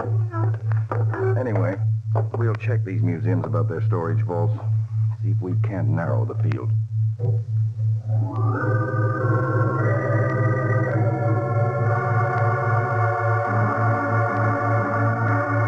Dave. Peters. Of those 2 museums, only one, the Bayview Art Center, keeps certain artworks and paintings in vaults in the basement. They have a special watchman. The museum's across the street from a large church. Okay. And as to the watchman, Peters, that's your special assignment.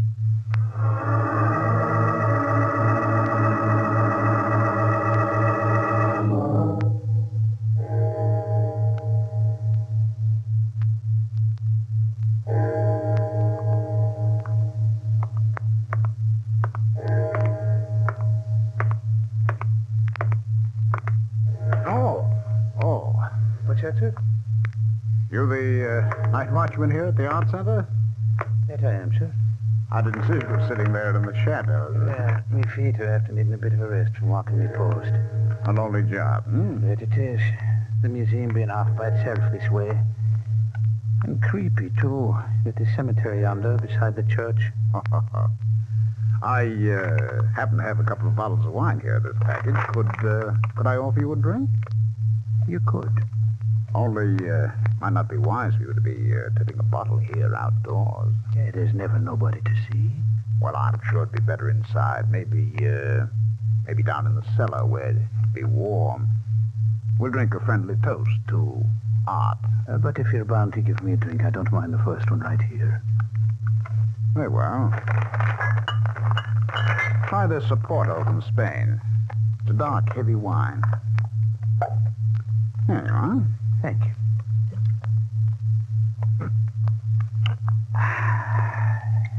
And mighty fine it is, too. Shall we go inside now? What kind of wine would that other bottle be now? I'll show you inside. Let me see. Ah, very well. It's a light white wine. Well, now that's more like it. Might I read the label? Oh, I must say, you can take my word. I'd like to know what it is I'll be drinking. I only want to look at the label. If you insist. Yeah, thank you. Tip Top Valley Sauterne. Bottled by Tip Top Valley Winery Incorporated. Now, I wonder if this bottle would bounce. You've thrown it.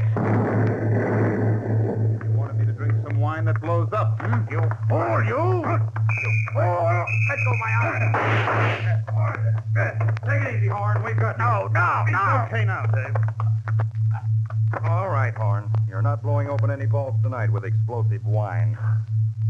Harding, I'd like to know how you caught on. I'll be glad to tell you, and I'll also tell you that we know where you got that suit you have on. You murdered Jack Blake in the desert 2 weeks ago. I'll be glad to tell you a lot of things, Horn, including this. You're not going to cheat the executioner again.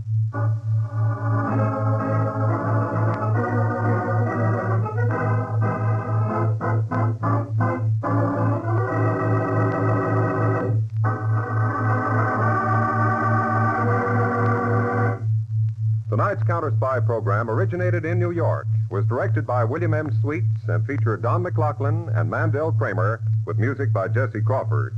Counterspy is a Phillips H. Lord production for Pepsi-Cola.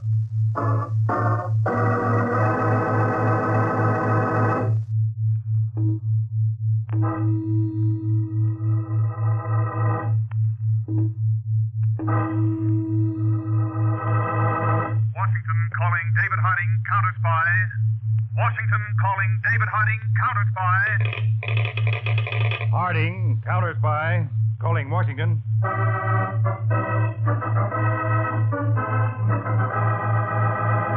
United States Counterspies, especially appointed to investigate and combat the enemies of our country, both at home and abroad.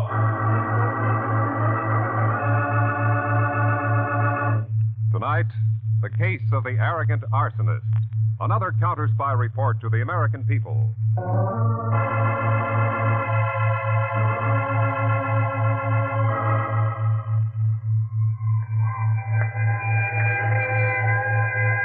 One of the most despicable of all crimes is the malicious setting of fire. Vilest of all criminals is the professional arsonist. We go back some years to a winter evening in Berlin, Germany.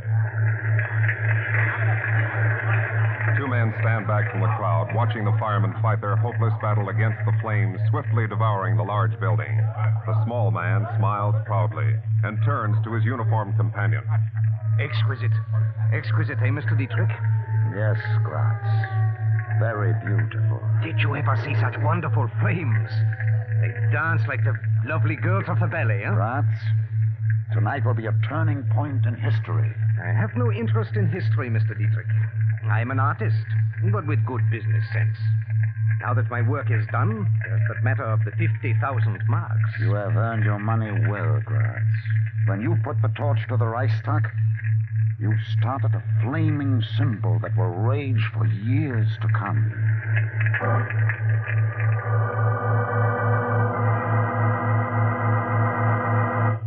That was February 27th, 1933, the infamous Reichstag fire in Berlin. And though Hitler's Germany has since been crushed, sparks of that fire still smolder. The greed and ruthlessness that started it still survive and flourish. 3 weeks ago in Tangier, North Africa, Karl Dietrich, still calm, still arrogant, waited in his sumptuous office. Your phone call to Wolf in New York is ready, Mr. Dietrich. Thank you, Nina.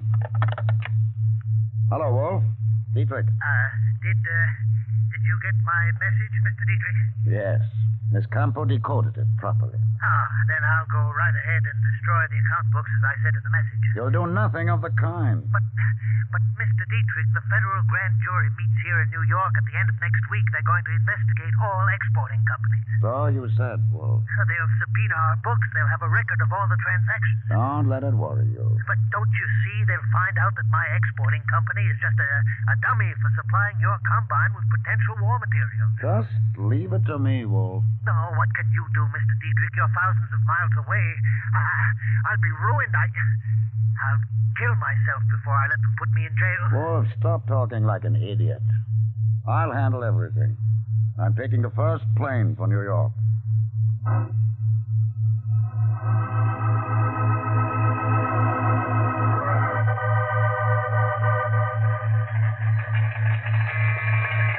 Attention, Mr. Harding in Statistical Department. Mr. Harding in Statistical. Please come to Communications Section immediately. Urgent code radiogram just received from Tangier.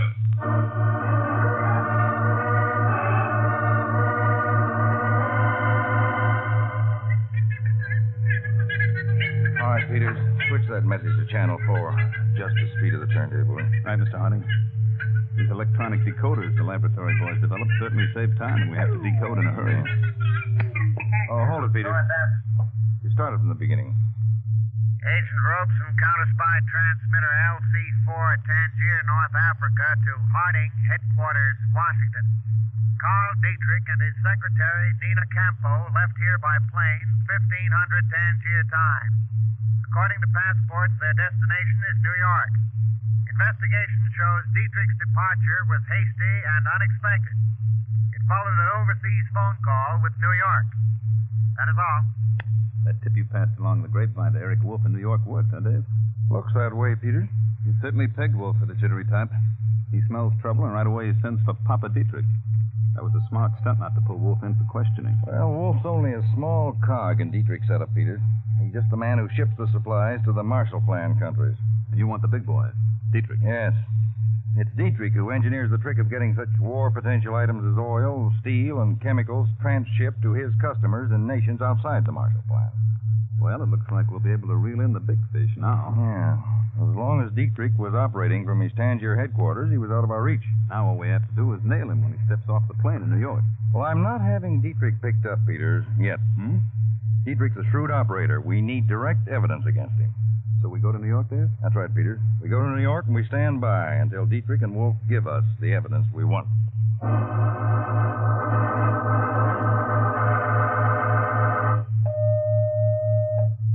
J-12 to Mr. Harding, New York Field Office. Go ahead, J-12. Dietrich and Secretary Nina Campo registered at Hotel Tremont, Suites 1803 and 1804.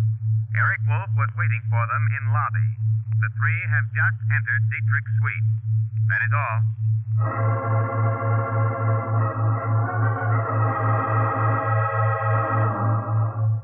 Wolf, you'll join us in a drink, huh? No, thank you, Mr. Dietrich. You, Nina?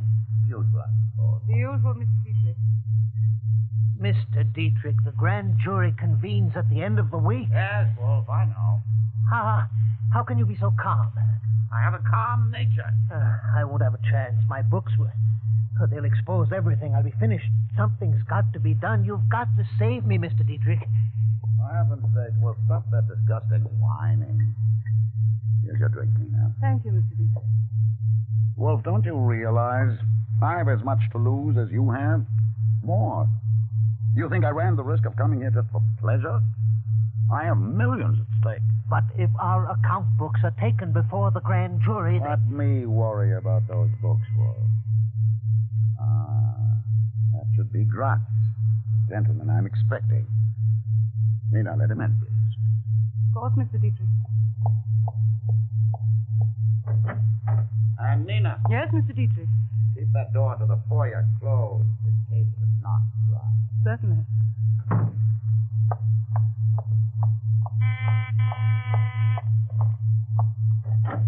Hello, Nina. God. Well, come in. Why are you dressed in overalls? It was Dietrich's idea, precaution. I'm posing as a hotel utility man. Mr. Dietrich's in the other room waiting for you. And And you, Nina? This will give you an idea. Oh, Nina, darling. We shouldn't take chances like this. Gus, how long do I have to go on working for Dietrich? Nina, you took the job with Dietrich, so we'd have inside information on anything especially good. But what's wrong with his knowing about us? Then Dietrich wouldn't trust you. If we're going to get what we want, he must have complete faith in you. Nina, darling, I promise you, after this deal, we'll have enough money to be free of Dietrich forever. Now help me with these overalls. I better get inside.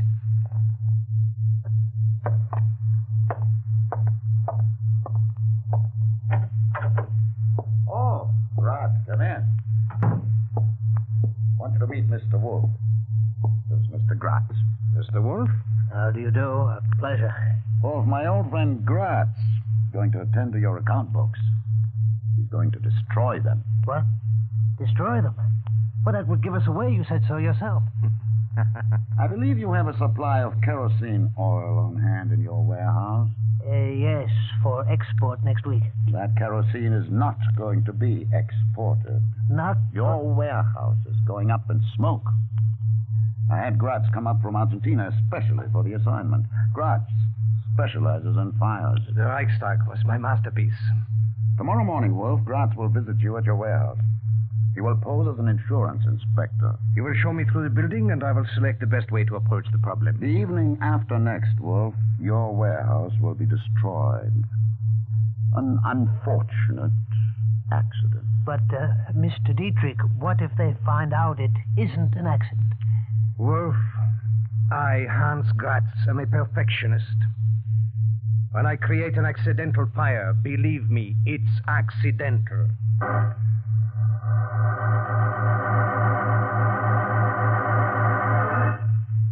Peters in Patrol Car 3 to Harding, New York Field Office. Go ahead, Peters. Wolf just came out of the Hotel Tremont. He visited Dietrich for an hour. All right, Peters. Have J12 keep on Wolf's trail. Gotcha. Also tell J9 to stick close to Dietrich when and if he leaves the hotel. And one more thing, Peters. Yes? Assign a man to shadow Dietrich's secretary. I'm curious to see where Nina Campo fits into this picture.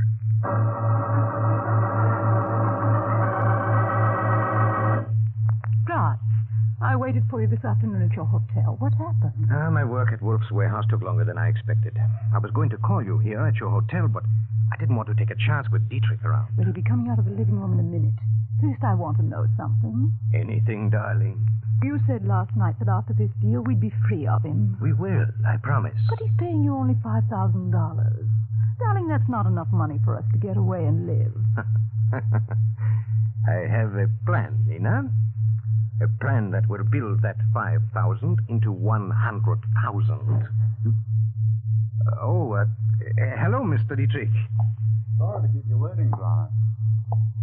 Did, Miss Campo keep you entertained? I'm afraid I'm dull company, Mr. Dietrich. I don't think Gratz thinks so. Do you, Gratz? Miss Campo is always pleasant to be with. There, Nina, you see. Well, Gratz, how did your inspection trip go? Excellent, excellent. I'm going back to the warehouse tonight to prepare for tomorrow evening. And Wolf understands what his part is to be? Perfectly. I don't want any mistakes, Gratz. Mr. Dietrich, there'll be no mistakes tomorrow night. Everything will go according to plan.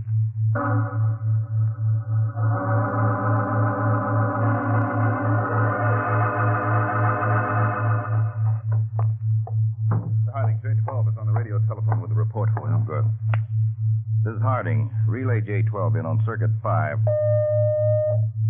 J12, Patrol Car 4, reporting to Harding. Go ahead, J12. Wolf left his apartment at 9 p.m. and drove around town for 50 minutes. He just parked his car outside his warehouse.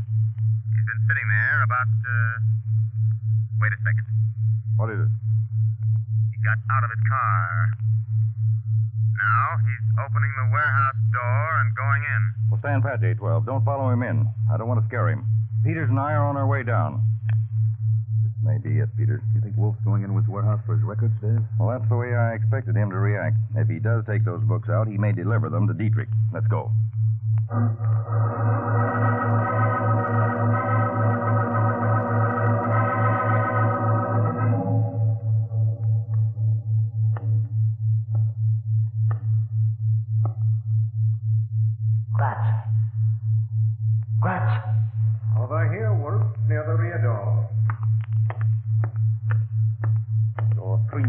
slate, Wolf? I waited outside a little first. You told me to make sure I wasn't seen coming in here. Is everything ready, Grat? Of course. Amazing. How simply Mr. Dietrich solved such difficult problems. I thought I'd never get out of this difficulty, but soon my worries will be over. Yes, Mr. Dietrich is a remarkable gentleman. Hadn't we better get over to the kerosene drums so you can start the fire? Fire will start right here with this pile of Excelsior. But the kerosene's at the other end of the building, near the office where the account books are. Gratz, we can't take a chance. The fireman may get here and put the fire out before it gets that far. I told you, Wolf, I'm a perfectionist. Nothing can save this warehouse once I put a match to this Excelsior. How can you be sure? How can you? My dear Wolf, there are secrets to every trade. For example, look over there on the floor behind you. Huh? Where do you mean? I don't see anything particular. As you said before, Wolf, soon all your worries will be over. You were right. You and all your worries are going up in smoke.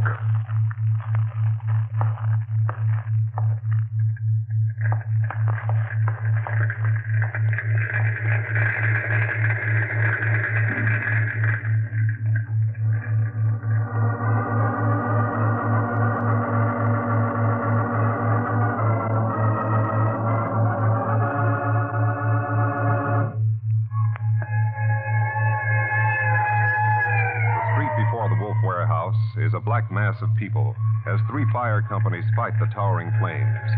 Back of the fire lines, David Harding, in a Counterspy patrol car, with his assistant, Harry Peters, is receiving a report from another agent. Harding, I was waiting outside the warehouse for Wolf, as you ordered.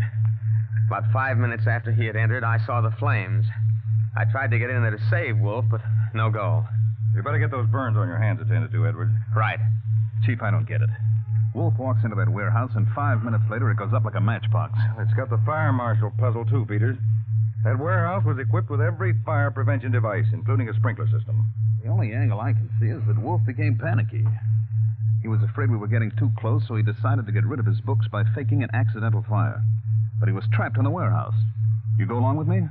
Well, that's a possibility, Peters, but there's also a possibility that Wolf got out by a rear exit. We should have had an agent at that rear exit. Yes, but Dave, you agree with me about the books. Yes, Peters, but I'm holding off any other speculation until we get a laboratory analysis of that fire.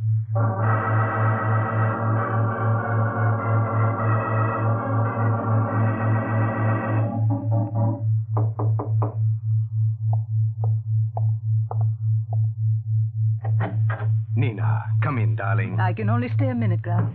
I told Dietrich I was going for a short walk. He said you told him everything went according to plan. Almost. Dietrich said it was perfect. It was, Nina.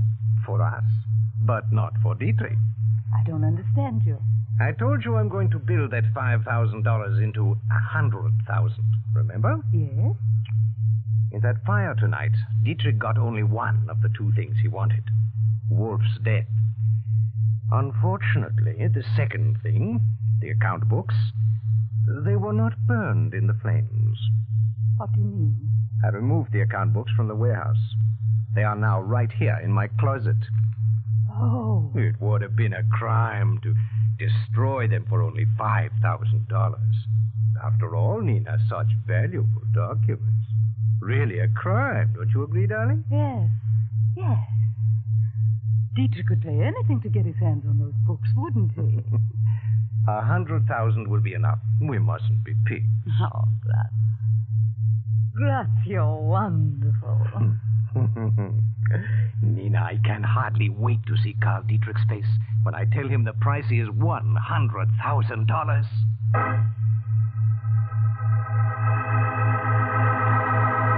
$100,000? And well worth the price, Dietrich, don't you think? $100,000? Blackmail? And to think I once trusted you, Gratz. Oh, we all make mistakes, Dietrich. Some are more expensive mistakes than others. Yours will cost you $100,000.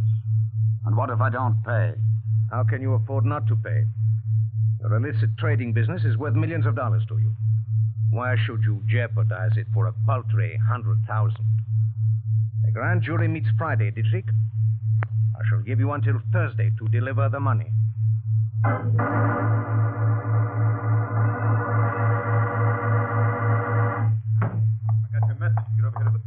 Right away, Dave. What's up?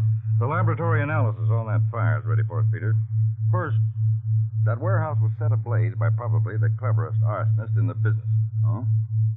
Next, the flames spread quickly because of oil in the warehouse. That black smoke, huh? We guessed that last night. Yeah, but here's something we didn't guess. Our chemist found globules of kerosene oil in the sprinkler system pipes and valves. The sprinkler system was apparently loaded with kerosene instead of water. As the lab reconstructed, the arsonist started a small fire in the rear of the warehouse. The heat opened the sprinkler valves, and the kerosene took care of the rest. That's right. A real professional job. Well, now about Wolf. Traces of human bone were found in the ruins. There's no doubt Wolf died in that fire. There's a good possibility he was murdered. Yes. Might have been convenient for Dietrich to get Wolf out of the way. Very convenient. Dietrich would be burning two birds with one match. We can't pick Dietrich up on that rap, Chief. According to our reports, he was in his hotel room all evening. Yes, I know, but there's another... Oh, just a minute. Harding. J-12 reporting, sir. Go ahead, J-12. Nina Campo left her room at the Tremont Hotel. She's now visiting room 907 at the Hotel Sergeant. Okay, J-12. Let me have a full report when Nina Campo returns to the sergeant. Right. Nina Campo? Hotel Sergeant? What's that about, Dave? Dietrich's secretary, Nina Campo, left her hotel last night, Peters.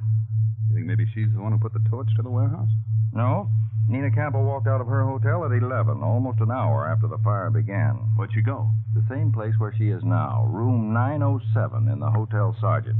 And Peters, the occupant of 907, is a man named Gratz. Gratz?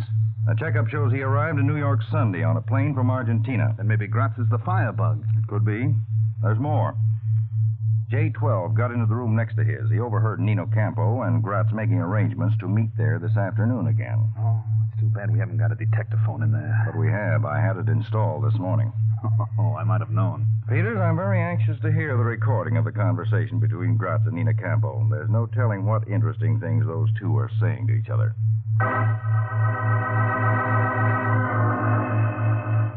What did Dietrich say, Nina? You'll get the money tomorrow, Gratz. That's very sensible of Dietrich. Now, it's wonderful to see him squirm. Gratz, are the books still in that closet? Yes, of course. Why? Well, they mean so much to us. I was concerned about your leaving them here. They're perfectly safe, Nina. You could never tell. Nina, except myself, only one person knows where those books are. And I can trust you, can't I? Of course, darling. Always. Well, Peters? Dave, this record winds it up for us. Not quite. Aren't you ever satisfied? Yes, when I'm sure that people like Gratz and Dietrich get what they deserve, the electric chair. Then what's next? Well, that's up to Gratz, and the way he feels about Nina Campo. What do you mean? Well, something Gratz said to Miss Campo. He said, and I can trust you, can't I? Peters, I have an idea that Gratz's faith in Miss Campo is going to be sadly twisted.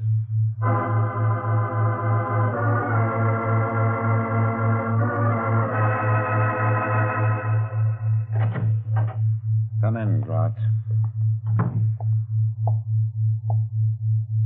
You haven't brought the books with you, Gratz. I have the money ready, but you were to bring the books.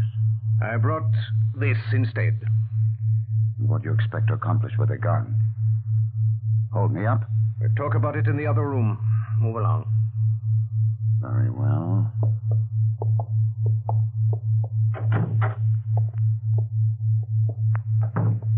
Stand right there. As you say. Where's Nina Campo? Why? Where is she? In the next room. Tell her to come in here. What has she to do with this? Dietrich, this gun can do ugly damage. Tell Nina Campo to come in here. Nina! Yes, Mr. Dietrich? Come in here, please. Right away. Now, really, Gratz, what is this all about? As if you didn't know. Yes, Mr. Dietrich, what is... I was taken aback by Gratz's gun, too, Nina. I don't understand, Gratz. You can stop acting, both of you. Mr. Dietrich, what's the matter with Gratz? Nina, you really had me fooled. Every minute you spent with me was for him. Graz, I don't know what you're talking about. You were just using me all the time. Please. I don't understand. Where are they, Nina? They... The books. Wolf's account books.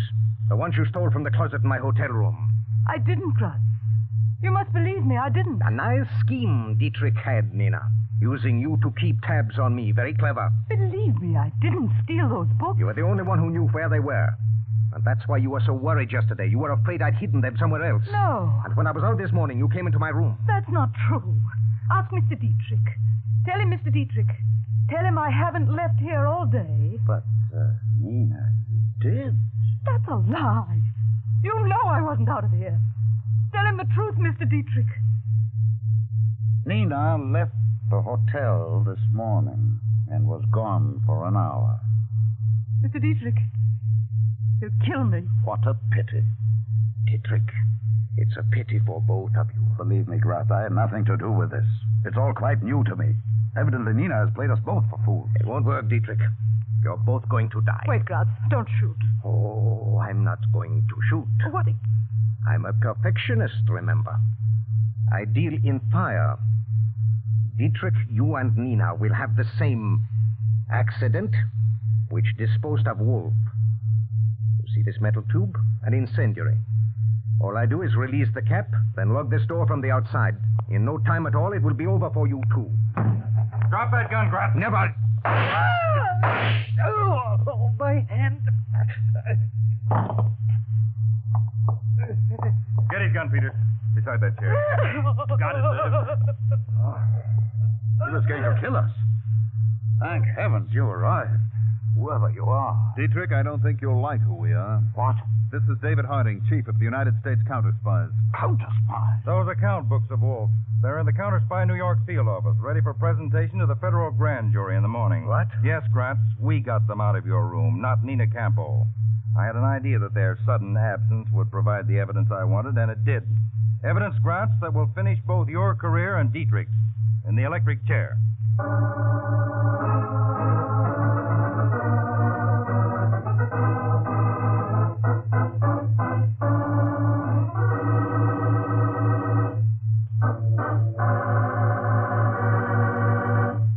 Tonight's Counterspy program originated in New York, was directed by Leonard L. Bass, written by Edward J. Adamson, and featured Don McLaughlin and Mantel Kramer, with music by Jesse Crawford.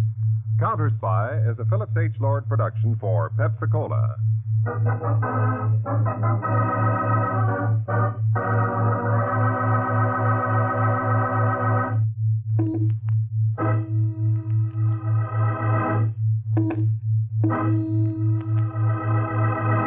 Washington calling David Harding, Counterspy. Washington calling David Harding, Counterspy. Harding, Counterspy. Calling Washington.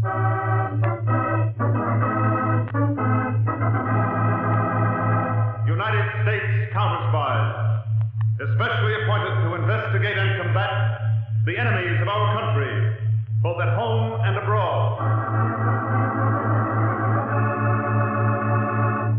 Tonight, the case of a courageous come-on. Another Counterspy report to the American people.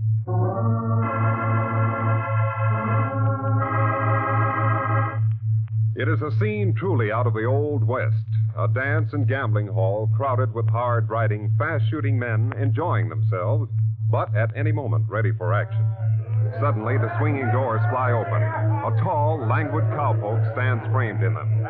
The crowd quiets down as the cowpoke ambles to the bar and stops in front of a well-dressed, shifty-eyed man. Well, dude, it's sundown, and I'm still in town. You don't take advice easy, Steve Morgan. I'm choosy about whose advice I take, dude. I don't like yours. I give you 5 seconds to draw. Now, look, Steve, you don't want to...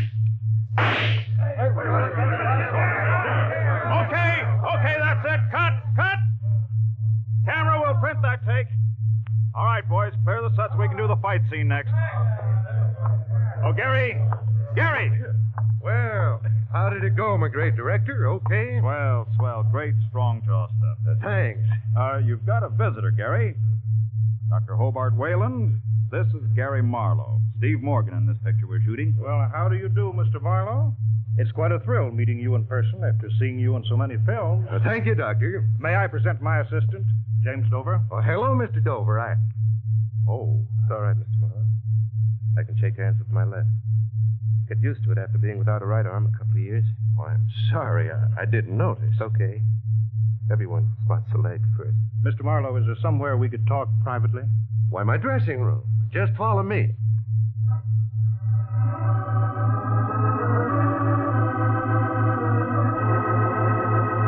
To get to the point, Mr. Marlowe, I'm heading the Institute for Disabled Workers, and we're embarking on a large fundraising campaign. Well, maybe I'd better save your time, Dr. Whalen. All my charitable contributions are handled by my business manager. We're not looking for charity, Mr. Marlowe. Jimmy? Why is it every time you guys see somebody without an arm or a leg, you think of tin cups and Beck? Oh, I'm sorry. I thought... Sure, I know you thought we're looking for a handout. Charity, huh? Did you ever take any, Mr. Marlowe? It sticks in your craw. Jimmy, you better wait outside. I'm sorry, Doctor.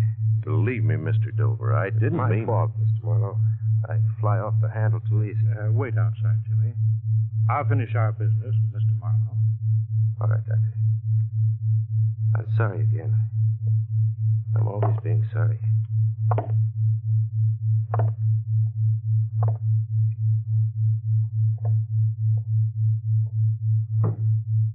Doctor, I didn't mean to hurt him. No one does. You see, Mr. Marlowe, that's what my institute is for. To educate the public to the abilities of disabled people.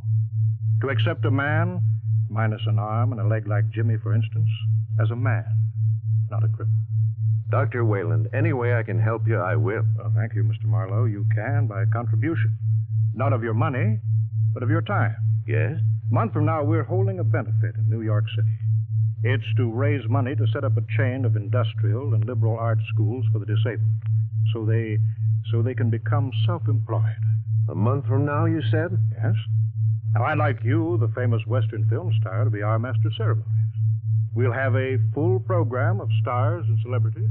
Why, I think I can do it, Dr. Whalen. I'll have to clear it with my agent, my studio, but that should be simple. Splendid, Mr. Marlowe. Thanks for your cooperation. I'll have my secretary, Miss Vicki Brent, call you for a final confirmation. Good day, sir.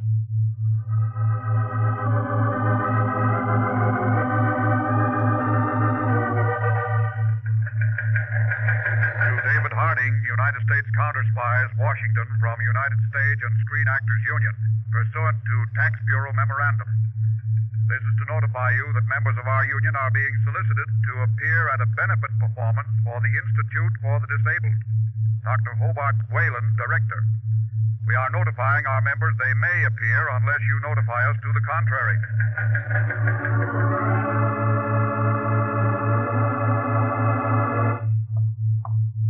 Mr. Harding, the telegram just came in for you. Let's see, Peter.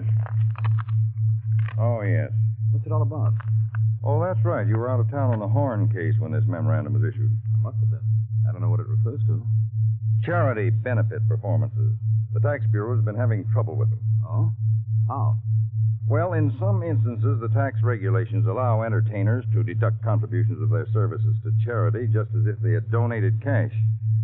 But there were a number of benefits last year that were nothing but highly organized racket. Oh, I get it. The tax people wouldn't allow the deductions for playing those benefits. That's right. So we've worked out an arrangement with them and the various entertainers' unions. They notify us of scheduled benefits. We make a routine investigation. Do the sponsors of the benefits know about it? Not if we give them a clean bill of health. And if we don't? No benefit.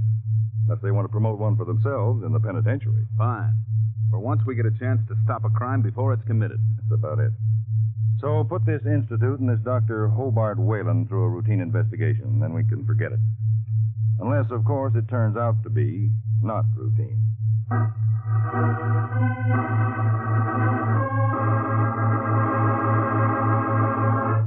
Yes, Mr. Marlowe? Well, this is Dr. Whalen's secretary. I'll give him your message just as soon as he gets back here to the office. And we'll see you in New York in a month. Goodbye. The great Gary Marlowe, Vicky. Yes, Jimmy. He says he'll MC the benefit performance. Wonderful. You're not very enthusiastic about it, are you, Jimmy? Sorry, Vicky, I've got the blues. Vicky, Jimmy, I have splendid news, splendid news. What is it, Dr. Whalen? Well, I've just talked to the management of Coliseum Hall in New York by transcontinental phone. They're going to let us have the hall for our benefit, for just expenses. They're giving up their usual profit. Wonderful, Doctor. Isn't it, Jimmy? Yeah, great. Well, what's the matter? Jimmy's a little down in the dumps today. Oh? Doctor, it's just that I haven't been doing anything. Just hanging around, acting like a pitch to soften people up. I walk in, they took a look at me, and they go woozy. And, well, I can't stand the pity in their eyes when they see what the war did to me. I know how you feel, boy. That's why your job is the toughest of all. Yeah? Because you've got to stand that pity. The misplaced pity of a lot of well-meaning people. You've got to do that so we can break the ground and educate them to know that you don't need pity. We've got to show people that a boy like you is well able to take care of himself. Show them in a dramatic manner that they'll never forget. Maybe you're right, Doc. Of course I am. Now, I just made train reservations to New York. You go down to the station and get those tickets. On the double. And don't tell me that you can't do that with one leg. I know you better. Okay, Dr. Whalen. Sorry. On a double.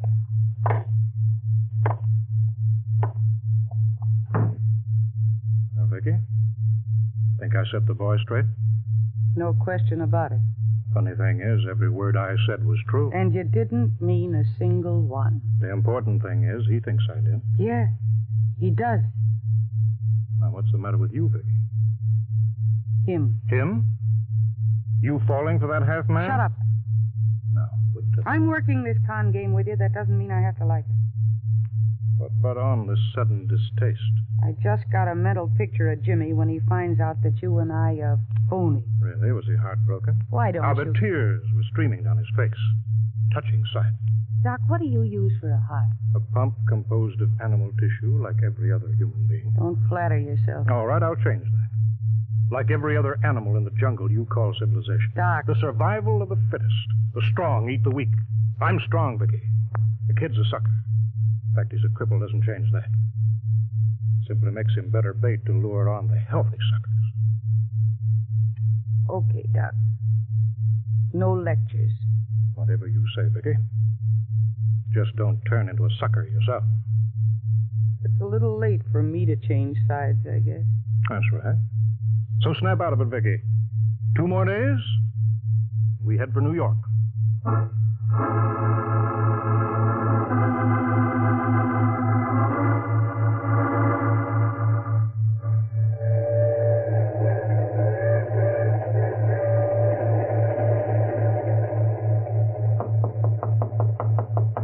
Who is it? Hey, Jimmy. May I come in? Sure, Jimmy, sure. The door's not locked. Thought you'd be in the club car. Got my own club car. Right here in my own compartment. Oh. I see. Do you get train sick? Is that why? No, I just like a drink now and then. Nothing wrong with that, is there? Oh, of course not, Vicky. If you want me to go... Why should I want you to go? Sit down. Look at the scenery. It goes by. I've just been talking to Dr. Whalen. Dr. Whalen. That calls for another drink. You want one? Vicky, don't you think you've had enough? I've had enough of something, but it's not this. Okay. What you looking at? The countryside. Oh. Makes me kind of ashamed of myself. You ashamed? Look at it, Vicky. Wide and rolling. Those wheat fields. Pretty in the sun, aren't they? So pretty. The doctor's right. The doctor? Oh, yes, Dr. Whalen. Vicky, I've decided something.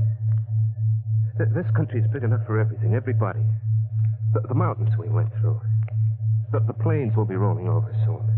There's room in it for every man, even a guy like me, a half... Sorry, Vicky. The doc told you that, huh? Yeah, but I added something of my own. Vicky, this country's big, but it needs me. I'm alive. I've got something to give it. Me and a million other men and women like me. Trouble is, it's kind of slow to wake up to the fact. Sort of stupid. But I'm going to help smarten it up. You are? Sure, Vicky, and you, too. You know something, Jimmy? You know who's stupid? No, Vicky, who? You're stupid. And a sucker. Oh, what a sucker. You're not a strong one. You're not like the doc. You're not like me. Strong ones. That's me. Vicky, what are you talking And the about? doc. He couldn't even give you a prescription to buy a bandage in a drugstore. Now, Vicky, snap No, out. you listen to me. Tell you a beautiful story about a rat. A pretty rat. You think I'm pretty, don't you, Jim? Now, Vicky, makes sense. I wish I didn't, but I do. Jimmy, our organization is a phony, and the doc is a phony, and I'm a phony. What are you saying? What am I saying? I'm down off that crutch of yours. And I'll tell you.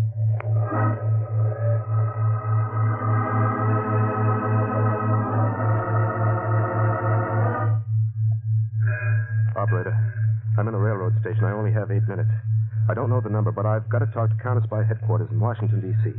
Mr. David Hardy.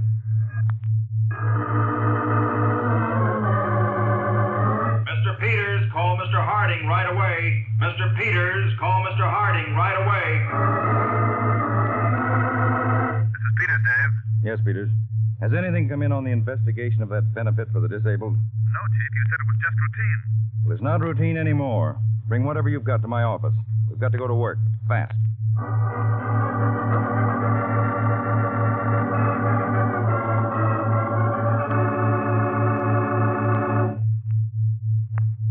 He, Brent, are in a corridor of a large New York hotel. Jimmy raises his good arm to knock on the door of room 302, then pauses. Sure you want to go through with this, Vicky? I'm sure. Let it go. Come in. Mr. Hardy? That's right, Mr. Dover. Come in. Sit down. This is Miss Vicky Brent I told you about. Yes. Won't you sit down, Miss Brand? Oh, yeah, thanks. Why not sit back, Miss Brand? You don't look very comfortable perched on the edge of that chair. I'm a little nervous. No, it's all right, Vicky. This is my assistant, Mr. Peters. Miss Brent, Mr. Dover. How do you do, Hello. Mr. Peters? Dover. Now, Mr. Dover, let's listen to you. What about this phony benefit you called me about? Well, I told you about Dr. Wayland and my part in it. Sketchily, yes. Well, we've already investigated Wayland. He has a long record as a confidence man and a chiseling promoter. Well, I think Vicky, Miss Brent can give you a better picture of the setup than I can. Well, Miss Brent? First, Mr. Harding, I want to get one thing straight. Yes. Jimmy's got a little blind spot about me. This isn't the first fake deal I've been in. The doc didn't con me into it. I knew what it was all about from the start. I'm glad you said that, Miss Brent. It's a good beginning. What? We've been looking you up, too.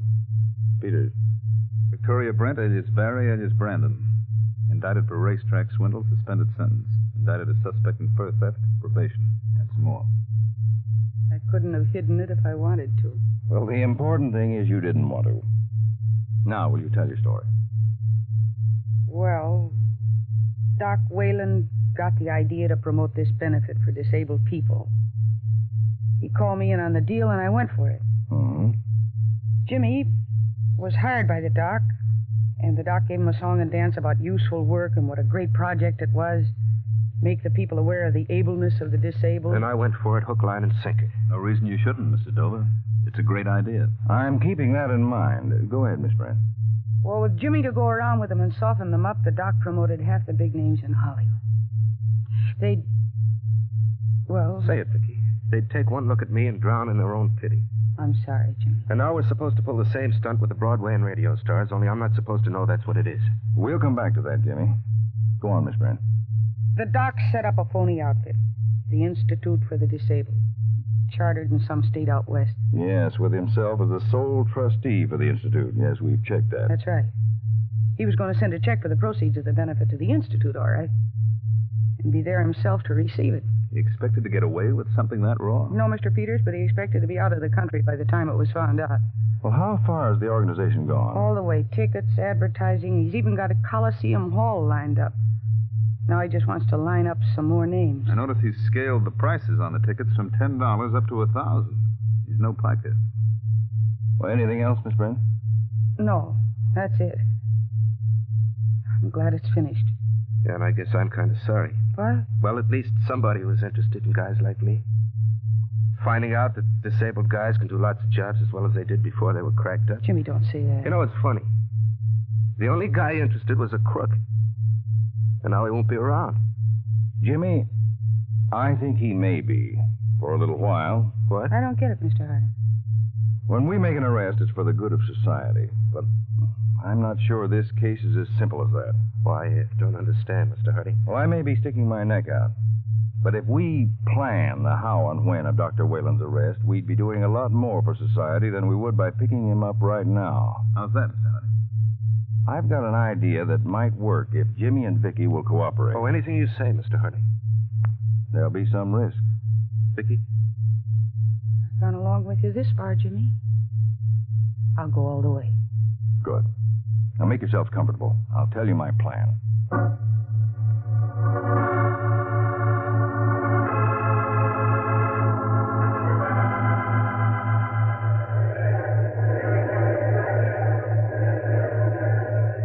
Gee, what a crowd, Jimmy. I never figured they'd turn out like this. The Coliseum's jammed. Yeah, but I'm wondering where's Dr. Whalen? He'll be here.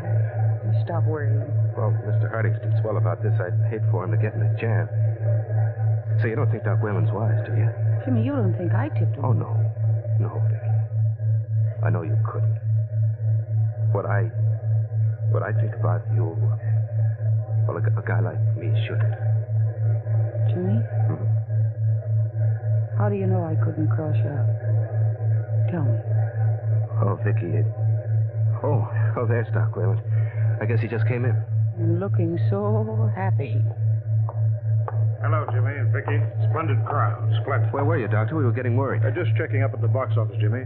Don't you think it's time Gary Marlowe started the program? Yeah, sure, Doc. I'll tell him. He's right over there.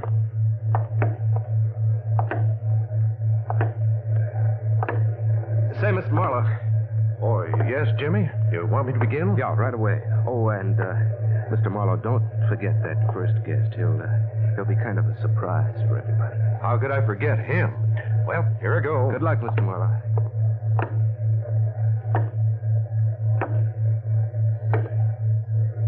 Going to start, Jimmy? Yeah, right away, Dr. Whalen. Let's sit here close and enjoy the show. Huh? I intend to. We put a lot of work in it. We've all put a lot of work in it, Doc.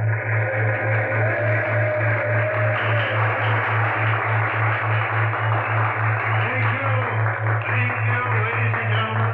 Thank you. Before we begin the show, there's a special guest I'd like to introduce right now, as he has to leave shortly on urgent business. In fact, this gentleman is always on urgent business. Ladies and gentlemen, I'm proud to present the Chief of the United States Counterspies, Mr. David Harding. Harding. Jimmy, how did this happen? Special guest, Dr. Whalen. I thought it was great we could get him. He doesn't make many public appearances. Oh, yes. Great. Thank you, Mr. Marlowe. Later on, I want to ask you about a trade secret. In those Western films of yours, how do you get 50 to 100 shots out of one 6-shooter revolver? The counterspies could use a trick like that. But seriously, ladies and gentlemen, I am proud to be here. For the purpose of this benefit is of major importance to America. It's wonderful that more and more of us realize that the disabled can take their places as useful citizens. This occasion is to see that they get their chance, not as a charity, but as a right.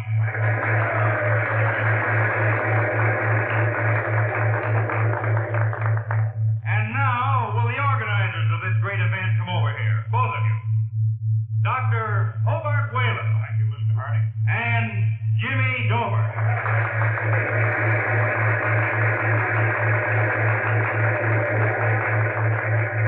Now, I have a surprise for the audience. An actual arrest here on the platform. Ladies and gentlemen, splendid as this affair is, it has one black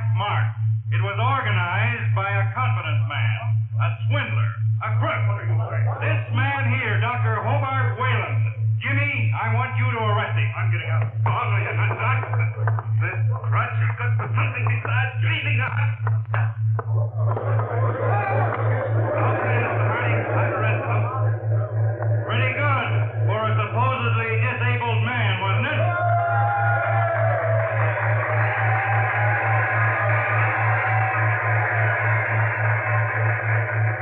Now, while my assistant Harry Peters helps Mr. Dover remove the prisoner, I'll tell you, the audience, why we did not cancel this benefit weeks ago, even though we knew the promoter was a crook. We didn't stop it because the cause is close to our hearts. The counterspies employ many so-called disabled men and women. They hold key positions in our code division, communications, and others. So we allowed this benefit to go on. And you may rest assured that at the suggestion of the President's Committee on National Employ the Physically Handicapped Week, your money will go to a legitimate organization interested in this problem. And now, here is Gary Marlowe with the rest of the show.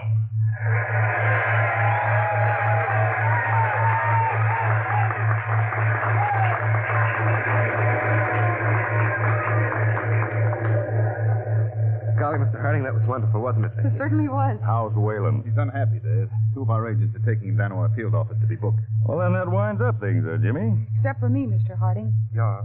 What about Vicky, Mr. Harding? Well, she'll have to testify against the doctor, of course. What will that mean? Means jail as a material witness. Jail? Of course, if someone would accept responsibility, Vicky could be paroled in his custody. Oh, I'll do that, Mr. Harding. Jimmy, you don't... Oh, Vicky, we've stuck together this long.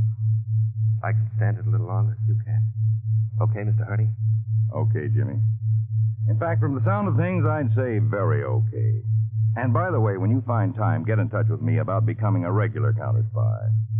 Will you, Jimmy?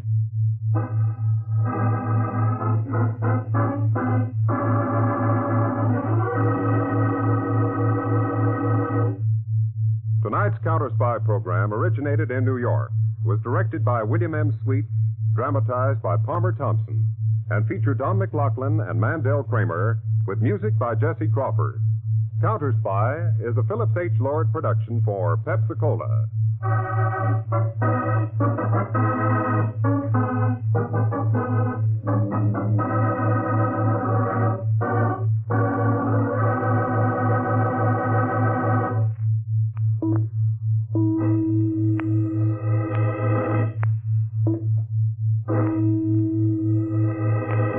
Washington calling David Harding, Counterspy. Washington calling David Harding, Counterspy. Harding, Counterspy. Calling Washington.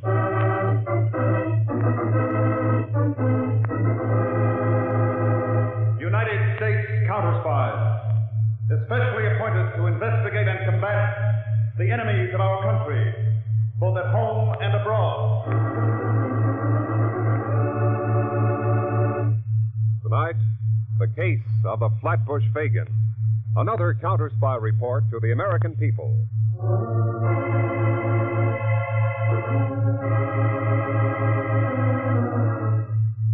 Unfortunately, it is happening almost every day and night.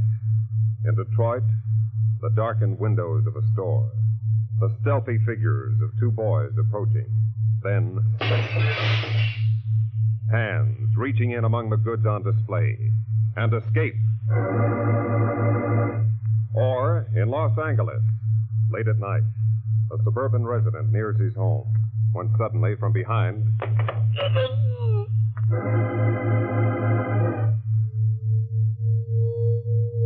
Young lawbreakers seem to be everywhere, in St. Louis, Boston, Philadelphia, and in Brooklyn, where juvenile gangs are organized on the highest level.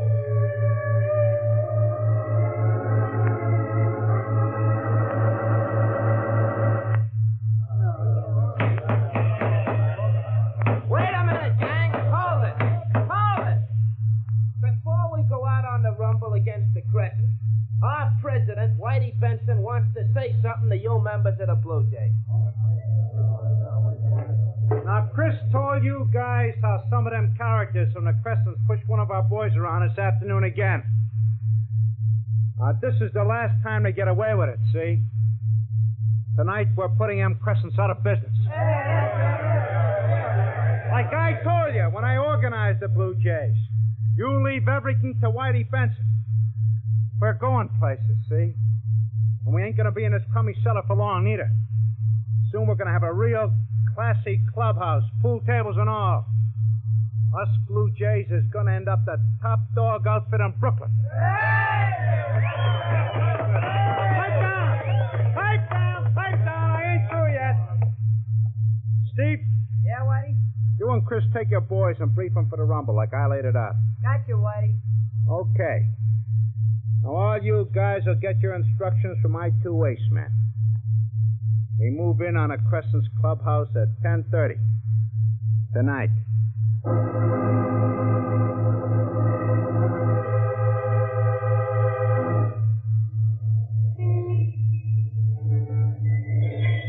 It's 10:28, Whitey. All set, Steve? Yeah, all set.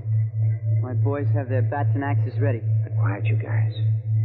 We'll march on them in a minute. Steve, what about Chris? Don't worry about Chris, Whitey. He'll be on time with his guys. He's not due at the corner down there until 10:29. There he is now. Yeah. He's signaling us. Now remember, Steve, the cops come before we finish those Crescents scatter. I'll meet you and Chris back at the clubhouse after we tie this up. Right. 10:29, Whitey. Should I give Chris the signal? Yeah. Let's go. Come on, gang. This is it. Hang on!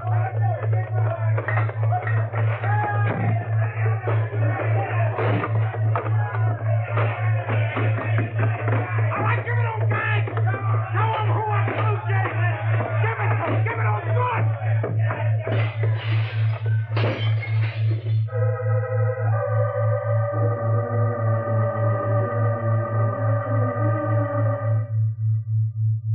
You two ace men of mine done a swell job tonight. And that finishes the Crescents for good, huh, Whitey? Yeah, Steve. For real. Now they ain't got no more clubhouse, they'll come around begging to join us Blue Jays. That was the main idea I had, Chris. Before we're finished, we're taking in every club in his territory. Now, the reason I had you and Steve meet me here at the clubhouse is extra special. What's up, Whitey? Tomorrow night, I got a little caper planned for just the three of us. What kind of caper? Something real special. Pull up chairs and listen close to what I got to say. Tomorrow night, I'm breaking you two into the big time.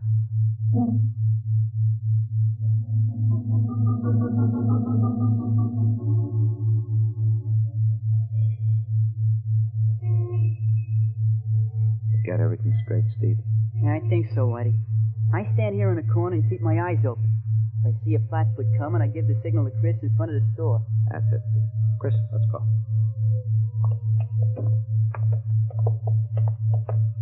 Whitey. Listen, Whitey. What are you shaking in your pants about, Chris? I never did nothing like this before. Weren't you scared the first time? I was never scared. Not my whole life. I just hope there won't be no trouble. Didn't I tell you the old dame who runs the store, she's got one foot in the grave already? She'll take a squint of my zip gun and do just like I tell her. Oh, you won't have to use the gun, will you, Now, Whitey? look, Chris, stop acting like you was just out of kindergarten. Here's the store. Don't forget. Keep a watch for Steve's signal. I'll be out in less than 5 minutes.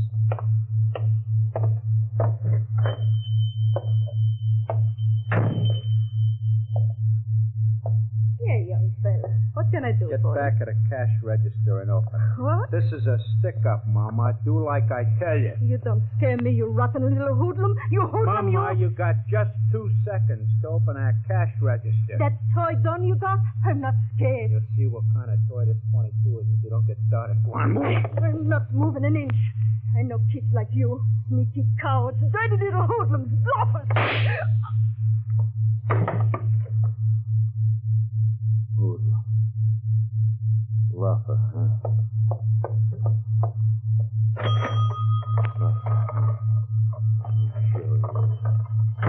Whitey, what happened? Whitey, you shot her. Sure. Got it alive. She's waking up. Whitey, I thought you killed her.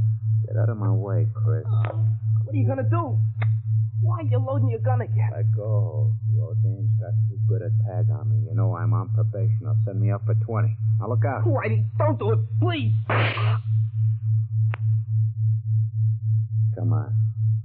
Let's get out of here.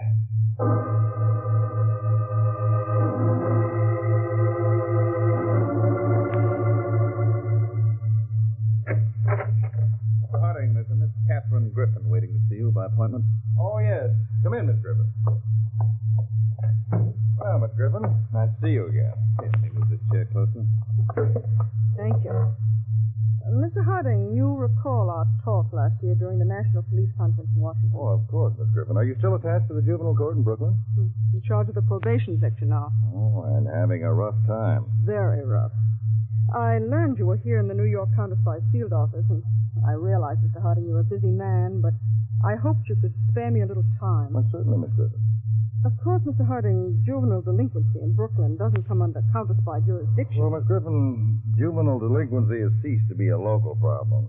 Besides, we're always ready to lend a hand wherever we can, and from all reports, you people in Brooklyn have a big problem. Mr. Harding, we estimate there are at least 70 juvenile gangs with a membership of over 6,000. Not a pretty picture, is it? It gets uglier every day, Mr. Peters. Their numbers are increasing and their crimes get worse.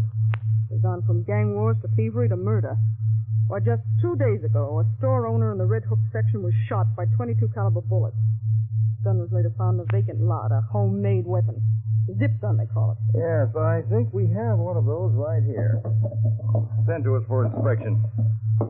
Being made out of a block of wood, antenna wire, a door lock, and spring. And a lethal weapon it is. In the last month, we've arrested 5 boys carrying guns like that. Each boy was under 17. One was only 13. Our main problem is the unhealthy fear these boys have for officers of the law. Miss Griffin, that unhealthy fear you mentioned interests me. When a boy joins a gang, he's taught to hate and fear policemen. They immediately become his mortal enemies. And naturally, the kings of the underworld become his heroes. I call it negative hero worship. It's one of the big obstacles in our path. The moment these boys see a police uniform, they run. Well, Peters, Miss Griffin has just given me an idea. Let's take advantage of this negative hero worship and prove to these youngsters there's a difference between a hero and a heel.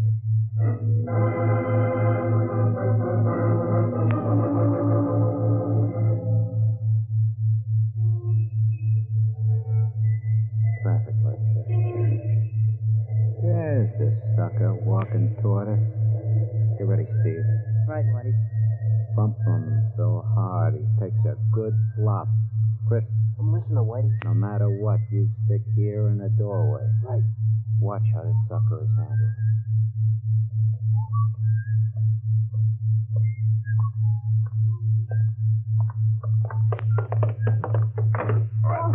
Oh, gee, mister, I'm sorry. I didn't see you.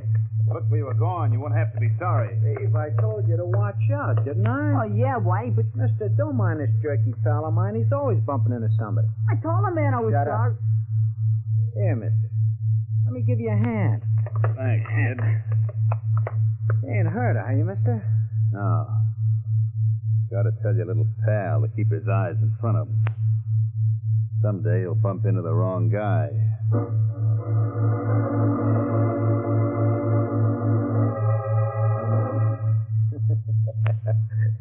Someday he'll bump into the wrong guy. Hey, you characters, how you like that for a laugh? Pretty good, huh? Hey, with some of that dough, we can fix up this club room, huh, Whitey? How much in the wallet, Whitey? $30, Steve. 80. You sure done it smooth, You Whitey. gotta have the touch to roll a sucker smart, Chris. The touch. Light and easy, so he never knows what hit him. I can pick him, huh? Just the way the schmo was dressed, I could tell he was loaded. It's like a talent. Gotta be able to spot. Whitey, you only knocked twice. He didn't give the right eyesight. Hey, maybe it's the cops, Whitey. What are we gonna Pipe do? down, boss. Come on, open up. Whitey, it is the cops. Told you to pipe down. I know you're in there. Open up or I'll bust the door down. You guys keep busting. I'll do the talk. Give you one more second. Open the door. Okay. Keep your shirt on. I'm coming. All right, smart guy. Let's have the wallet. Wallet? What wallet you talking about, mister? I suppose the next thing you're going to say is you don't know me. That's right. Never saw you before. What about your pal here, this one? Me? You mean me, mister? I don't mean your grandmother. Never saw you before either, mister. Did you see? No. You're the two little punks who rolled me on 12th Street 15 minutes ago. Us? Roll? Got us mixed up with somebody else, mister. This here is the Blue Jays club room. We was having a meeting. We've been here all the time. Right, Chris? Oh, sure. We've been here all the time, White. See, mister? Come on, hand over the wallet. I told you, mister. We... Hand it over. My arm! The wallet, honey boy, with the 80 bucks. I'm just busting my arm. Stop, will you? When I get the wallet... Stop. Well... Let go, will you? Let go. It's more like it.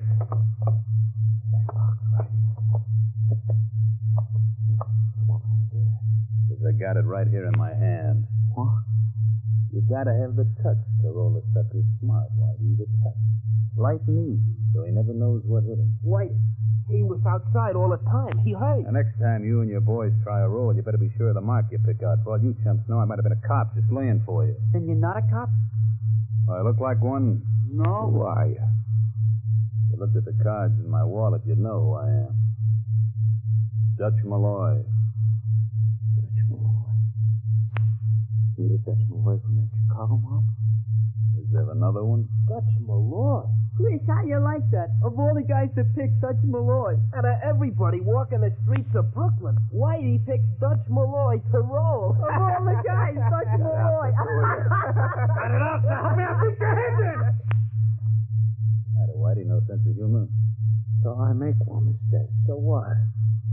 Anybody can make a mistake, can't they? You want to stay in this business, you don't make no mistakes. Not even one. Hey, Dutch, what are you doing here in Brooklyn? You gonna be around long, Dutch? Couple of weeks, Chris. Why? Well, if you had some extra time, maybe you could come around and give us some pointers, huh? Some tips on the ins and outs of the business. Hey, what do you want to bother Dutch with this kid stuff for? Dutch is a busy guy. Ain't you, Dutch? No, Whitey. Not too busy.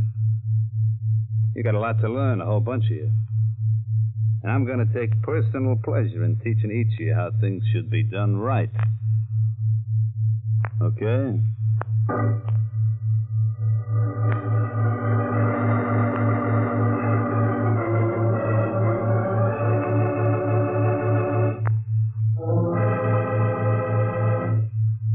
2 weeks later, a man cautiously enters an all-night drugstore and heads for a phone booth to make a call. This is Dutch Malloy. Listen, 8:30 tomorrow night. Bench at the front end of the DeKalb Avenue subway station, downtown side. Got it? DeKalb Avenue station, 8:30 tomorrow night.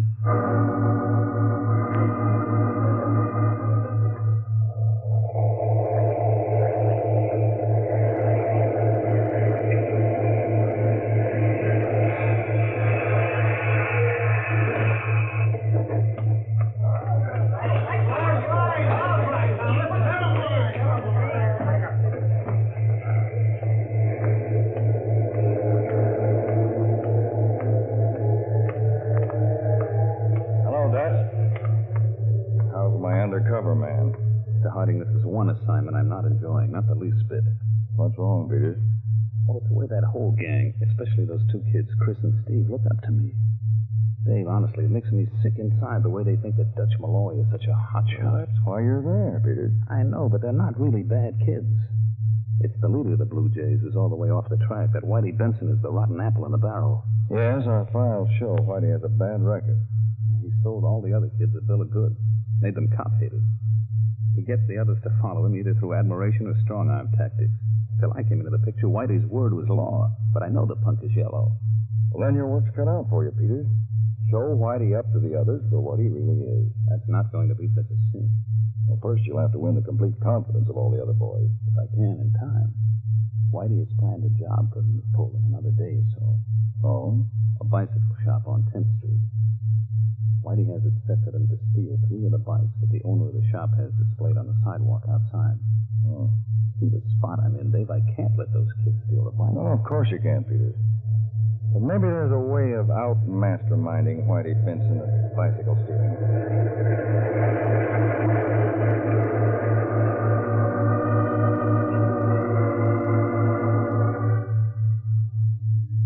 What's the matter, Whitey?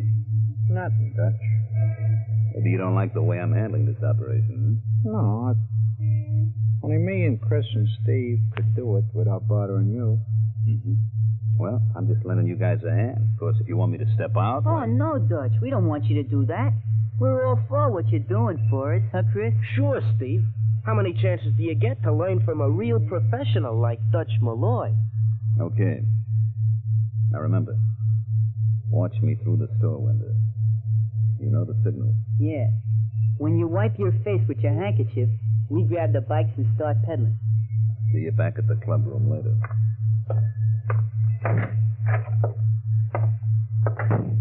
Well, mister, how can I help you? Good evening.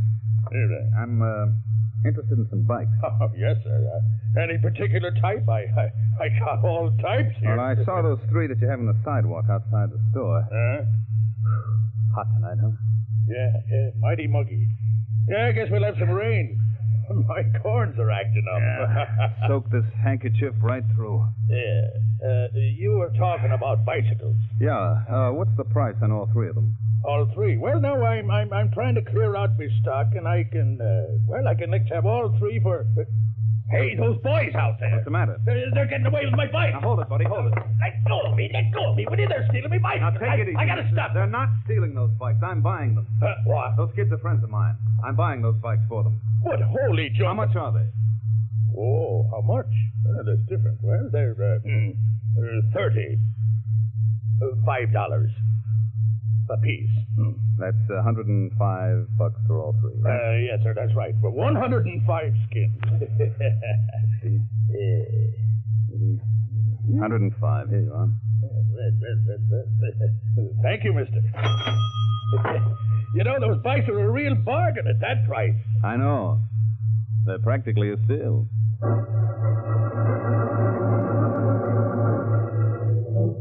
Good work, Peters. You must have convinced Chris and Steve all right.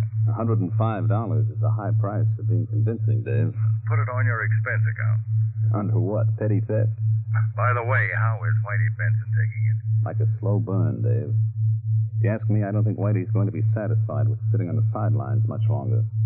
Your job then, Peters, is to expose Whitey as a coward right in front of his ace man. Right, Dave. But I'll have to wait for just the right setup.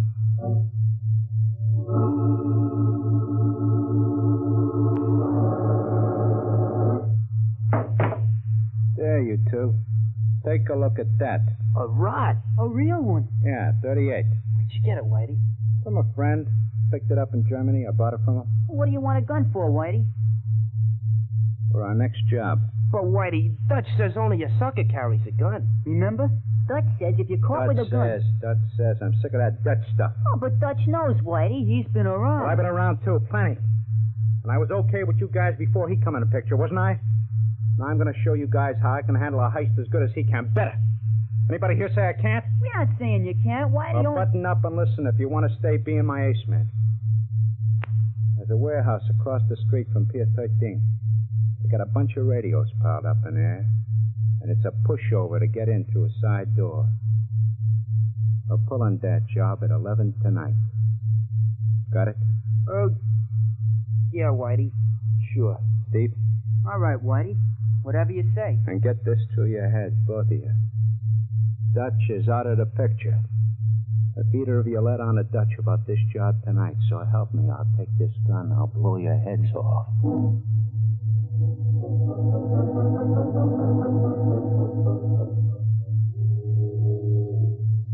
right, you two. Follow me. Radios are piled over the other end of the warehouse. Hold it. What's the matter, Whitey? The watchman, Chris. Coming this way. You better beat it before... I'll take care of the watchman. Come on, behind this crate. Here he comes. I'll get him from the back when he goes by.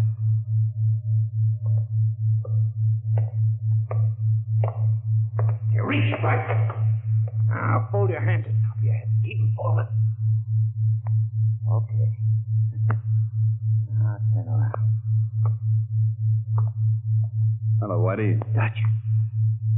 You put your gun away. How'd you get here? Didn't I tell you only a sucker carries a gun? What are you doing here? Who told you? Oh, Steve, Chris, they told you, huh? You monkey told them, didn't you? Whitey, we thought we'd better. Dirty, stinking double-cross. Don't take it out on them, Whitey. Tackle somebody your own size. Them to cross me up, the little yellow bellies. Some stunt to pull on a pal. What do you mean, pal? You're nobody's pal, Whitey. You're strictly out for yourself. You're just pulling this job tonight to prove you're a big shot, but you're just a cheap little four-flusher. Yeah? Yeah. You even told these kids you're only 18, but you're 21, 5 years older than any of them. You didn't have the guts to go up with the big boys, so you got yourself a bunch of kids to use to push around. Huh? Shut up. Too big, too Shut up, Whitey. I set her up. Fill your face with lead right here. You haven't got the guts to tackle me. I know you haven't. Yeah, well, ask Steve. Ask Chris. Ask him how I drilled that dame last month without even blinking an eyelash. Talk, Whitey. That's your idea of guts, killing an old lady who couldn't fight back. All right, drop the gun. I'll kill you. Drop it or you end up flat on your face. I'll kill you. I'll kill you. All right, we'll do it the hard way. I'll get it done, Dutch. We'll take care of the gun, Chris. What? Dutch? These are friends of mine, Steve. Come on, Whitey. Up on your feet. Here he is, Mr. Harding, all yours. Harding? That's right, David Harding, Chief of the United States Counterspies. Cops. Counterspies. Conway, Yes, Mr. Harding. take Whitey Benson along. Right. Turn him over to the police to be booked for murder. Yes, sir. Okay, big shot. Get moving. Why don't you pinch him? Dutch Malloy. He's the guy you want to grab. Never mind that, squealer. Okay, Conway. Give me a break. Give me a break. We didn't do nothing to you. Dutch, I don't get this. You're in with the cops, Dutch. Fellows, you've just had one surprise. Your hero, Whitey Benson, turned out to be a heel. Now, here's another surprise for you. Your friend Dutch Malloy isn't Dutch Malloy at all. Not Dutch. He's my assistant, Harry Peters. The real Dutch Malloy's been in our custody for a month. A cop, Chris. And we thought he was the right guy. A cop? Now you two know what I am. You put me down as the wrong guy. That it? Well, we didn't know a cop who could be... The right guy? Is that what you're trying to say, Chris? Yeah, I guess so. The cops are just like anybody else once you get to know them. The trouble with you boys is you never gave yourself a chance to know them. They're more on your side than hoodlums like Whitey Benson. You found that out tonight, didn't you? If it hadn't been for Peters here, you'd have ended up in real trouble. And behind bars. You mean you're not arresting us? No. But you two still have some things to settle. Those bicycles. We still got them. Yeah, Mr. Harding. But we'll give him back. You can't do that now. Dutch, or rather Mr. Peters here, paid for them. You two boys are going to keep those bicycles, but you're going to work to pay for them. What do you mean by that, Mr. Harding?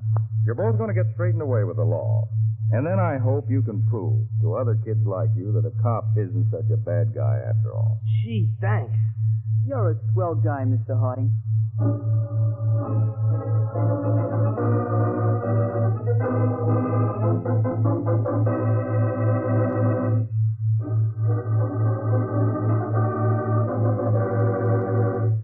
Tonight's Counterspy program originated in New York, was directed by Leonard L. Bass, dramatized by Edward Adamson, and featured Don McLaughlin and Mandel Kramer, with music by Jesse Crawford.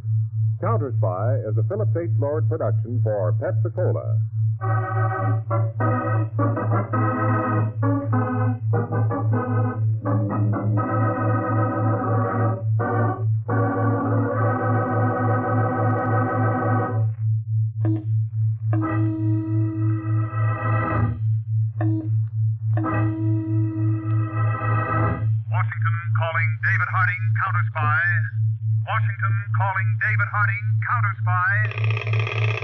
Harding, Counterspy, calling Washington.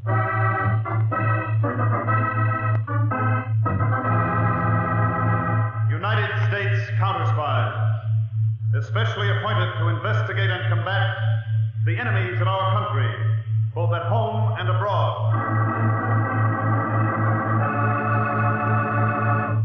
Tonight, the case of the hot car killer. Another Counterspy report to the American people.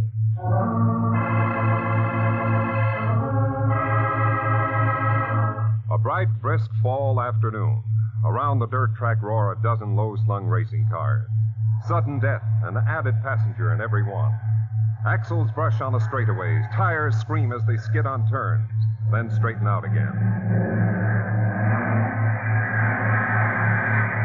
A man wearing the armband of an official of the track runs to the pit of car number 18. Hey, you! Yeah? Are you the mechanic of car 18, driver Joe Stacy? What's the matter? This is an official order. Flag him down. Pull him out. He's like the wind. I said stop him. Now, he's just coming in the straightway. Here's your flag. Use it. Okay. Here he comes.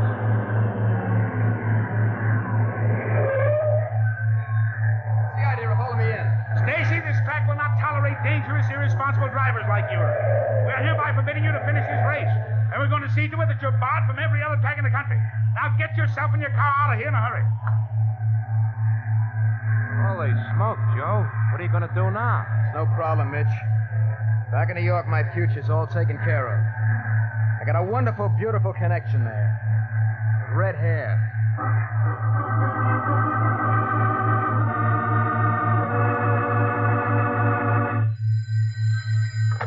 Hello? Hello, honey. Joe Stacy. I'm calling you from Chicago. Joe, darling, as if I didn't know. You coming to New York? I gotta, Laura. I've been bounced off the tracks for good. Oh, Joe. After I take a good long look at you, I'm gonna need eating money. You got any ideas? Sure, Joe. I'm a business career woman now. What? I'm a secretary. Private secretary to a corporation. The corporation is 5'8", 150 pounds with gray hair and a big fat bank account. So how do I fit in? Leave that to me, Joe. I'll get you a job with my corporation. I'm going over to his apartment now. Joe, it's a penthouse with overstuffed chairs, soft as marshmallows, and a view of New York. There's only one real trouble with the job.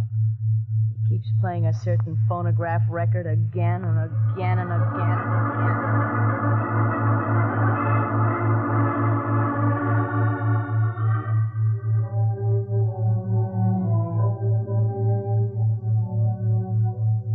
Laura, you've been staring out of that window for an hour. The view always fascinates me, Mr. Brewster. Maybe you'd rather be down there among those lights with some younger man. Like the one you asked me to hire? I'm your secretary, Mr. Brewster. Besides, young men bore me. To be with or to work for. Well, how lucky for me. I should hate losing you as a secretary. You will, Mr. Brewster, if you don't stop that phonograph sometime. Very well. I play that music constantly, Laura, because the orchestra was playing it the night you and I first met. Haven't you any such memories? With Joe Stacy, for instance? I live in the present, not the past. Mr. Brewster, the warning buzzer. Someone's coming up in the elevator. Suppose you let them up for me just this once, huh? I don't know how. On my desk there. Yes? The first button is the intercom to the elevator. Press it.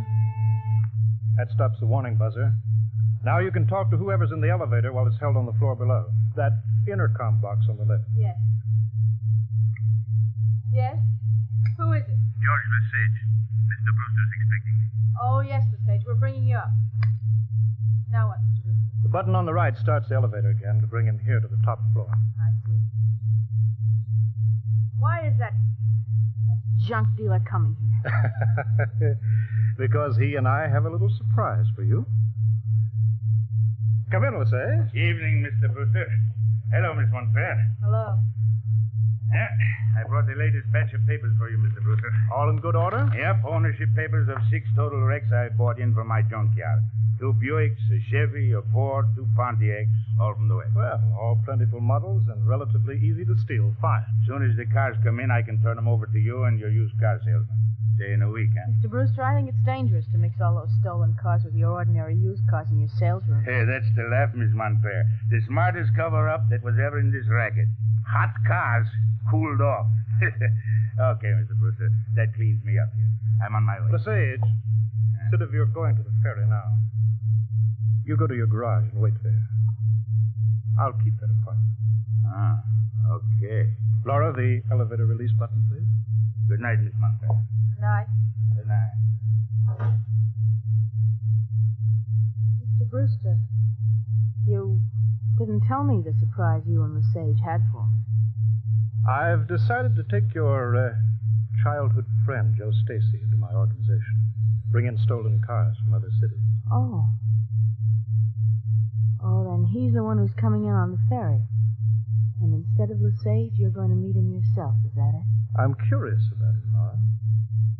An old friend who so fortunately turned out to be an expert car thief and driver. Now tell me, what's the quickest way for me to get to that ferry?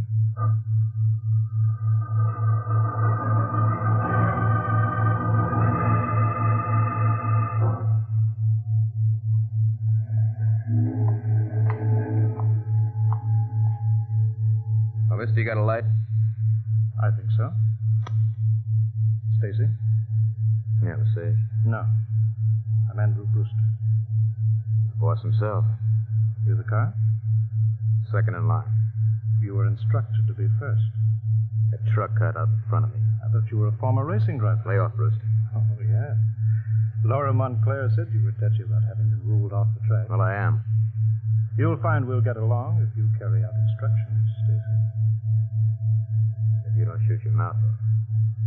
When you leave the ferry, drive to the garage at 816 East 28th Street. Pick up Lesage. Proceed to his junkyard in New Jersey. Okay.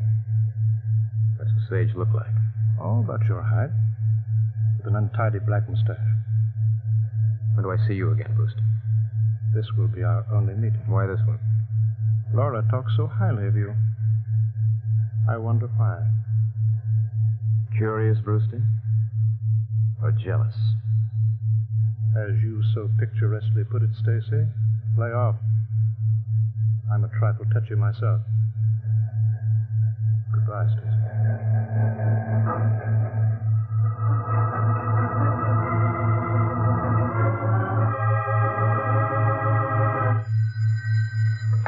Hello? It's Montclair.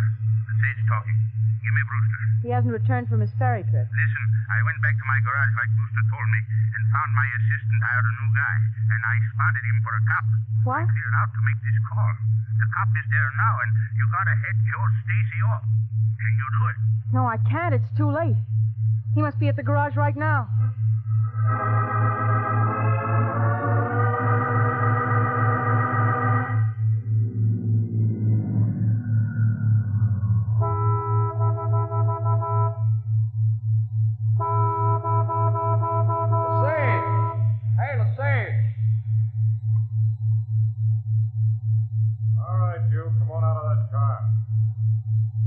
Sage? Yeah. Come on out of that car. Come on. There's your mustache, Sage. Never mind that. Come on. Not a chance, copper. This is for you.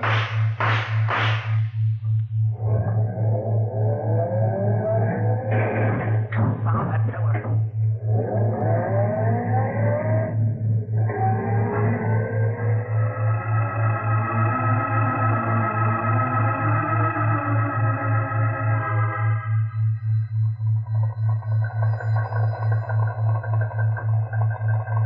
Attention all Counterspy personnel, Washington. Bulletin received from New York field office. Refer to Counterspy file X41. New York detective Jerry Winters found murdered in garage at 816 East 28th Street. Further information being rushed here by New York police. No clue to killer as yet. David Harding to Harry Peters. Meet me at airport in exactly half an hour. We're flying to New York.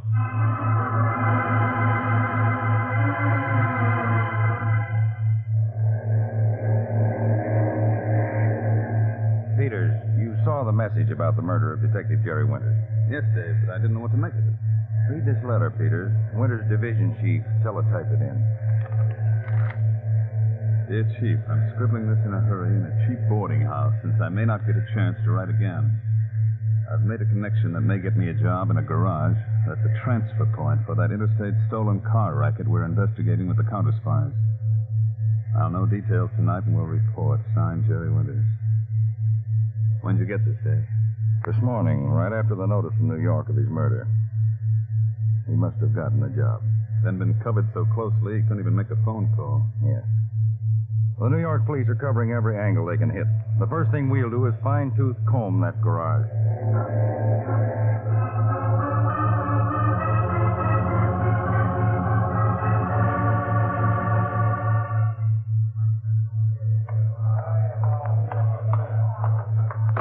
Dave, I've been interviewing all the employees in this garage. They all swear that if there was anything crooked going on here, they didn't know a thing about it. How about the owner? His name is George Lesage. But they say they rarely see him, and nobody knows where he might be right now. How are you making out? Well, I've been working with the examination crew. Take a look at this concrete pillar, Peters. Concrete gouged out about 2 feet up from the floor. Looks as if a car cracked into it. Yes, and one of the employees I talked to earlier said it must have happened during the night. And how does that help us? Well, take a look at it through this pocket magnifier. Flecks of paint. 2 colors. Benson of the examination crew says some of the flecks are of brown paint over a year old. And these other flecks of light blue paint with a top coat of freshly repainted car. And that's one of the first steps of an efficient hot car outfit, Peter, to give the stolen cars a quick repaint. Somewhere there's a car with a dented fender, brown paint underneath, blue paint over it. I want to put out a fast bulletin and find that car.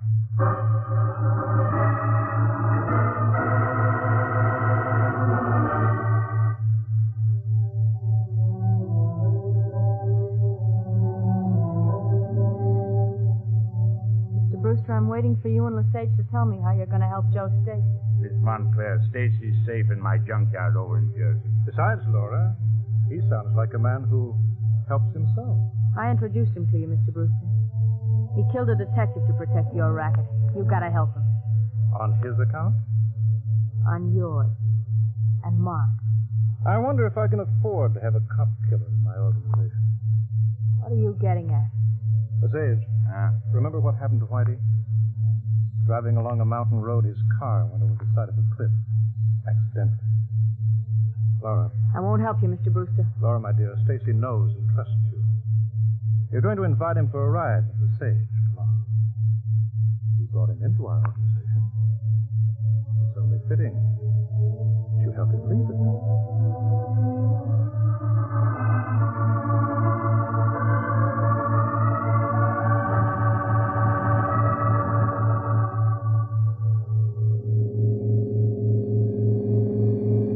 Stacy, take it easy. These mountain roads are tricky. Quit worrying, Lesage. But you had a few drinks. Listen, I can drive with my eyes shut. Maybe, Joe, but I wouldn't like to be with you when you try it. Why don't we pull over for a while? Anything you say, baby.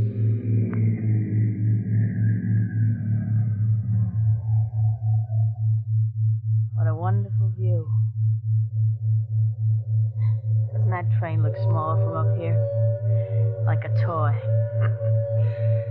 You know, a guy could go over this cliff easy in a car. That wooden rail wouldn't hold a weak flea. You're some kidder, Joe. Put up your hands, Lesage.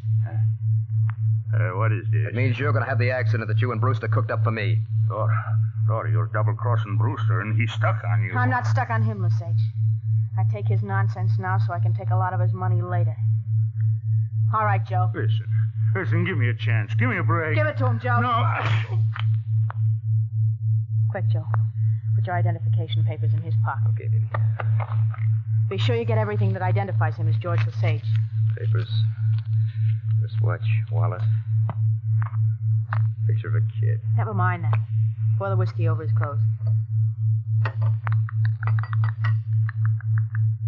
Smell like a saloon. Hurry, he's coming too. Start the engine. Can you get the car over the cliff alone? I don't want my fingerprints on it. What about mine? The more prints there are of you, the surer the police will be it was you that crashed. Okay, baby. Now you get out. Be careful, Joe. I'll start her into a skid. I'm good at that. Then jump. Keep that door open. Right. Hurry before another car comes along. Take it easy, baby. Jump, Joe! Coming. There she goes.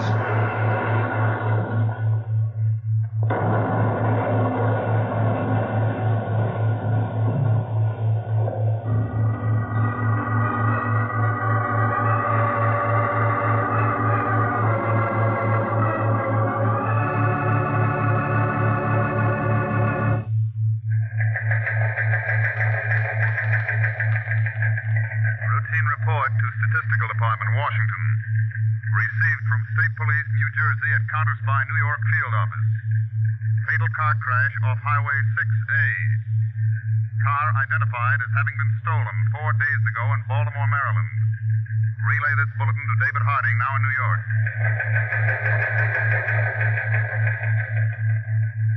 File copy of instructions. Harding to Peters. Check on that stolen car in Highway 6A accident. Peters reporting to Harding. Wreck almost complete, but left fender shows dent corresponding to gash and concrete pillar in Lesage garage. Undercoat of paint brown. Outer coat blue. Victim tentatively identified from fingerprints on car and papers as one Joe Stacy. Fingerprints forwarded to Washington.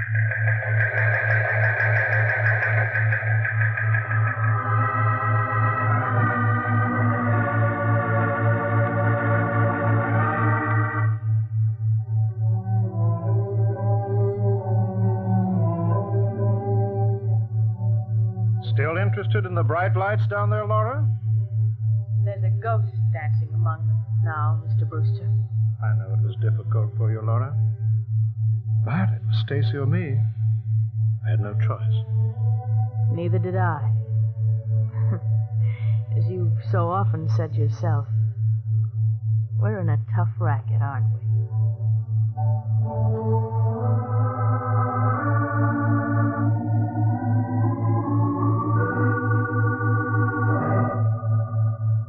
Dave, Washington reported yet on Joe Stacy? Yes, but the fingerprints on the body in that smashed car were not those of Joe Stacy. Who then? George Lesage. Lesage? Well, that's the man we were looking for. He owned the garage where Detective Winters was murdered. That's right, murdered by Joe Stacy. Stacy, how do you figure? Well, somebody took a great deal of trouble to make us think Stacy was dead, and that would suit Stacy very well. Besides, look at his record. Racing driver ruled off the tracks for dangerous and crooked driving. Hold-up charge, suspended sentence, assaulting an officer, 30 days. Bad boy. Yes, but it's hardly probable a hothead like Stacy is the boss of the entire racket, nor that Lesage was. We're looking for the top man, Peters, and Stacy might lead you to him. Lead me to him? You're going undercover, Peters, to locate Stacy. Then we can set a trap.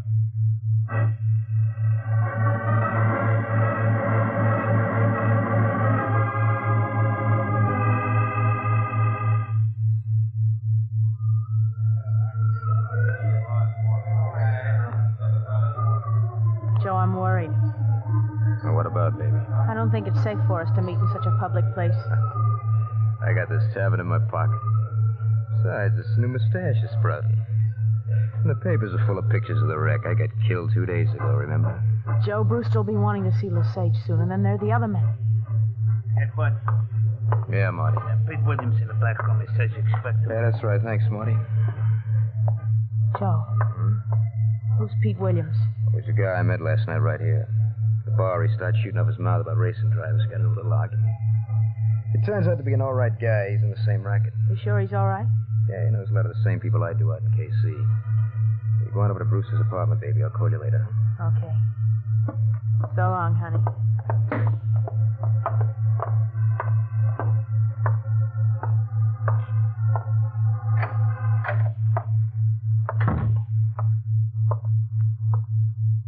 Hello, Pete.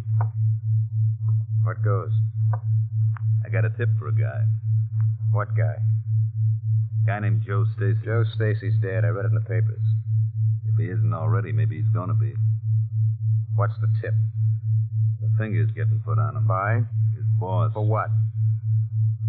The tip I got says the boss already figured out it wasn't Joe Stacy in that wreck, but a bird named George Lesage.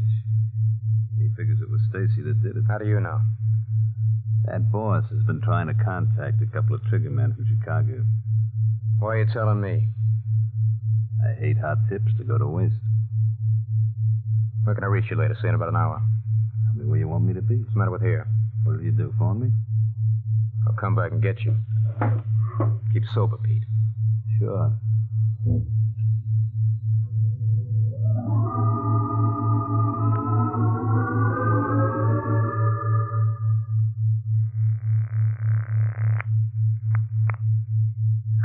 Hello, honey, it's Joe. Listen, you were right to be leery of that guy Pete Williams who tried to caper on me. What caper? But he tells me Brewster caught onto the wreck business. He's out hiring guys to take care of me. What a jerk, huh? Jerk, how do you figure? Well, honey, if Brewster caught on already, you'd know about it, wouldn't you? Well, wouldn't you? I've been thinking, Joe. I've got a scheme for us to get rid of Brewster, get some dough, and take care of your friend Pete. Tonight, all at once.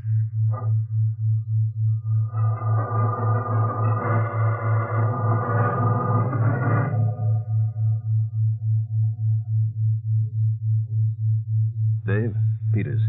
I've landed Stacy. Good work. Did he reveal who the boss is? No, but he's pulling me in on his scheme of revenge on the boss. We're going to hold him up. Then Stacy plans to kill him. Well, I'll be close behind you with one of our mobile squads. We'll break it up in time. Well, it may not be easy, Dave.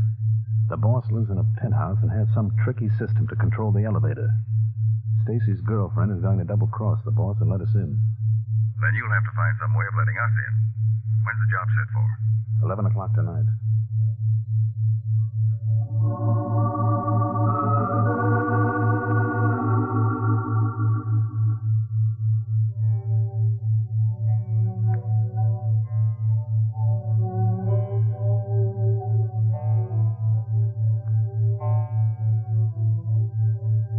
What time was that, Mr. Brewster?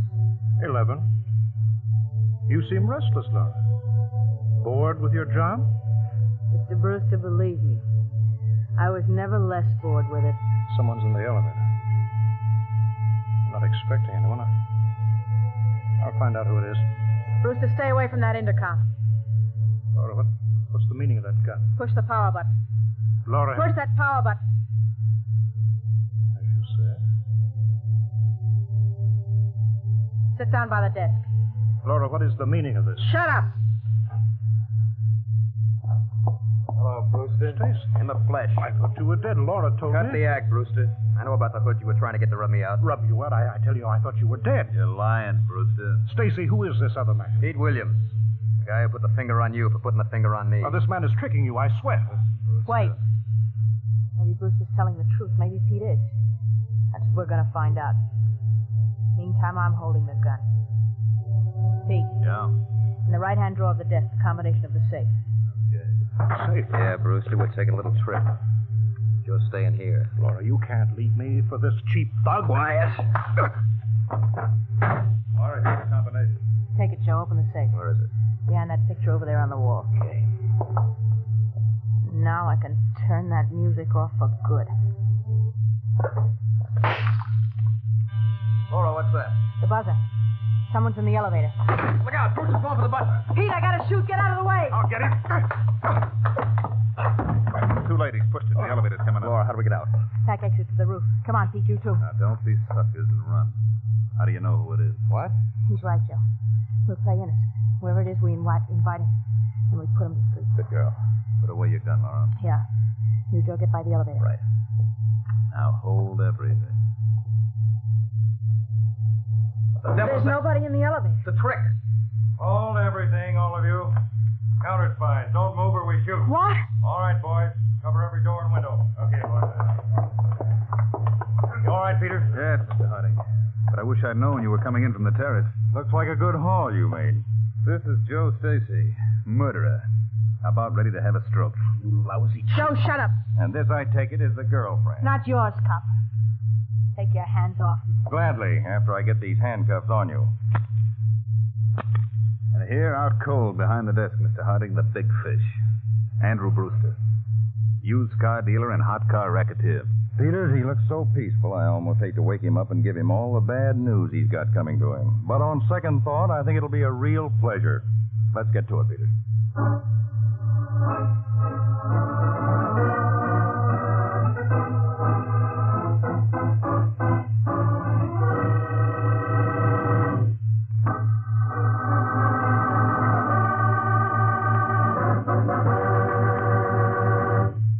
Tonight's Counterspy program originated in New York, was directed by William M. Sweets, and featured Don McLaughlin and Mandel Kramer, with music by Jesse Crawford.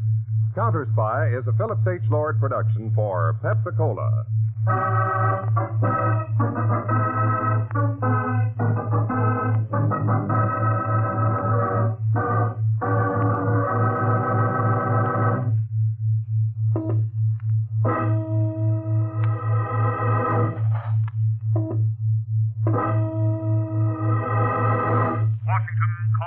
Harding, Counterspy.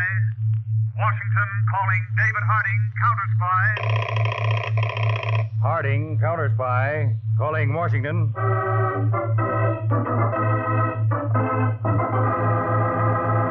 United States Counterspies, especially appointed to investigate and combat the enemies of our country, both at home and abroad. Tonight, the case of the Postal Pirates. Another counter-spy report to the American people.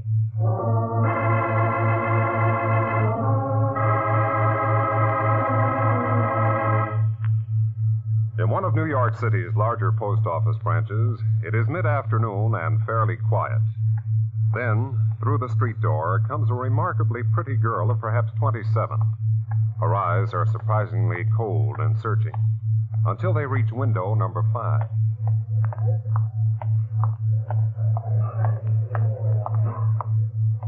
What'll it be, miss? Oh, hello. Hello, handsome. 100 threes. 5 days in a row, 100 3-cent stamps. So you do a lot of mailing. I've got a lot of friends. I'll bet. Mm-hmm. And, I can see the reason why. Oh, I didn't know postal clerks could make such pretty speeches. Oh, there are a lot of other things we can do, too. That why they keep you locked up in a cage? If you'd like to find out, they let us out at 5. Feeding time for the animals? Ah, you might say. Well, I always did like animals, especially big, burly ones. Well, this one feeds at the Shamrock across the street from here. Oh, there? Mm-hmm. That looks like a place where they feed the animals. Okay, I'll pick you up here at 5.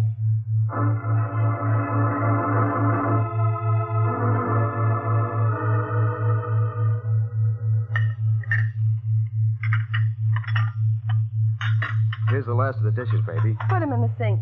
We'll let them soak. All right. Now, isn't my apartment, even with the dishes, better than a public restaurant? Baby, I even love the dishes. And now that we've wined and dined, how about a name? Not that I'd object to calling you baby permanently. I was wondering when you'd ask. It's Kathy. It's nice. Goes good with mine. Jimmy. Is that all? No more questions? Well, my mother taught me never to look a gift horse in the mouth. Horse? Well, I'm not sure I like that. Jimmy. Yeah. Come here. Well? You know, post office isn't only work. It's a game, too. Yeah, I've played it. Goes something like this, doesn't it? Mm-hmm. Oh, don't crush. I'm fragile. Oh, who reads labels? It's a waste of time. You know, I might have a husband. Well, if you do, he's a chump to let you out of his sight. He's a chump. Oh, you have one? Oh, only on paper. We're separated. He pays the bills and prays for an excuse to divorce me. You trying to give him one? Don't be silly. I said he pays the bills. You, bothered? Yeah, a little. It marks you handled with care. I thought you said you didn't read labels. Try closing your eyes. That's an idea. Come here. Oh, remember, fragile. Oh, Jimmy. Oh. My, what a pretty picture. Oh, Nick. What's the idea of busting in here? Well, me and Frank just got a lovely snapshot for my album. You got it all right, didn't you, Frank? Right here from the doorway with my trusty camera. Mm-hmm. Hey, what is this? Evidence, big boy. That's why I brought my boy Frank and his camera along. Been waiting a long time for my darling wife, Kathy, to step out of line. Nick, you got this all wrong. I just met him today. Fast worker. And if I got it wrong, the camera hasn't. Right, Frank? A perfect shot. You're Kathy's husband? Sure. I'm not sore. You done me a favor. Well, you're not going to pull a stunt like this on her. Take your hands off me. Let go. Take it easy, mister. I make 2 of you. Yeah? Then this'll cut you down to size, big boy. Jimmy, look out! A gun! Get it away from him! Okay, Nick. Now I got the gun. Now get out of here. You kidding? What you took, I can take back. No! What?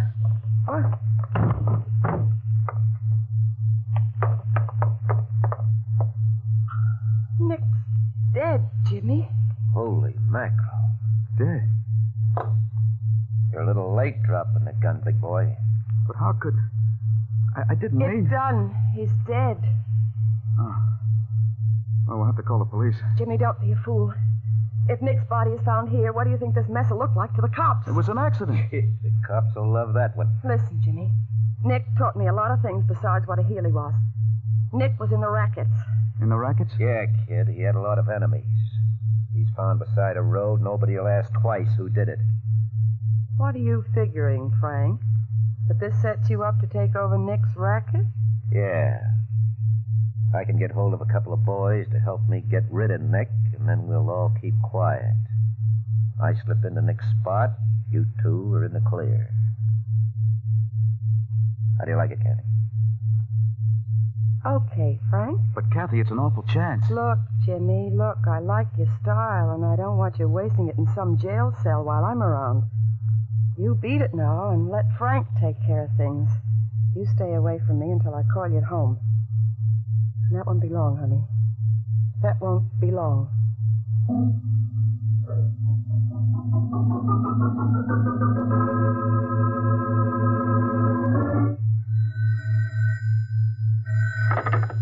Hello?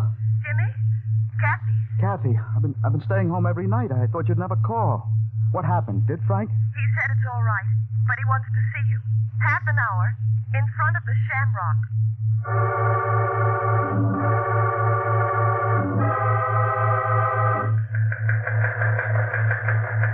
This is David Harding. To Counterspy agents in Chicago, Detroit, Philadelphia, and Boston. Continue investigation parcel post theft ring. Take no action, make no arrests, but lay plans to close in on known members of ring at a moment's notice. Special attention, Boston field office. Have Harry Peters telephone me as soon as possible.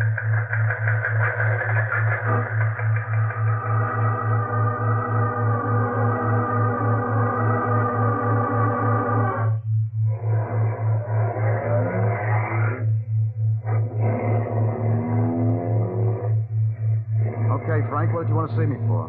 Where are we driving? Everything's all right, isn't it? For me, Jimmy, yeah. For you, only maybe.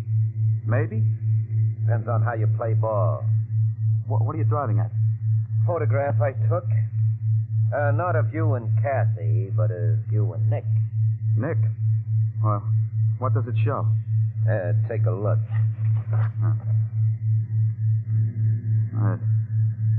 Looks like I killed him deliberately. I cut it perfect. With Nick on the floor and you over him holding the gun.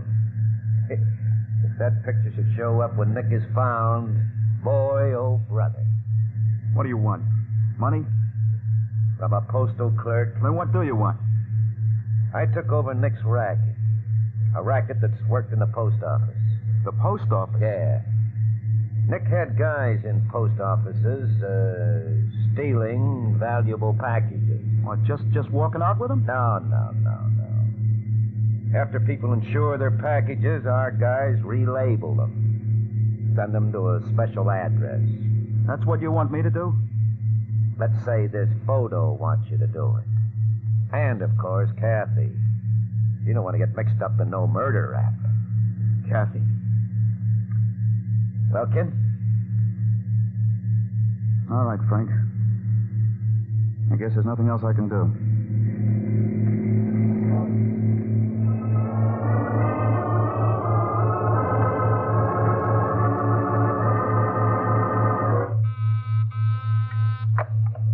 United States Counterspy, Washington headquarters.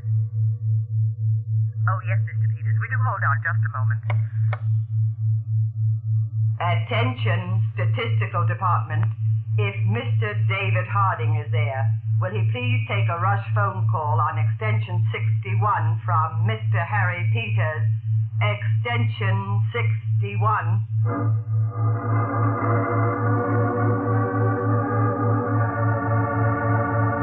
Hello, Peters. I've been waiting to hear from you. How's it going in Boston? Pretty well, Dave. We've got a line on all the small fry here. We're ready to pick them up on a moment's notice. That's good. I've got the same reports from Chicago, Detroit, and Philadelphia. But what's bad is the racket started in New York, too. Oh, great. As nearly as I can make out, this parcel post theft ring has been in operation about 3 months. They've stolen over $1 million in merchandise already. If we pick up the small fry and the big shots just start over again. I agree, Dave. I'm going up to New York. I want you to meet me there. We'll take up the investigation together. Fine. When? Tomorrow. And you can spend the time in between reading postal regulations. I know them backwards already, Dave. Good. I'll have something else for you. Your credentials as Harry Gordon, postal clerk.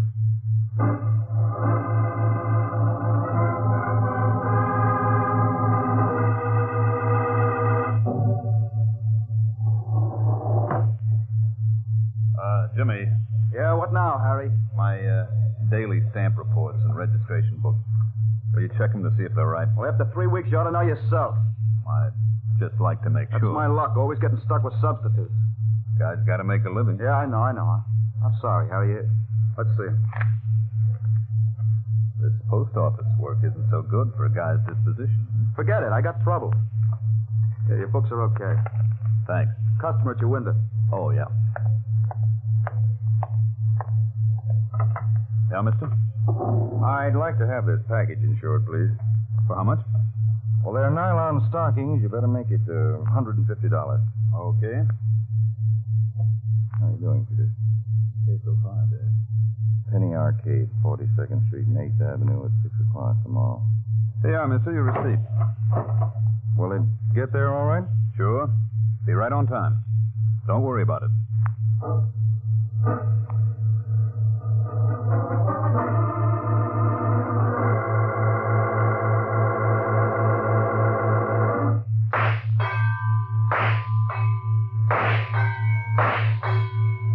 Nice shooting, mister. Like to try a load yourself? Pinball's my speed. The other side of the arcade. Come on and watch. Okay. Any news on Jimmy Morrison, Dave? We traced the package I mailed that Jimmy Morrison relabeled. It went to 428 Front Street, a warehouse. A warehouse? Maybe the central warehouse for the whole racket. Now, here's your pinball machine. Watch me, boy. One thing more.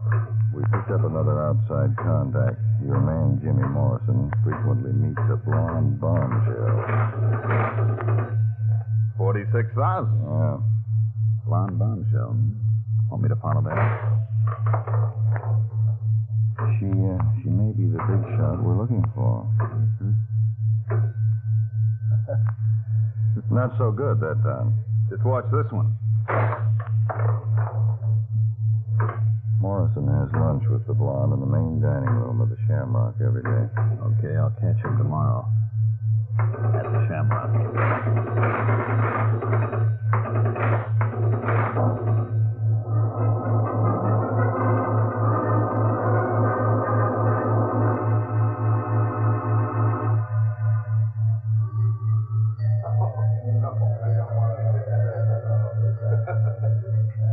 Kathy, I tell you, we can't keep it up. Look, Jimmy, we have to.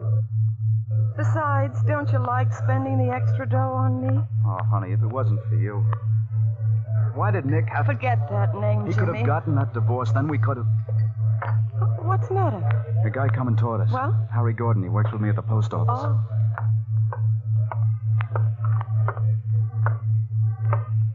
Hello, Jimmy. I almost missed you way over here in the corner. Hi, Harry. Well? Well, what? No knockdown? This is Kathy Thomas. Hi. Hello. Mind if I join you? Thanks. What's on your mind, Harry? You want me to check your books again? No.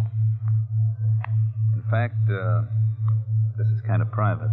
Jimmy's got no secrets from me. Oh, like that? Yeah. This might be embarrassing. I'm blushing. Speak your piece. What is it, Harry? Okay. Here it is in 3 little words. I want in. Is that a riddle? Let's cut the sparring, Jimmy. I got eyes and you got careless sometimes. Look, I don't... Wait a minute, Jimmy. Go on, Harry. Let's hear your spiel. Okay, sister. Your boyfriend here's been making funny with the post office. Packages come in from dress goods houses, Jewelers, appliance dealers, and what have you. Junior here gets them, relabels them, and 5 will get you 10. They wind up where they shouldn't. You've got an awful big nose. Things could happen to it. Easy, Jimmy, easy. He's a bright boy. Harry, I suppose you could do what Jimmy's doing. I take it I'm in. Yes, if you have to be told. Kathy. It's all right, Jimmy. Harry, we'll get in touch with you. Don't keep me waiting. I'm impatient. In a day or two. No, we'd like to have our dinner. Sure thing. Goodbye, Miss Thomas. Jimmy, my apologies. I had you figured about 5 sizes too big. So long. Kathy, I don't like it. You declared him in. Yeah, I did, but Frank has the final word. You think Frank will turn him down? He might. And in that case, I wouldn't want to be in Harry Gordon's shoes.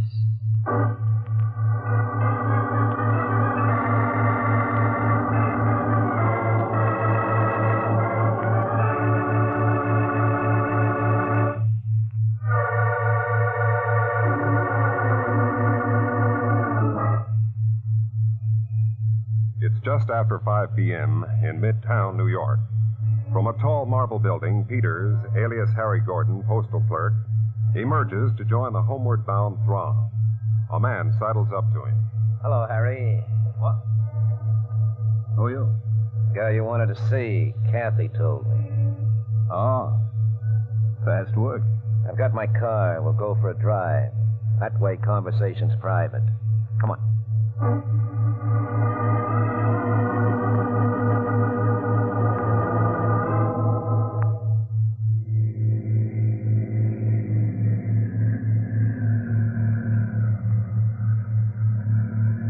Okay, Harry, stay on the West Side Highway now. Swell car. Handles nice. Yeah, I know. I like to drive. Except in city traffic. That why you wanted me to take the wheel? One reason? And the other? You're a bright boy, Harry. Thanks. Yeah, the kind of a guy we'd like to have if we were taking on new guys. You're not? We don't like volunteers. We like to pick out our own boys and hold them to us good and tight. I stick like glue where there's dough. Glue melts. We prefer something more solid. Now, you might be a right guy. Thanks. Or a stoolie. I can't sing a note. Maybe even a cop. I haven't got flat feet. Maybe, but we never take chances. Hey, slow down, will you? You're going too fast. I like speed. Now, don't get cute and try to get a cop on our tail. A lot of power in this motor. Slow down, I'll blast your head off. I thought you'd show a rod sooner or later. Okay, I showed it. Now slow down. What for? Right now, this is the safest way I can drive. You crazy fool, look out!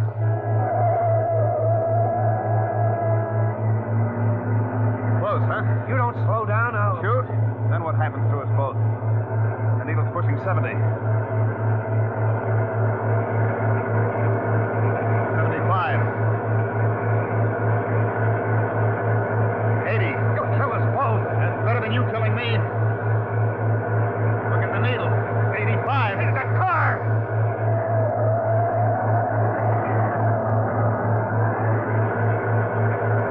Okay, you win. You win. Only slow down. Toss the gun on the floorboard. Okay. Now slow it. Turn out all your pockets and open the jacket wide. I don't want you to cross Yeah, me. sure. I ain't got another gap.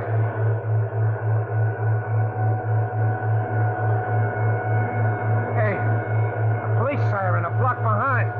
Cops, now we are in the stew. Maybe. That's a good boy. No more guns.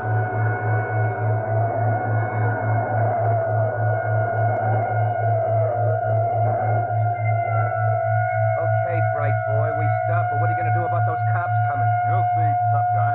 Get out.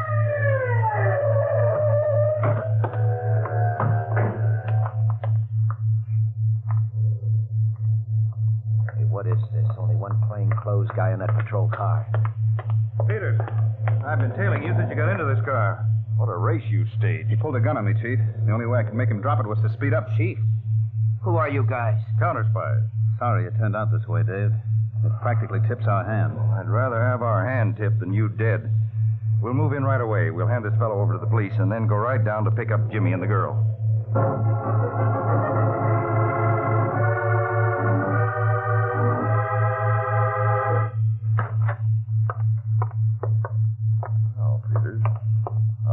Jimmy's not here. Yeah. Looks as if he left in a hurry. He can't possibly know about the chase. Hey, Peters. Come on. This magazine opened to page 7. One of those true crime story magazines. Open to an article about the capture of Professor Horn. The case we handled, Dave. Jimmy Morrison evidently been reading up on criminals. More than that, Peters. Here's a photograph taken at police headquarters that time. And there you are in the background. What? Hey, lucky my name isn't given in the caption. Still, this picture's enough to tell Jimmy Morrison you're not the postal clerk you pretended to be. It's a cinch he saw this and lit out. He'll head for the girl first. He's soft on her. We'll go to her place then. If she's not there, then we go to the warehouse on Front Street, where the gang's been forwarding its loot.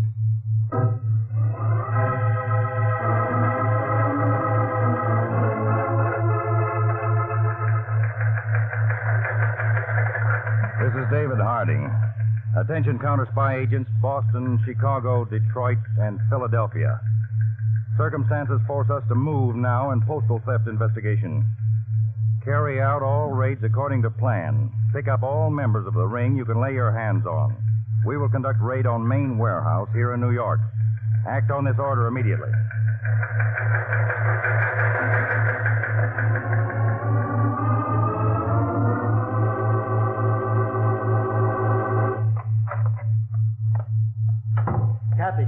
Kathy! Jimmy, I thought Frank told you never come near this warehouse. Forget Frank. We got to get out of here. What are you talking about? That guy, Harry Gordon, he's really a counterspy. Counterspy? I saw his picture in a magazine. Oh. Come on, Kathy. We haven't got any time to lose. Maybe... Kathy, that last. Oh. Nick. What goes, Kathy? Counterspies. Jimmy says they're onto us. What? Nick, I thought I'd killed you. Forget it, Jimmy. We're all in a jam now together. A frame-up. Look, Jimmy. You jockeyed me into this. Yeah, kid. You're staying in. Nick, forget the gun. We've got to stick together. That one loaded with blanks, too, Nick? Try it and see, kid. Stop it. Counterspies could be right outside this minute. Well, I'm putting it together, Kathy. At that time you telephoned me, I never gave you my number. So you didn't.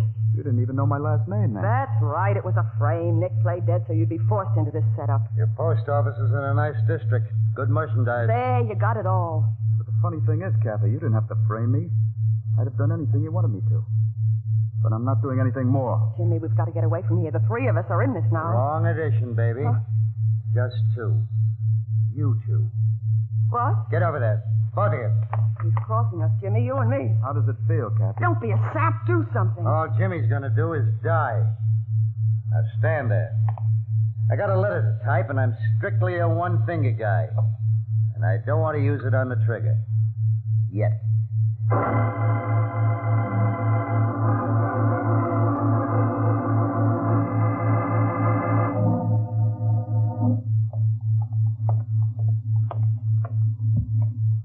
All of our agents stake out around the warehouse, Peters? Yes, David. We're in luck. Oh, how? Conway tells me Jimmy Morrison went into the warehouse just a little while ago. Good. Maybe a meeting of the brains of the mob. What's that? Shots from inside the warehouse. Let's go.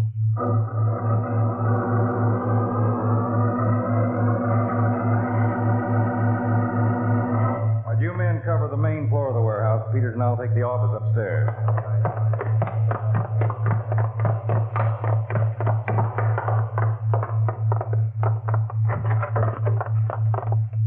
Peters. Holy. Jimmy Morrison and that girl. Maybe they're still alive. No, she's not. Jimmy Morrison's gone, too. There's a note, Dad. Note. Typed and signed by Jimmy Morrison.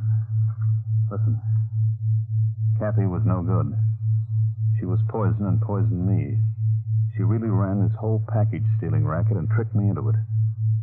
There's no chance of getting away.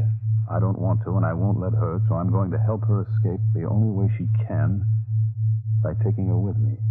Jimmy Morrison. Oh. Well, looks as if the girl was the big shot, Dave. Murder and suicide. Just winds up the case nice and neat. Looks like it, Peters, and I... Wait a minute. The boy's holding the gun. Well, he was the suicide, according to the note. Well, the note may say so, but the evidence does not. This was no suicide, Peters. It was murder. Double murder.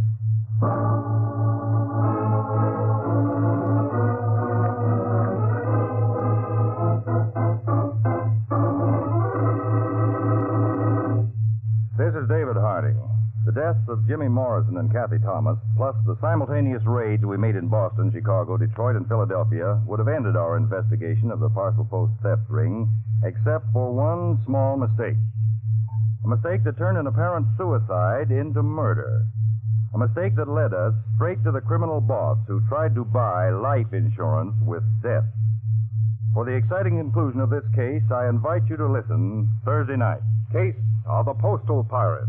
File 2 on Counterspy.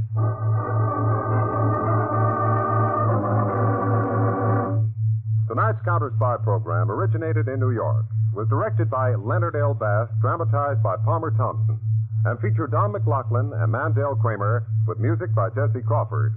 Counterspy is a Phillips H. Lord production for Pepsi-Cola.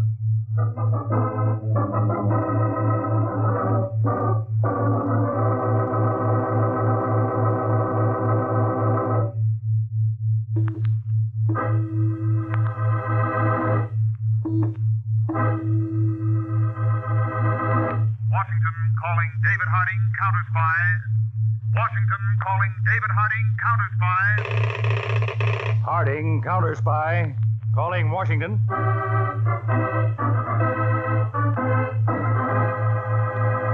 United States Counterspies, especially appointed to investigate and combat the enemies of our country, both at home and abroad.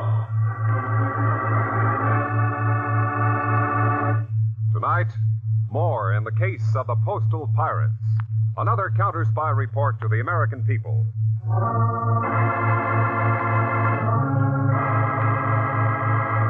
For weeks, David Harding has been on the trail of $1 million syndicate of thieves stealing packages from post offices in a number of eastern cities. Harry Peters, assistant to Mr. Harding, went undercover as a dishonest postal clerk named Harry Gordon and has made contact with one of the big shots of this racket, Frank Garrett. The two men are now driving in Garrett's car with Peters, alias Harry Gordon, at the wheel.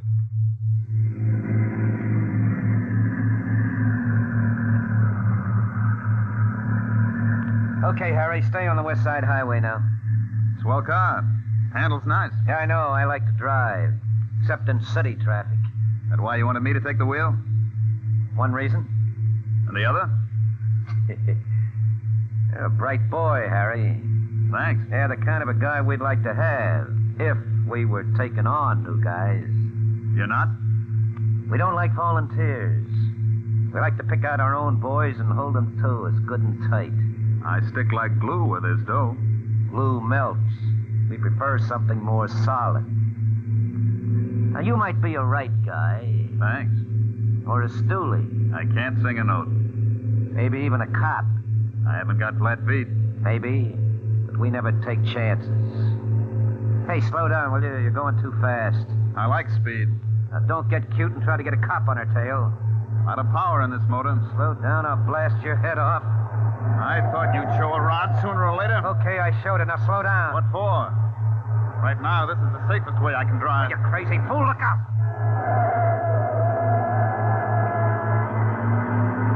Close, huh? You don't slow down, I'll... Shoot? Then what happens to us both? The needle's pushing 70. 75.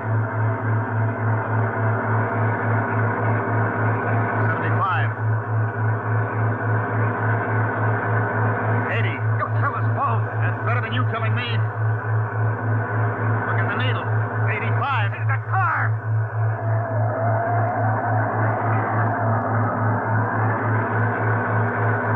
Okay, you win. You win. Only slow down. Toss the gun on the floorboard. Okay. Now slow it.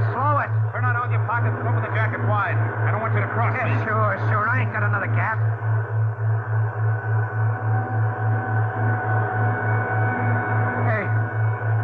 Siren, a block behind. Cops, now we are in the stew. Maybe. That's a good boy. No more guns.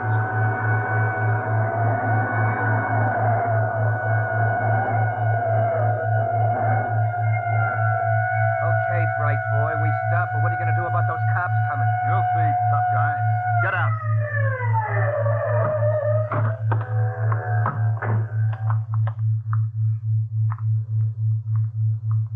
What is this? Only one plainclothes guy in that patrol car. car. Peters, I've been tailing you ever since you got into this car. What a race you stayed. He pulled a gun on me, Chief. The only way I could make him drop it was to speed up. Chief? Who are you guys? Counterspies. Sorry it turned out this way, Mr. Harding. It practically tips our hand. Well, I'd rather have our hand tipped than you dead. But come on, we're in a hurry. What about Garrett here? We'll turn him over to one of the other cars. Let's get going.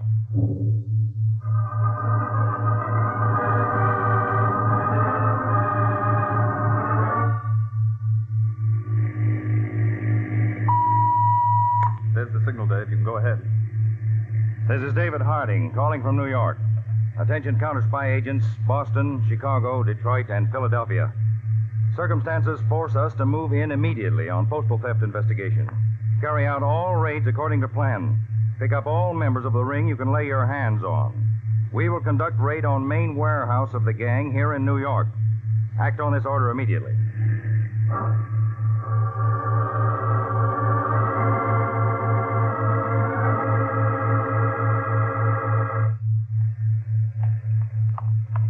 Agents staked out around the warehouse, Peter? Yes, David. We're in luck. Oh, how? Conway tells me that Jimmy Morrison, the crooked postal clerk I've been keeping tabs on, went into the warehouse just a while ago. Good. Maybe a meeting of the brains of... What was that? Shots from inside the warehouse. Let's go.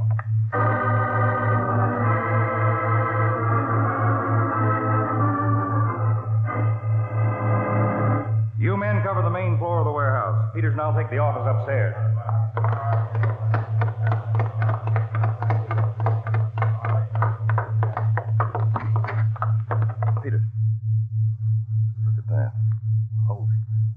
Jimmy Morrison, that girl. Maybe they're still alive. No. She's not. Jimmy Morrison's gone, too. Here's a note. Note. Signed by Jimmy Morrison. Listen, Kathy was no good. She was poison and poisoned me. She ran this whole package-stealing racket and tricked me into it. There's no chance of getting away. I don't want to, and I won't let her, so I'm going to help her escape the only way she can, by taking her with me. Jimmy Morrison. Looks as if this girl, Kathy, was the big shot, Dave. Murder and suicide. This winds up the case nice and neat. Looks like it, Peters. Now, wait a minute. The boy's holding the gun. Well, he was the suicide, according to the note. This was no suicide, Peters. It was murder. Double murder. The killer may still be in the building. What? Alert the squad. Have them go through this warehouse from top to bottom, fast. And that thug who tried to take you for a ride, Frank Garrett, get him up here. I want to talk to him now.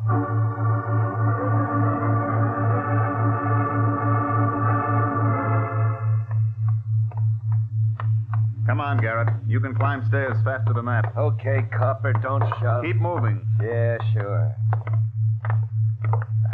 All right, Peters. I'll take care of Garrett. You take charge of the rest of the squad. Report to me on what you find. Right, Dave.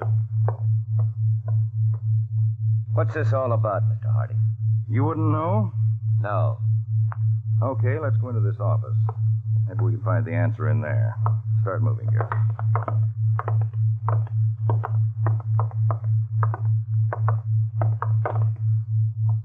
Holy smoke. It's a pretty picture, isn't it? You know them, Garrett? The young man and the girl?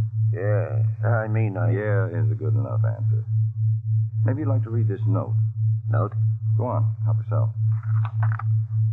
We found it in this room. Found something else, too. This kid killed her? Who'd have thought a punk like that? Could kill? Maybe the person who took this photograph. Photograph? I found it lying right here on the desk. A photograph of Jimmy Morrison murdering a man. Take a look at it. Yeah, no, what? Who's the other man in the photograph? I don't know. Come on, Garrett, make it easy on yourself. This photo was a wonderful club to hold over young Morrison's head. That's probably how you forced him into this parcel post racket. Wasn't it? I don't know what you're talking about. Come on, Garrett. Who's the dead man in the picture? I told you I don't know. Don't make me Mr. laugh. Harding, you read the note. Like it says, that dame Kathy was the big boss in this racket. Okay, she's dead. He killed himself. That winds it up. What more do you want? I want the person who killed the girl and Morrison. The note The note was planted to mislead us. Look at Morrison. He's holding the gun in his hand. Well, sure, he shot himself. If he did, there'd be powder burns around the wound in his head.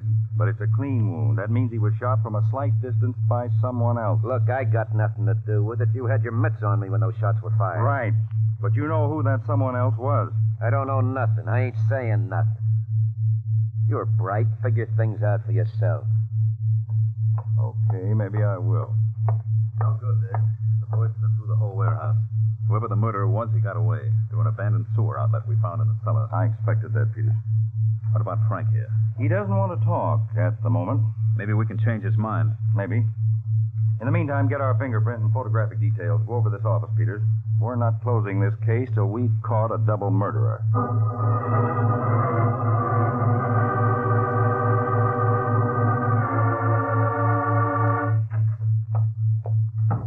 Dave, the report on that picture of Jimmy Morrison shooting a man just came in from Washington. Any results, Peters? Yes.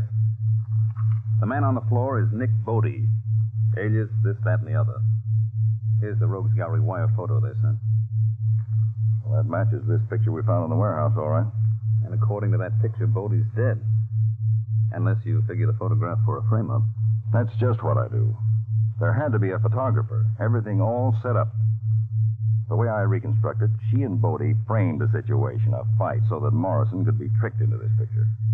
Yeah, but to convince her. Look at it. Morrison holding a gun. Bodie falling to the floor. Bodie might really be dead. That's possible, but this picture was too easy for us to find, too convenient. Right in the top drawer of the desk. You think he wanted us to look for a dead body instead of a live one? Yes. And far from being a murder victim, he's a double murderer. Send for Frank Garrett. We'll have another crack at questioning him about Nick. If he still won't talk, maybe we can use him as bait for our two-time killer.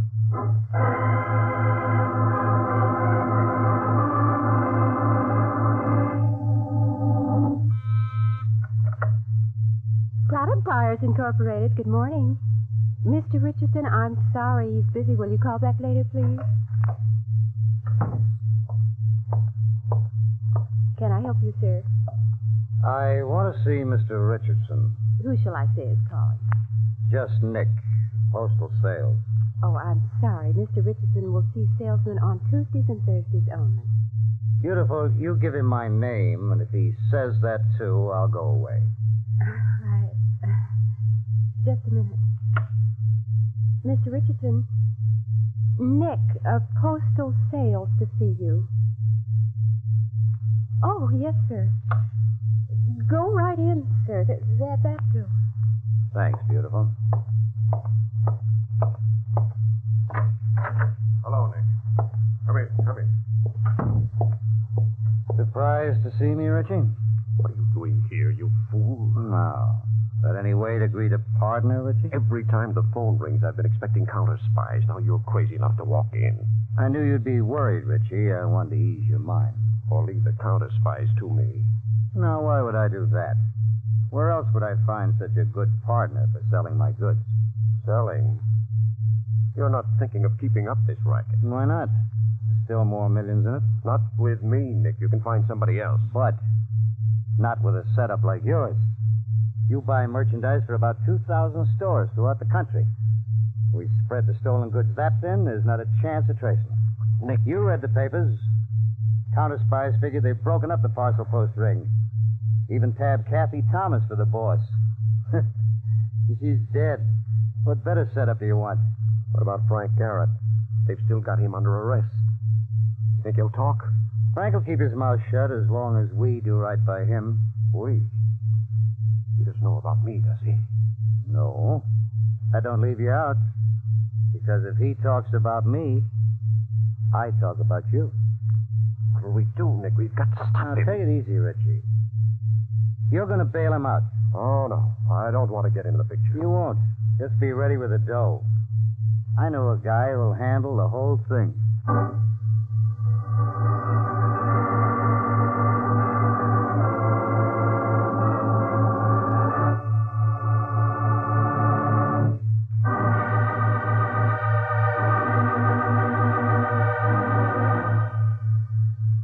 In the Counterspy field office in New York, David Harding and his assistant, Harry Peters, are again questioning the prisoner, Frank Garrett. Now, Garrett, I showed you this photograph once before. Yeah. It shows Morrison, gun in hand, standing beside a man's body on the floor. Yeah, I see. We know now that the man on the floor is or was named Nick Bodie. You know him? No. You know if he was head of the Parcel Post racket? See who that is, Peters? Right. What's the answer, Garrett? Look, Mr. Harding, for the last time, I don't know nothing about nothing. In fact, I'm the most ignorant guy you ever arrested. So why don't you call it quits and let me go back to my cell? You won't have to, Garrett. Huh? What is it, Peters? A lawyer named Carver has just posted bail for Garrett. Well, now the conversation is getting pleasant. The guard outside will see that you get your property back. Go on, beat it. So long, boys. Of all the cocky Don't forget that, Peters. His being bailed out is even better than our letting him go. You just hate to take that from a guy like him. Remember I thought we might use him as a decoy for Nick Bodie? This is our chance. I'll assign an agent to tail him right away, Dave. Well, Peters, put on the newest man we've got in the New York office. Garrett's no dope. It'll take an old hand to tail him. It'll take even more than one. I'll get some new agent out right away. And then bring the 4 best men in here to me for special instructions. I want to make sure Garrett thinks he's free to go where he wants.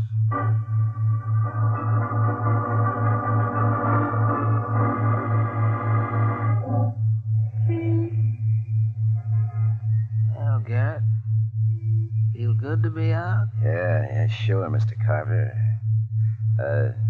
You got anything else to say?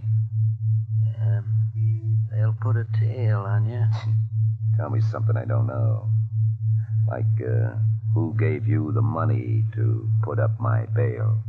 Look, call Paradise 23416 between 10 and 10:30 tonight. It's a lunch counter. Don't ask for anyone. If the right man answers, your name will be the first thing he says.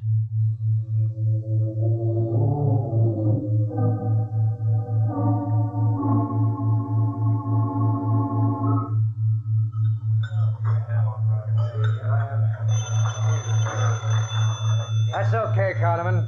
I'm expecting a call.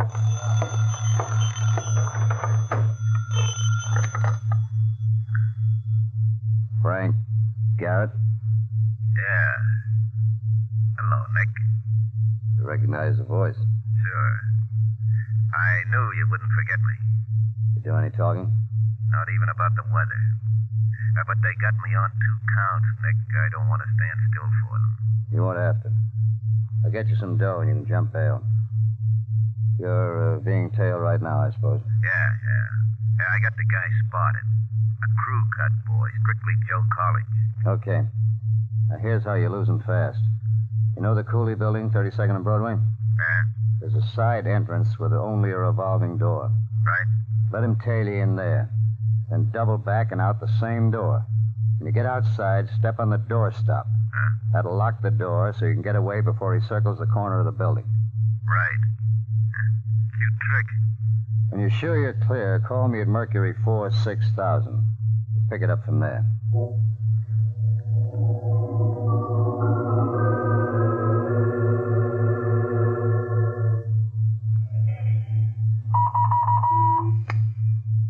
Harding to Peters.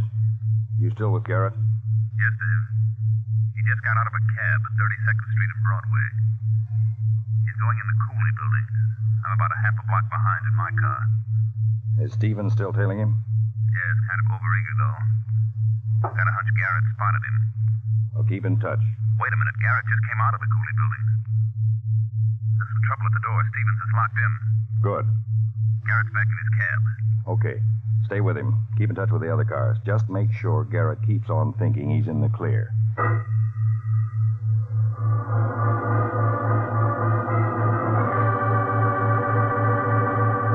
Nick, you shouldn't have told Frank Garrett to call here. This is my office. I've got my reasons, Richie.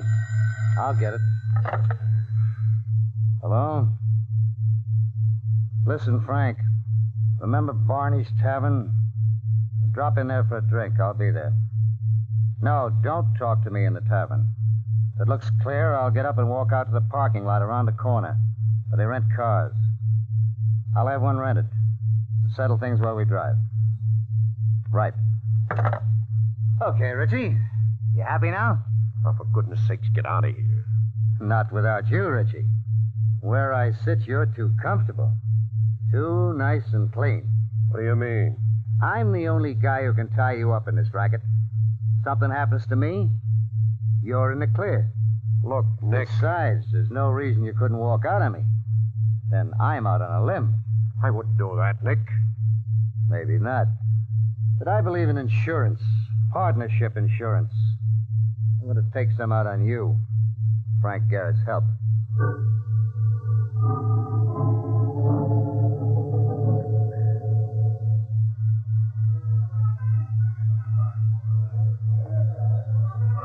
Nick, how long are we going to sit here? Frank's been at that corner table 2 minutes already. Don't get anxious. Just want to make sure there's no tail on him. No one's come in since he did. I know. I've been watching. There are no cars out in the street. Only that truck over there. Mm-hmm. I guess it's okay. Let's go. Garrett will follow us.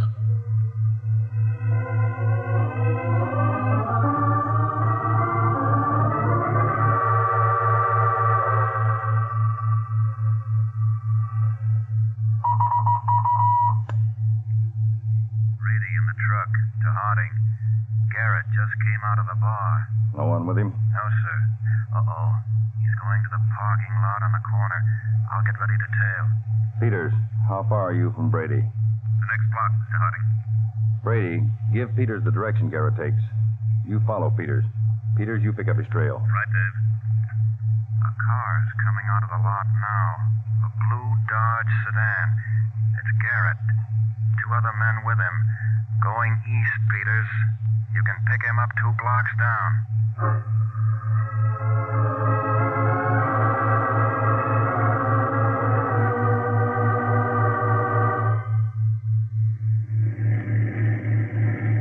Okay, Nick, what's the pitch? Who's this guy? Relax, Frank. We need a chauffeur. Don't be cute. Who is he? I'll tell you, Frank. He's the nice man who's been selling all our stuff for us. Nick. Shut up. I want you to meet the hired help.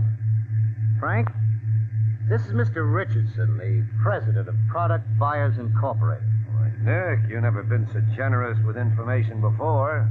I want this to be one big happy family. Besides, suppose something should happen to me. If you didn't know Richie, who'd help you? Nick, let's get to the point. They got plenty of time. No, not me. I want to get my dough and jump bail before the counterspies put another tail on me. Well, you got a point. Hey, car behind us.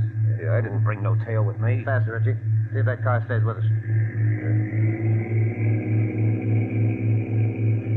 Okay, turned off.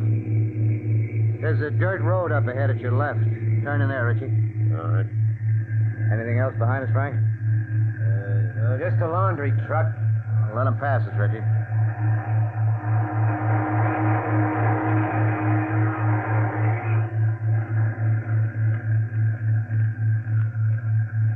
Okay, turn in. How far do I go? I'll tell you when. How much dough you got for me, Nick? $5 grand. $5 grand. Hey, I can skip the country with that. Why not? Be a lot safer for everybody with you out of the country. All right, that's good enough, Richie. Stop here. Nick, the gun. What's the matter, Frank? You've seen guns before. Nick, look, give me my dough. Let me lay 'em. I'm a right guy. You know that. Sure. We've been buddies for a long time. Yeah, that's right, Nick. You wouldn't... Kill you? What kind of a heel do you think I am? Oh, no, Nick. I didn't think anything like that. Well, why should you? Now, if Richie... Nick, you need me. Of course I do. Why should I kill a guy I need? We could take the dough, Nick. Nick, put those guns away. Don't get excited, Richie. I'm giving one to you. Me? I couldn't kill my buddy. You could. Then I wouldn't be a heel. Nick, no. I won't do it, Nick. I can't. Richie, you'd rather die instead of him? Look, Nick, Shut up, Frank. You wanted to leave the country, and now you're going to. Come on, Richie. I want something nice and big on you. Like murder. Please, Nick, don't make me. Shut up. Her too. Somebody over there in the brush. Yeah. Here! Over here, whoever you are. All right, Garrett, Bodie, you're covered from all Counterspy. sides. They won't get it. No, don't shoot, Nick. You want it the hard way, you get it that way. Peters, give him a sample. Take me! Nick, no. Go on my arm, you crazy I don't want to die. This is your last chance. Come on, I've got it. I'll kill you. Easy does it, Nick. Frank, you double-crossing rat. Get him more of this picture, Dave. Two crooks holding the third one for us. Very pretty. The gun. Take Bodie's gun. Drop it, Bodie. I'll drop it. I said drop it. Oh, thank heaven. Okay, get out of that car. You're all under arrest for postal theft, except Nick Bodie, who's also under arrest for murder. Murder? You're nuts. You killed Jimmy Morrison and Kathy Thomas, and we'll prove it in court. All right, sidewalking. As far as that laundry truck down the road. Laundry truck. You've been tailing us all this way. Right, Bodie, and we'll keep tailing you straight up to the prison gates.